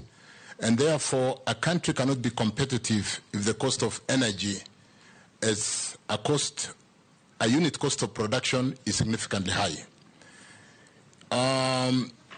Chairman, honorable members, the energy portfolio is a very interesting area when I consider to where I'm going. A very structured area. We have a tool we call Least Cost Power Development Plan, which we've just signed off the 2024-2043 Least Cost Power Development Plan, which articulates the building blocks and how to match demand and supply. What happens, Honorable Chair and members, is that every bit and piece of energy that is generated is paid for by the customers, whether we sell it or not. So we don't generate power which you don't need.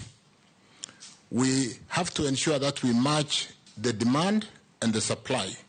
And because the demand side can grow suddenly while the supply is built over 3 years, there's got to be very good planning. As we speak now, we are planning for power for Kenya for 2027, 28. In fact, those are the power plants which we are currently building in Olkaria, in Kiambere, Kamburu, Sola, and so on and so forth. In Meningai, in Nakuru, we are currently building power plants. And what we did to basically get down to the question to address the cost of energy is to really ensure that the energy mix in generation, we do generate power from solar, from wind, from geothermal. Those are the three cheapest cost of generation, including, of course, hydro. And the most expensive generation is from thermal.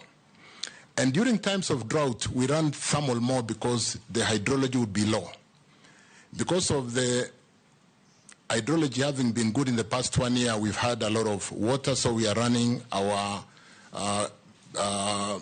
Kiambere, Kindaruma, Gitaru, Cascade fairly well.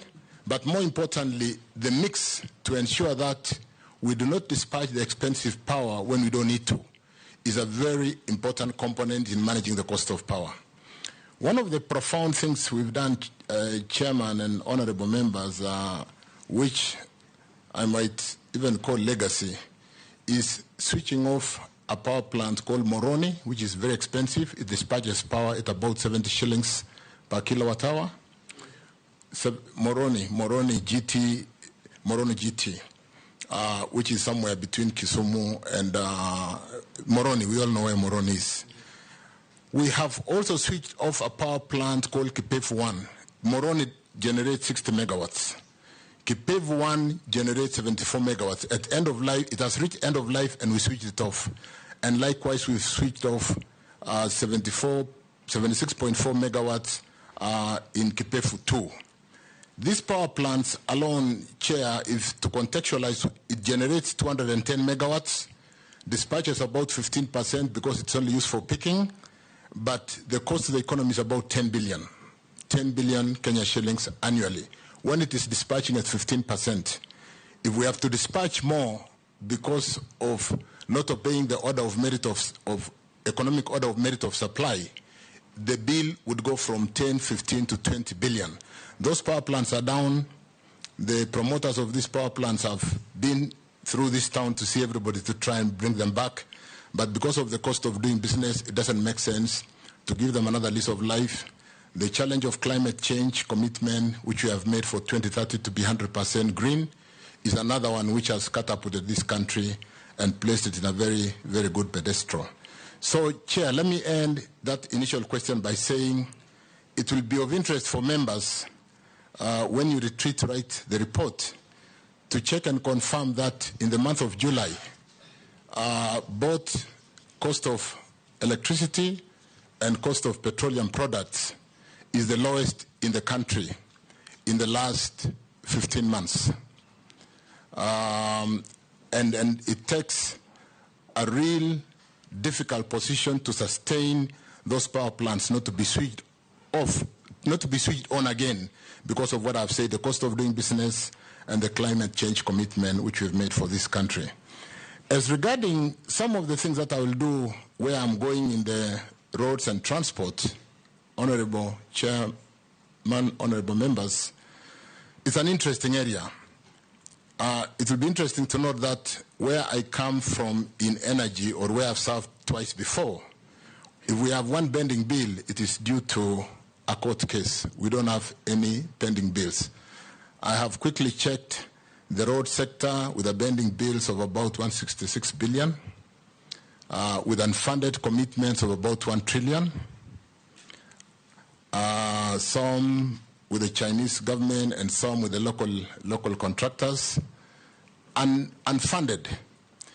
And I don't know, I've also checked, Honorable Chairman, that the exchequer support that goes to roads annually is about 55 billion. So if that continues, it will take us in excess of 20 years to finance what has been committed today, leave alone financing the pending bills, which sits at 94 billion with an interest, forex gains and what have you of adding up to about 166. And therefore, there is a job to be done, Chairman, members, and I think we'll have to work together given the challenge that we have a finance bill that has not gone through. Luckily, where I come again, maybe to give a bit of hope to where I'm going to, is that all energy works is off balance sheet. And it will be of interest to members and, of course, the Honorable Chairman to note that energy deals with a budget of about $10 billion annually, all off balance sheet.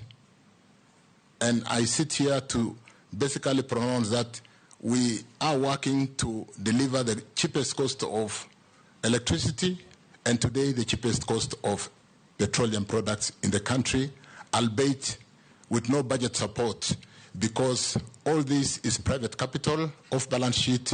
We do not have to work on the treasury balance sheet. Otherwise, we'll need 20 years, Chairman, to be able to fulfill those commitments that we have signed onto and that we have to deliver because they are contractual. Thank you, Chairman. Chairman, if you allow me. Yes. If you allow me, just to follow up on what Davis is talking about, 1 trillion into commitment of 160 billion in debt. It looks really grim, you know, like you will run away from the job. what is it that you will do to attract capital and actually to offset the 1 trillion and also to pay the bills? Because you have done it in energy. What will you do? Because we want to see hope. Kenyans want to see what is it that Davis will do to change the story. Thank you. Yes, Davis, and you had not also touched on Kenya Airways question? Through Chairman Owen, it is difficult. It's early in the day after nomination, but I think it's possible. I've said we work off balance sheet in energy. And when you, Chairman, you have term sheets which stipulate that maybe the cost of constructing a kilometer of road or the cost of generating geothermal, if you are coming in as a private investor, should not be indicative tariffs. We gazette indicative tariffs through EPRA, where when you're generating power, we tell you if you're coming in, we're not signing if your tariff is above 6 cents US. So I think we should really be looking at frameworks like if you are coming in, we cannot sign a contract if you are building a road beyond 100 million Kenya shillings per kilometer, so that we don't get into commitments of trying to build a road for 500 million Kenya shillings per kilometer. And so even as you walk in to do your initial study, you don't spend time to push us to a commitment where we are building a kilometer for the price of 5, 6, 10 kilometers. We will need to look at, more importantly, how to work off balance sheet. When I say that $10 billion,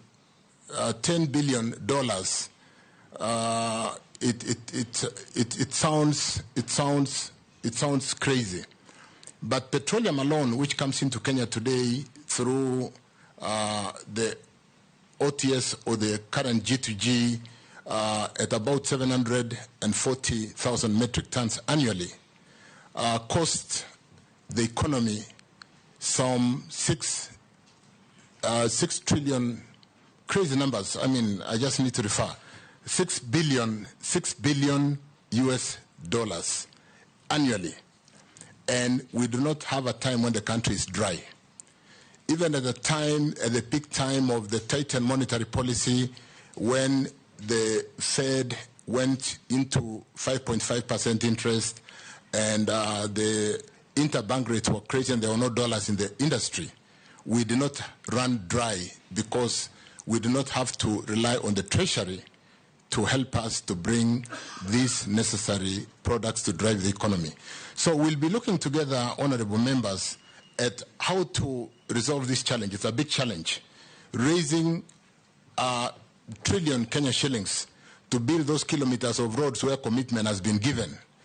Having to pay the 160 to 170 billion Kenya shillings on bending bills and growing by the hour, growing by the day, is something that we can look at what you would call securitization of the little money we have in the road maintenance levy, and borrowing a bullet today and paying with an interest over 10 years, and we should be able to finance. As to whether those are acceptable, being in an IMF program today is something that we'll need to sit down together and resolve, because it's a commitment this country has made. We'll have to address it. Thank you. Point of information, Speaker. Small point of information. Yes, this might be beneficial to the nominee, and I think I agree with him. The proposal of getting resources securitized by our instruments, which is, for example, fuel levy. In last Parliament, when I was chairing Transport, Honourable Speaker, we actually proposed, and we have a legal instrument. We have the law, so which means the nominee might want to exploit that opportunity, Honourable Speaker. I thank you. Yes, the Deputy Speaker is saying you have not touched on her question on Kenya Airways. Thank you. Thank you. Sorry about that. Kenya Airways is another interesting investment which you do know that we all love to have our Kenya Airways, and I think we should continue to have it and promote it. Kenya Airways, as we speak, and for the short time I've been preparing to appear before you, I do see Kenya Airways running a system that needs a lot of support, and where the Kenya government, I think to date, has given support to the tune of 600 billion Kenya shillings to be able to stay afloat given the negative cash capital, negative cash capital that they are operating in. Chair, I think the reforms at Kenya Airways, starting from the need a lot of communication and ownership by the employees of Kenya Airways, and we're going to sit down and get them to understand that it's a problem that must be sorted out internally. The CBA or the negotiated terms and holding on to them when somebody else is having to pay your bill is something that we'll really need to sit down as an enterprise, as Kenya Airways, and address. I've also seen Kenya Airways having a portfolio of flights that may not be suitable in the embryo, which do not have the kind of bottom belly to carry the kind of luggage. And therefore, the first option when you are flying out or flying in, because of the way we carry 20, 30, 40 kilos, is not to fly Kenya Airways. So it is self-defeating to be having the highest fleet of about 13 embryos aeroplanes in this fleet, and therefore giving us an uncompetitive advantage in terms of customers having to choose alternative flights when they might have actually wanted to fly Kenya Airways. Chairman, I do note that Kenya Airways in the past 2023 accounts had an operating profit of about 10 billion. We'll need to look at what they are doing right and build on that.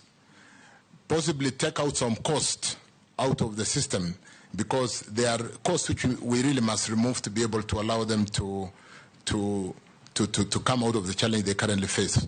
But more importantly, if you look at the 600 billion government support in Kenya Airways, and the fact that Kenya Airways today, the Kenya government owns about 49%, 48.9% of Kenya Airways, it will be, if we really kind of allowed government to pick more shares out of that 600 billion, government will go to a shareholding structure of about 80%. I think we need to bring in a partner.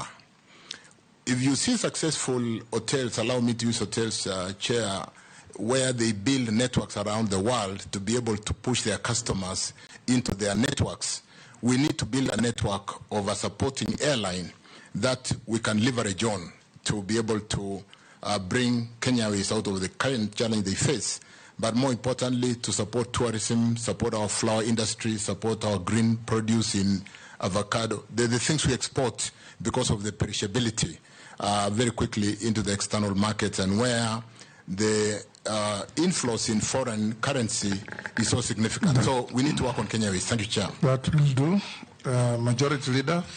Thank you, Mr. Speaker. Honorable CS Nominee, let me just start maybe from where you stopped on Kenya Airways and ask you, we have listened to such stories. I think I've listened to those stories about KQ since I joined Parliament 12 years ago. I just want to be direct. Are we going to listen to that story from the next nominee after you? Or how long should you be approved? Will you commit to the people of Kenya that you can be able to sort out the problems of Kenya Airways? Because as you say, it's true, they are on operating profit, but when you factor in their financing costs, then they make huge losses. And then the story goes on and on and on and on forever. So you may need to tell us whether you truly mean business. Should you be approved, and how long it will take us to see a Kenya Airways that is truly functional, profitable, and is giving value to the people of Kenya? Because even nationalizing it, if you do not give value to the people of Kenya, then it may not make sense. That being so, you have been Cabinet Secretary for Energy, and you were at the time we did the famous G2G in the oil industry. You tell us how beneficial that G2G was. Was it beneficial to the country, or was it on net terms a loss to us in terms of the oil prices and all the other issues that Kenyans raise about the G2G. And more so in view of the current conversation. You've seen Kenyans online saying that the airport has been sold. Far from it from what we hear. And negotiations on PPP framework with the Adani Airport Holdings Limited. Are you the man to run this PPP with Adani or any other interested private equity partner that may come in? And can the people of Kenya trust that you will do it for value, for good value to the people of Kenya, if G2G was not of value to the people of Kenya? And I say if, because to be consequential to your first answer on G2G on oil.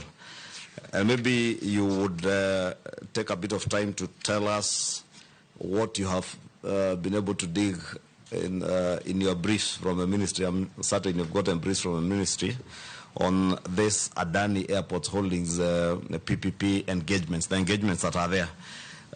Lastly, just to add to what Honorable Kosing was saying, yes, the framework is there for leveraging on the RMLF funds on roads, but as you rightly say, with the programs that we are on and our debt ceiling, that may not be an option, a viable option for now, so you may need to really think out of the box in terms of funding our roads projects.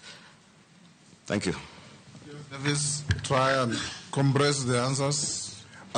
Thank you, Chair. I think KQ is, it needs, like I said, there'll be quick wins. There'll be the low-hanging fruits, like I said. I would like to sit down with the staffers and address this challenge in KQ, which I could easily call the low-hanging fruits, but which has really been a major pain in KQ, the industrial relations. We need to have ownership of the entire management and staff of KQ to understand the challenge and that we need to get out of it. Because somebody else cannot be paying for our lunch and we just have the lunch. Those are some of the quick wins. Some of the more difficult things which I think have been addressed are those expensive leases, on the 7-7 leases where the cost and the revenues are really challenged. And again, we are having to rely on government to pay on behalf. But as it were, KQ, like we'll all have to agree, from an aviation perspective, is a very strategic asset. So it will be one thing to sit down and first things first. What are the low-hanging fruits? What do we need to address? And what kind of ownership? So it's a leadership issue. We really need to address that.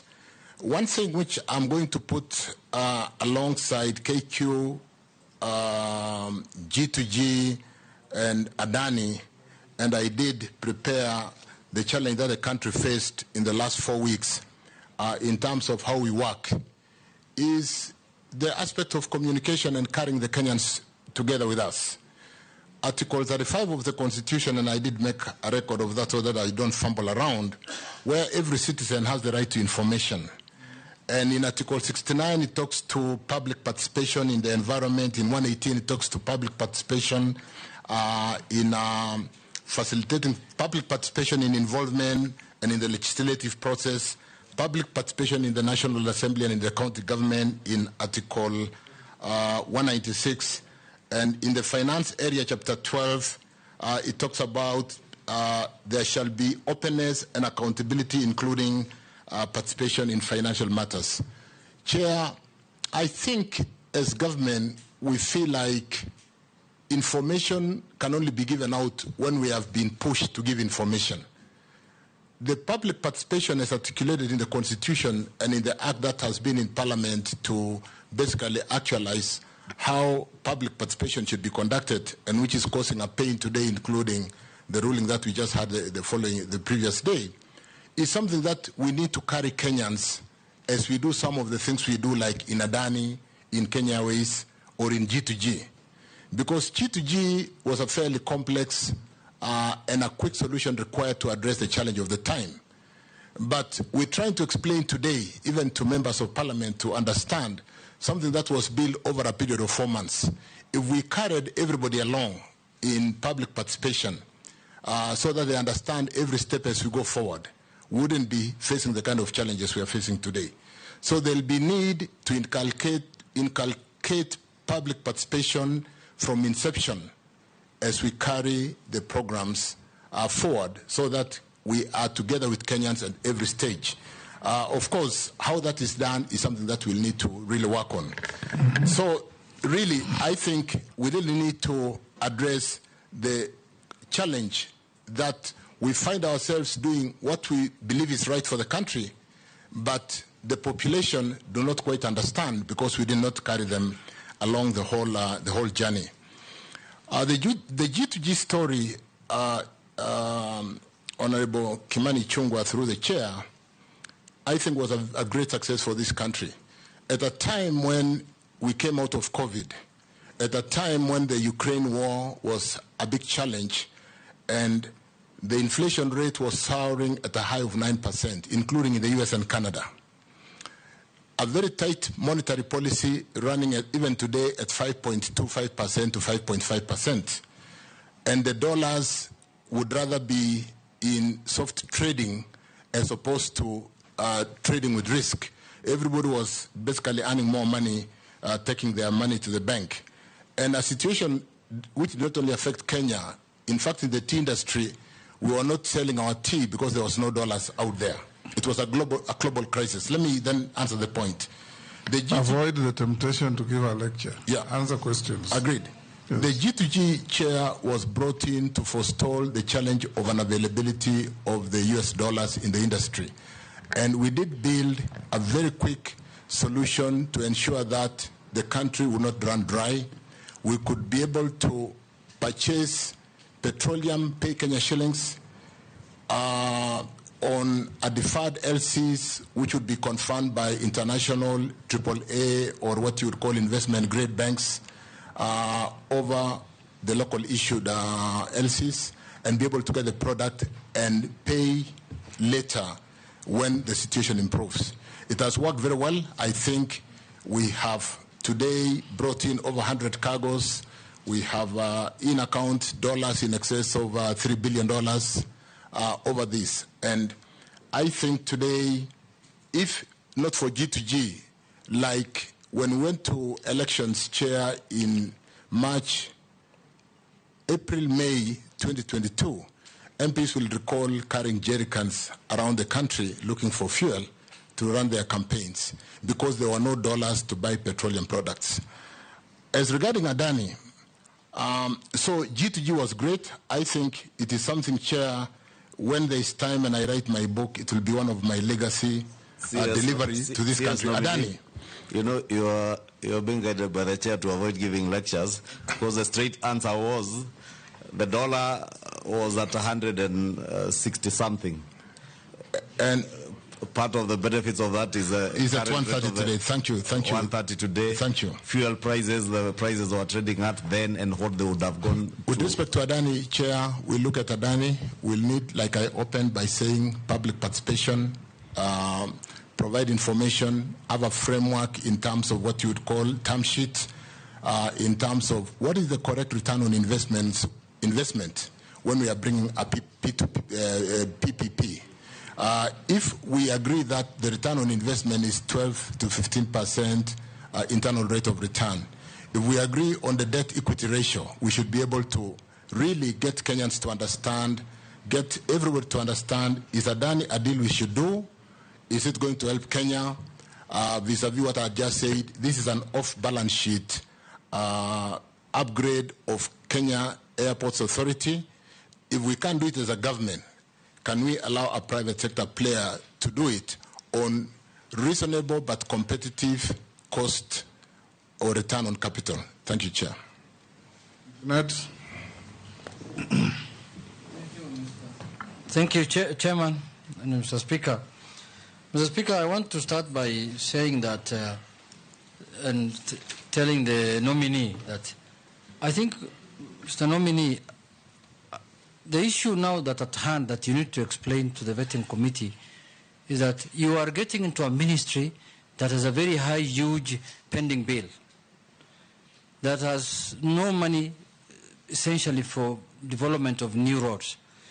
You need to tell us how you are going to turn around that.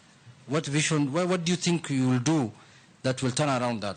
That's number one. And number two, in November 2023, no, I mean in 25th of August 2023, during your tenure as Cabinet Secretary for Energy and Petroleum, the country experienced a national grid failure, you remember? And it affected many places, including the airport, including homes, hospitals, everywhere. And the then Cabinet Secretary for Roads and Transport took some decisions and reshuffled people at the airport and sacked some people. But on your side, nothing happened. What could be the reason, and what could have caused the disruption, or what could have caused the grid to collapse?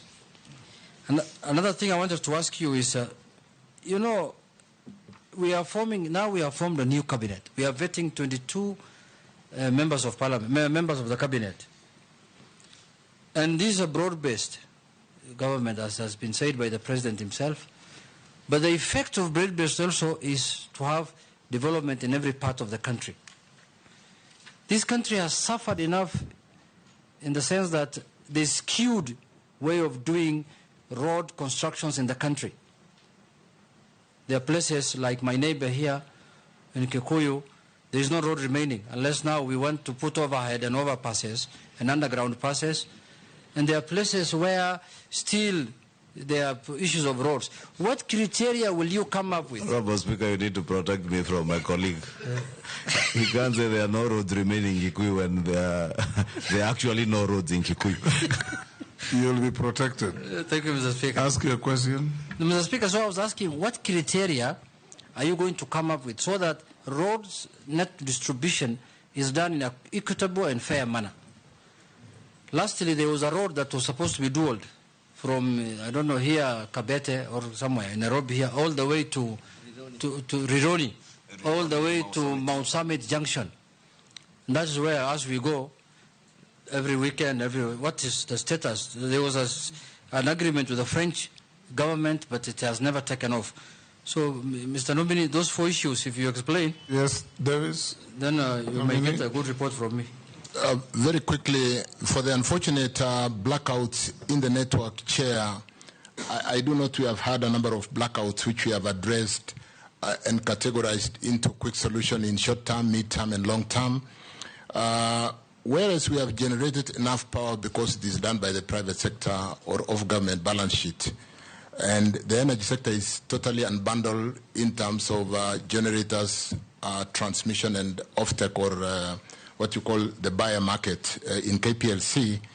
The transmission network is financed by the exchequer, through the exchequer. And with the inadequate financing of the transmission network, most of the challenges that we saw in the blackout was transmission in nature. Chair, we have 2 very specific challenges in Kisumu, Moroni, Chemosit, a network which links to Bomet, through Kigati to Awendo, Homa Bay and Awendo. And that transmission network gets overloaded. When a system is overloaded, it drips to secure itself, just like the circuit breakers in our house. When it sends a fault, it will drip. So the drip, due to an overload, became a challenge. We have seen secured funding to get an alternative routing to get more power from Olkaria through Narok, Bomet, Awendo, and Homa Bay. So that the contractor will be on site shortly. We got a funding from Africa Development Bank and address that challenge. The other challenge that has been dripping the country, and where we occasionally, for those of us who live in that region, do pull out feeders. Pulling out a feeder is load shedding. And so a few areas would be load shedding to ensure that it doesn't drip the whole country while we build this network. Very quickly, we've had a challenge in Takwel, a place called Ortum, Kitale, where we did put some 3 solar plants called Alten, Selenkei, and what happened is those solar plants caused a network constraint. And so we've not been dispatching Takwel because of the take-or-pay challenge of delivery of power into the system. Chair, that has since been resolved. We have gotten the transformers into Otum. Otum is in some place in West Pokot there, and we've gotten the transformer to Kitale. And the network constraint or the congestion of having to transmit more power through a line has been resolved. We are also working on something called to be able to manage voltage stabilization. We are working on STATCOMs on the Ethiopia-Kenya line to be able to address the voltages so that we do not have this intermittence and a network disturbance which causes a blackout. And so those are being addressed. Unfortunately, they belong to Ketraco where they are addressed through the balance sheet, but that is being addressed, Chair. With regard to... Point of order, Chairman. Yes, Mary. I have not heard him mention Busia and Kakamega because blackouts cut across. Actually, you cannot even put a business in Busia because you persistent blackout. So mention something about Busia and Kakamega and Bungoma. Allow me, Chair. Yes, Chair. Chair, I should have possibly said west of Kenya. Call me Speaker or Chairman? Chairman, this challenge is really characteristic of most of west of Kenya. You know, most of the generation is in the Seven Forks. It's a nightmare. It's a nightmare. Yeah. But with the construction of the line to carry power from Olkaria direct west of Kenya, a very good capacity line, that problem will be a thing of the past. That's being done. When will it be ready? Another 18 months, but what we are currently doing, we have got mitigation. We've built a line from Sondu through Awendo to be able to deload Chemosit, Kigati. So there's a lot of work being done. And let me say this, Chair. He's sitting on a chair. I'm sitting on a chair. I'm not a chair. Mr. Chairman. Yes. Mr. Speaker. Yes. Let me say this. Yes. Since I came to the Ministry of Energy and Petroleum, we've been working on the critical projects which had been started rather than the appetite of starting new projects. These have been historical challenges. We are sorting them. Whoever comes, my colleague who comes to the office, there are ongoing projects as we speak today. We are accelerating them because of that challenge. In fact, to put lives to the number of load shedding, occasionally on a day-to-day basis, we are load shedding up to 140 customers to be able to remove the overload on the line. So conscious of that, including hospitals, including industries, factories, the tea factories. Conscious of that, Chair, we are working around the clock to ensure that we deliver this in the shortest possible time. Point of order, Mr. Speaker. I'm not asking a question, but Mr. Speaker, looking at the time, only 3 people have asked questions, and we're almost an hour. So if the nominee, please, could just be short and precise. Going forward, nominee, when you ask a question, just answer it. Are you selling Kenya Airways? No. Are you pumping in more money? Yes. Or no. Then we make progress. Let me now start from this side. Why don't I finish Jeanette? And I'll just 30 seconds. Rironi Mono was concession to the French company. I think the pricing, again, is what I called a term sheet. We'll relook at that and be able to bring the cost right, possibly do what we must do to deload or congest that road. It's a matter of priority to be able to move traffic to west of Kenya. The road construction, what criteria will we use? Chairman, I introduced my formative life in traffic engineering, and we'll need to do more of really ensuring we look at traffic, we look at opening new areas for economic purposes. Think about the LAPSSET. It is a new development corridor. You may not need traffic to open LAPSSET because we need to shift development to a new development corridor. And so we'll use all those kind of clustered frameworks to be able to open this country, working with the members of parliament like I've worked with most of you on the last mile to be able to open this country. Thank you. Good. Let me start from Robert. Then we go to Mary, Amisi, Mule, then we come back this side. Thank you, Mr. Speaker. And please ask one question each. Don't make no preamble to your questions. Speaker, there are very critical things I needed to know from the nominee. So first and foremost, the road maintenance levy that was introduced recently from 18 shillings to 25 shillings by EPRA was done, in my opinion, without reference to the National Assembly. And despite also the fact that Kenyans, when there was public participation, they said no. I would like to hear your opinion about that. And there's some clarity on the G2G deal. Why was National Oil Corporation of Kenya involved? Because there is a belief that it wasn't. And then on the same deal, when you say that you're paying for fuel in Kenyan shillings, I want clarity, because I am very well aware that Kenyan shillings are not legal tender outside this country, outside the region. So how is it that you are able to pay for, because that has always been the comment, that we are paying for fuel in Kenyan shillings. How would UAE or other countries out there receive Kenyan shillings as legal tender? And finally, on the transport sector, which you're being nominated to, how will you deal with the three critical things? One, road safety. Two, the menace of traffic police on the roads, and finally, of course, the high cost of transportation. Thank you, Chairman.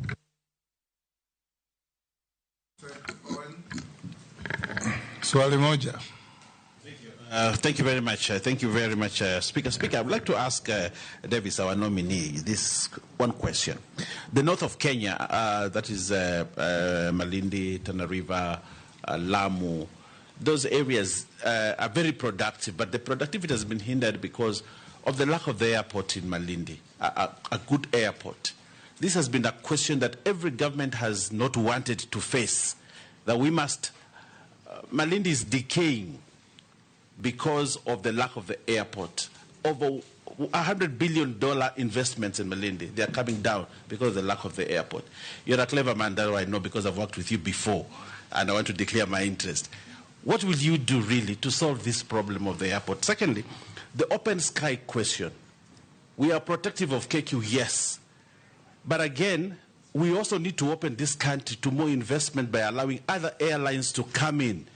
If Ethiopian Airline can fly to tourists from Addis Ababa to Nairobi, then the airport, the tourist is stranded there waiting for Jumbo Jet to fly to Malindi at 7 in the evening, and they arrived at 7 in the morning. Why would you do that and kill tourism just because we want to protect KQ? What will you do to solve these two key legendary issues, the Malindi Airport and the open sky policy in this country?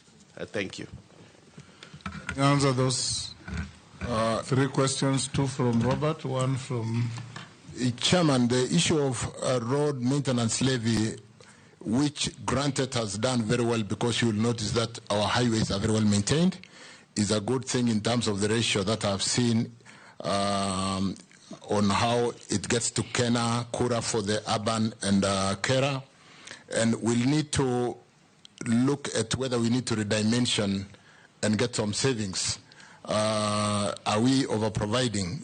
Are those percentage distribution frameworks supporting? Because whereas the road development does not have any revenue because we rely on the exchequer support, can we be able to, in line with what I said earlier, having to get more of off-balance sheet road development in an area where we'll be together looking at a policy on tolling, road tolling, so that you pay as you use.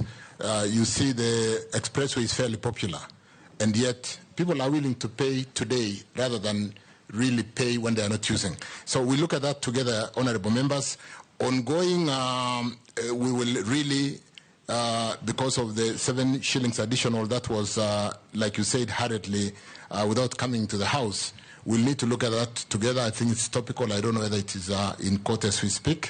But it's an area where if we socialize Kenyans, like I said, from the word go, and understood the need to be able to open up this country for economic development, it's one thing that could help us in working on securitization and really coming into your constituency in Eastern Province and opening up that region for development. So we look at that together because it's a very topical issue as we speak today. NOC wasn't considered because NOC was not able to play in this space. The space belonged to the international oil marketing companies who are able to work with AAA or investment grade banks to be able to give us products on deferred LCs for 6 months. At the time when we did this, NOC has been having a very big challenge, and in fact we are commercializing NOC at the moment, Mr. Speaker. It ran itself into a problem when they brought 2 cargoes that disappeared in the high seas in 2011, and they have been crumbling with a debt of 8 billion, and therefore, Chair, it's when you really try to really pick up what you cannot manage. So the international oil marketing companies were allowed to appoint local OMCs companies who had a relationship or accounts with them to be able to offtake the products in Kenya, because the trade finance is a bit of a complex area, because this is really employing trade finance to be able to take products today and pay 6 months later. Pay in Kenya shillings today. In the meantime, because the dollar accumulation was very tight, buy the dollars in a structured form where KCB, Standard Chartered are the only people going to the market through central bank, in a very structured way. We had a committee called TRIMCOM, Treasury Risk Investment and Management Committee, which meets every Wednesday. And therefore, we had a very structured way of taking the shillings and going to the market from the 120th day to buy in a structured way, so that we also removed the interbank rate, which had gone off completely. So NOC was not included. They could not play in this space. Regarding the final question from Speaker. Malindi Airport. Malindi Airport. How did the cargo disappear? That is the question. The dollar. That's what he's asking the chairman. Let me mention that. Let me come to that. The traffic, the road safety, traffic issues, and high cost of transportation is something with the technology today. Let me just say, I'm aware that technology is being employed to be able to have an intelligent system with cameras on the road, with an electronic wallet that gives you points for good driving, removes points, and be able to eventually even cancel, with a kind of fine system that can be operated in this electronic space. We should be able to address. I know there is a project which is already going on. We'll need to review that and confirm.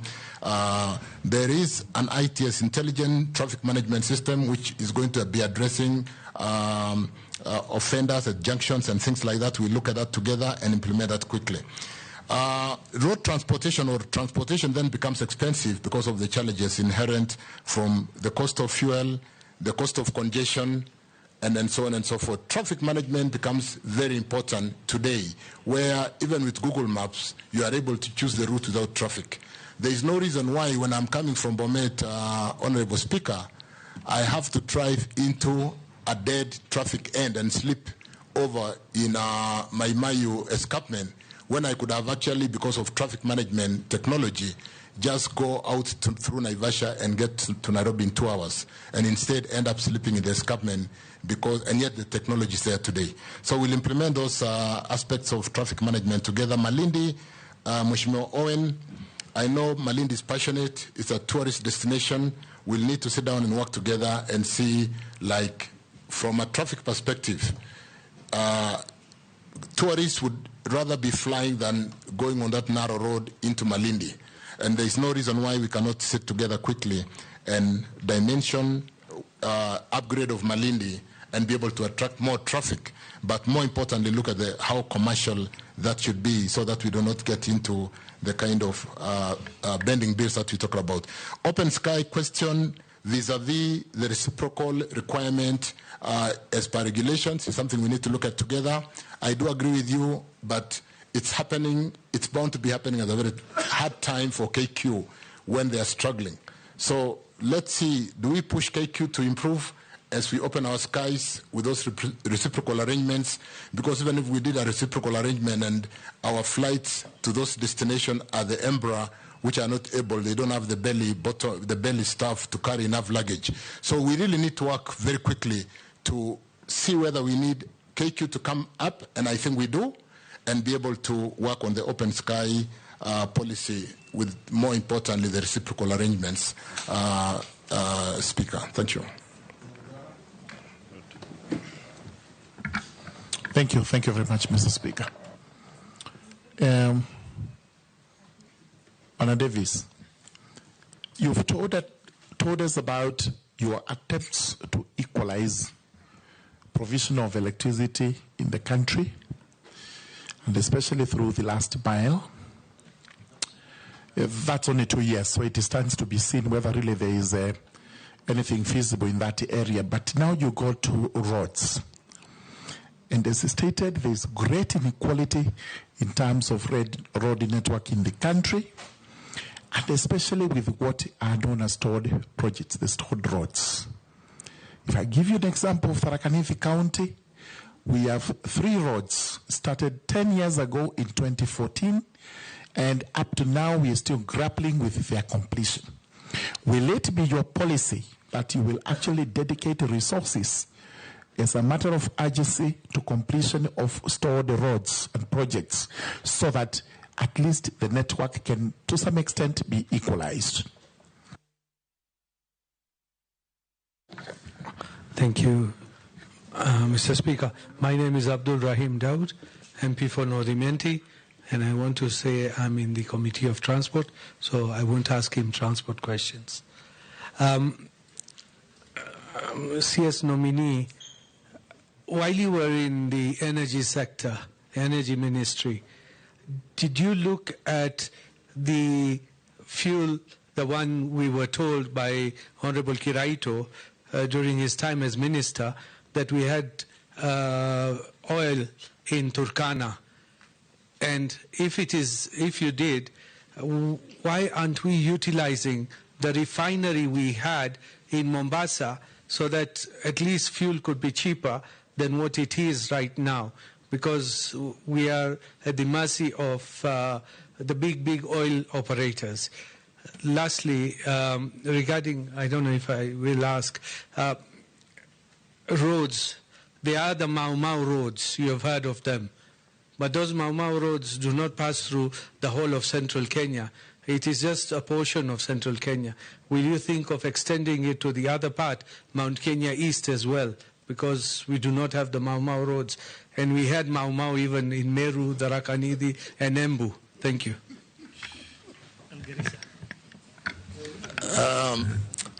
Thank you, Chair. Let me start with George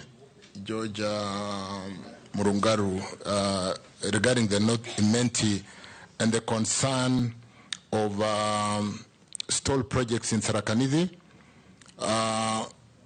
We do not have an option. We don't have an option. We've signed contracts. The interest will be piling. The bending bills will be piling. Unless we have a way of exiting, which I think they were considered before they were contracted, we'll have to look for funding solutions. And Chair, like I said, like the GTG, Chairman, we have to think out of the box. Chairman. Regarding, so we don't have an option. We have to work on those roads. What these members are asking you is, assuming you get favor from this committee and you are recommended to be appointed to that ministry, what plans do you have to tackle pending bills other than complain about pending bills?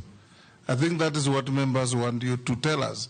What innovative ideas do you have when you get into office, if you get there, to get pending bills out of the way and start embarking on new projects or stalled projects? Let me. It's a very tall order, and very fluid. Like David Kosing did raise, we need to look at securitization of the little revenues that we have in the road maintenance levy. Number two, why I said it's very fluid, depending on whether we are able to pull through the debate of the additional, that could be a very good area to fully securitize. If we securitize 7 shillings, and which works to 31 billion annually, and if you were to securitize that for like 10 years, that would be 310 billion. We can do a bullet payment on a pricing of 300 against maybe 250 billion because of the cost of money, and be able to address that challenge today.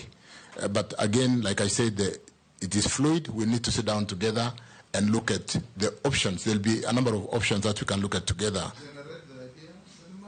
Absolutely. As regarding Rahim's question on electricity, you do know that I had, when sitting in the Ministry of Energy chair, I sat with the county leadership from the various county in many breakfast meetings, and Rahim happened to have been in the breakfast meeting for.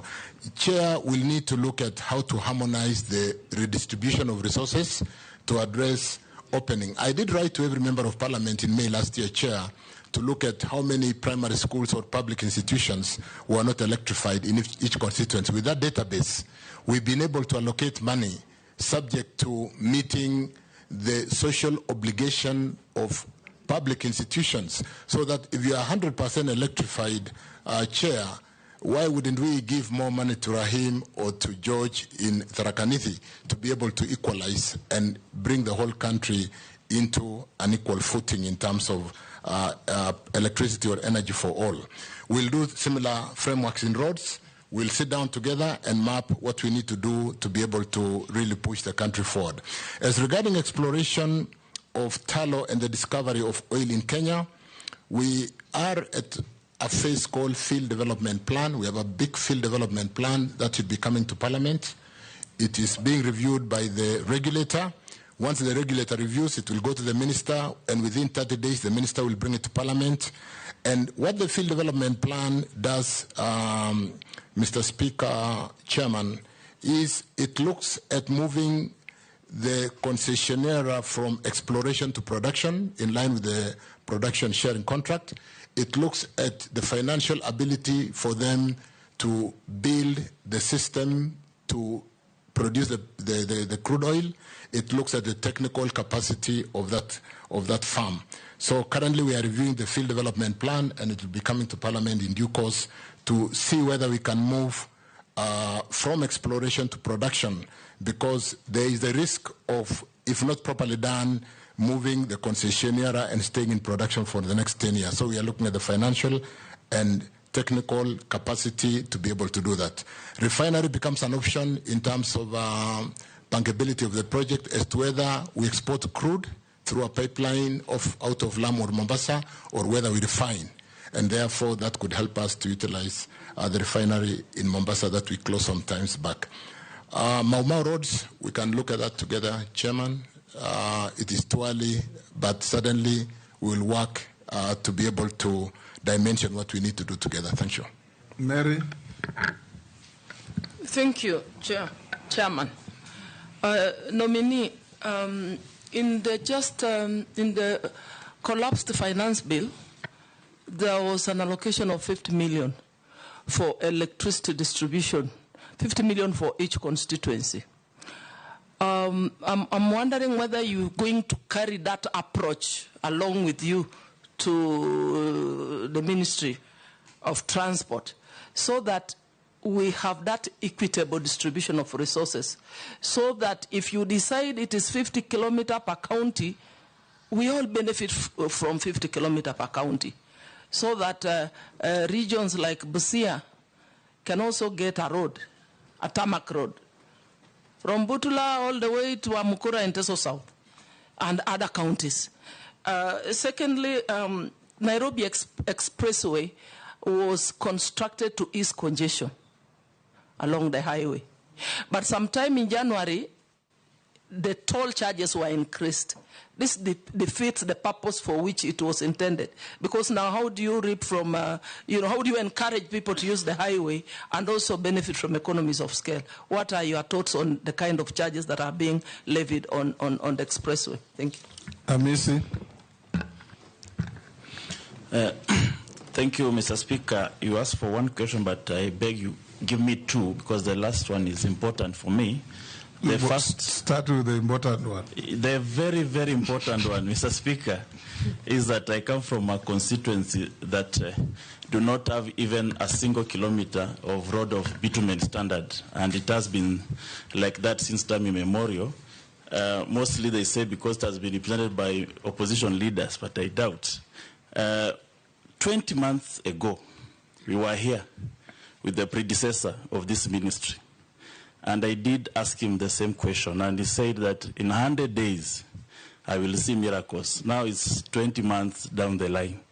I want to ask you, when do I expect to see at least a kilometer of bitumen started in my constituency? And it's not just my constituency, Mr. Speaker.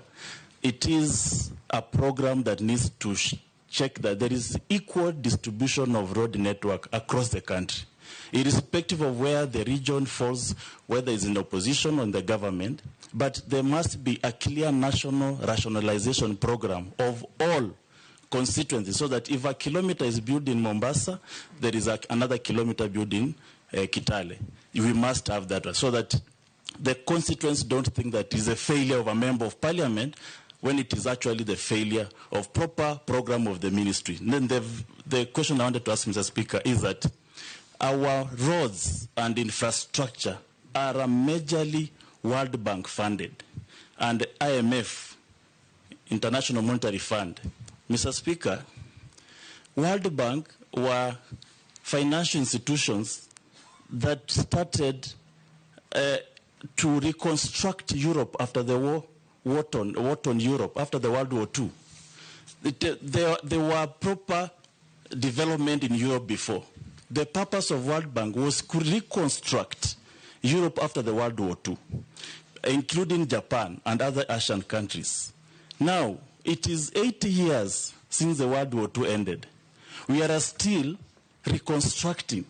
The purpose of that World Bank is not commensurate to the issues of the global south. In this country, we've never had war, whether it's local, global, even the Mau Mau did not destroy any road.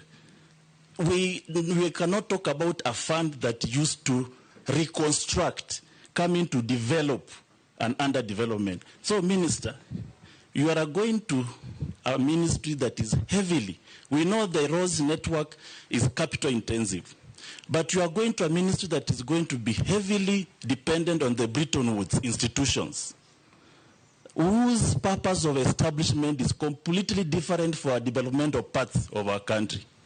Do you have any policies of change that will ensure that this country does not continuously depend on external funding, loans that are crippling our economy, loans that we are continuously at the yoke of external loans? Which policies are you going to depend on them? World Bank, number one, and the IMF, or you are going to change? And in which way are you going to change? Yes, Nominee. Let me start with Honorable Mary Emasse's question on, yes, if we make it brief, let me just answer yes, we'll do some equitable distribution of resources. Maybe that's good enough. We'll do that. Yes. And I think that really answers Kalip Hamis's question, Honorable Kalip, for Saboti. The Bank of Reconstruction being what it is today. The point of order, Mr. Speaker.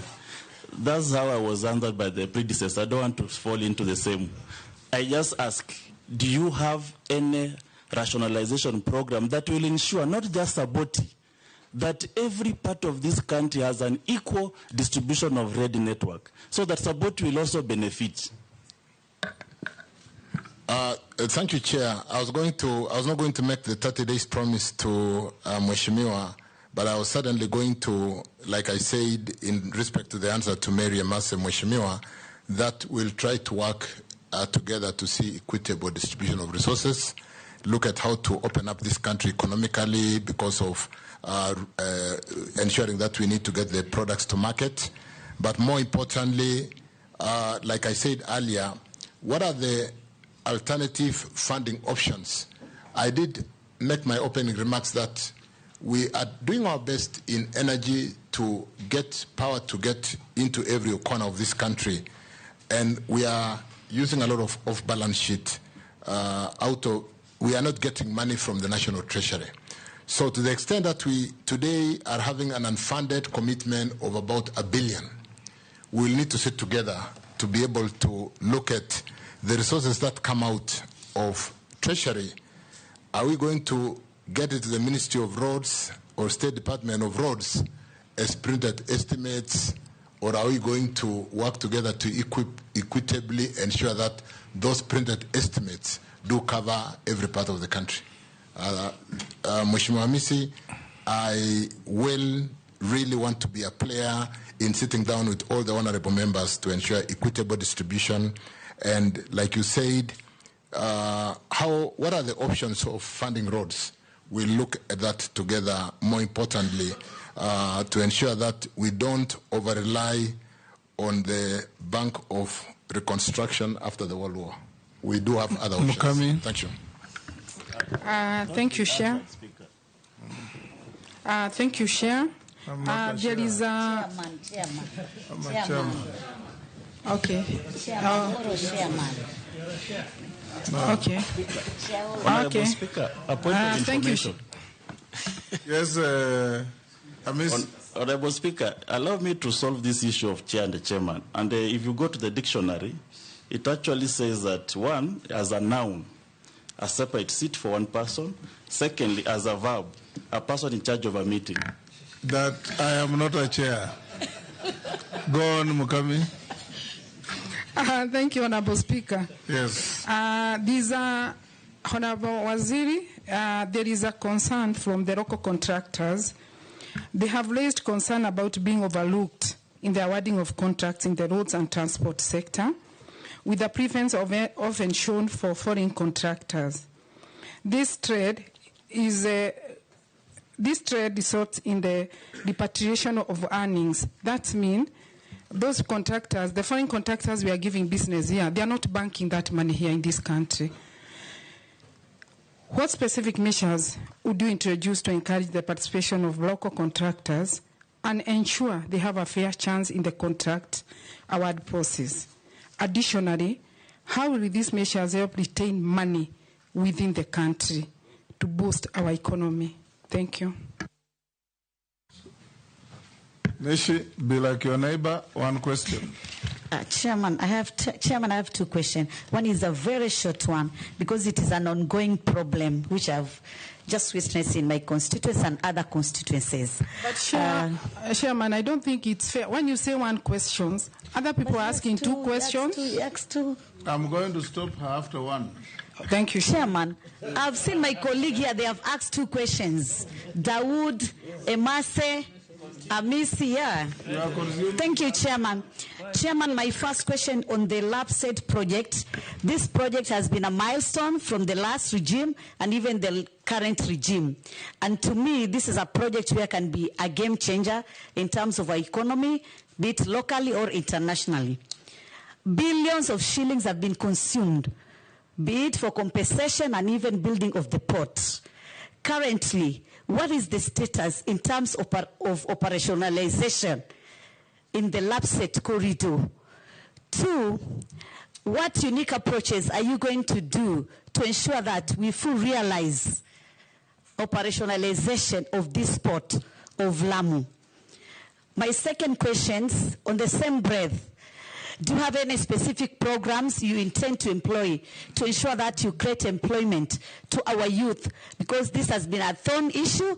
In fact, even His Excellency the President has been talking about it, that we need to have a national conversation and we address the issue of unemployment, especially to our youth. Lastly, but not least, it is on the issue of duplication of road works among three entities: the county government, the Kura, and Kera. In most of cases, there are scenarios whereby a road has been built by the county government, Kura is doing some repair and maintenance, Kera is also doing some repair and maintenance, and you don't know which fund it's been lost just in the middle of that.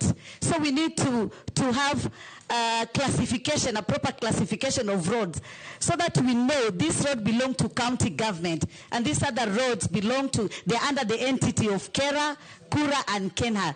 There is a lot of duplication, especially Kura and county government. For Kenha, I think it's okay. For Kera, it's somewhat okay, but Kura and county government. Thank you.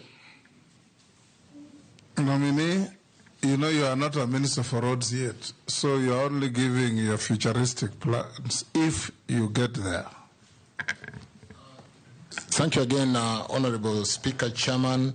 The question from Mukami regarding LAPSSET and the equal opportunities for employment of the youth. You know, Chair, we've done something. Chairman, we've done something in the procurement where we did deliberate policy to be able to allow the youth and women PWDs at 30%. It's a question of implementation, but we need to have a deliberate policy to ensure that our local companies are really having a stake in building over roads. We'll need to work together to look at that policy to ensure that there is a fair way of ensuring that we are able to build our companies so that in the years to come, we should be like other countries where we are even exporting contractors to other destinations to build infrastructure. Regarding employment for the youth, I think it's an important area where if we don't address the question of the youth, it's a time bomb waiting to happen, and it's already happening. So we need to work very closely together to ensure that we do have the kind of initiatives that we have seen before, where we had, for example, Kasi Mitaani, deliberate policy for the foreign contractors. When they come in, they are not the ones operating those machines, because just to say, Chairman, in Kenyan or GDC, we do the drilling of those steam wells. We build power plants with Kenyans. It cannot be that when contractors come to build our roads, even the operators are of foreign whatever, to be able to employ our youths. We need to address that. So we need a deliberate policy to ensure that we are able to employ our youths. The opening up of the infrastructure in the SEZs, which is one area where we need to work very quickly. We are opening Dongokundu. It's a lot of work from roads and transport. We are going to be opening all those, as he said, we need to deliberately work quickly in those various areas, including the LAPSSET corridor, just to marry the question of Mukami and Mishimbogo, that LAPSSET is a new development corridor, just like Mombasa all the way to Kisumu. The developments are about 50 kilometers on either side of the road.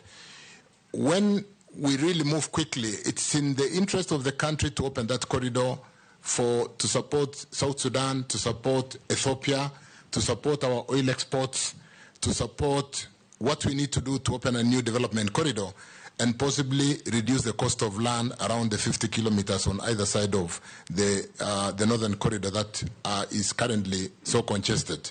So the question of youth is a central aspect in really ensuring what the economic advisors have basically said. Can we do more of capital-intensive investment, or do we do more of what would be labor-intensive investments?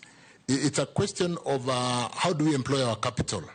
Do we employ capital to create jobs, or do we employ capital to get big returns, because the owners of capital basically just want to get return and they don't care about creating jobs for our youth? So we look at those policies, Mheshimiwa, to ensure that we do really address the challenge of the youth. Lamu would certainly be a new city as soon as we open LAPSSET because of that destination in terms of the port and the challenge that we have today. We have 3 ports which have been built. So much money sunk there. We need that port to be functioning. I know we only used it the other day to ship the fertilizer. We have used it again to ship the cattle to the Middle East. We need to quickly work together to see how that port can return on the investment that has been put on that. Kura, Kera, and Kena is something we look at together. Are there duplication of roles? I think in the 47 parastatals that were supposed to be, we are seriously going to be looking, once confirmed, at where there are duplication, we can be able to hem in and cut cost. Thank you, Chairman. Sure. Yes, Mukami. Chairman. Yes.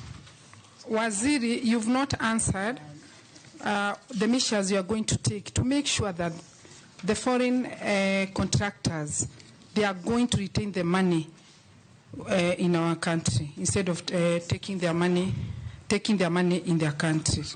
Thank you. Out of the country. Hold that. Sharia. Thank you, Chairman. Thank you, Speaker. Nominee Waziri Chirchir. My question is on what informs road agents, especially Kura and Kenha.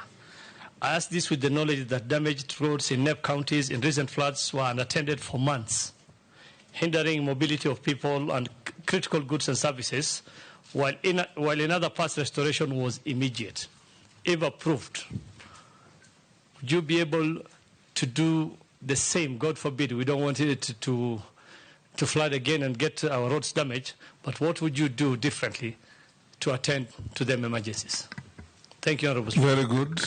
You should all be like Shuria. Yes, Razo. Shuria. Thank you, Honorable Speaker. Mr. Churchill, I think listening to you, personally, I feel that Sessional Paper number 10 of 1965 is alive and it is likely to be refined. Why am I saying this? There are constituencies without a kilometer of tarmac road in Kenya. While when we drive around, there are constituencies with almost 70–80% of very well paved network. Electricity penetration. I think at least majority of the constituencies could be at 30–40%, which is really a plus. So I think you have a big task ahead of you if the House is going to approve your nomination, because road network is everything. It opens up the country. It opens a lot to contribute to the economy of this nation.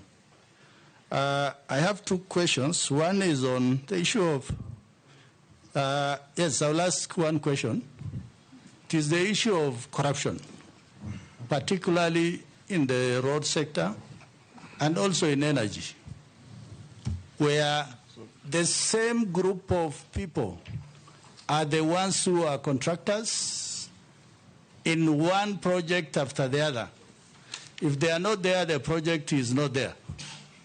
So how are you going to deal with that? The other issue is the issue of many towns in the ASAL are still operating on generators. They are not connected to the national grid. It is both expensive and it is also environmentally not friendly because of pollution. Maybe you can say something about that. Thank you, Honorable Speaker. Capital flight, how are we going to address the challenge of capital flight?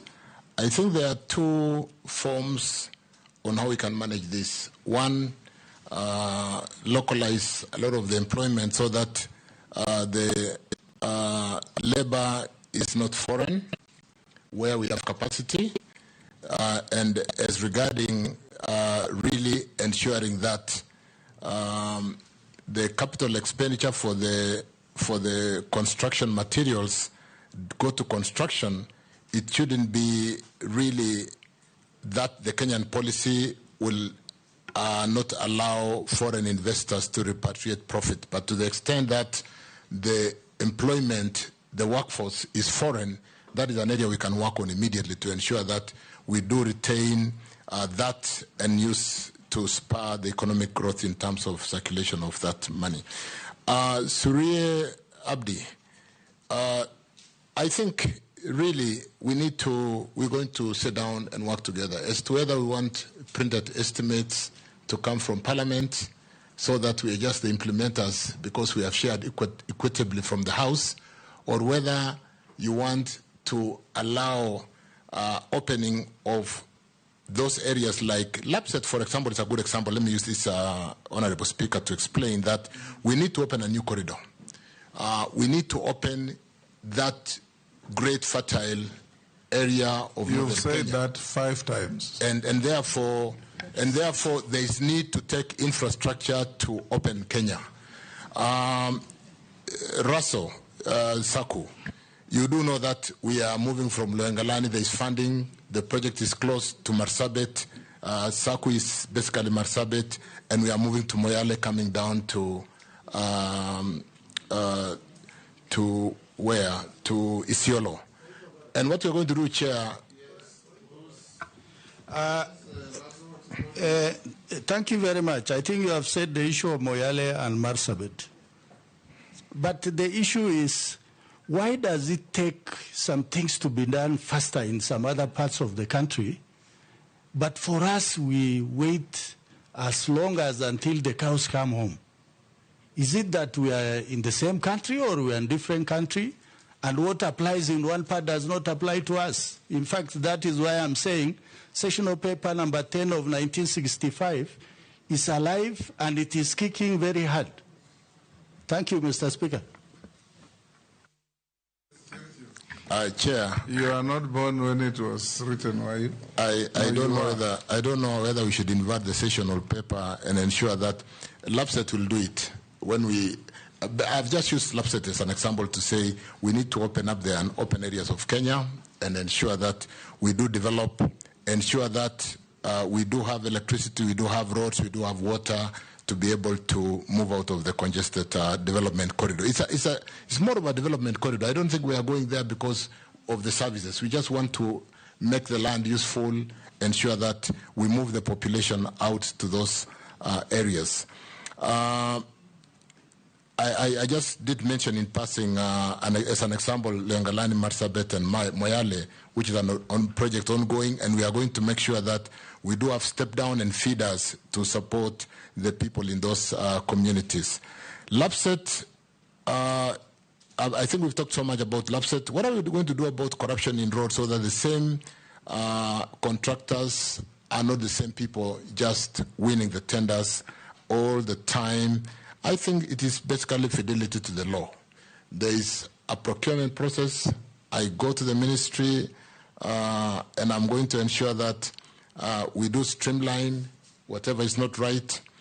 We do things according to the rules of the game and ensure that we do build capacity. When I reviewed the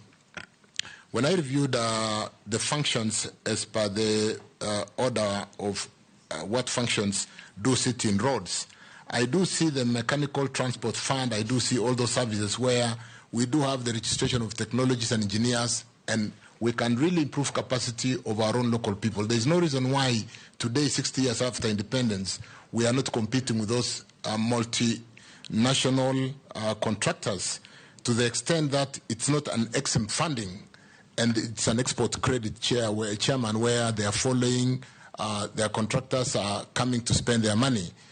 All the local contracts which are funded through the exchequer, there is no reason why we don't have capacity. A similar point, Nominee, there's a Kenyan who sent me a message that locals cannot possibly compete with big Chinese contractors for the reason, when you give a Chinese contractor, I don't know if it is true, the government gives them free maram pits, free quarry pits.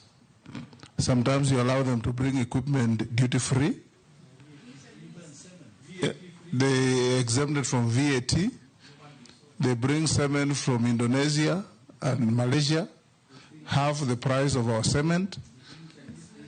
How do they compete with locals? Somebody has sent a message for me to ask you, if you get to the ministry, assuming you'll be approved, how will you correct this?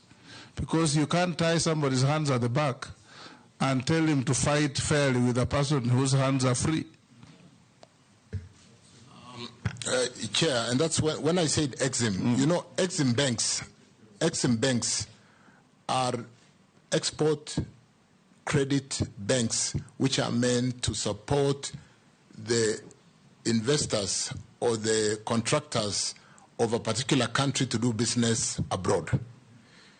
So that really we are competing with a supported competitor where the EXIM facility do give them that competitive advantage in terms of, because the purpose of an EXIM is to export services, to export capital, but follow and employ that capital using their own personnel. That's why when we get a facility from Japan, it's more of the Japanese who do the job.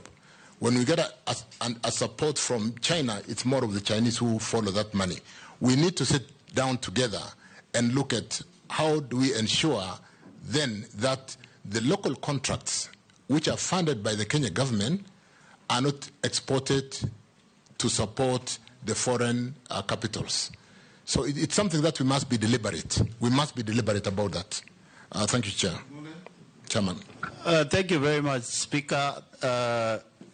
Thank you very much, Nominee. I've listened to you, but I just want to ask you a more of a constitutional requirement. Kera, Kura, Kena came into play before the Constitution 2010. Then after Constitution 2010, we got the devolved governments, whereby the total confusion kicked in. As this House, if approves you, I want to hear what national are you going to use?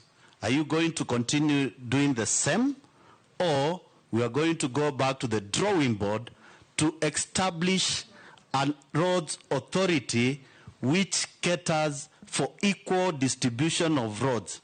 Whereby, if you look at right now, Mr. Davis, after the current rains, even the existing roads have extremely been damaged.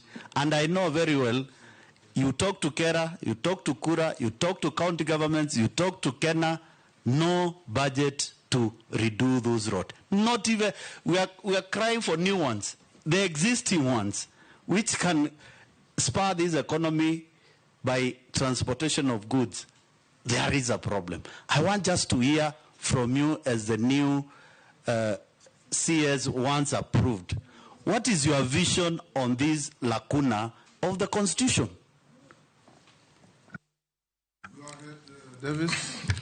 Speaker, I think Stephen makes a profound point, because I look at Kenya Road Boards Act 1999, I look at Kena 2007, I look at KERA 2007. So the legislation was done before the new constitution. We need in line to harmonize and ensure that the articles, or rather the law is in line with the constitution. But more importantly, Chair, again the same question from Mule, is that we raised about 70, last year or the current year we raised 79.9 billion on the road maintenance levy. And we do see fairly well-maintained highway courtesy of this road maintenance levy. There should be no reason why the Kera portion or the Kura portion for the urban, as much as it is supporting the national highways to maintain good infrastructure, does not cover all the areas of Kenya equitably, to the extent that a road is classified, it belongs to that class. There is, again, reclassification is another thing we need to talk to. But certainly, with the funding in road maintenance, we'll need to sit down together and ensure that we are able to maintain all our roads. I think the support from the road maintenance levy, to me, seems to be fairly good. And to the extent that it seems to just be a distribution challenge, and we'll need to sit down and work together on that. Thank you. Naisula. Thank you, Chairman. I just want to put it to the nominee that in case he's approved, the docket that he's going to, Kenyans perceive it to be very lucrative. I don't know why, but that is the feeling out there. And one thing is that Kenyans, we have an insatiable appetite for kickbacks, you know, in most of the things. And I'm aware that in the last regime, we lost Qatar making JKIA their hub to Rwanda. And most of the time, the people who come to our country wanting to invest here, they say it is because of kickbacks. You're saying we lost it because of kickbacks? I'm saying because Qatar. I'm saying because the allegations that mostly when investors want to come to Kenya, we ask them for crazy kickbacks.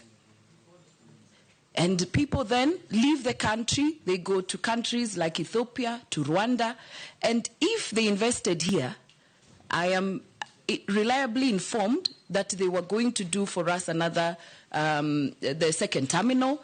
We would, you know, so instead of the kickback, we would have gotten investment. They would have helped us with infrastructure of even the existing one. I want to just ask.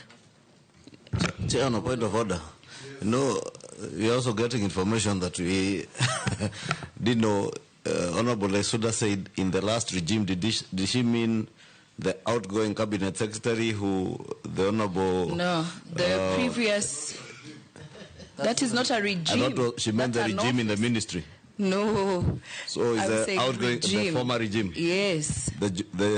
I know where you're going with that. I am a very objective legislator. Yeah. And so allow me to ask this question. Where you were the chair budget. Anyway, let me carry on. And so, in case you find yourself in this office, and we have people, for example, like Emirates, we have people like Etihad, or others who would want to come with the same offer to our country. I would like to get your view on what you think of such partnerships, which for me I think would be beneficial to our country.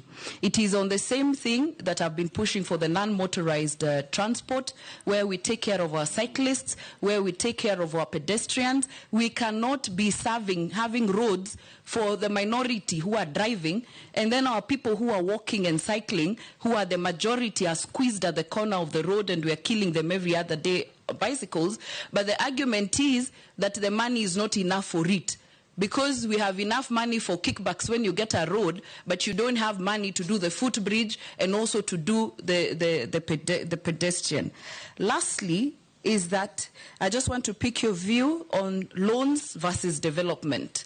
You know, we're asking for roads, and then where do we get it? You know, your view on whether, you know, we'll still have capacity to do loans. Mr. Speaker, allow me, this is a question from someone whom I think it's an important question, where someone is asking that I ask the nominee,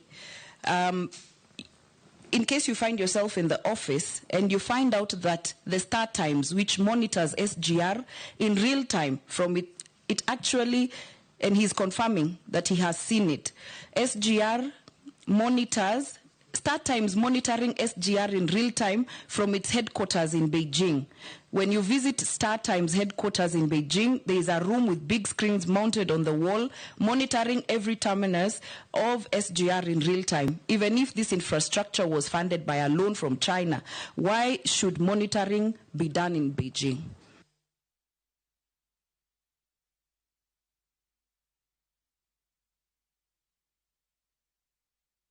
I thank you, Speaker. I think mine will be in the form of a comment. And the nominee, I don't know whether you know the area you are going. The area you are going is a people's area, is MP's area. It's almost like a market, because roads touch on everybody in this country, and therefore it's a critical thing.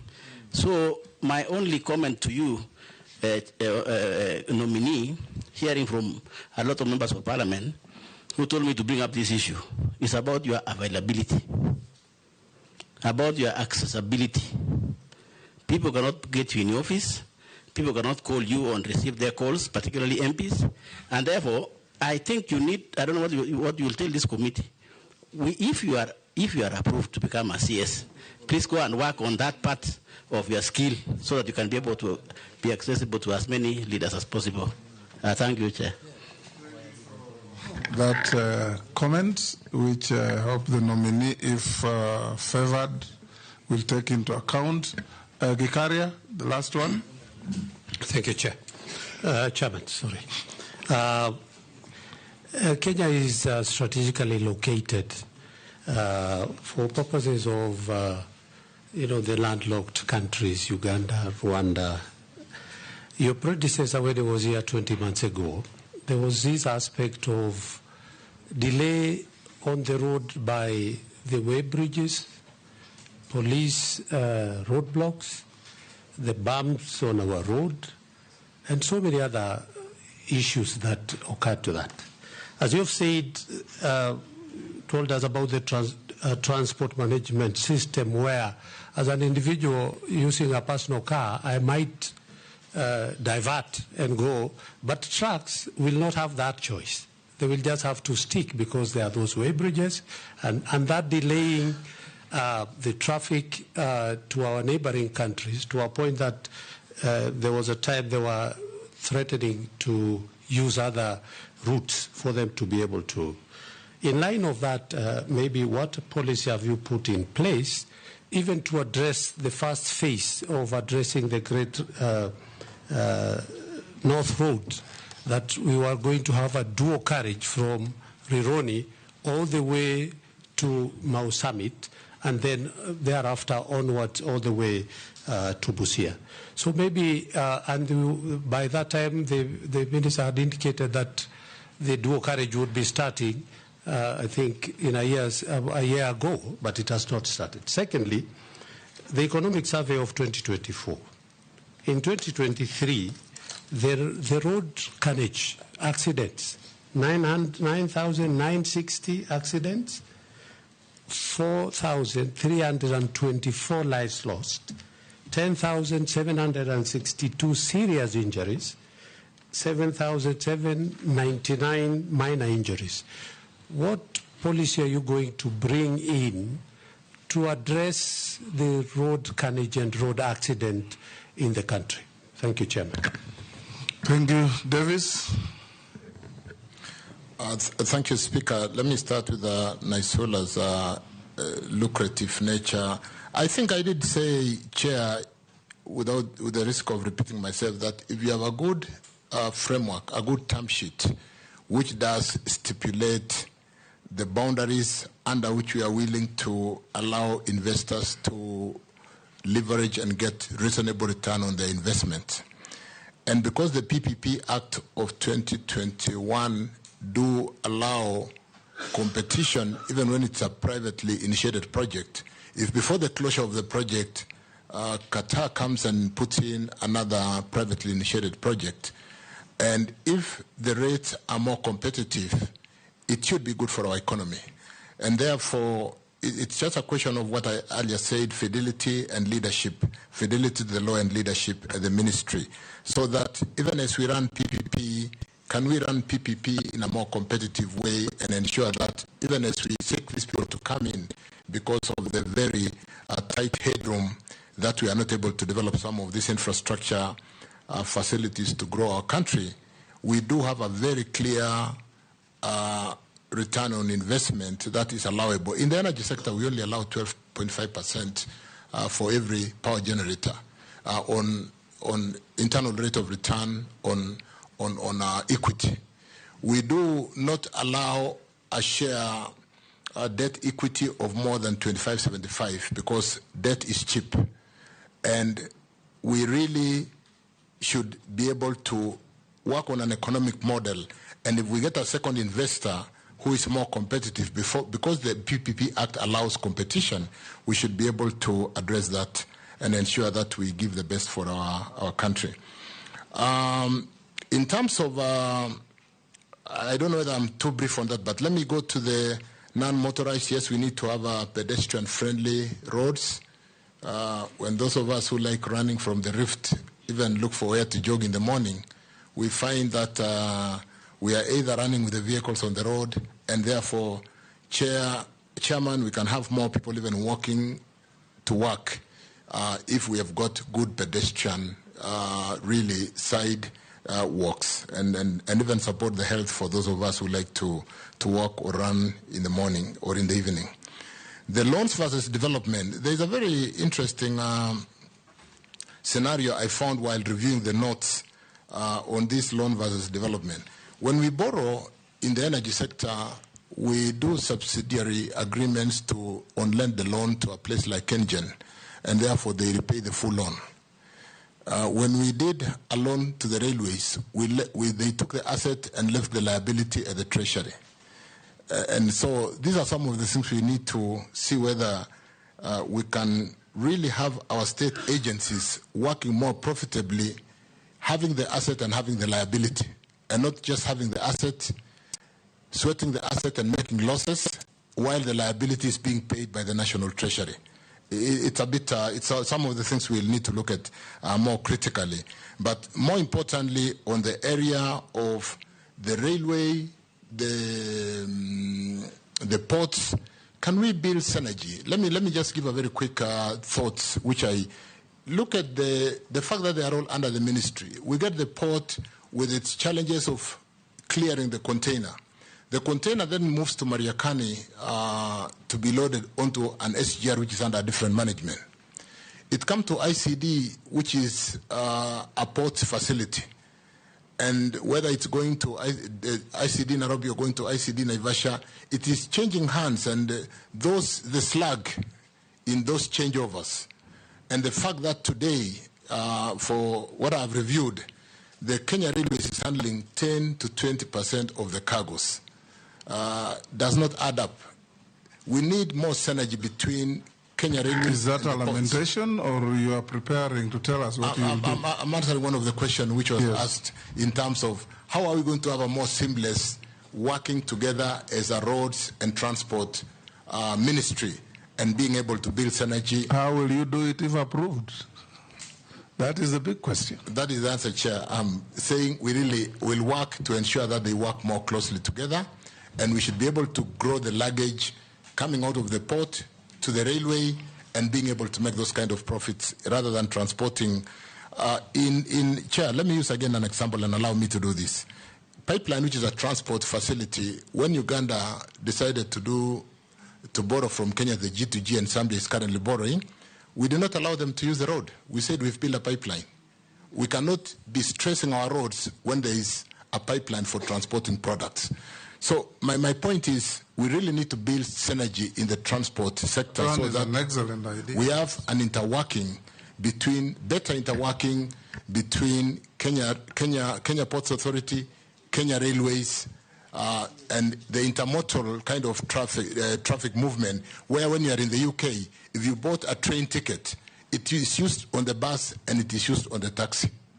There is no reason why we cannot quickly move to that. The next, which I want to answer very quickly, is the control center for our SGR, which is out there. There is no reason why we do not. We have a national control center for our electricity movement of electrons across the whole country. And when you sit in Dandora National Control Center, even some of the challenges and where the blackout is coming from is visible in one room like this. There is no reason why we cannot work together with our partners and ensure that that employment is shifted to Nairobi, and we can watch our SGR from Nairobi, from Mombasa, from Mariakani, or wherever the National Control Center will be. Because you make a very good point, and a bit of land. Just a comment, don't belabor it. I learned a bit in Rerek that I also saw a few, so I'll operate a fairly good open door policy for the members of parliament. Gikaria, the landlocked, there is no reason why we cannot afford to play that game. Mombasa competition does not come from within. It comes from Dar, it comes from Djibouti. We need to be fast.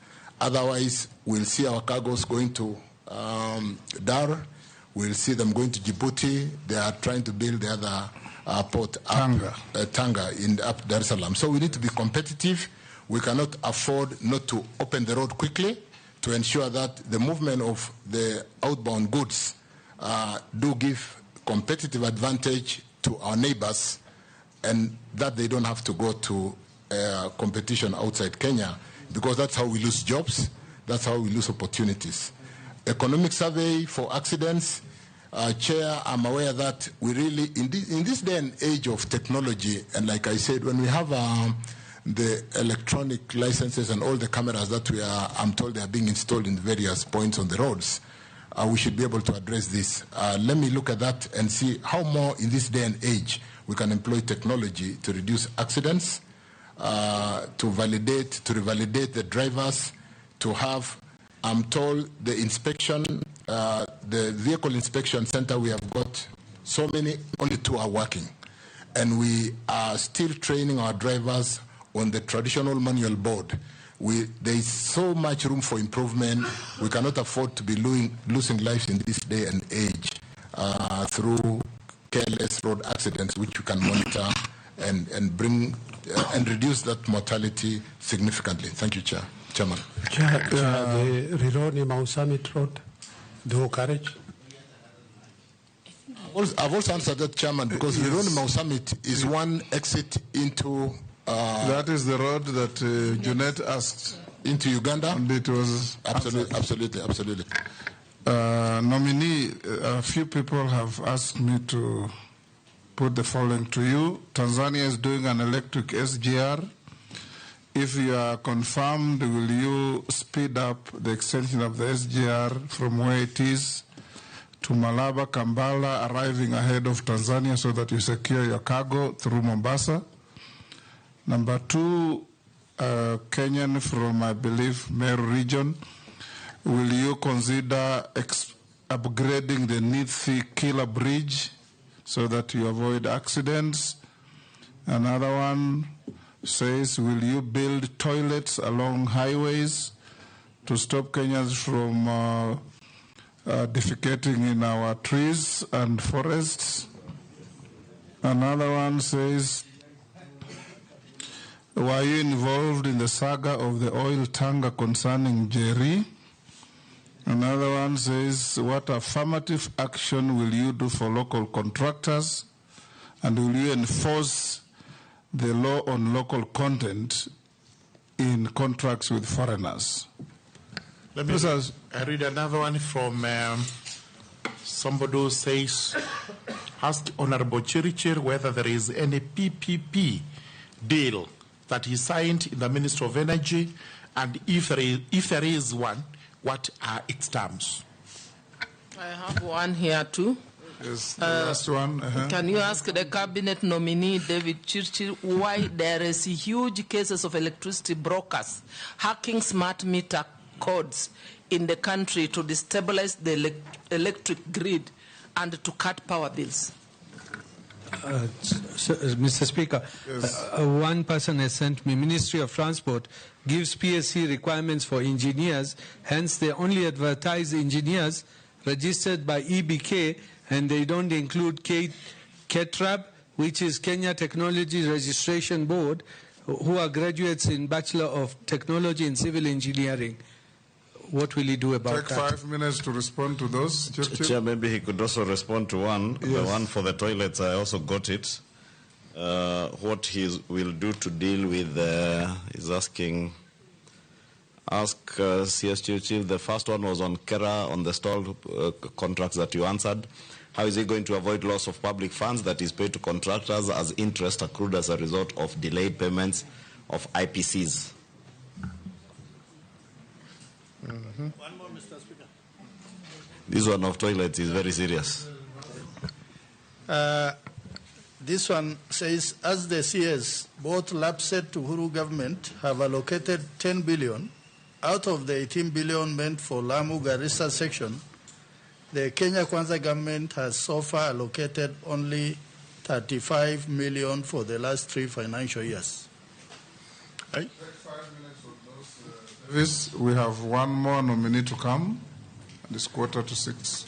SGR, we have a development fund called Railway Development Fund, which collects about 36 billion annually.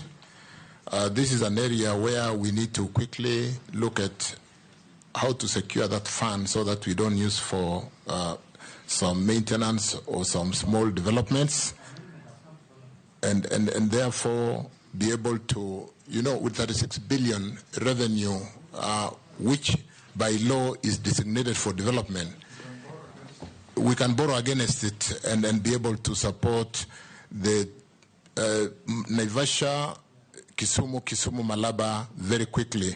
And I'm aware that Uganda are trying to really work with us so that we can get more goods and even support the kind of cargo, the volume cargo, and make Kenya Railways more profitable. So that's an area which, like you said, with competition coming from outside Kenya, we need to quickly work on that, Speaker. Nithi Killer Bridge, I honestly thought it had been done, so it will be on the priority list. It cannot be called a killer bridge. It's not a good name. The toilets along the highway is very progressive. I don't think it's expensive to locate toilets in between towns. And like you said, it's something we can look at. It's not an expensive investment on our major highways. And therefore, you see the modern petrol stations in Total, Shell, Ruby's having very nice modern toilets. We can be able to support that investment and ensure that on our highways we do have very good facilities for people to. It could be nice in terms of even people stopping and stop driving under pressure and causing accidents. It could actually reduce accidents by certain levels. Njeri oil deal was disposed in court. It was a very interesting case of somebody making a claim on a cargo that left Saudi Aramco, and that went to court chair. Nobody had involvement in Kenya. It was just some fraudster who wanted to be smart, because I think all the papers were just photocopied, and we did support the investigation and close the case because it was really presenting a very bad picture under the G2G, and it was bound to interfere with the supply of oil products into Kenya if we didn't work hard together to close that issue. Affirmative action on our local contractors is something I've talked to.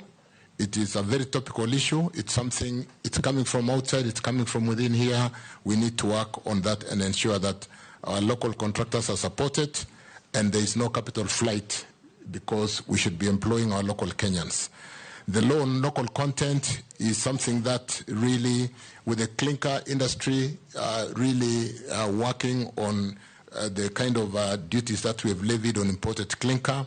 We should be able to use more of our cement. It is very popular. We are getting more of investment. Industry could easily be growing from 7% GDP to a higher number if we support the local content. It can support our industry and goes further to answering the question of employment of our Kenyans. PPP on energy signed. Let me say, PPP on energy, I would actually dare say all IPPs are PPP. They are. Only that the law came much later. But the power purchase agreement that is signed, you develop a power plant, we sign to buy your product for 20-25 years, we give you a letter of support, we give you now we are using the ATIDI. We've got a very innovative trade insurance which can help us to forestall having to address the headroom of borrowing on or liability on government balance sheet on what we call the partial risk guarantee. So we are now using the ATIDI, Africa Trade Insurance Facility, and therefore, yes, there are many PPPs in energy. We have a very clear framework under EPRA, like I said, a term sheet, which dictates what is allowable to be able to have the tariffs right. There's a long waiting list of power generators. There's a long waiting list of people who want to build transmission networks. And unless we get the correct return on investment in line with our term sheet as developed by EPRA, it would be expensive to the economy. So we are working on that. Yes, we have a number of them. But there are none signed lately. You do know, Chairman, that Parliament did put a moratorium on power generation. And we're beginning to have a concern on whether we will not be load shedding by 2027, because I said we're currently developing power for 2027, 2028. And with a moratorium sitting in Parliament, we could be looking at a load shedding unless we work together. So that's just a side comment. Interest on delays. Interest, let me get from Ichungwa the interest on delay. I didn't get that properly. Asking.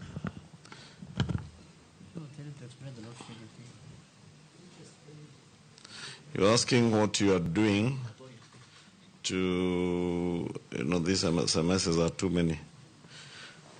How are you going to avoid loss of public funds that is paid to contractors as interest accrued as a result of delayed payments of IPCs? Thank you. Because I realized I skipped one on the PSC registration of engineers who are employed as technologists. I want to assure members that in numbers, KenGen, Ketraco, Kenya Power employs a lot of technologists. I would really need to check if I was still the minister today, but I will put it in my handover notes to my colleague if it's confirmed, to ensure that we clarify that area of the Kenya technologies, because there's a registration board for the technologies, and there's no reason why it is not the engineers who really do the conductors and who build the network. It is these technologies. It is for transport, this one. It is for transport. So it's an area where I will basically follow up and check and confirm that we don't have any bias. The interest on loans is something we've really prosecuted, and I want to, without really disregarding that question, confirm that we did say the bending bills of 166 is made up of about 97 billion in principal and 60 billion in interest. It is in our interest, Chair, to ensure that we very quickly address the payment of these bending bills and put in a mechanism to ensure that the bending bills challenge, particularly for these ongoing projects, is addressed so that we do not have to pay that kind of money. And I agree it is a loss to the economy having to pay. By the time we finish building those roads, this is part of the cost, and the road moves from 200, 300 million because of interest and penalties on delayed payments. LAPSSET, Russell, what was the question on LAPSSET? During the Kibaki government, it was 10 billion. Then they reduced from 18 to 10 billion. But now, over the last 2 financial years, there's only been 35 million. I think LAPSSET framework was meant to be a PPP corridor, as it were, and we did 3 parts where we invested that money to do the 3 parts which are ready. And that's why, Speaker, I said we need to work together to see how to utilize those 3 ports which are complete. We did path of fertilizer which came into the country.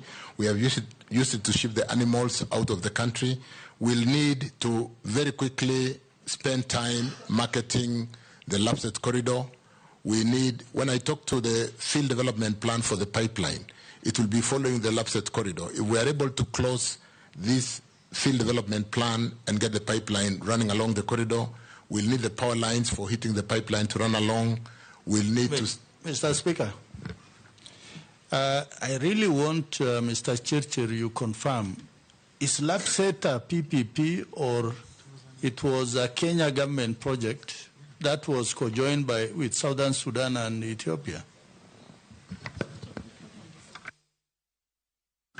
So, Chair, I will confirm when I go to office. But for now, let me not make commitments because, like I said, it's a very important corridor that Kenya can leverage. It was conceived as a project between Kenya, Ethiopia, and South Sudan, and partly Uganda. That's why when it was launched by President Kibaki, and I was the foreign minister, Mele Zenawi from Ethiopia was present, Salva Kiir was present, and Museveni sent somebody. It was a dedicated port and corridor to be co-developed by these countries. And so let me follow up. Like I said in my earlier comments, it's a very important corridor. It helps us to open a new development corridor. It helps us to have a second competitive port to support Mombasa, which is kind of congested. You know, Changamwe is fairly congested, and helps us to be competitive as compared to our neighbors, given the fact that whereas we are serving significantly Uganda, Rwanda, DRC, northern Rwanda and DRC using Mombasa, Lamu, apart from opening a new development corridor for Kenya, will leverage on South Sudan, Ethiopia, because of the challenges of Djibouti today and South Sudan and the challenge they have using the Sudan to export their products, and even the challenge they have with the pipeline at the moment. Thank you, Chairman. In just 2 minutes, can the nominee, you said 2027 we may go to load shedding. Just tell us in 2 minutes, now that you're leaving that ministry. He said Parliament put a moratorium on the development of new power projects. Did you say that? Yeah. Yes. Can you...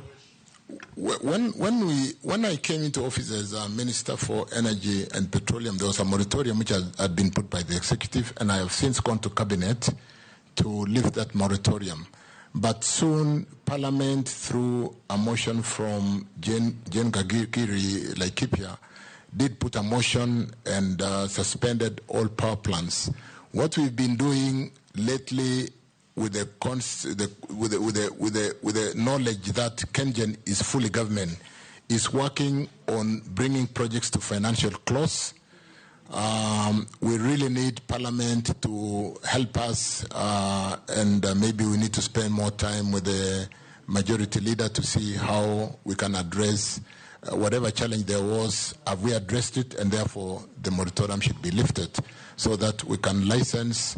And then, Chair, like I said, there's been, from the challenge of the year 2000 when there was a major drought and we brought most of the expensive generators, most of them are expiring, and I've talked to the three where we are not renewing the requests they have made because of the challenge of cost.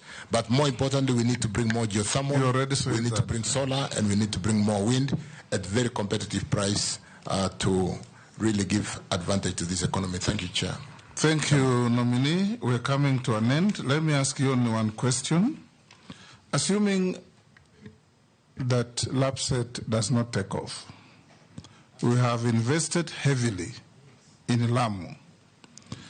Would you consider, if we gave you favor to become the minister, to give meaning to the investment in Lamu by developing a rail line for cargo haulage from Lamu to join the main rail line either at Voi or Mariakani, so that cargo, that instead of being diverted from Mombasa when it's congested to Dar es Salaam, you take it to Lamu and you haul it to Voi or Mariakani and put on the existing rail line, either SGR or the old standard gauge, and be transported to Nairobi and beyond, so that we cannot wait in anticipation, like the famous hyena syndrome of thinking the hand will drop when it will not, waiting for LAPSSET, which is dependent on other jurisdictions and other countries. We can still make Lamu work with the least cost development in the manner that I'm proposing to you. What do you think? That's a great idea, Chairman, in terms of leveraging on the investment of the ground in Lamu already. Lamu is a deep port sea of about 17 meters. We can bring fairly LR2s, very big ships, which can reduce the cost of shipping and ensure that it's a great idea, and that's one thing I would certainly pursue. Very good idea. The distance from Lamu to whether out into Voi, because you don't want to go to Mombasa because of congestion, is just slightly over 150 kilometers, and that doesn't sound like it's a long distance. In terms of way leaf, there will be no heavy way leaves. You'll be passing through the way park. leaf is not a challenge. Yes. We come towards the end. Davis, I ask you a few mundane questions that are nonetheless very important.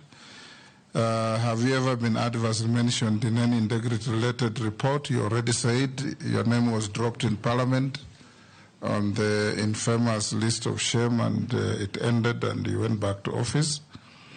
Do you hold any leadership position in any political party? No, Chair, I don't. What is your net worth? My net worth, I'll need to confirm from, I think 500. There's a small addition from what I was worth last time when I came to, let me check the exact figure on my note as I take the next question. Yes. Check, so you check the next question. We have checked your documents against what we have. We find them correct, except you'll have to look at your year of birth. One of the documents says you are born on 30th September 1959. Another one says you are born on 30th September 1960. The correct date is 1959. So you should. It's just the way I think some of. Just look at your documents. Absolutely, it is. Underline. It's not. It's not fatal, but it's important. I'll do that. I'll do that, Chairman.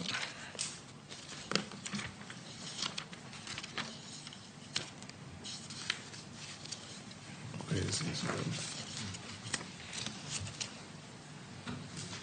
Where's the one? Net worth.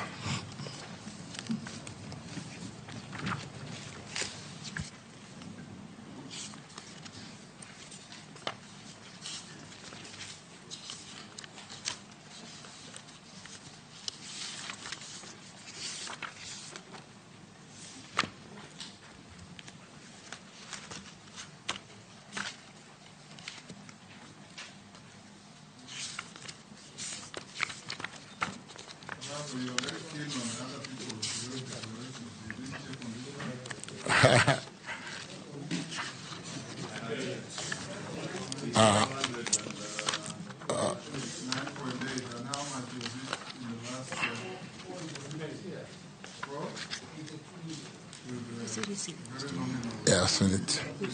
I've seen it, Chair. It is 509,800,000. 509,800,000. I think there's been some small growth of about 27.6 million. Page 7 of the document, and I filed the document. Yeah. May I ask the nominee, in his statement of net worth, he has put a house in Spring Valley, valued at 95. Is this a historical valuation? This is an historical valuation. Must be a very small house. In the short time I've not had a chance to revalue. Spring Valley. I was actually going to offer him to buy it at a better price than this. If half an acre of empty land in Spring Valley is 100 million. Interestingly, Chairman, these are assets we bought when the value was 9 million. So this is an historical value. I'm asking that because this valuation is not accurate and therefore cannot be reflecting your true net worth. Thank you. 95 million if it's for probably 7 or 8 years ago.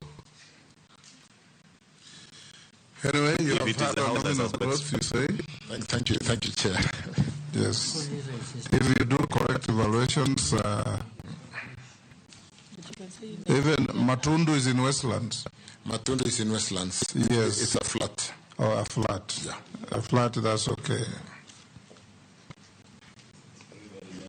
Spring Valley, an acre empty land is 100 million. So if you have a house on it, it must be much. This is an historical value, Chair. I do agree. Thank you. Yes, that's okay. Or maybe you intended to dispose the property. But maybe, Honorable Chairperson. We are not valuers anyway. But Honorable Chairperson, it's probably better to tell the candidates to just say 95 million as at this year, so that because no one is going to go and start doing undertaking a scientific valuation. No. But you can say as at this period. It's okay, Davis. We finish here and we let you go back to your undertakings and wait for the outcome of this process. We wish you well in your undertaking. Honorable members, Chairman, let me thank the entire Honorable House for this sitting, and again reaffirm my commitment to serve. I'm ready, willing, and available to work and address the challenges in this sector. Thank you. Thank you.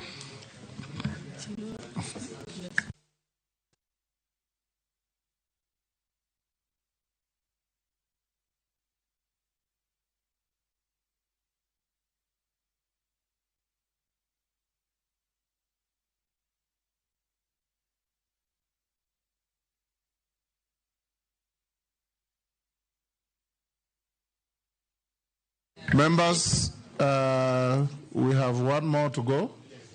5 minutes break. Do a 5 minutes break. Then we start, order members. We start at 6:15 and stop at 7:30. So those of you with preambles before questions, you are put on notice.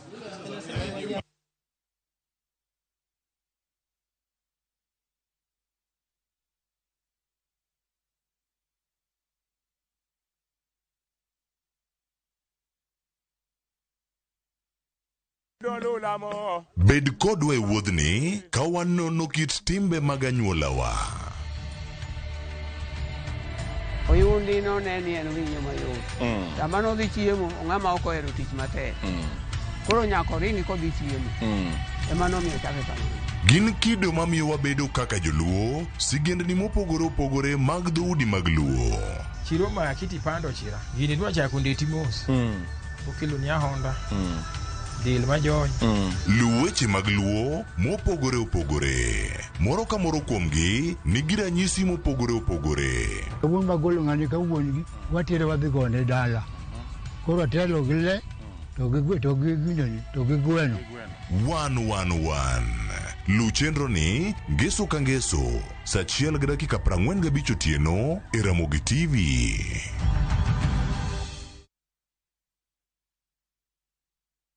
Teka video na post pale NGC. Kochopo ngeso ka ngeso saa 4 otieno. Ikri mondo ibed gi mor kendo ilo kiwinjo kendo ineno chenro mar thum dag mor. Kama nyasi bironi e ot kama intie. Wayudo lind Ramogi Nyanyakach katayo chenro gi DJ Local Instrumental. Thumbe mamit, jower kod jomiel, ma chenro ma ok diher ni obai. Ket alama e kalenda mari kendo warome chenro mar thum dag mor.